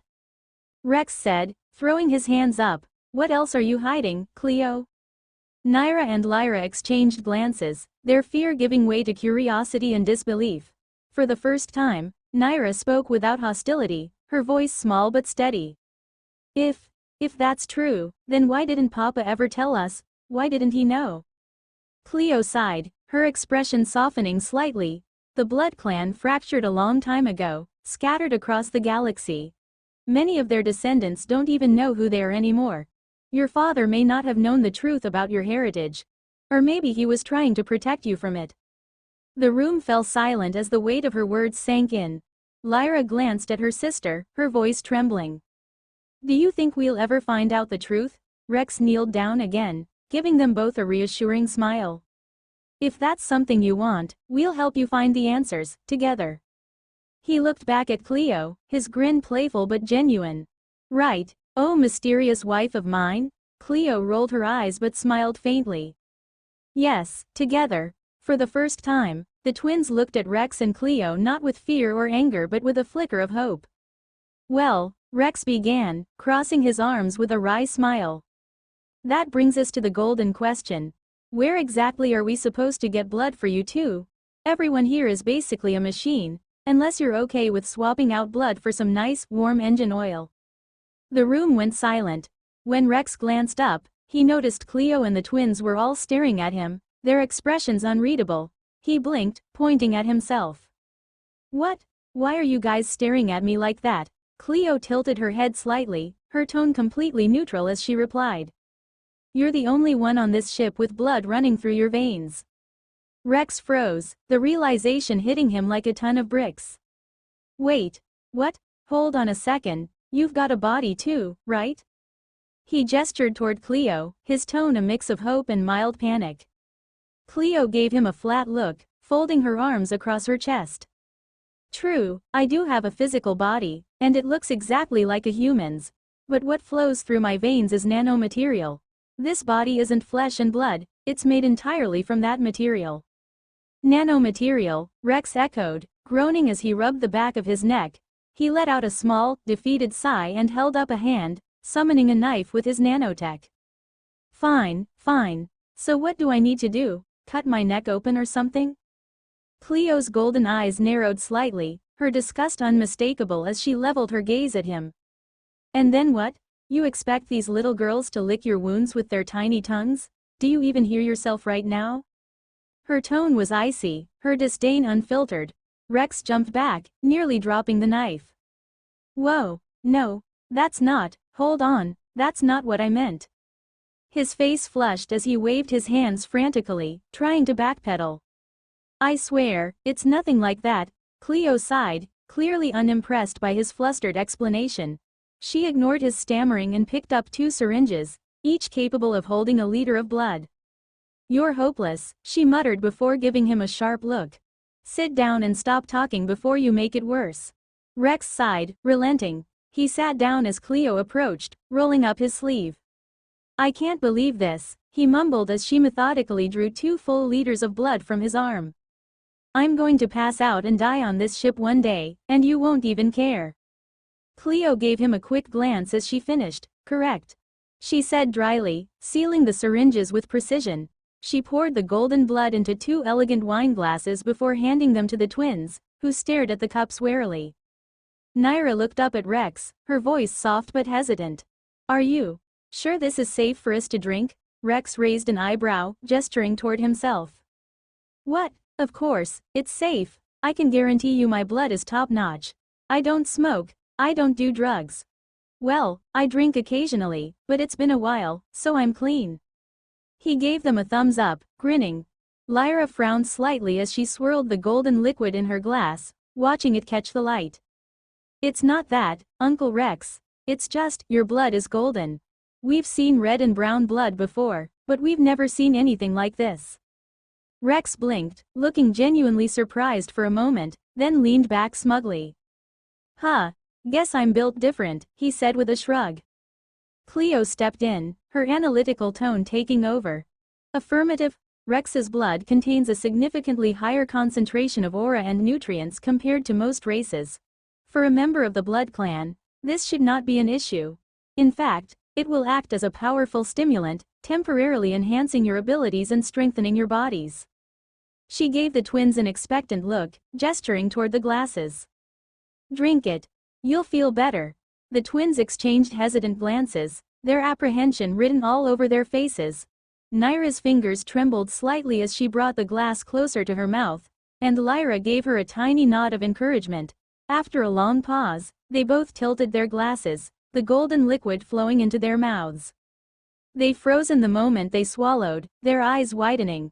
A wave of warmth coursed through their bodies, their pale faces gaining a faint flush of color. For a few moments, neither of them spoke, their expressions a mixture of shock and amazement. "How do you feel?" Rex asked, leaning forward with concern. Lyra set her glass down slowly, her voice soft but steady. "It's warm and sweet. I didn't expect it to taste like this." Naira nodded, her voice trembling slightly. "I feel stronger, like I was starving before and didn't even know it." She paused, looking at Rex with a new sense of awe. "Uncle, what are you?" Rex scratched his head awkwardly, giving them a sheepish smile. "Just a guy trying to help you guys out, nothing special." Cleo's lips curled into the faintest of smirks. "Nothing special," he says, while his blood could probably fuel a small army. All right, no need to hype me up," Rex said, waving them off. "Just glad you're feeling better. And hey, Cleo, next time, you're donating the nanomaterial equivalent, all right?" Cleo didn't dignify his comment with a response, but there was a glint of amusement in her eyes as she watched him banter with the twins. As the conversation drifted into lighthearted topics, Rex noticed something strange. He furrowed his brow and pointed at the twins. "Hold on. What's that coming from the girls?" Cleo turned her head, following Rex's gaze. Her golden eyes studied the faint, glowing white smoke rising from the twins' bodies. Interesting," she murmured, narrowing her eyes as her scanners activated. "It looks like they've adapted to your aura and absorbed it."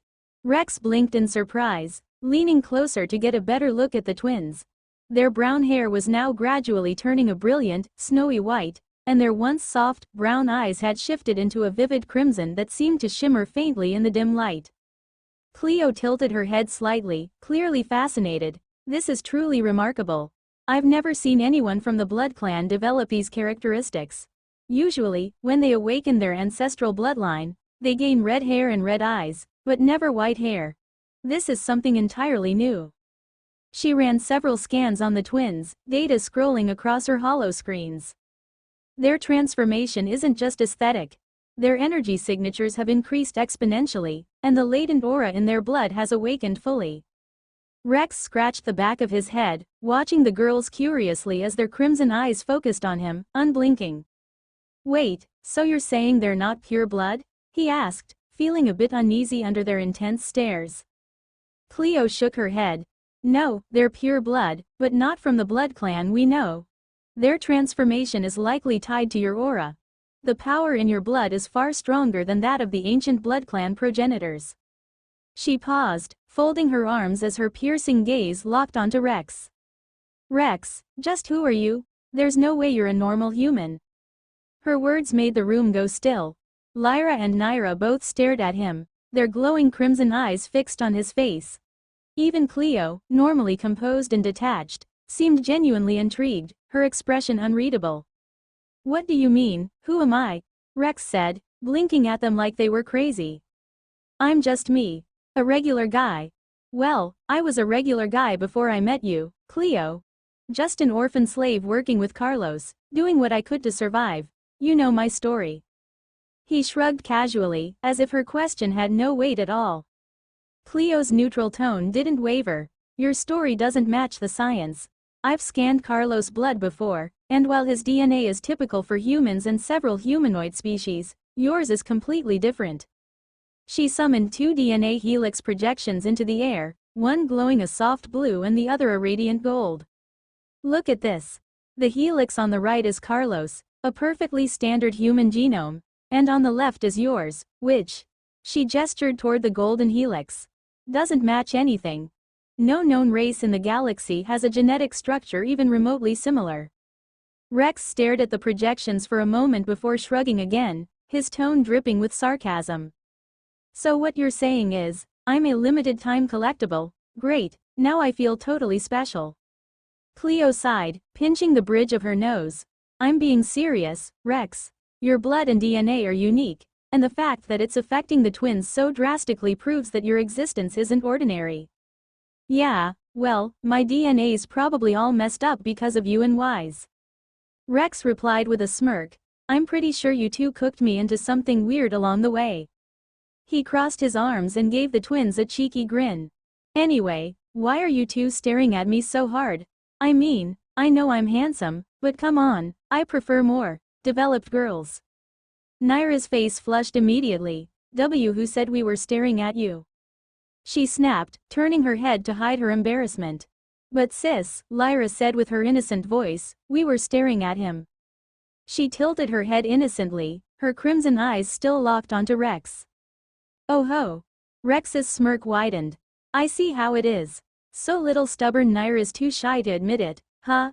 Alright then, brave little Lyra. Tell me, why were you staring at me so hard? Please don't tell me it's because I look like a walking cafeteria to you now. Lyra blinked at him, her expression completely earnest. It's because Uncle Rex is shining so brightly. There's something inside of us that's drawn to it. It feels comforting. Her soft, calm voice carried a strange weight, as if she didn't fully understand what she was saying. Rex raised an eyebrow, intrigued. Shining, huh? That's a first. All right, what about you, little stubborn Naira? What do you feel? Naira's face burned red as she refused to meet his gaze, glaring at the wall instead. I didn't feel anything, she snapped, crossing her arms. I was only staring because Lyra was doing it. She bit her lip, furious with herself. There was no way she could admit the truth, that Rex's presence felt overwhelming, like standing before a god, and that a primal instinct inside her made her want to obey him completely. Cleo observed them silently, her analytical mind already piecing things together. What no one else in the room realized was that something extraordinary had just occurred. Rex's unique blood had fundamentally altered the twins, awakening a power that had long been dormant within them. What's more, they had unconsciously recognized him as a progenitor, a force unlike anything in the history of the Blood Clan. The Blood Clan had only ever had 3 progenitors, all born from within their race. But now, for the first time, an outsider had become the source of new blood. Cleo's expression grew distant as she considered the implications. Whatever had just happened to the twins was only the beginning. Rex's existence was about to send ripples across the galaxy. All right, Rex said, stretching and glancing at the glowing crimson-eyed twins. It's late, and since you girls already had your dinner, it's time to get some sleep, but before that, go brush your teeth. He paused, rubbing their heads affectionately, then frowned as if reconsidering. Actually, scratch that. You two need a proper shower first. You probably haven't had one in days or weeks. Lyra tilted her head curiously, while Naira just gave him a suspicious look, crossing her arms. Better yet, Rex continued, pointing toward Cleo. Go with her and take a nice, long, hot shower. She'll help you clean up. Take care of some other things while you're busy. He grinned, stepping toward the door. Well then, Cleo, the girls are officially in your care. Cleo blinked, raising a delicate eyebrow. Understood. She replied simply before turning her sharp gaze to the twins. Come along, little girls. We'll get you cleaned up, and afterward, we'll figure out something more suitable for you to wear. She swiped her hand through the air, summoning a series of hollow screens in front of her. Her fingers danced across the projections as data flashed rapidly. Attention, all units in the Necrotech world. This is a top priority order. Begin searching for female clothing immediately, casual wear, nightwear, anything that fits. I'm transmitting size specifications now. You have 30 minutes to deliver everything to the transport ship. Failures will be noted. With a swipe of her hand, the screens vanished, leaving Lyra and Naira staring at her in stunned silence, their mouths slightly open. Now then, Cleo said with her usual neutral voice, offering her hands to the twins. Let's take that shower. The twins hesitated for a moment, still processing what had just happened. Lyra, as always, was the first to move, placing her tiny hand in Cleo's. Naira, after glancing suspiciously at Rex as he left the room, reluctantly followed suit, grabbing Cleo's other hand. Good girls, Cleo said with a small, approving nod as she led them toward the bathing quarters. Meanwhile, Rex chuckled to himself as he walked down the hall. Man, Cleo really runs things like a military operation. 30 minutes for clothes? Those poor Aegis units are probably panicking right now. Shaking his head with a smirk, he headed off to tackle his own tasks, leaving Cleo and the twins to their newfound routine. Rex walked through the dim corridors of the ship, his steps echoing softly until he reached the massive reinforced window overlooking the necroworld below. The lifeless planet stretched out before him, its surface scarred by deep fissures and unnatural formations, bathed in an eerie greenish light from the system's distant star. He stood there, his arms crossed, staring into the endless wasteland as his mind drifted to the things he had just learned. He sighed deeply, running a hand through his hair. So, I'm not even human anymore, huh? He muttered to himself, the words heavy as they left his lips. But even as he said it, doubt lingered in his heart. Before meeting Cleo, he had been just another orphan scraping by on a harsh world, a human with red blood and nothing extraordinary about him. It was only after becoming a half-Kael'zar that things had started to change. The golden blood, the aura, the strange pull others seemed to feel toward him, all of it had begun after Cleo had altered his body. Rex frowned, leaning against the reinforced glass. Maybe it's all connected to what Cleo did to me, or maybe there's something else I don't know yet. He murmured, his fingers tapped against the window absent-mindedly. But there's no point in thinking too hard about it. Whatever's going on, we'll figure it out sooner or later. Letting out another sigh, he pushed himself off the window and headed back toward his quarters. His body felt heavy, his mind racing, but he was determined to push it all aside for now. Sleep first. Save the galaxy-shattering identity crisis for later. He muttered to himself with a dry chuckle as he disappeared down the hallway. Meanwhile, in the dark alleys of Nakor's principal commercial city, the slum reeked of decay and desperation, its narrow, winding streets cloaked in shadow. In the dead of night, a notorious criminal, a man wanted for multiple murders, extortion, and unspeakable abuses, ran for his life.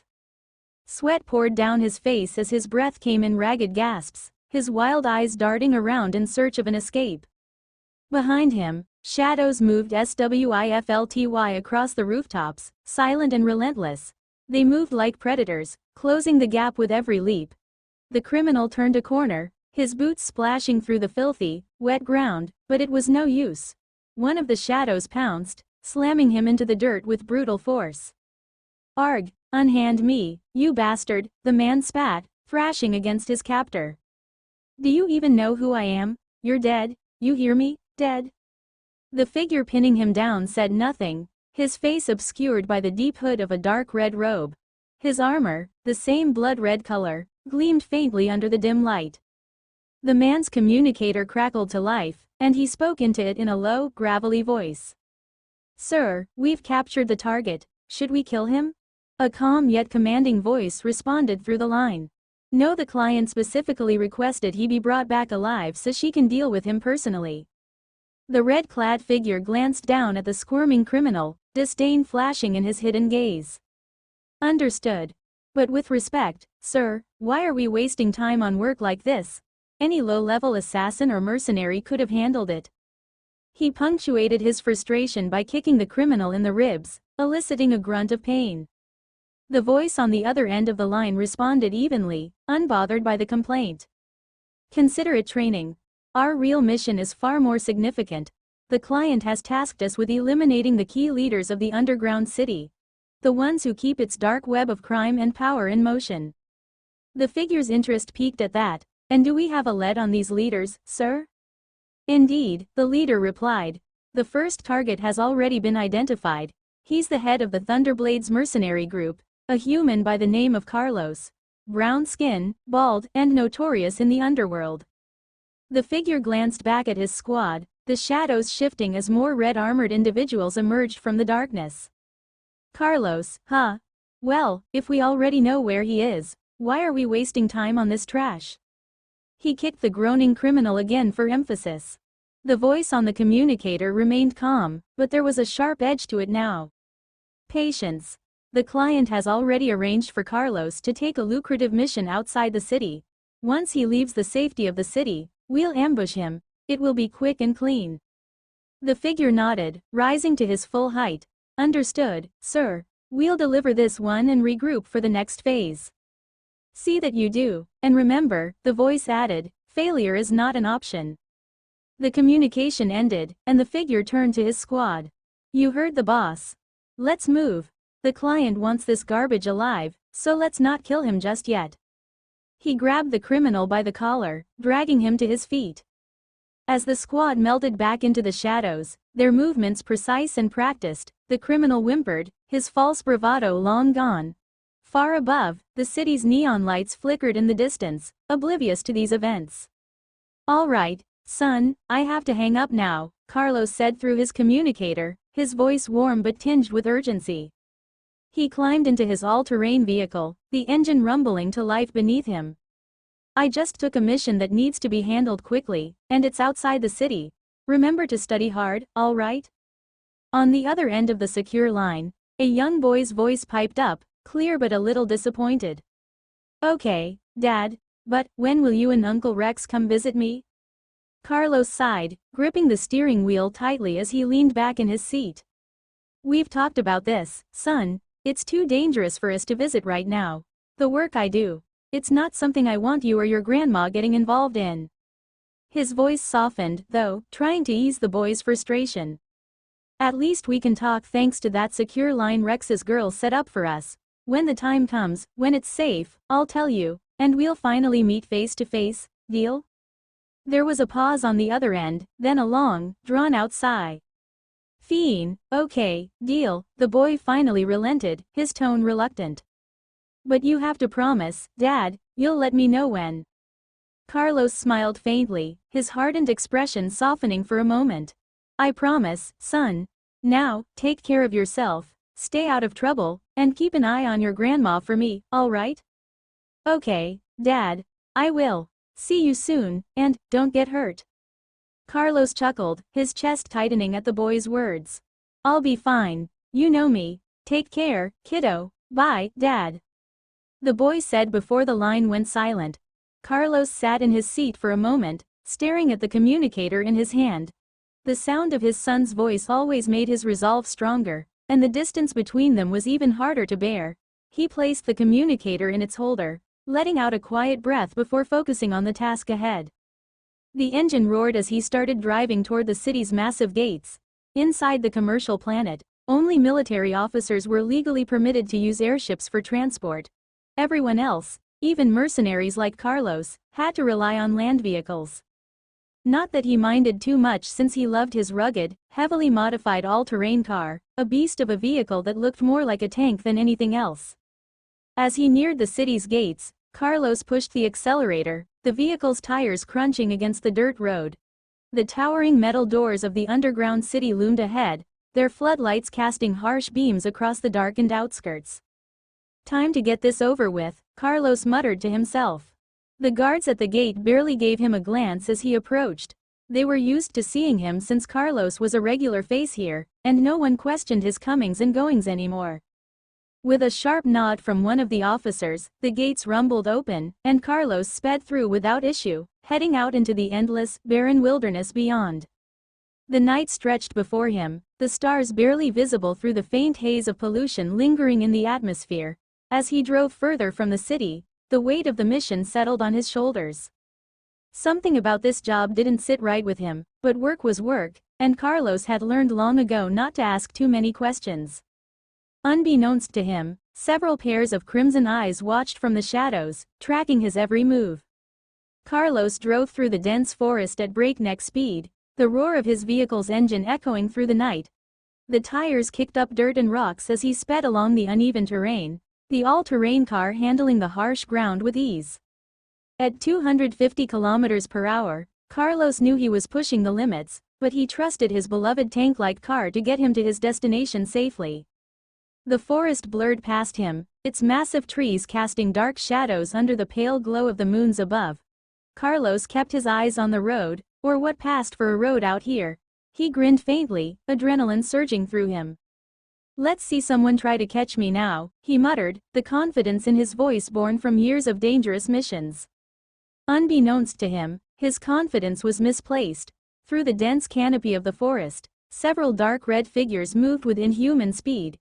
Their armored forms blended seamlessly with the shadows, their movements so swift and precise that they seemed almost like phantoms. Despite the incredible speed of Carlos' vehicle, the figures were keeping pace, their strides long and powerful as they darted between the trees. From the side of the forest, one of the shadows gave a silent signal. The others responded instantly, surging forward as one. Their timing was perfect. Within seconds, several of the dark red figures leapt from the underbrush, their powerful bodies hurtling toward the speeding car. The impact was sudden and violent. Crash! The first shadow slammed into the side of the vehicle with bone-crushing force, denting the reinforced armor of the car and sending it skidding off the dirt road. Carlos barely had time to react as the entire vehicle careened into the forest, smashing through thick undergrowth before colliding head-on with one of the massive trees. The crash echoed through the forest, a deafening mix of metal grinding and wood splintering. Carlos was thrown forward, his seatbelt keeping him from being hurled through the windshield, though the force still left him gasping for air. His beloved car groaned under the strain, smoke beginning to rise from the engine as the vehicle's systems struggled to function. Carlos shook his head, his vision swimming as he tried to make sense of what had just happened. "What the hell?" he muttered, his hands gripping the wheel tightly. His instincts kicked in, and he reached for the weapon holstered beneath his seat, his breath ragged. But before he could arm himself, the shadows moved again. Outside, the red-armored figures circled the wreck like predators stalking wounded prey. Their movements were unnaturally fluid, almost graceful, as they closed in on the vehicle. One of them, clearly the leader, approached the driver's side, their crimson helmet reflecting the faint light filtering through the trees. Carlos tightened his grip on the weapon, his heart pounding as he tried to steady his breathing. "Looks like someone finally caught me," he muttered to himself, his tone a mix of defiance and grim humor. The leader of the dark crimson assassins raised a gloved hand, making a silent gesture toward two of his subordinates. Without hesitation, the pair stepped forward, their movements confident, almost lazy. "Check if the target's dead," the leader ordered through his communicator, his voice calm but commanding. Humans were a notoriously weak race, after all, fragile creatures who could rarely survive a direct attack, let alone a violent crash like the one that had just taken place. A collision like this should have been more than enough to kill any ordinary human or leave them heavily wounded and helpless. The two assassins moved toward the wreckage of the car, their heavy boots crunching against the forest floor. They didn't bother with caution, strolling up to the mangled vehicle with the confidence of predators certain their prey was already dead. One of them leaned down, peering through the cracked and smoky window to confirm the kill. Suddenly, the quiet forest was shattered by the deafening roar of gunfire. A hailstorm of bullets erupted from within the vehicle, the muzzle flashes lighting up the wreck like fireworks. The two assassins didn't even have time to react. The first was riddled with holes, blood spraying as the bullets tore through his crimson armor, severing limbs and leaving him on the ground without moving. The second fared no better, his torso practically disintegrating under the relentless barrage. Both collapsed to the ground in pools of their own blood, their bodies twitching for a brief moment before going still. "Quickly, dodge," the leader barked, his voice sharp. The remaining assassins reacted instantly, their reflexes honed by years of brutal training. They scattered into the shadows, moving with incredible speed and precision as the storm of bullets continued to pour from the car. It was clear this was no ordinary group. They were elites, highly trained killers who had faced far worse than a stray gunman. For several tense seconds, the gunfire continued, the sound echoing through the forest. Then, abruptly, it stopped. Smoke rose from the car, the silence thick and foreboding. Before the assassins could regroup, the driver's side door was kicked off its hinges with a loud metallic clang. The twisted hunk of steel sent flying several meters before crashing into the undergrowth. Carlos stepped out of the wreckage, his silhouette looming in the faint moonlight. His power armor, usually a sleek gray design, was bulkier than usual, reinforced with heavier plating that gleamed faintly beneath the layer of dirt and scratches from the crash. In his right hand, he held his trusted shockwave hammer, its head humming faintly with stored energy. Where his left hand should have been, there was now a smoking minigun mounted directly to his arm, its barrels still glowing from the intense heat of the earlier gunfire. Carlos scanned the area, his AI-enhanced helmet HUD marking out faint heat signatures in the trees around him. Well, he said, his voice calm but carrying a dangerous edge. "More assassins? You guys are the fourth group today. At least I've already taken out two of you." He rolled his shoulders, the servants in his power armor whining softly as he adjusted his stance. His helmet's visor glinted as he turned his head, taking in the shadows shifting in the trees. The leader of the assassins stepped forward from the darkness, his crimson armor pristine and imposing, his presence radiating authority. "Target is still alive," he said coldly, addressing his squad. "Surround him. Execute quickly." Carlos smirked, gripping his hammer tightly as the minigun on his left arm whirred, spinning back to life. "Come on, then," he said, his tone dripping with confidence. "Let's see if you're any better than the last group." Spoiler alert, they weren't. The assassins moved swiftly, their crimson forms darting between the trees like wraiths. But Carlos stood his ground, his hammer crackling with energy as his AI continued to track their movements. The fight was far from over, and Carlos was more than ready to show them why he had survived this long. In the blink of an eye, several crimson-armored assassins surrounded Carlos. Their clawed gauntlets glinted menacingly in the moonlight as they struck simultaneously, aiming to pierce his body and end the fight in one brutal instant. But their deadly strikes were stopped cold, deflected by the shimmering energy shields generated by Carlos' reinforced power armor. The faint hum of the shields resonated through the air as Carlos smirked. "Guess you're not as tough as you look," he said before gripping his hammer tightly. With a powerful swing, he brought the weapon, crashing down on the nearest assassin's head. The force of the blow was devastating, armor buckled, bones shattered, and the assassin crumpled to the ground, his head reduced to a puddle of blood and gore. Carlos barely paused, raising his minigun-mounted arm and unleashing a barrage of bullets at the remaining assassins. This time, they were ready, darting away with inhuman speed. Some scrambled for cover among the trees, while others waited for an opportunity to strike, their movements calculated and precise. The battle raged on, a chaotic game of cat and mouse. Carlos swung his hammer and fired his minigun relentlessly, each attack sending shockwaves through the air. In turn, the assassins circled him like wolves, lunging at him in coordinated strikes only to be repelled by his energy shields or his hammer's crushing blows. This deadly dance continued for over an hour, the forest echoing with the sounds of gunfire, the hum of energy weapons, and the metallic clash of armor. By now, Carlos was certain he had taken down at least 6 of his attackers, their blood staining the forest floor where their bodies had fallen. But something was wrong. He frowned, his keen eyes scanning the battlefield as he caught his breath. The assassins' numbers didn't seem to be decreasing. If anything, it felt like there were more of them now than when the fight had started. And when he glanced at the spots where he had killed his earlier opponents, he realized with a sinking feeling that the bodies were gone. "What the hell is going on here?" Carlos muttered under his breath, his grip tightening on his hammer. There was no time to dwell on the mystery. The assassins gave him no respite, attacking from all angles in a relentless assault. Carlos' energy shields flared brightly as they absorbed hit after hit, but even with the armor's enhancements, he was beginning to feel the strain. His breathing grew heavier, and his movements slowed as exhaustion began to creep in. After nearly 3 hours of non-stop combat, Carlos was showing signs of fatigue. His armor's energy reserves were running low, and the cracks in his defenses were becoming more apparent. The leader of the assassins, who had been watching the fight from a distance, finally stepped forward, his crimson sword glinting ominously in the pale light. Well, the leader said, his tone dripping with disdain. "It seems the mad dog is finally out of breath."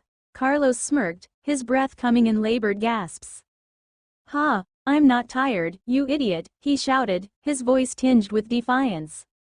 "I'm just old," the leader chuckled, shaking his head as he walked closer. "Don't worry," he said coldly, "after today, you won't feel the passage of time anymore." Before Carlos could respond, the leader vanished from sight, moving faster than Carlos' eyes could track. In the next instant, a powerful strike landed on Carlos' energy shield, sending him staggering backward. Carlos barely had time to recover before another blow came, this one slamming into his side. The force was tremendous, and though his shields held, the impacts rattled his body inside the armor. The attacks came faster and faster, the leader moving like a phantom, striking from every angle with brutal efficiency. Carlos was being toyed with, his once imposing form now reduced to a battered figure struggling to stay upright. Finally, a devastating blow sent him crashing to one knee, his hammer slipping from his grip as he gasped for air. The leader of the assassins stepped forward, his crimson sword resting on his shoulder as he looked down at Carlos with contempt. "That's more like it," he sneered. "On your knees, just like a good dog. You should have done this when we first arrived. It would have saved you the trouble." Carlos let out a weak chuckle, his shoulders shaking as he lowered his head. The leader's eyes narrowed. "What are you laughing at?" he demanded, his voice sharp with annoyance. Carlos glanced up, a defiant grin on his dirt-streaked face. "I'm laughing because looks like I'm not dying today after all. Guess I've got an angel of luck shoved somewhere deep inside my ass." The leader opened his mouth to respond, but before he could, the forest suddenly erupted in a blinding cascade of golden plasma fire. Plasma bolts shot out from all directions, streaking through the air like shooting stars. The assassins scrambled to dodge the incoming fire, their reflexes saving many of them as they darted and rolled to safety.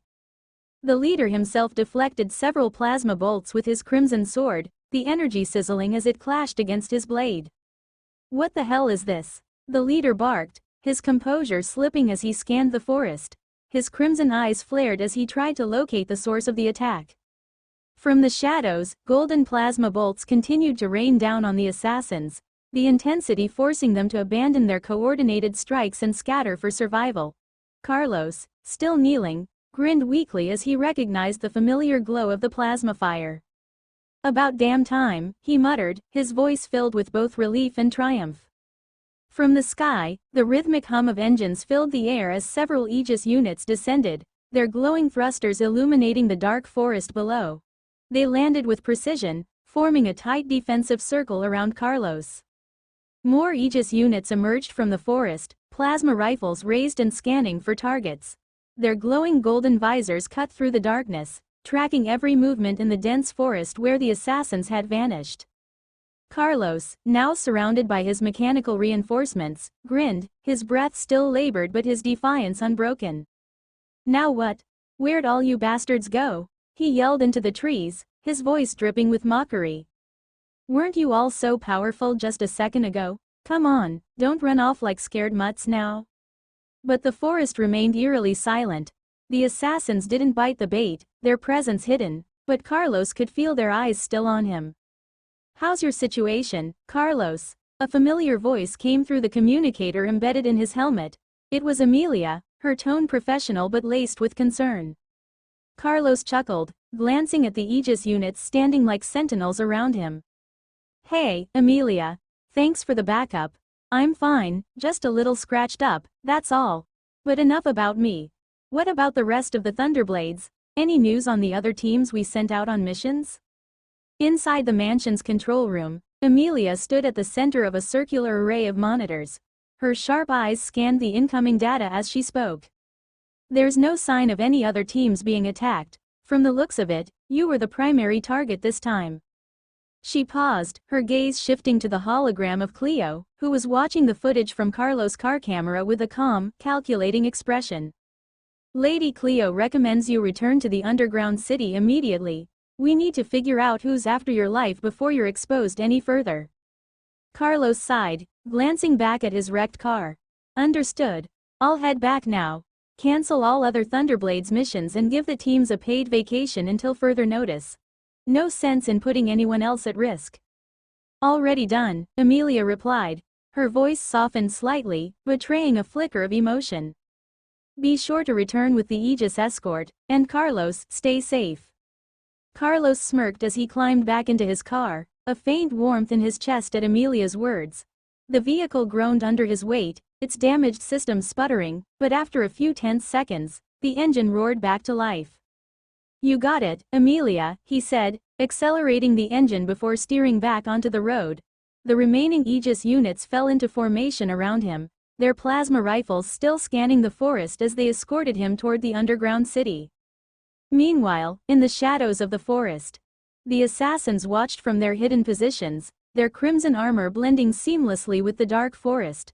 One of them limped toward the leader, clutching the stump where his arm had been severed by the earlier plasma barrage. Without a word, he pressed the severed limb back to the jagged wound.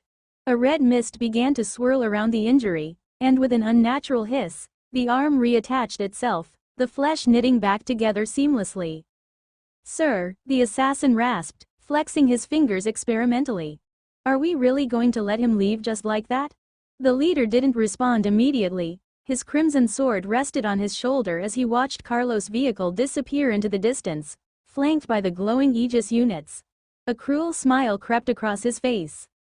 "No," he said finally, his voice low and dangerous. "We're not." The other assassins perked up at his words, their crimson visors glinting faintly in the moonlight. The leader's grin widened as he continued, "We'll follow them. Let the dog lead us to the underground city. Once we find it, we'll have not one but two objectives in our grasp." The injured assassin tilted his head curiously. "Two, sir?" The leader turned his cold gaze toward him. "The Thunderblades are only part of the picture. The client's primary interest lies with the underdogs. If Carlos leads us to them, we'll finish all three objectives in one stroke." Without another word, the leader crouched low and leapt into the air, landing soundlessly on a tree branch high above.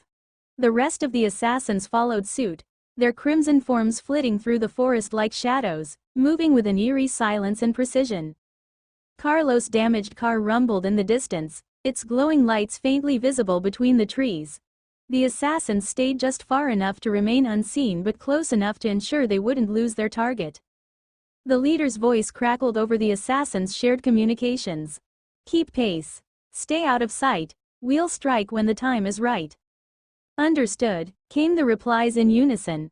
The hunt was far from over, and the leader of the assassins could feel the thrill of the chase building in his veins. "Run all you want," he muttered under his breath, a sinister grin spreading across his face. "We'll find you, and when we do, not even a deity could save you." Inside the ship's gym, Cleo was in the middle of close-quarter combat training with Naira, the faint hum of the wormhole outside vibrating through the ship's walls. The session had been going for hours now, and the energy in the room was still high, at least for Naira. "Come on, Naira," Cleo said firmly as she caught the girl by her ankle mid-kick, flipping her upside down with ease. Naira flailed for a moment, her crimson eyes wide, before Cleo carefully placed her back on the ground. "I know you can do better. Try again," Naira huffed, brushing a strand of her snowy white hair from her face. "I am trying, it's just, you're too strong." Cleo tilted her head slightly, her expression as neutral as ever. "That's not an excuse. Out there in the galaxy, there are beings far stronger than I am. You should take this opportunity to train with someone who can challenge you. That's how you grow stronger." Naira clenched her fists, determination lighting up her crimson eyes. Okay, you're right. Let's try again. This time, I'll give it everything I've got. Don't go easy on me." Without hesitation, she charged at Cleo, delivering a flurry of kicks with precision and speed, just as Cleo had taught her.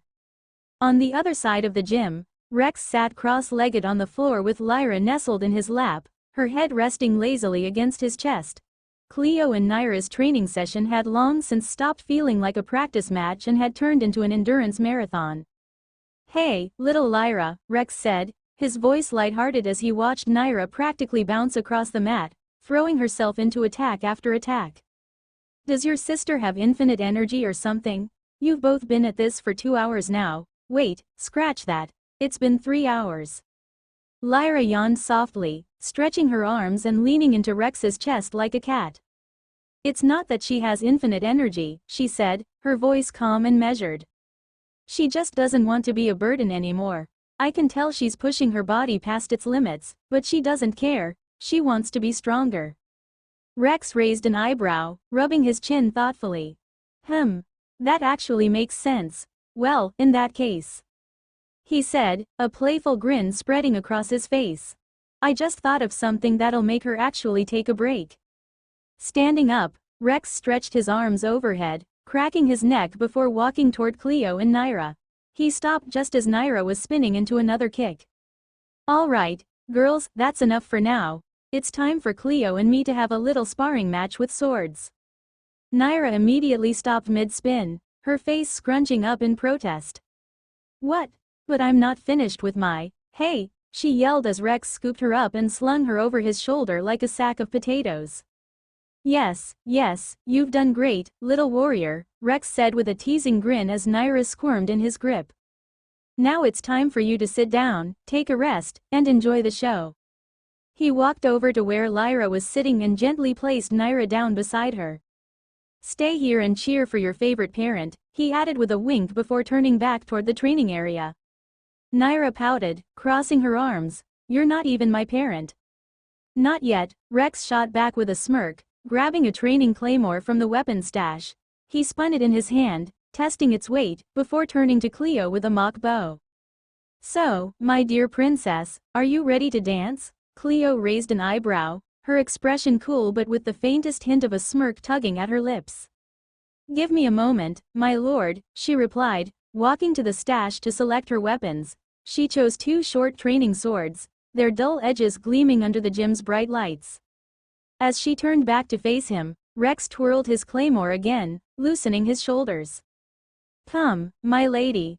You may attack first. After all, I'm a gentleman, it's only proper that the lady leads the dance. He motioned with his finger, taunting her to make the first move. Cleo's golden eyes narrowed slightly. You may regret offering me the first strike, my lord. She said, her tone calm but with a razor-sharp edge. Rex smirked, planting his feet and raising his claymore into a defensive stance. Oh, I'm counting on it, he said, his voice laced with playful confidence. The twins, now sitting side by side, watched with wide eyes, their earlier energy forgotten as their attention zeroed in on the 2 warriors squaring off in the center of the gym. Lyra leaned toward Naira, whispering softly. Who do you think will win? Naira frowned, still a little annoyed about being benched. I don't know, but if Rex loses, I'm going back in. Lyra giggled softly. Of course you are. In the center of the room, Cleo moved like lightning, her twin swords flashing as she closed the distance between them in a heartbeat. Rex's claymore swung to meet her strike with a resounding clang, the sound echoing through the gym as their sparring match began in earnest. Cleo skillfully dodged Rex's wide claymore swings, her movements sharp and calculated. She darted in close, looking for an opening to counterattack, but Rex didn't give her the chance. As she closed in, he suddenly shifted his weight and used his leg to deliver a swift kick, sending her skidding back a few feet. Ha ha ha. What was that supposed to be? Were you trying to tickle me, princess? Rex said with a loud laugh, resting the claymore on his shoulder as he gave her a teasing grin. Cleo stood her ground, brushing herself off and eyeing him coldly. HMPH. Your taunting words don't work on me anymore. I've long since grown immune to your nonsense. Her voice was calm, but her golden eyes were already calculating her next move. Oh, Rex smirked, a devilish gleam flashing across his face. So you're saying, even if I bring up that time? Cleo froze mid-step, her calm exterior breaking for just a moment. What time? She asked warily, narrowing her eyes at his smug expression. Rex's smirk widened. You know, that time, he said, his tone dripping with mischief. Cleo's eyes widened slightly as the realization hit her. A bright red blush spread across her cheeks, completely shattering her neutral poker face. Why you wouldn't dare, she shouted, her voice betraying her usual composed tone with a hint of panic. Oh, wouldn't I? Rex teased, his grin growing even more insufferable. He raised his voice just enough to make sure the twins could hear him. I mean, I wouldn't mind sharing with everyone here how you. Before he could finish his sentence, Cleo exploded. Forward with breathtaking speed, closing the distance between them in a blink. You'll do no such thing, she yelled, throwing a vicious kick aimed straight at his face. Rex barely dodged, leaning back just enough for the attack to graze the tip of his nose. Whoa, calm down, my dear wife, he said, stumbling slightly as Cleo unleashed a relentless barrage of attacks. She didn't let up for even a second, her twin short swords whirling like extensions of her body as she spun in the air, using her long legs to chain powerful kicks into her assault. Rex grunted as he blocked one strike with his claymore, only to be forced to duck under another spinning kick aimed for his head. Are you trying to kill your husband? Rex shouted, wincing as one of her kicks connected with his ribs, sending him sliding back a few steps. What husband? Cleo snapped, her flushed face still betraying her embarrassment despite the anger in her voice. I don't have a husband, Rex chuckled through the pain, clearly enjoying her reaction. Oh, so that's how it is. Well, I can see I won't win fighting honorably against you. Guess it's time to use dirty tricks. Cleo narrowed her eyes, her body tense as she prepared for his next move. What tricks? She demanded, her voice sharp with suspicion. Before she could react, Rex suddenly dropped his claymore and lunged forward, catching her leg mid-kick. Cleo's eyes widened in surprise as she felt his grip tighten around her ankle.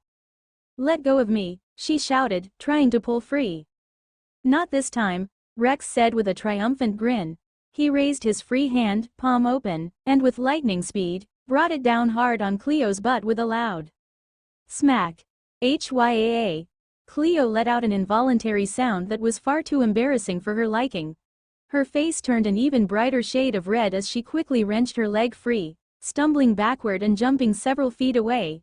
She landed with a hand over her butt, glaring at Rex with wide, furious eyes. Rex doubled over with laughter, clutching his stomach. What?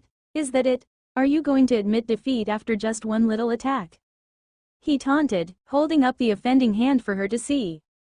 Cleo's hands trembled as she pointed one of her short swords at him, her entire face burning with humiliation.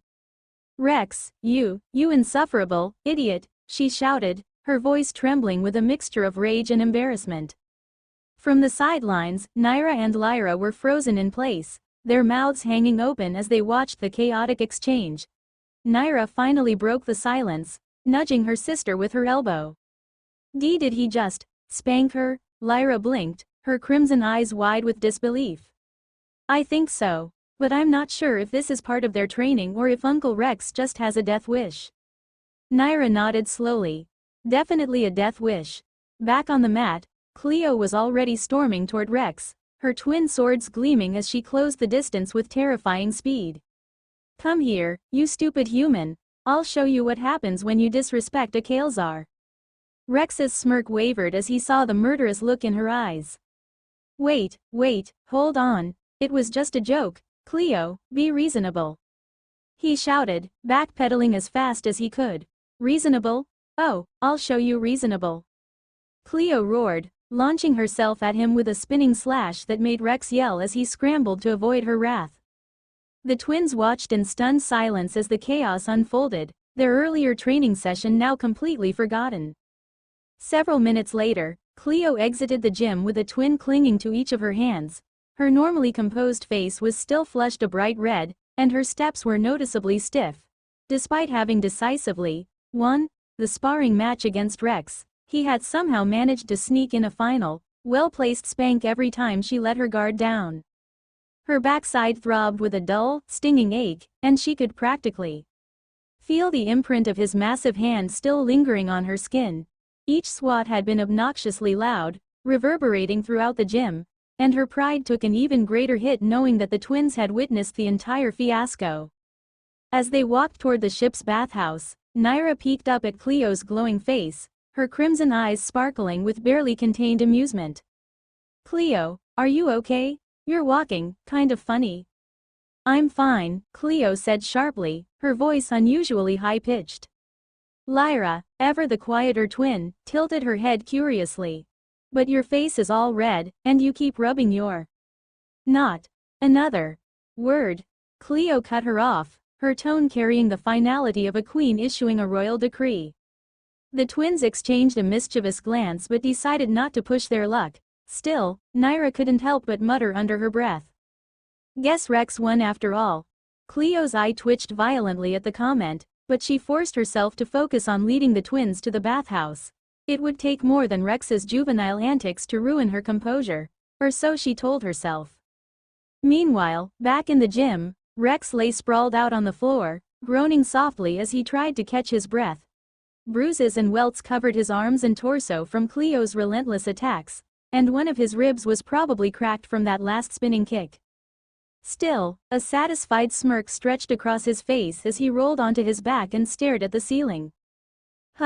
Worth it, he said with a chuckle, raising his hand and admiring it like a trophy. Totally worth it. That night, Rex was banished to the medical bay, where he had to sleep on a cot surrounded by beeping machines and disapproving medical devices. Cleo, of course, refused to let him back into their shared bedroom, locking the door and ignoring his half-hearted apologies through the intercom.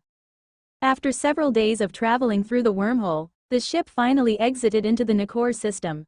The moment they emerged, a squadron of patrolling ships from the Allied fleet intercepted them. "This is the Allied Fleet Patrol," came a calm but commanding voice over the comms. "Identify yourself and state your business in this system." Rex stood on the bridge, watching the patrol ships through the reinforced viewing window. He activated the communications and responded with practiced ease. "This is a Thunderblades mercenary group vessel. We fought alongside the Allied fleet during the first wave, sending our credentials now." A brief silence followed as the patrol captain verified their identification. "Credentials confirmed. You're cleared to proceed." The captain replied, his tone lighter now. "Welcome back, and thank you for your service, citizen." With the patrol ships peeling off, Rex turned his attention to the breathtaking view outside the ship. The planet Nakor hung in the distance, a glowing beacon of industry and commerce, surrounded by a glittering ring of orbital platforms. But what caught Rex's eye wasn't the bustling trade routes or the steady stream of civilian ships, it was the Allied fleet itself. Looming above Nakor were 4 super capital ships, massive vessels that dwarfed everything around them. 2 of the behemoths were severely damaged, their hulls riddled with scars and breaches from recent battles. Swarms of engineer ships buzzed around them like bees tending to a wounded hive, their tools sparking as they worked tirelessly to patch up the devastation. One of the ships in particular caught Rex's attention.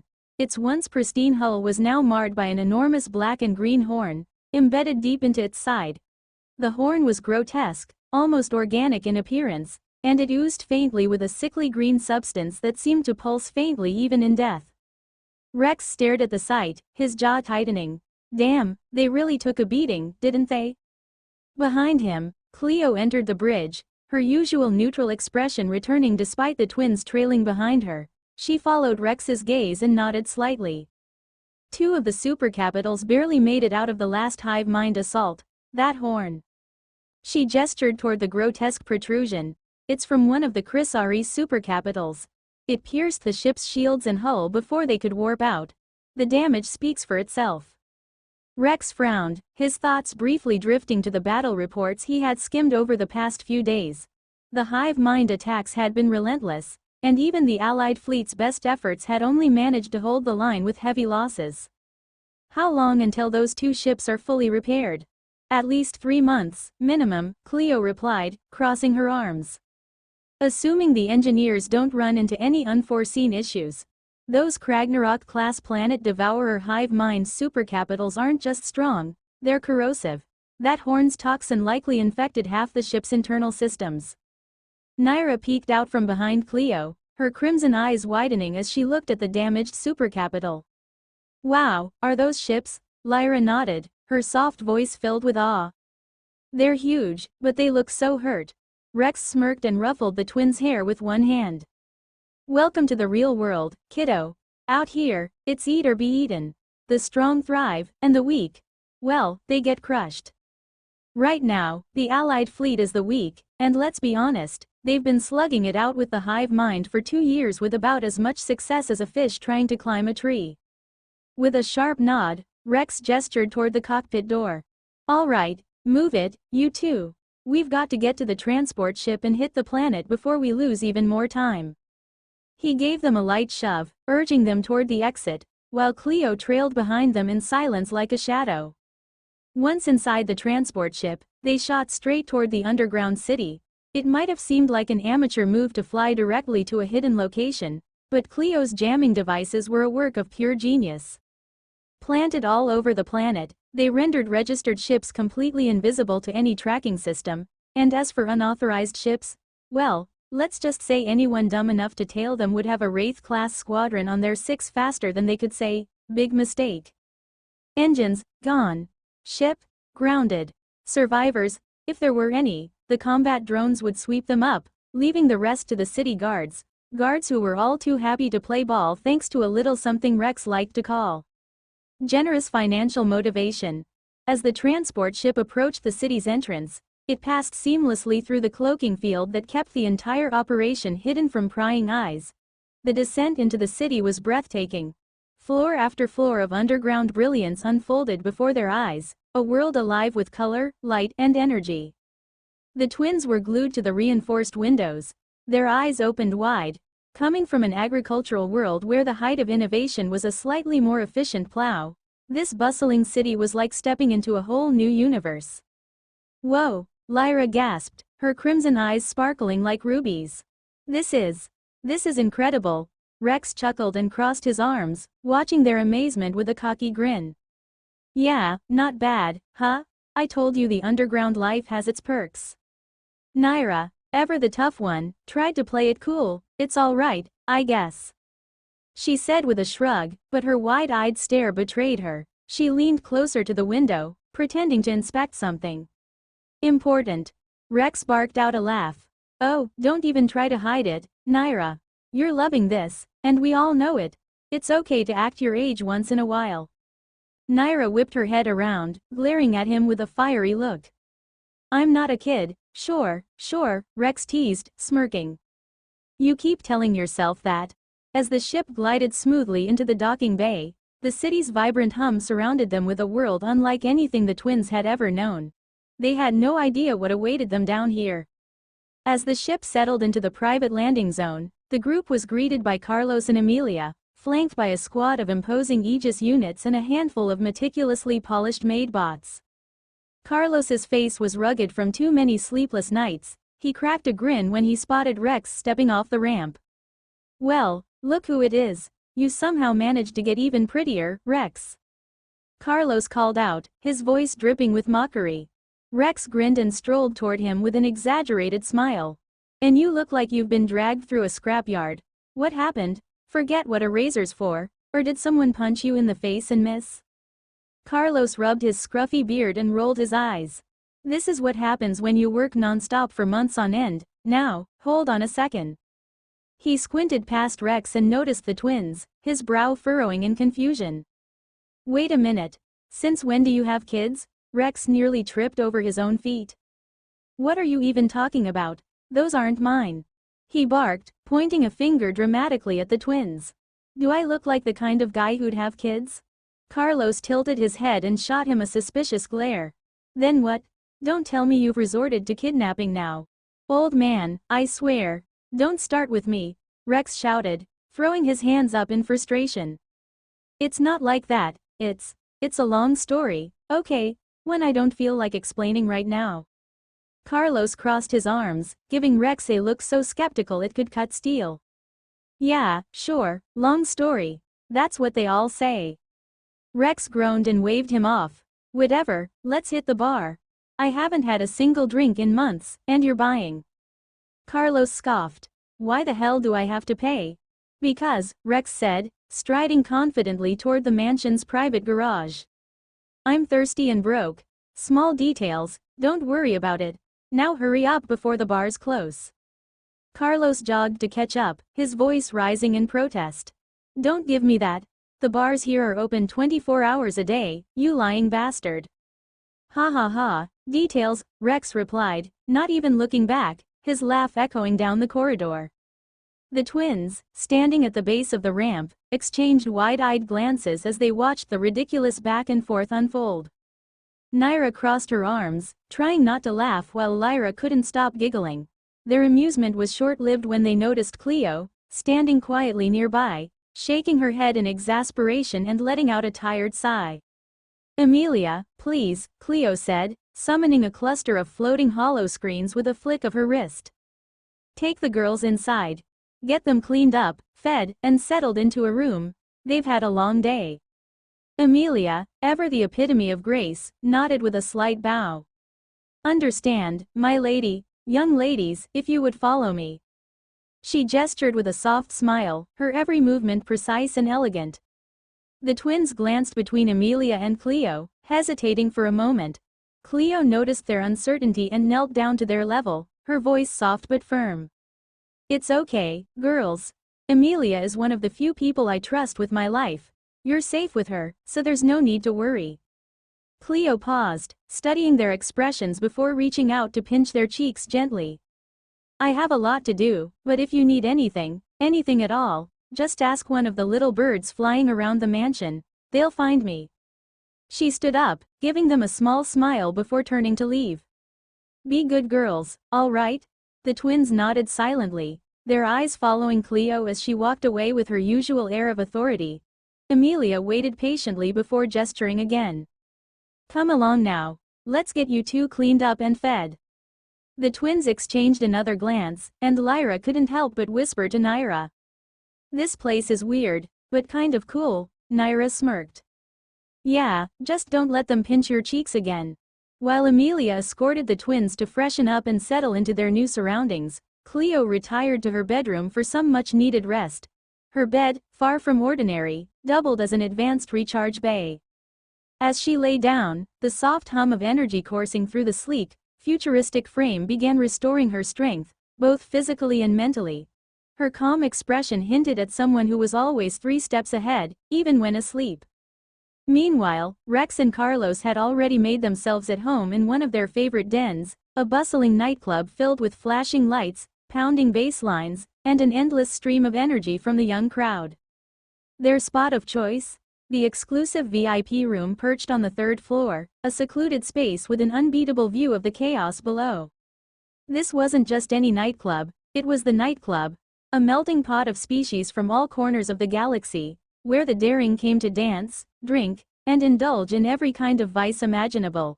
Rex liked this place for one specific reason. The Dragon Slayer. This wasn't your average drink, it was a beer with a kick strong enough to knock even the toughest warriors flat on their backs.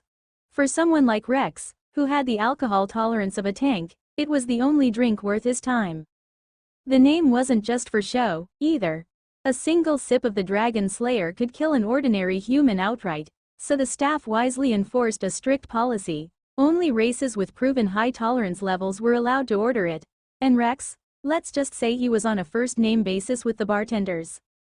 Carlos leaned back in his chair, the neon glow from the dance floor below casting sharp shadows across his rugged face. He took a long gulp from his mug and set it down with a heavy thunk. All right, Rex, he said, wiping his mouth with the back of his hand. Enough stalling. What's the deal with those twins you brought with you this time? Don't tell me you're starting some kind of daycare service now.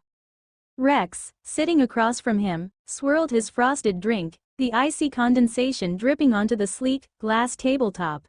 With a grin, he took an enormous gulp of his beer and let out a satisfied sigh. Ah, now that hits the spot. He leaned back, balancing his chair on 2 legs, clearly in no rush to spill the beans. Carlos wasn't having it. He raised an eyebrow, tapping his fingers impatiently on the table. Don't dodge the question, Rex. Spill it. I don't buy that long story excuse you pulled earlier. All right, keep your shirt on, old man. Rex said, waving a dismissive hand. He took another swig of his beer, savoring it like it was liquid gold, before finally leaning forward with a grin that was equal parts mischievous and tired. The thing is, well, he paused dramatically, enjoying Carlos's growing irritation. The thing is what? Carlos snapped, slamming his mug down. Don't tell me you picked up 2 random kids on some backwater planet because you felt sorry for them. Rex glanced at Carlos, his tone heavy with unspoken weight. Nothing like that, Carlos. See, the thing with them is. His voice trailed off as his gaze darkened. He began to recount how Cleo and he ended up taking care of them after he killed their father. The tale unraveled into the grim events that followed in the chaotic necrotech world. Meanwhile, the twins were exploring the sprawling mansion, their hair still damp from the shower. Amelia, their guide, walked ahead, her quiet presence both comforting and watchful. Lyra. What are you doing? Naira's voice was sharp, almost whispering, as her eyes fixed on her sister. Lyra stood motionless in the hallway, her arms outstretched. She was covered with countless botany birds of varying sizes and intricate designs, their metallic forms shimmering under the dim light. What? Lyra tilted her head, her lips curling into a playful smile. Oh, you mean the birds? Aren't they adorable? They just started following me after I picked up this little red one. She held up a small bird resembling a crimson hummingbird, its delicate wings fluttering slightly as if alive. Naira stepped closer, her voice hushed and urgent. I don't think we should be messing with those birds, sis. Her eyes darted to Amelia, who was already staring intently at the red bird, her expression unreadable. Naira instinctively tried to shield the bird from Amelia's gaze, but it was too late. Don't worry, young ladies, Amelia said softly, her tone calm but carrying an edge that made Naira shiver. Nothing will happen to the little bird, no matter what you do to it. Lady Cleo made it resilient. Even if you managed to break it, though I doubt you could, it would repair itself. Her eyes lingered on the red bird for a moment longer before she turned and gestured for them to follow. Still uneasy, the twins trailed behind Amelia as she led them to the garden. As they stepped outside, their eyes widened in amazement. Behind the mansion stretched a lush paradise, a garden filled with fruit trees of every kind imaginable. The air was thick with the sweet fragrance of ripe fruits, and vibrant colors painted the landscape. Wow, the twins whispered in unison, their voices filled with awe. Amelia chuckled softly, her usually serious demeanor melting into a rare warmth. Go ahead, she said with a slight smile, you can try any fruit you like. They're all safe for human consumption. The twins wasted no time, darting off in opposite directions but always staying within arm's reach of each other. They plucked fruits from branches, laughing as they took bites. Some were sweet and delicious, others sour enough to make their faces scrunch up in exaggerated expressions. Their carefree joy was infectious, and Amelia couldn't help but smile as she watched them. But even in their laughter, the twins remained inseparable, never straying more than a few steps apart. Amelia noticed this small detail, her sharp eyes catching the unspoken bond between them. She thought it was endearing, a rare purity in a world so full of chaos. Yet unseen to the twins, danger loomed in the shadows. Figures moved silently, cloaked in advanced camouflage that bent the very light around them. They watched from the edges of the garden, their presence predatory and menacing. Sir, one of the figures whispered into a hidden communication device. The two targets have entered the mansion grounds. Should we proceed with the mission? The voice on the other end replied, low and cold. Wait. Observe. Strike only if necessary. The twins, oblivious to the predators lying in wait, continued to laugh and explore, their joy filling the garden as the storm of fate began to close in around them. The assassins remained hidden, their forms blending seamlessly into the shadows of the garden. They watched with cold precision, calculating their next move. Then, one of them noticed something unusual. Sir, the assassin murmured into his communication device, his voice barely audible. The two girls, those twins, they can enter the mansion without much trouble. Should we capture them to gain access? The leader, perched silently on the branch of a fruit tree, gave a cold smile that didn't reach his eyes. His figure was shrouded in the faint light filtering through the garden canopy. Yes. Capture them. But kill the maid. We can't leave any witnesses alive to warn the enemy. Move now. Without hesitation, one of the assassins leapt from his concealed position, his crimson blade gleaming with a deadly glow.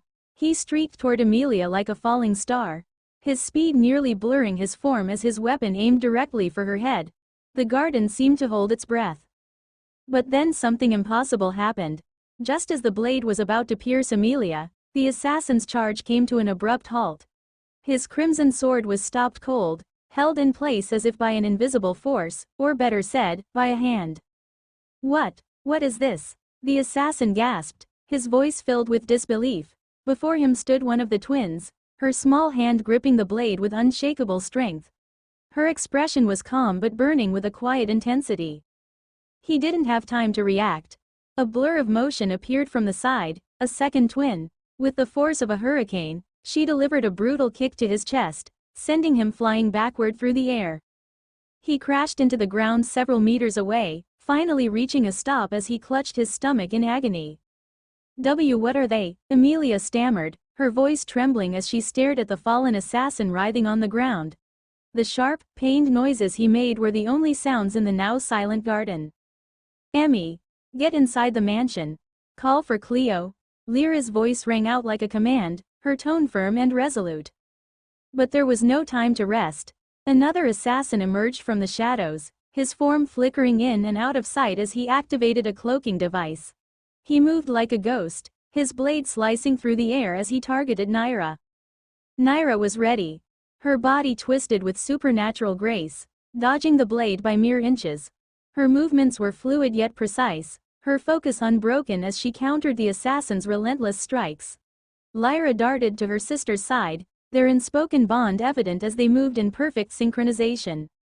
The assassins, so confident moments ago, now hesitated, their calculated strategy crumbling in the face of these two seemingly ordinary girls who had turned into an unstoppable force. The leader of the assassins narrowed his eyes, watching from his vantage point in the tree. His hand tightened around the hilt of his weapon. Interesting, he muttered to himself. They're more dangerous than I anticipated. No matter, we proceed. The leader of the assassins finally decided to join the fight, his crimson cloak billowing behind him as he descended from the tree like a vengeful shadow. His movements were near silent, predatory, and precise. He closed in on Naira from behind, his blade poised for a lethal strike. But before he could land the blow, several golden spears tore through the air toward him with terrifying speed. He barely managed to twist out of the way, his enhanced reflexes saving him from certain death. Yet even with his incredible speed, one of the spears struck true, piercing his right leg with a sickening crunch. Phew! The leader stumbled back, gritting his teeth as pain shot through his body. His crimson eyes flared with rage as he barked his next order, his voice echoing like thunder. Kill those bitches.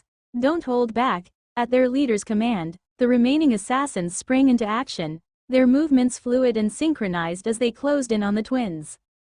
The girls stood back to back, their youthful faces tense but unwavering. The assassins attacked in waves, their blades slicing through the air, but Lyra and Naira moved with uncanny precision, dodging, blocking, and countering in a rhythm that showed their lack of training. The leader, meanwhile, staggered a few paces away, clutching the golden spear embedded in his leg. He grabbed it with both hands, attempting to wrench it free, but his efforts were in vain. The spear refused to budge, then he felt it. A searing heat began to spread from the wound. His eyes widened in shock as he realized what was happening. The golden spear wasn't just a weapon, it was alive, in a way. He could feel it devouring his blood, its energy spreading through his veins like wildfire. This is impossible, the leader muttered, his voice trembling with disbelief. He stumbled backward, his strength beginning to waver. Why is this weapon the same as our blood clans? Where did this power come from? For the vampires of the Blood Clan, blood was everything. They used the blood of powerful beasts to forge their weapons and enhance their own bodies. The stronger the blood they consumed, the stronger their weapons and abilities became. But when two vampires fought, their weapons would clash in a battle of dominance, with the blood of the stronger consuming the weaker. And now, the leader of the assassins could feel it. His blood was being overpowered.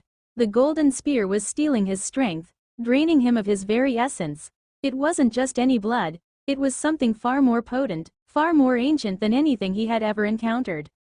His gaze shifted back to the twins, who were still locked in combat with his subordinates. Though their movements were clumsy and inexperienced, they somehow managed to evade the assassin's lethal strikes. When they were hit, the wounds healed almost instantly, the blood sealing and repairing their injuries as if they had never been harmed. What the hell is happening here? The leader whispered, his voice laced with confusion and fear. His sharp eyes caught sight of something else. Golden shields, seemingly forged from the same blood as the spears, hovered around the twins. They moved with a mind of their own, intercepting the assassins' attacks with unnatural precision. The assassins faltered, their relentless assault beginning to break under the strain. The shields blocked their blades, the spears flew with devastating accuracy, and the twins, though untrained, moved like they were protected by an unseen force. The leader's mind raced. His blood burned, his strength waned, and his forces were faltering. These girls, these amateurs, should have been easy prey. Instead, they were becoming the center of a storm he couldn't comprehend.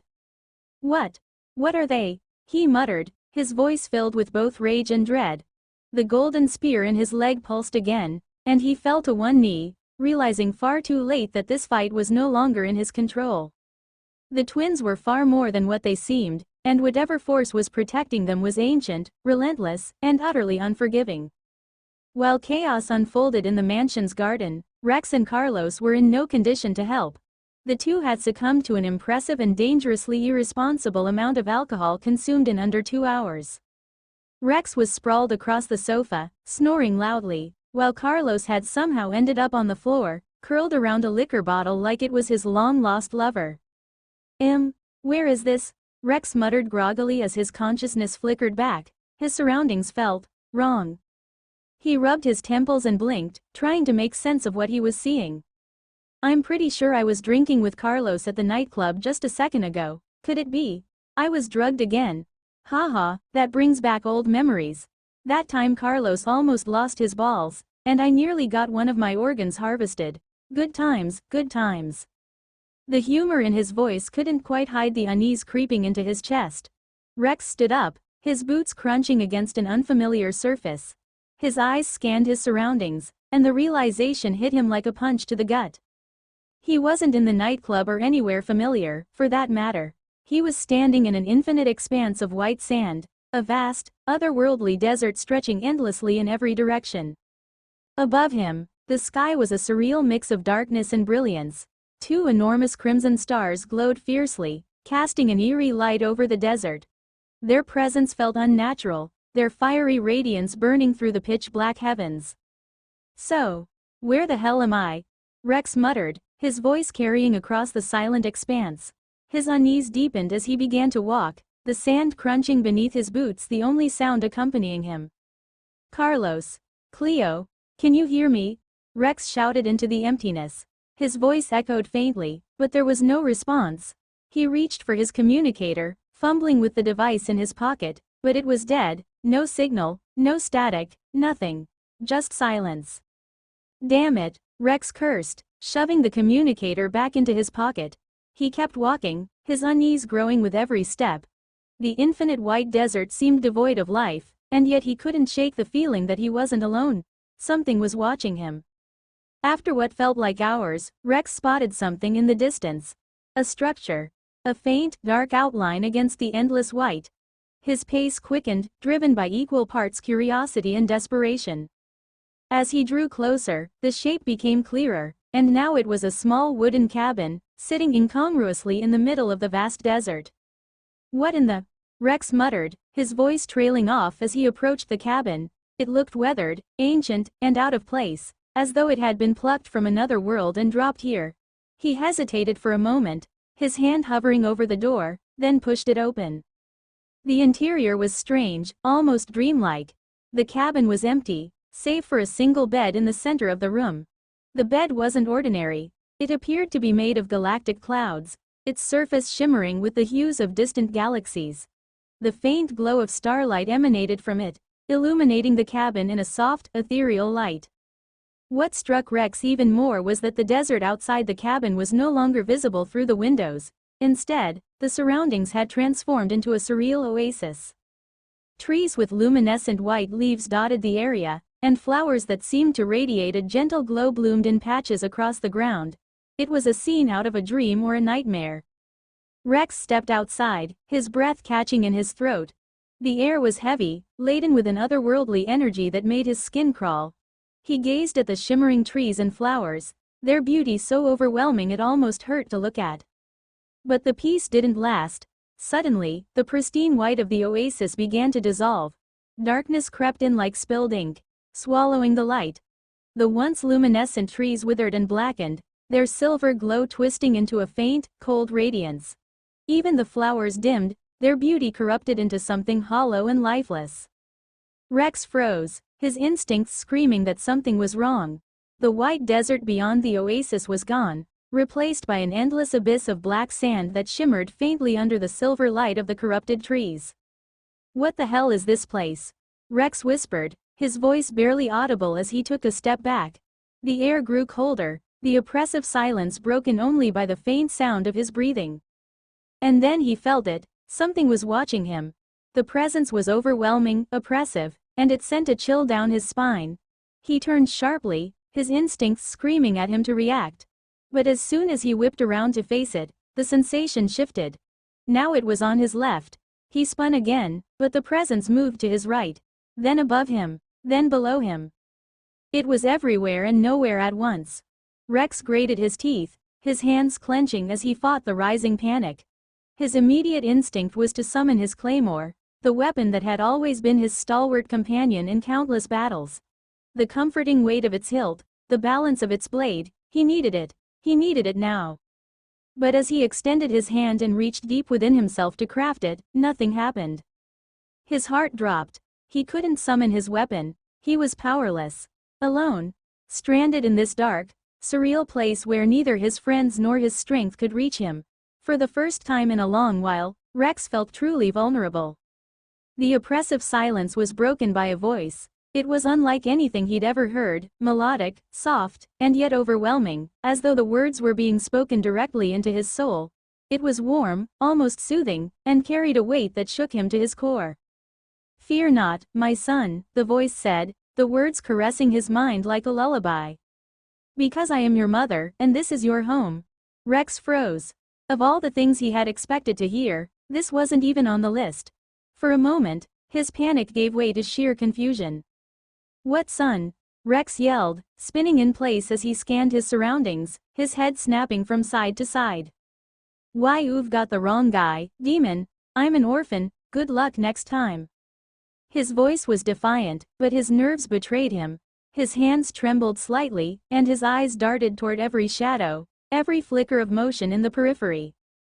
But the voice didn't respond in anger. Instead, it laughed, a soft, sweet giggle that seemed to echo everywhere and nowhere at once. "You are not an orphan, my son," the voice continued, calm and patient. "While it is true that circumstances kept me from you, I am full of joy now. For you are finally strong enough to connect with me, at least in your astral form." "Astral form? Seriously? Now you're making up excuses?" Rex barked back, his defiance masking the unease gnawing at him. "If you're really my mother, then show yourself, prove it." The voice laughed again, but this time it was different, closer, deeper, more real. It wasn't just sound anymore, it was presence. The darkness that surrounded him began to shift, like ink spilling into water, and from the ground beneath his feet, a radiant white light began to shine. The cabin trembled, the wooden walls groaning as if they could barely contain the energy erupting from beneath them. The light grew brighter and brighter, so blinding that Rex instinctively shut his eyes. Even with them closed, the brilliance seeped through, painting his vision in shimmering white. When he finally opened them, the desert, the cabin, and the oppressive darkness had faded away. Before him stood a woman, radiant and otherworldly. Her long, snow-white hair cascaded to the ground like a waterfall of light. Her skin glowed with a soft, pale luminescence, as if she had been sculpted from moonlight itself. Crimson eyes, deep and piercing, locked onto his with a warmth that made him instinctively step back. She wore a flowing, single-piece dress of thin, ethereal fabric that seemed to shimmer like starlight. Blue ornaments adorned her dress, their intricate patterns pulsating with energy. Behind her, a massive, glowing circular sigil floated, its design both divine and arcane, a perfect blend of mystery and majesty. Rex stared, completely dumbfounded. There was a long silence before he finally blurted out. "Definitely not my mother. No way." He gestured at her, his voice dripping with sarcasm as he tried to mask his awe. "First off, I'm not this good-looking. Second, you're way too tall. What are you, 3, 4 meters? I was a perfectly normal human of 1.8 meters a few years ago." The tension that had gripped him moments ago began to loosen. Now that he could see her, it was easier to speak, easier to feel like himself again. But deep down, there was a sense of unease he couldn't shake. This woman, this being, felt far too powerful, far too otherworldly.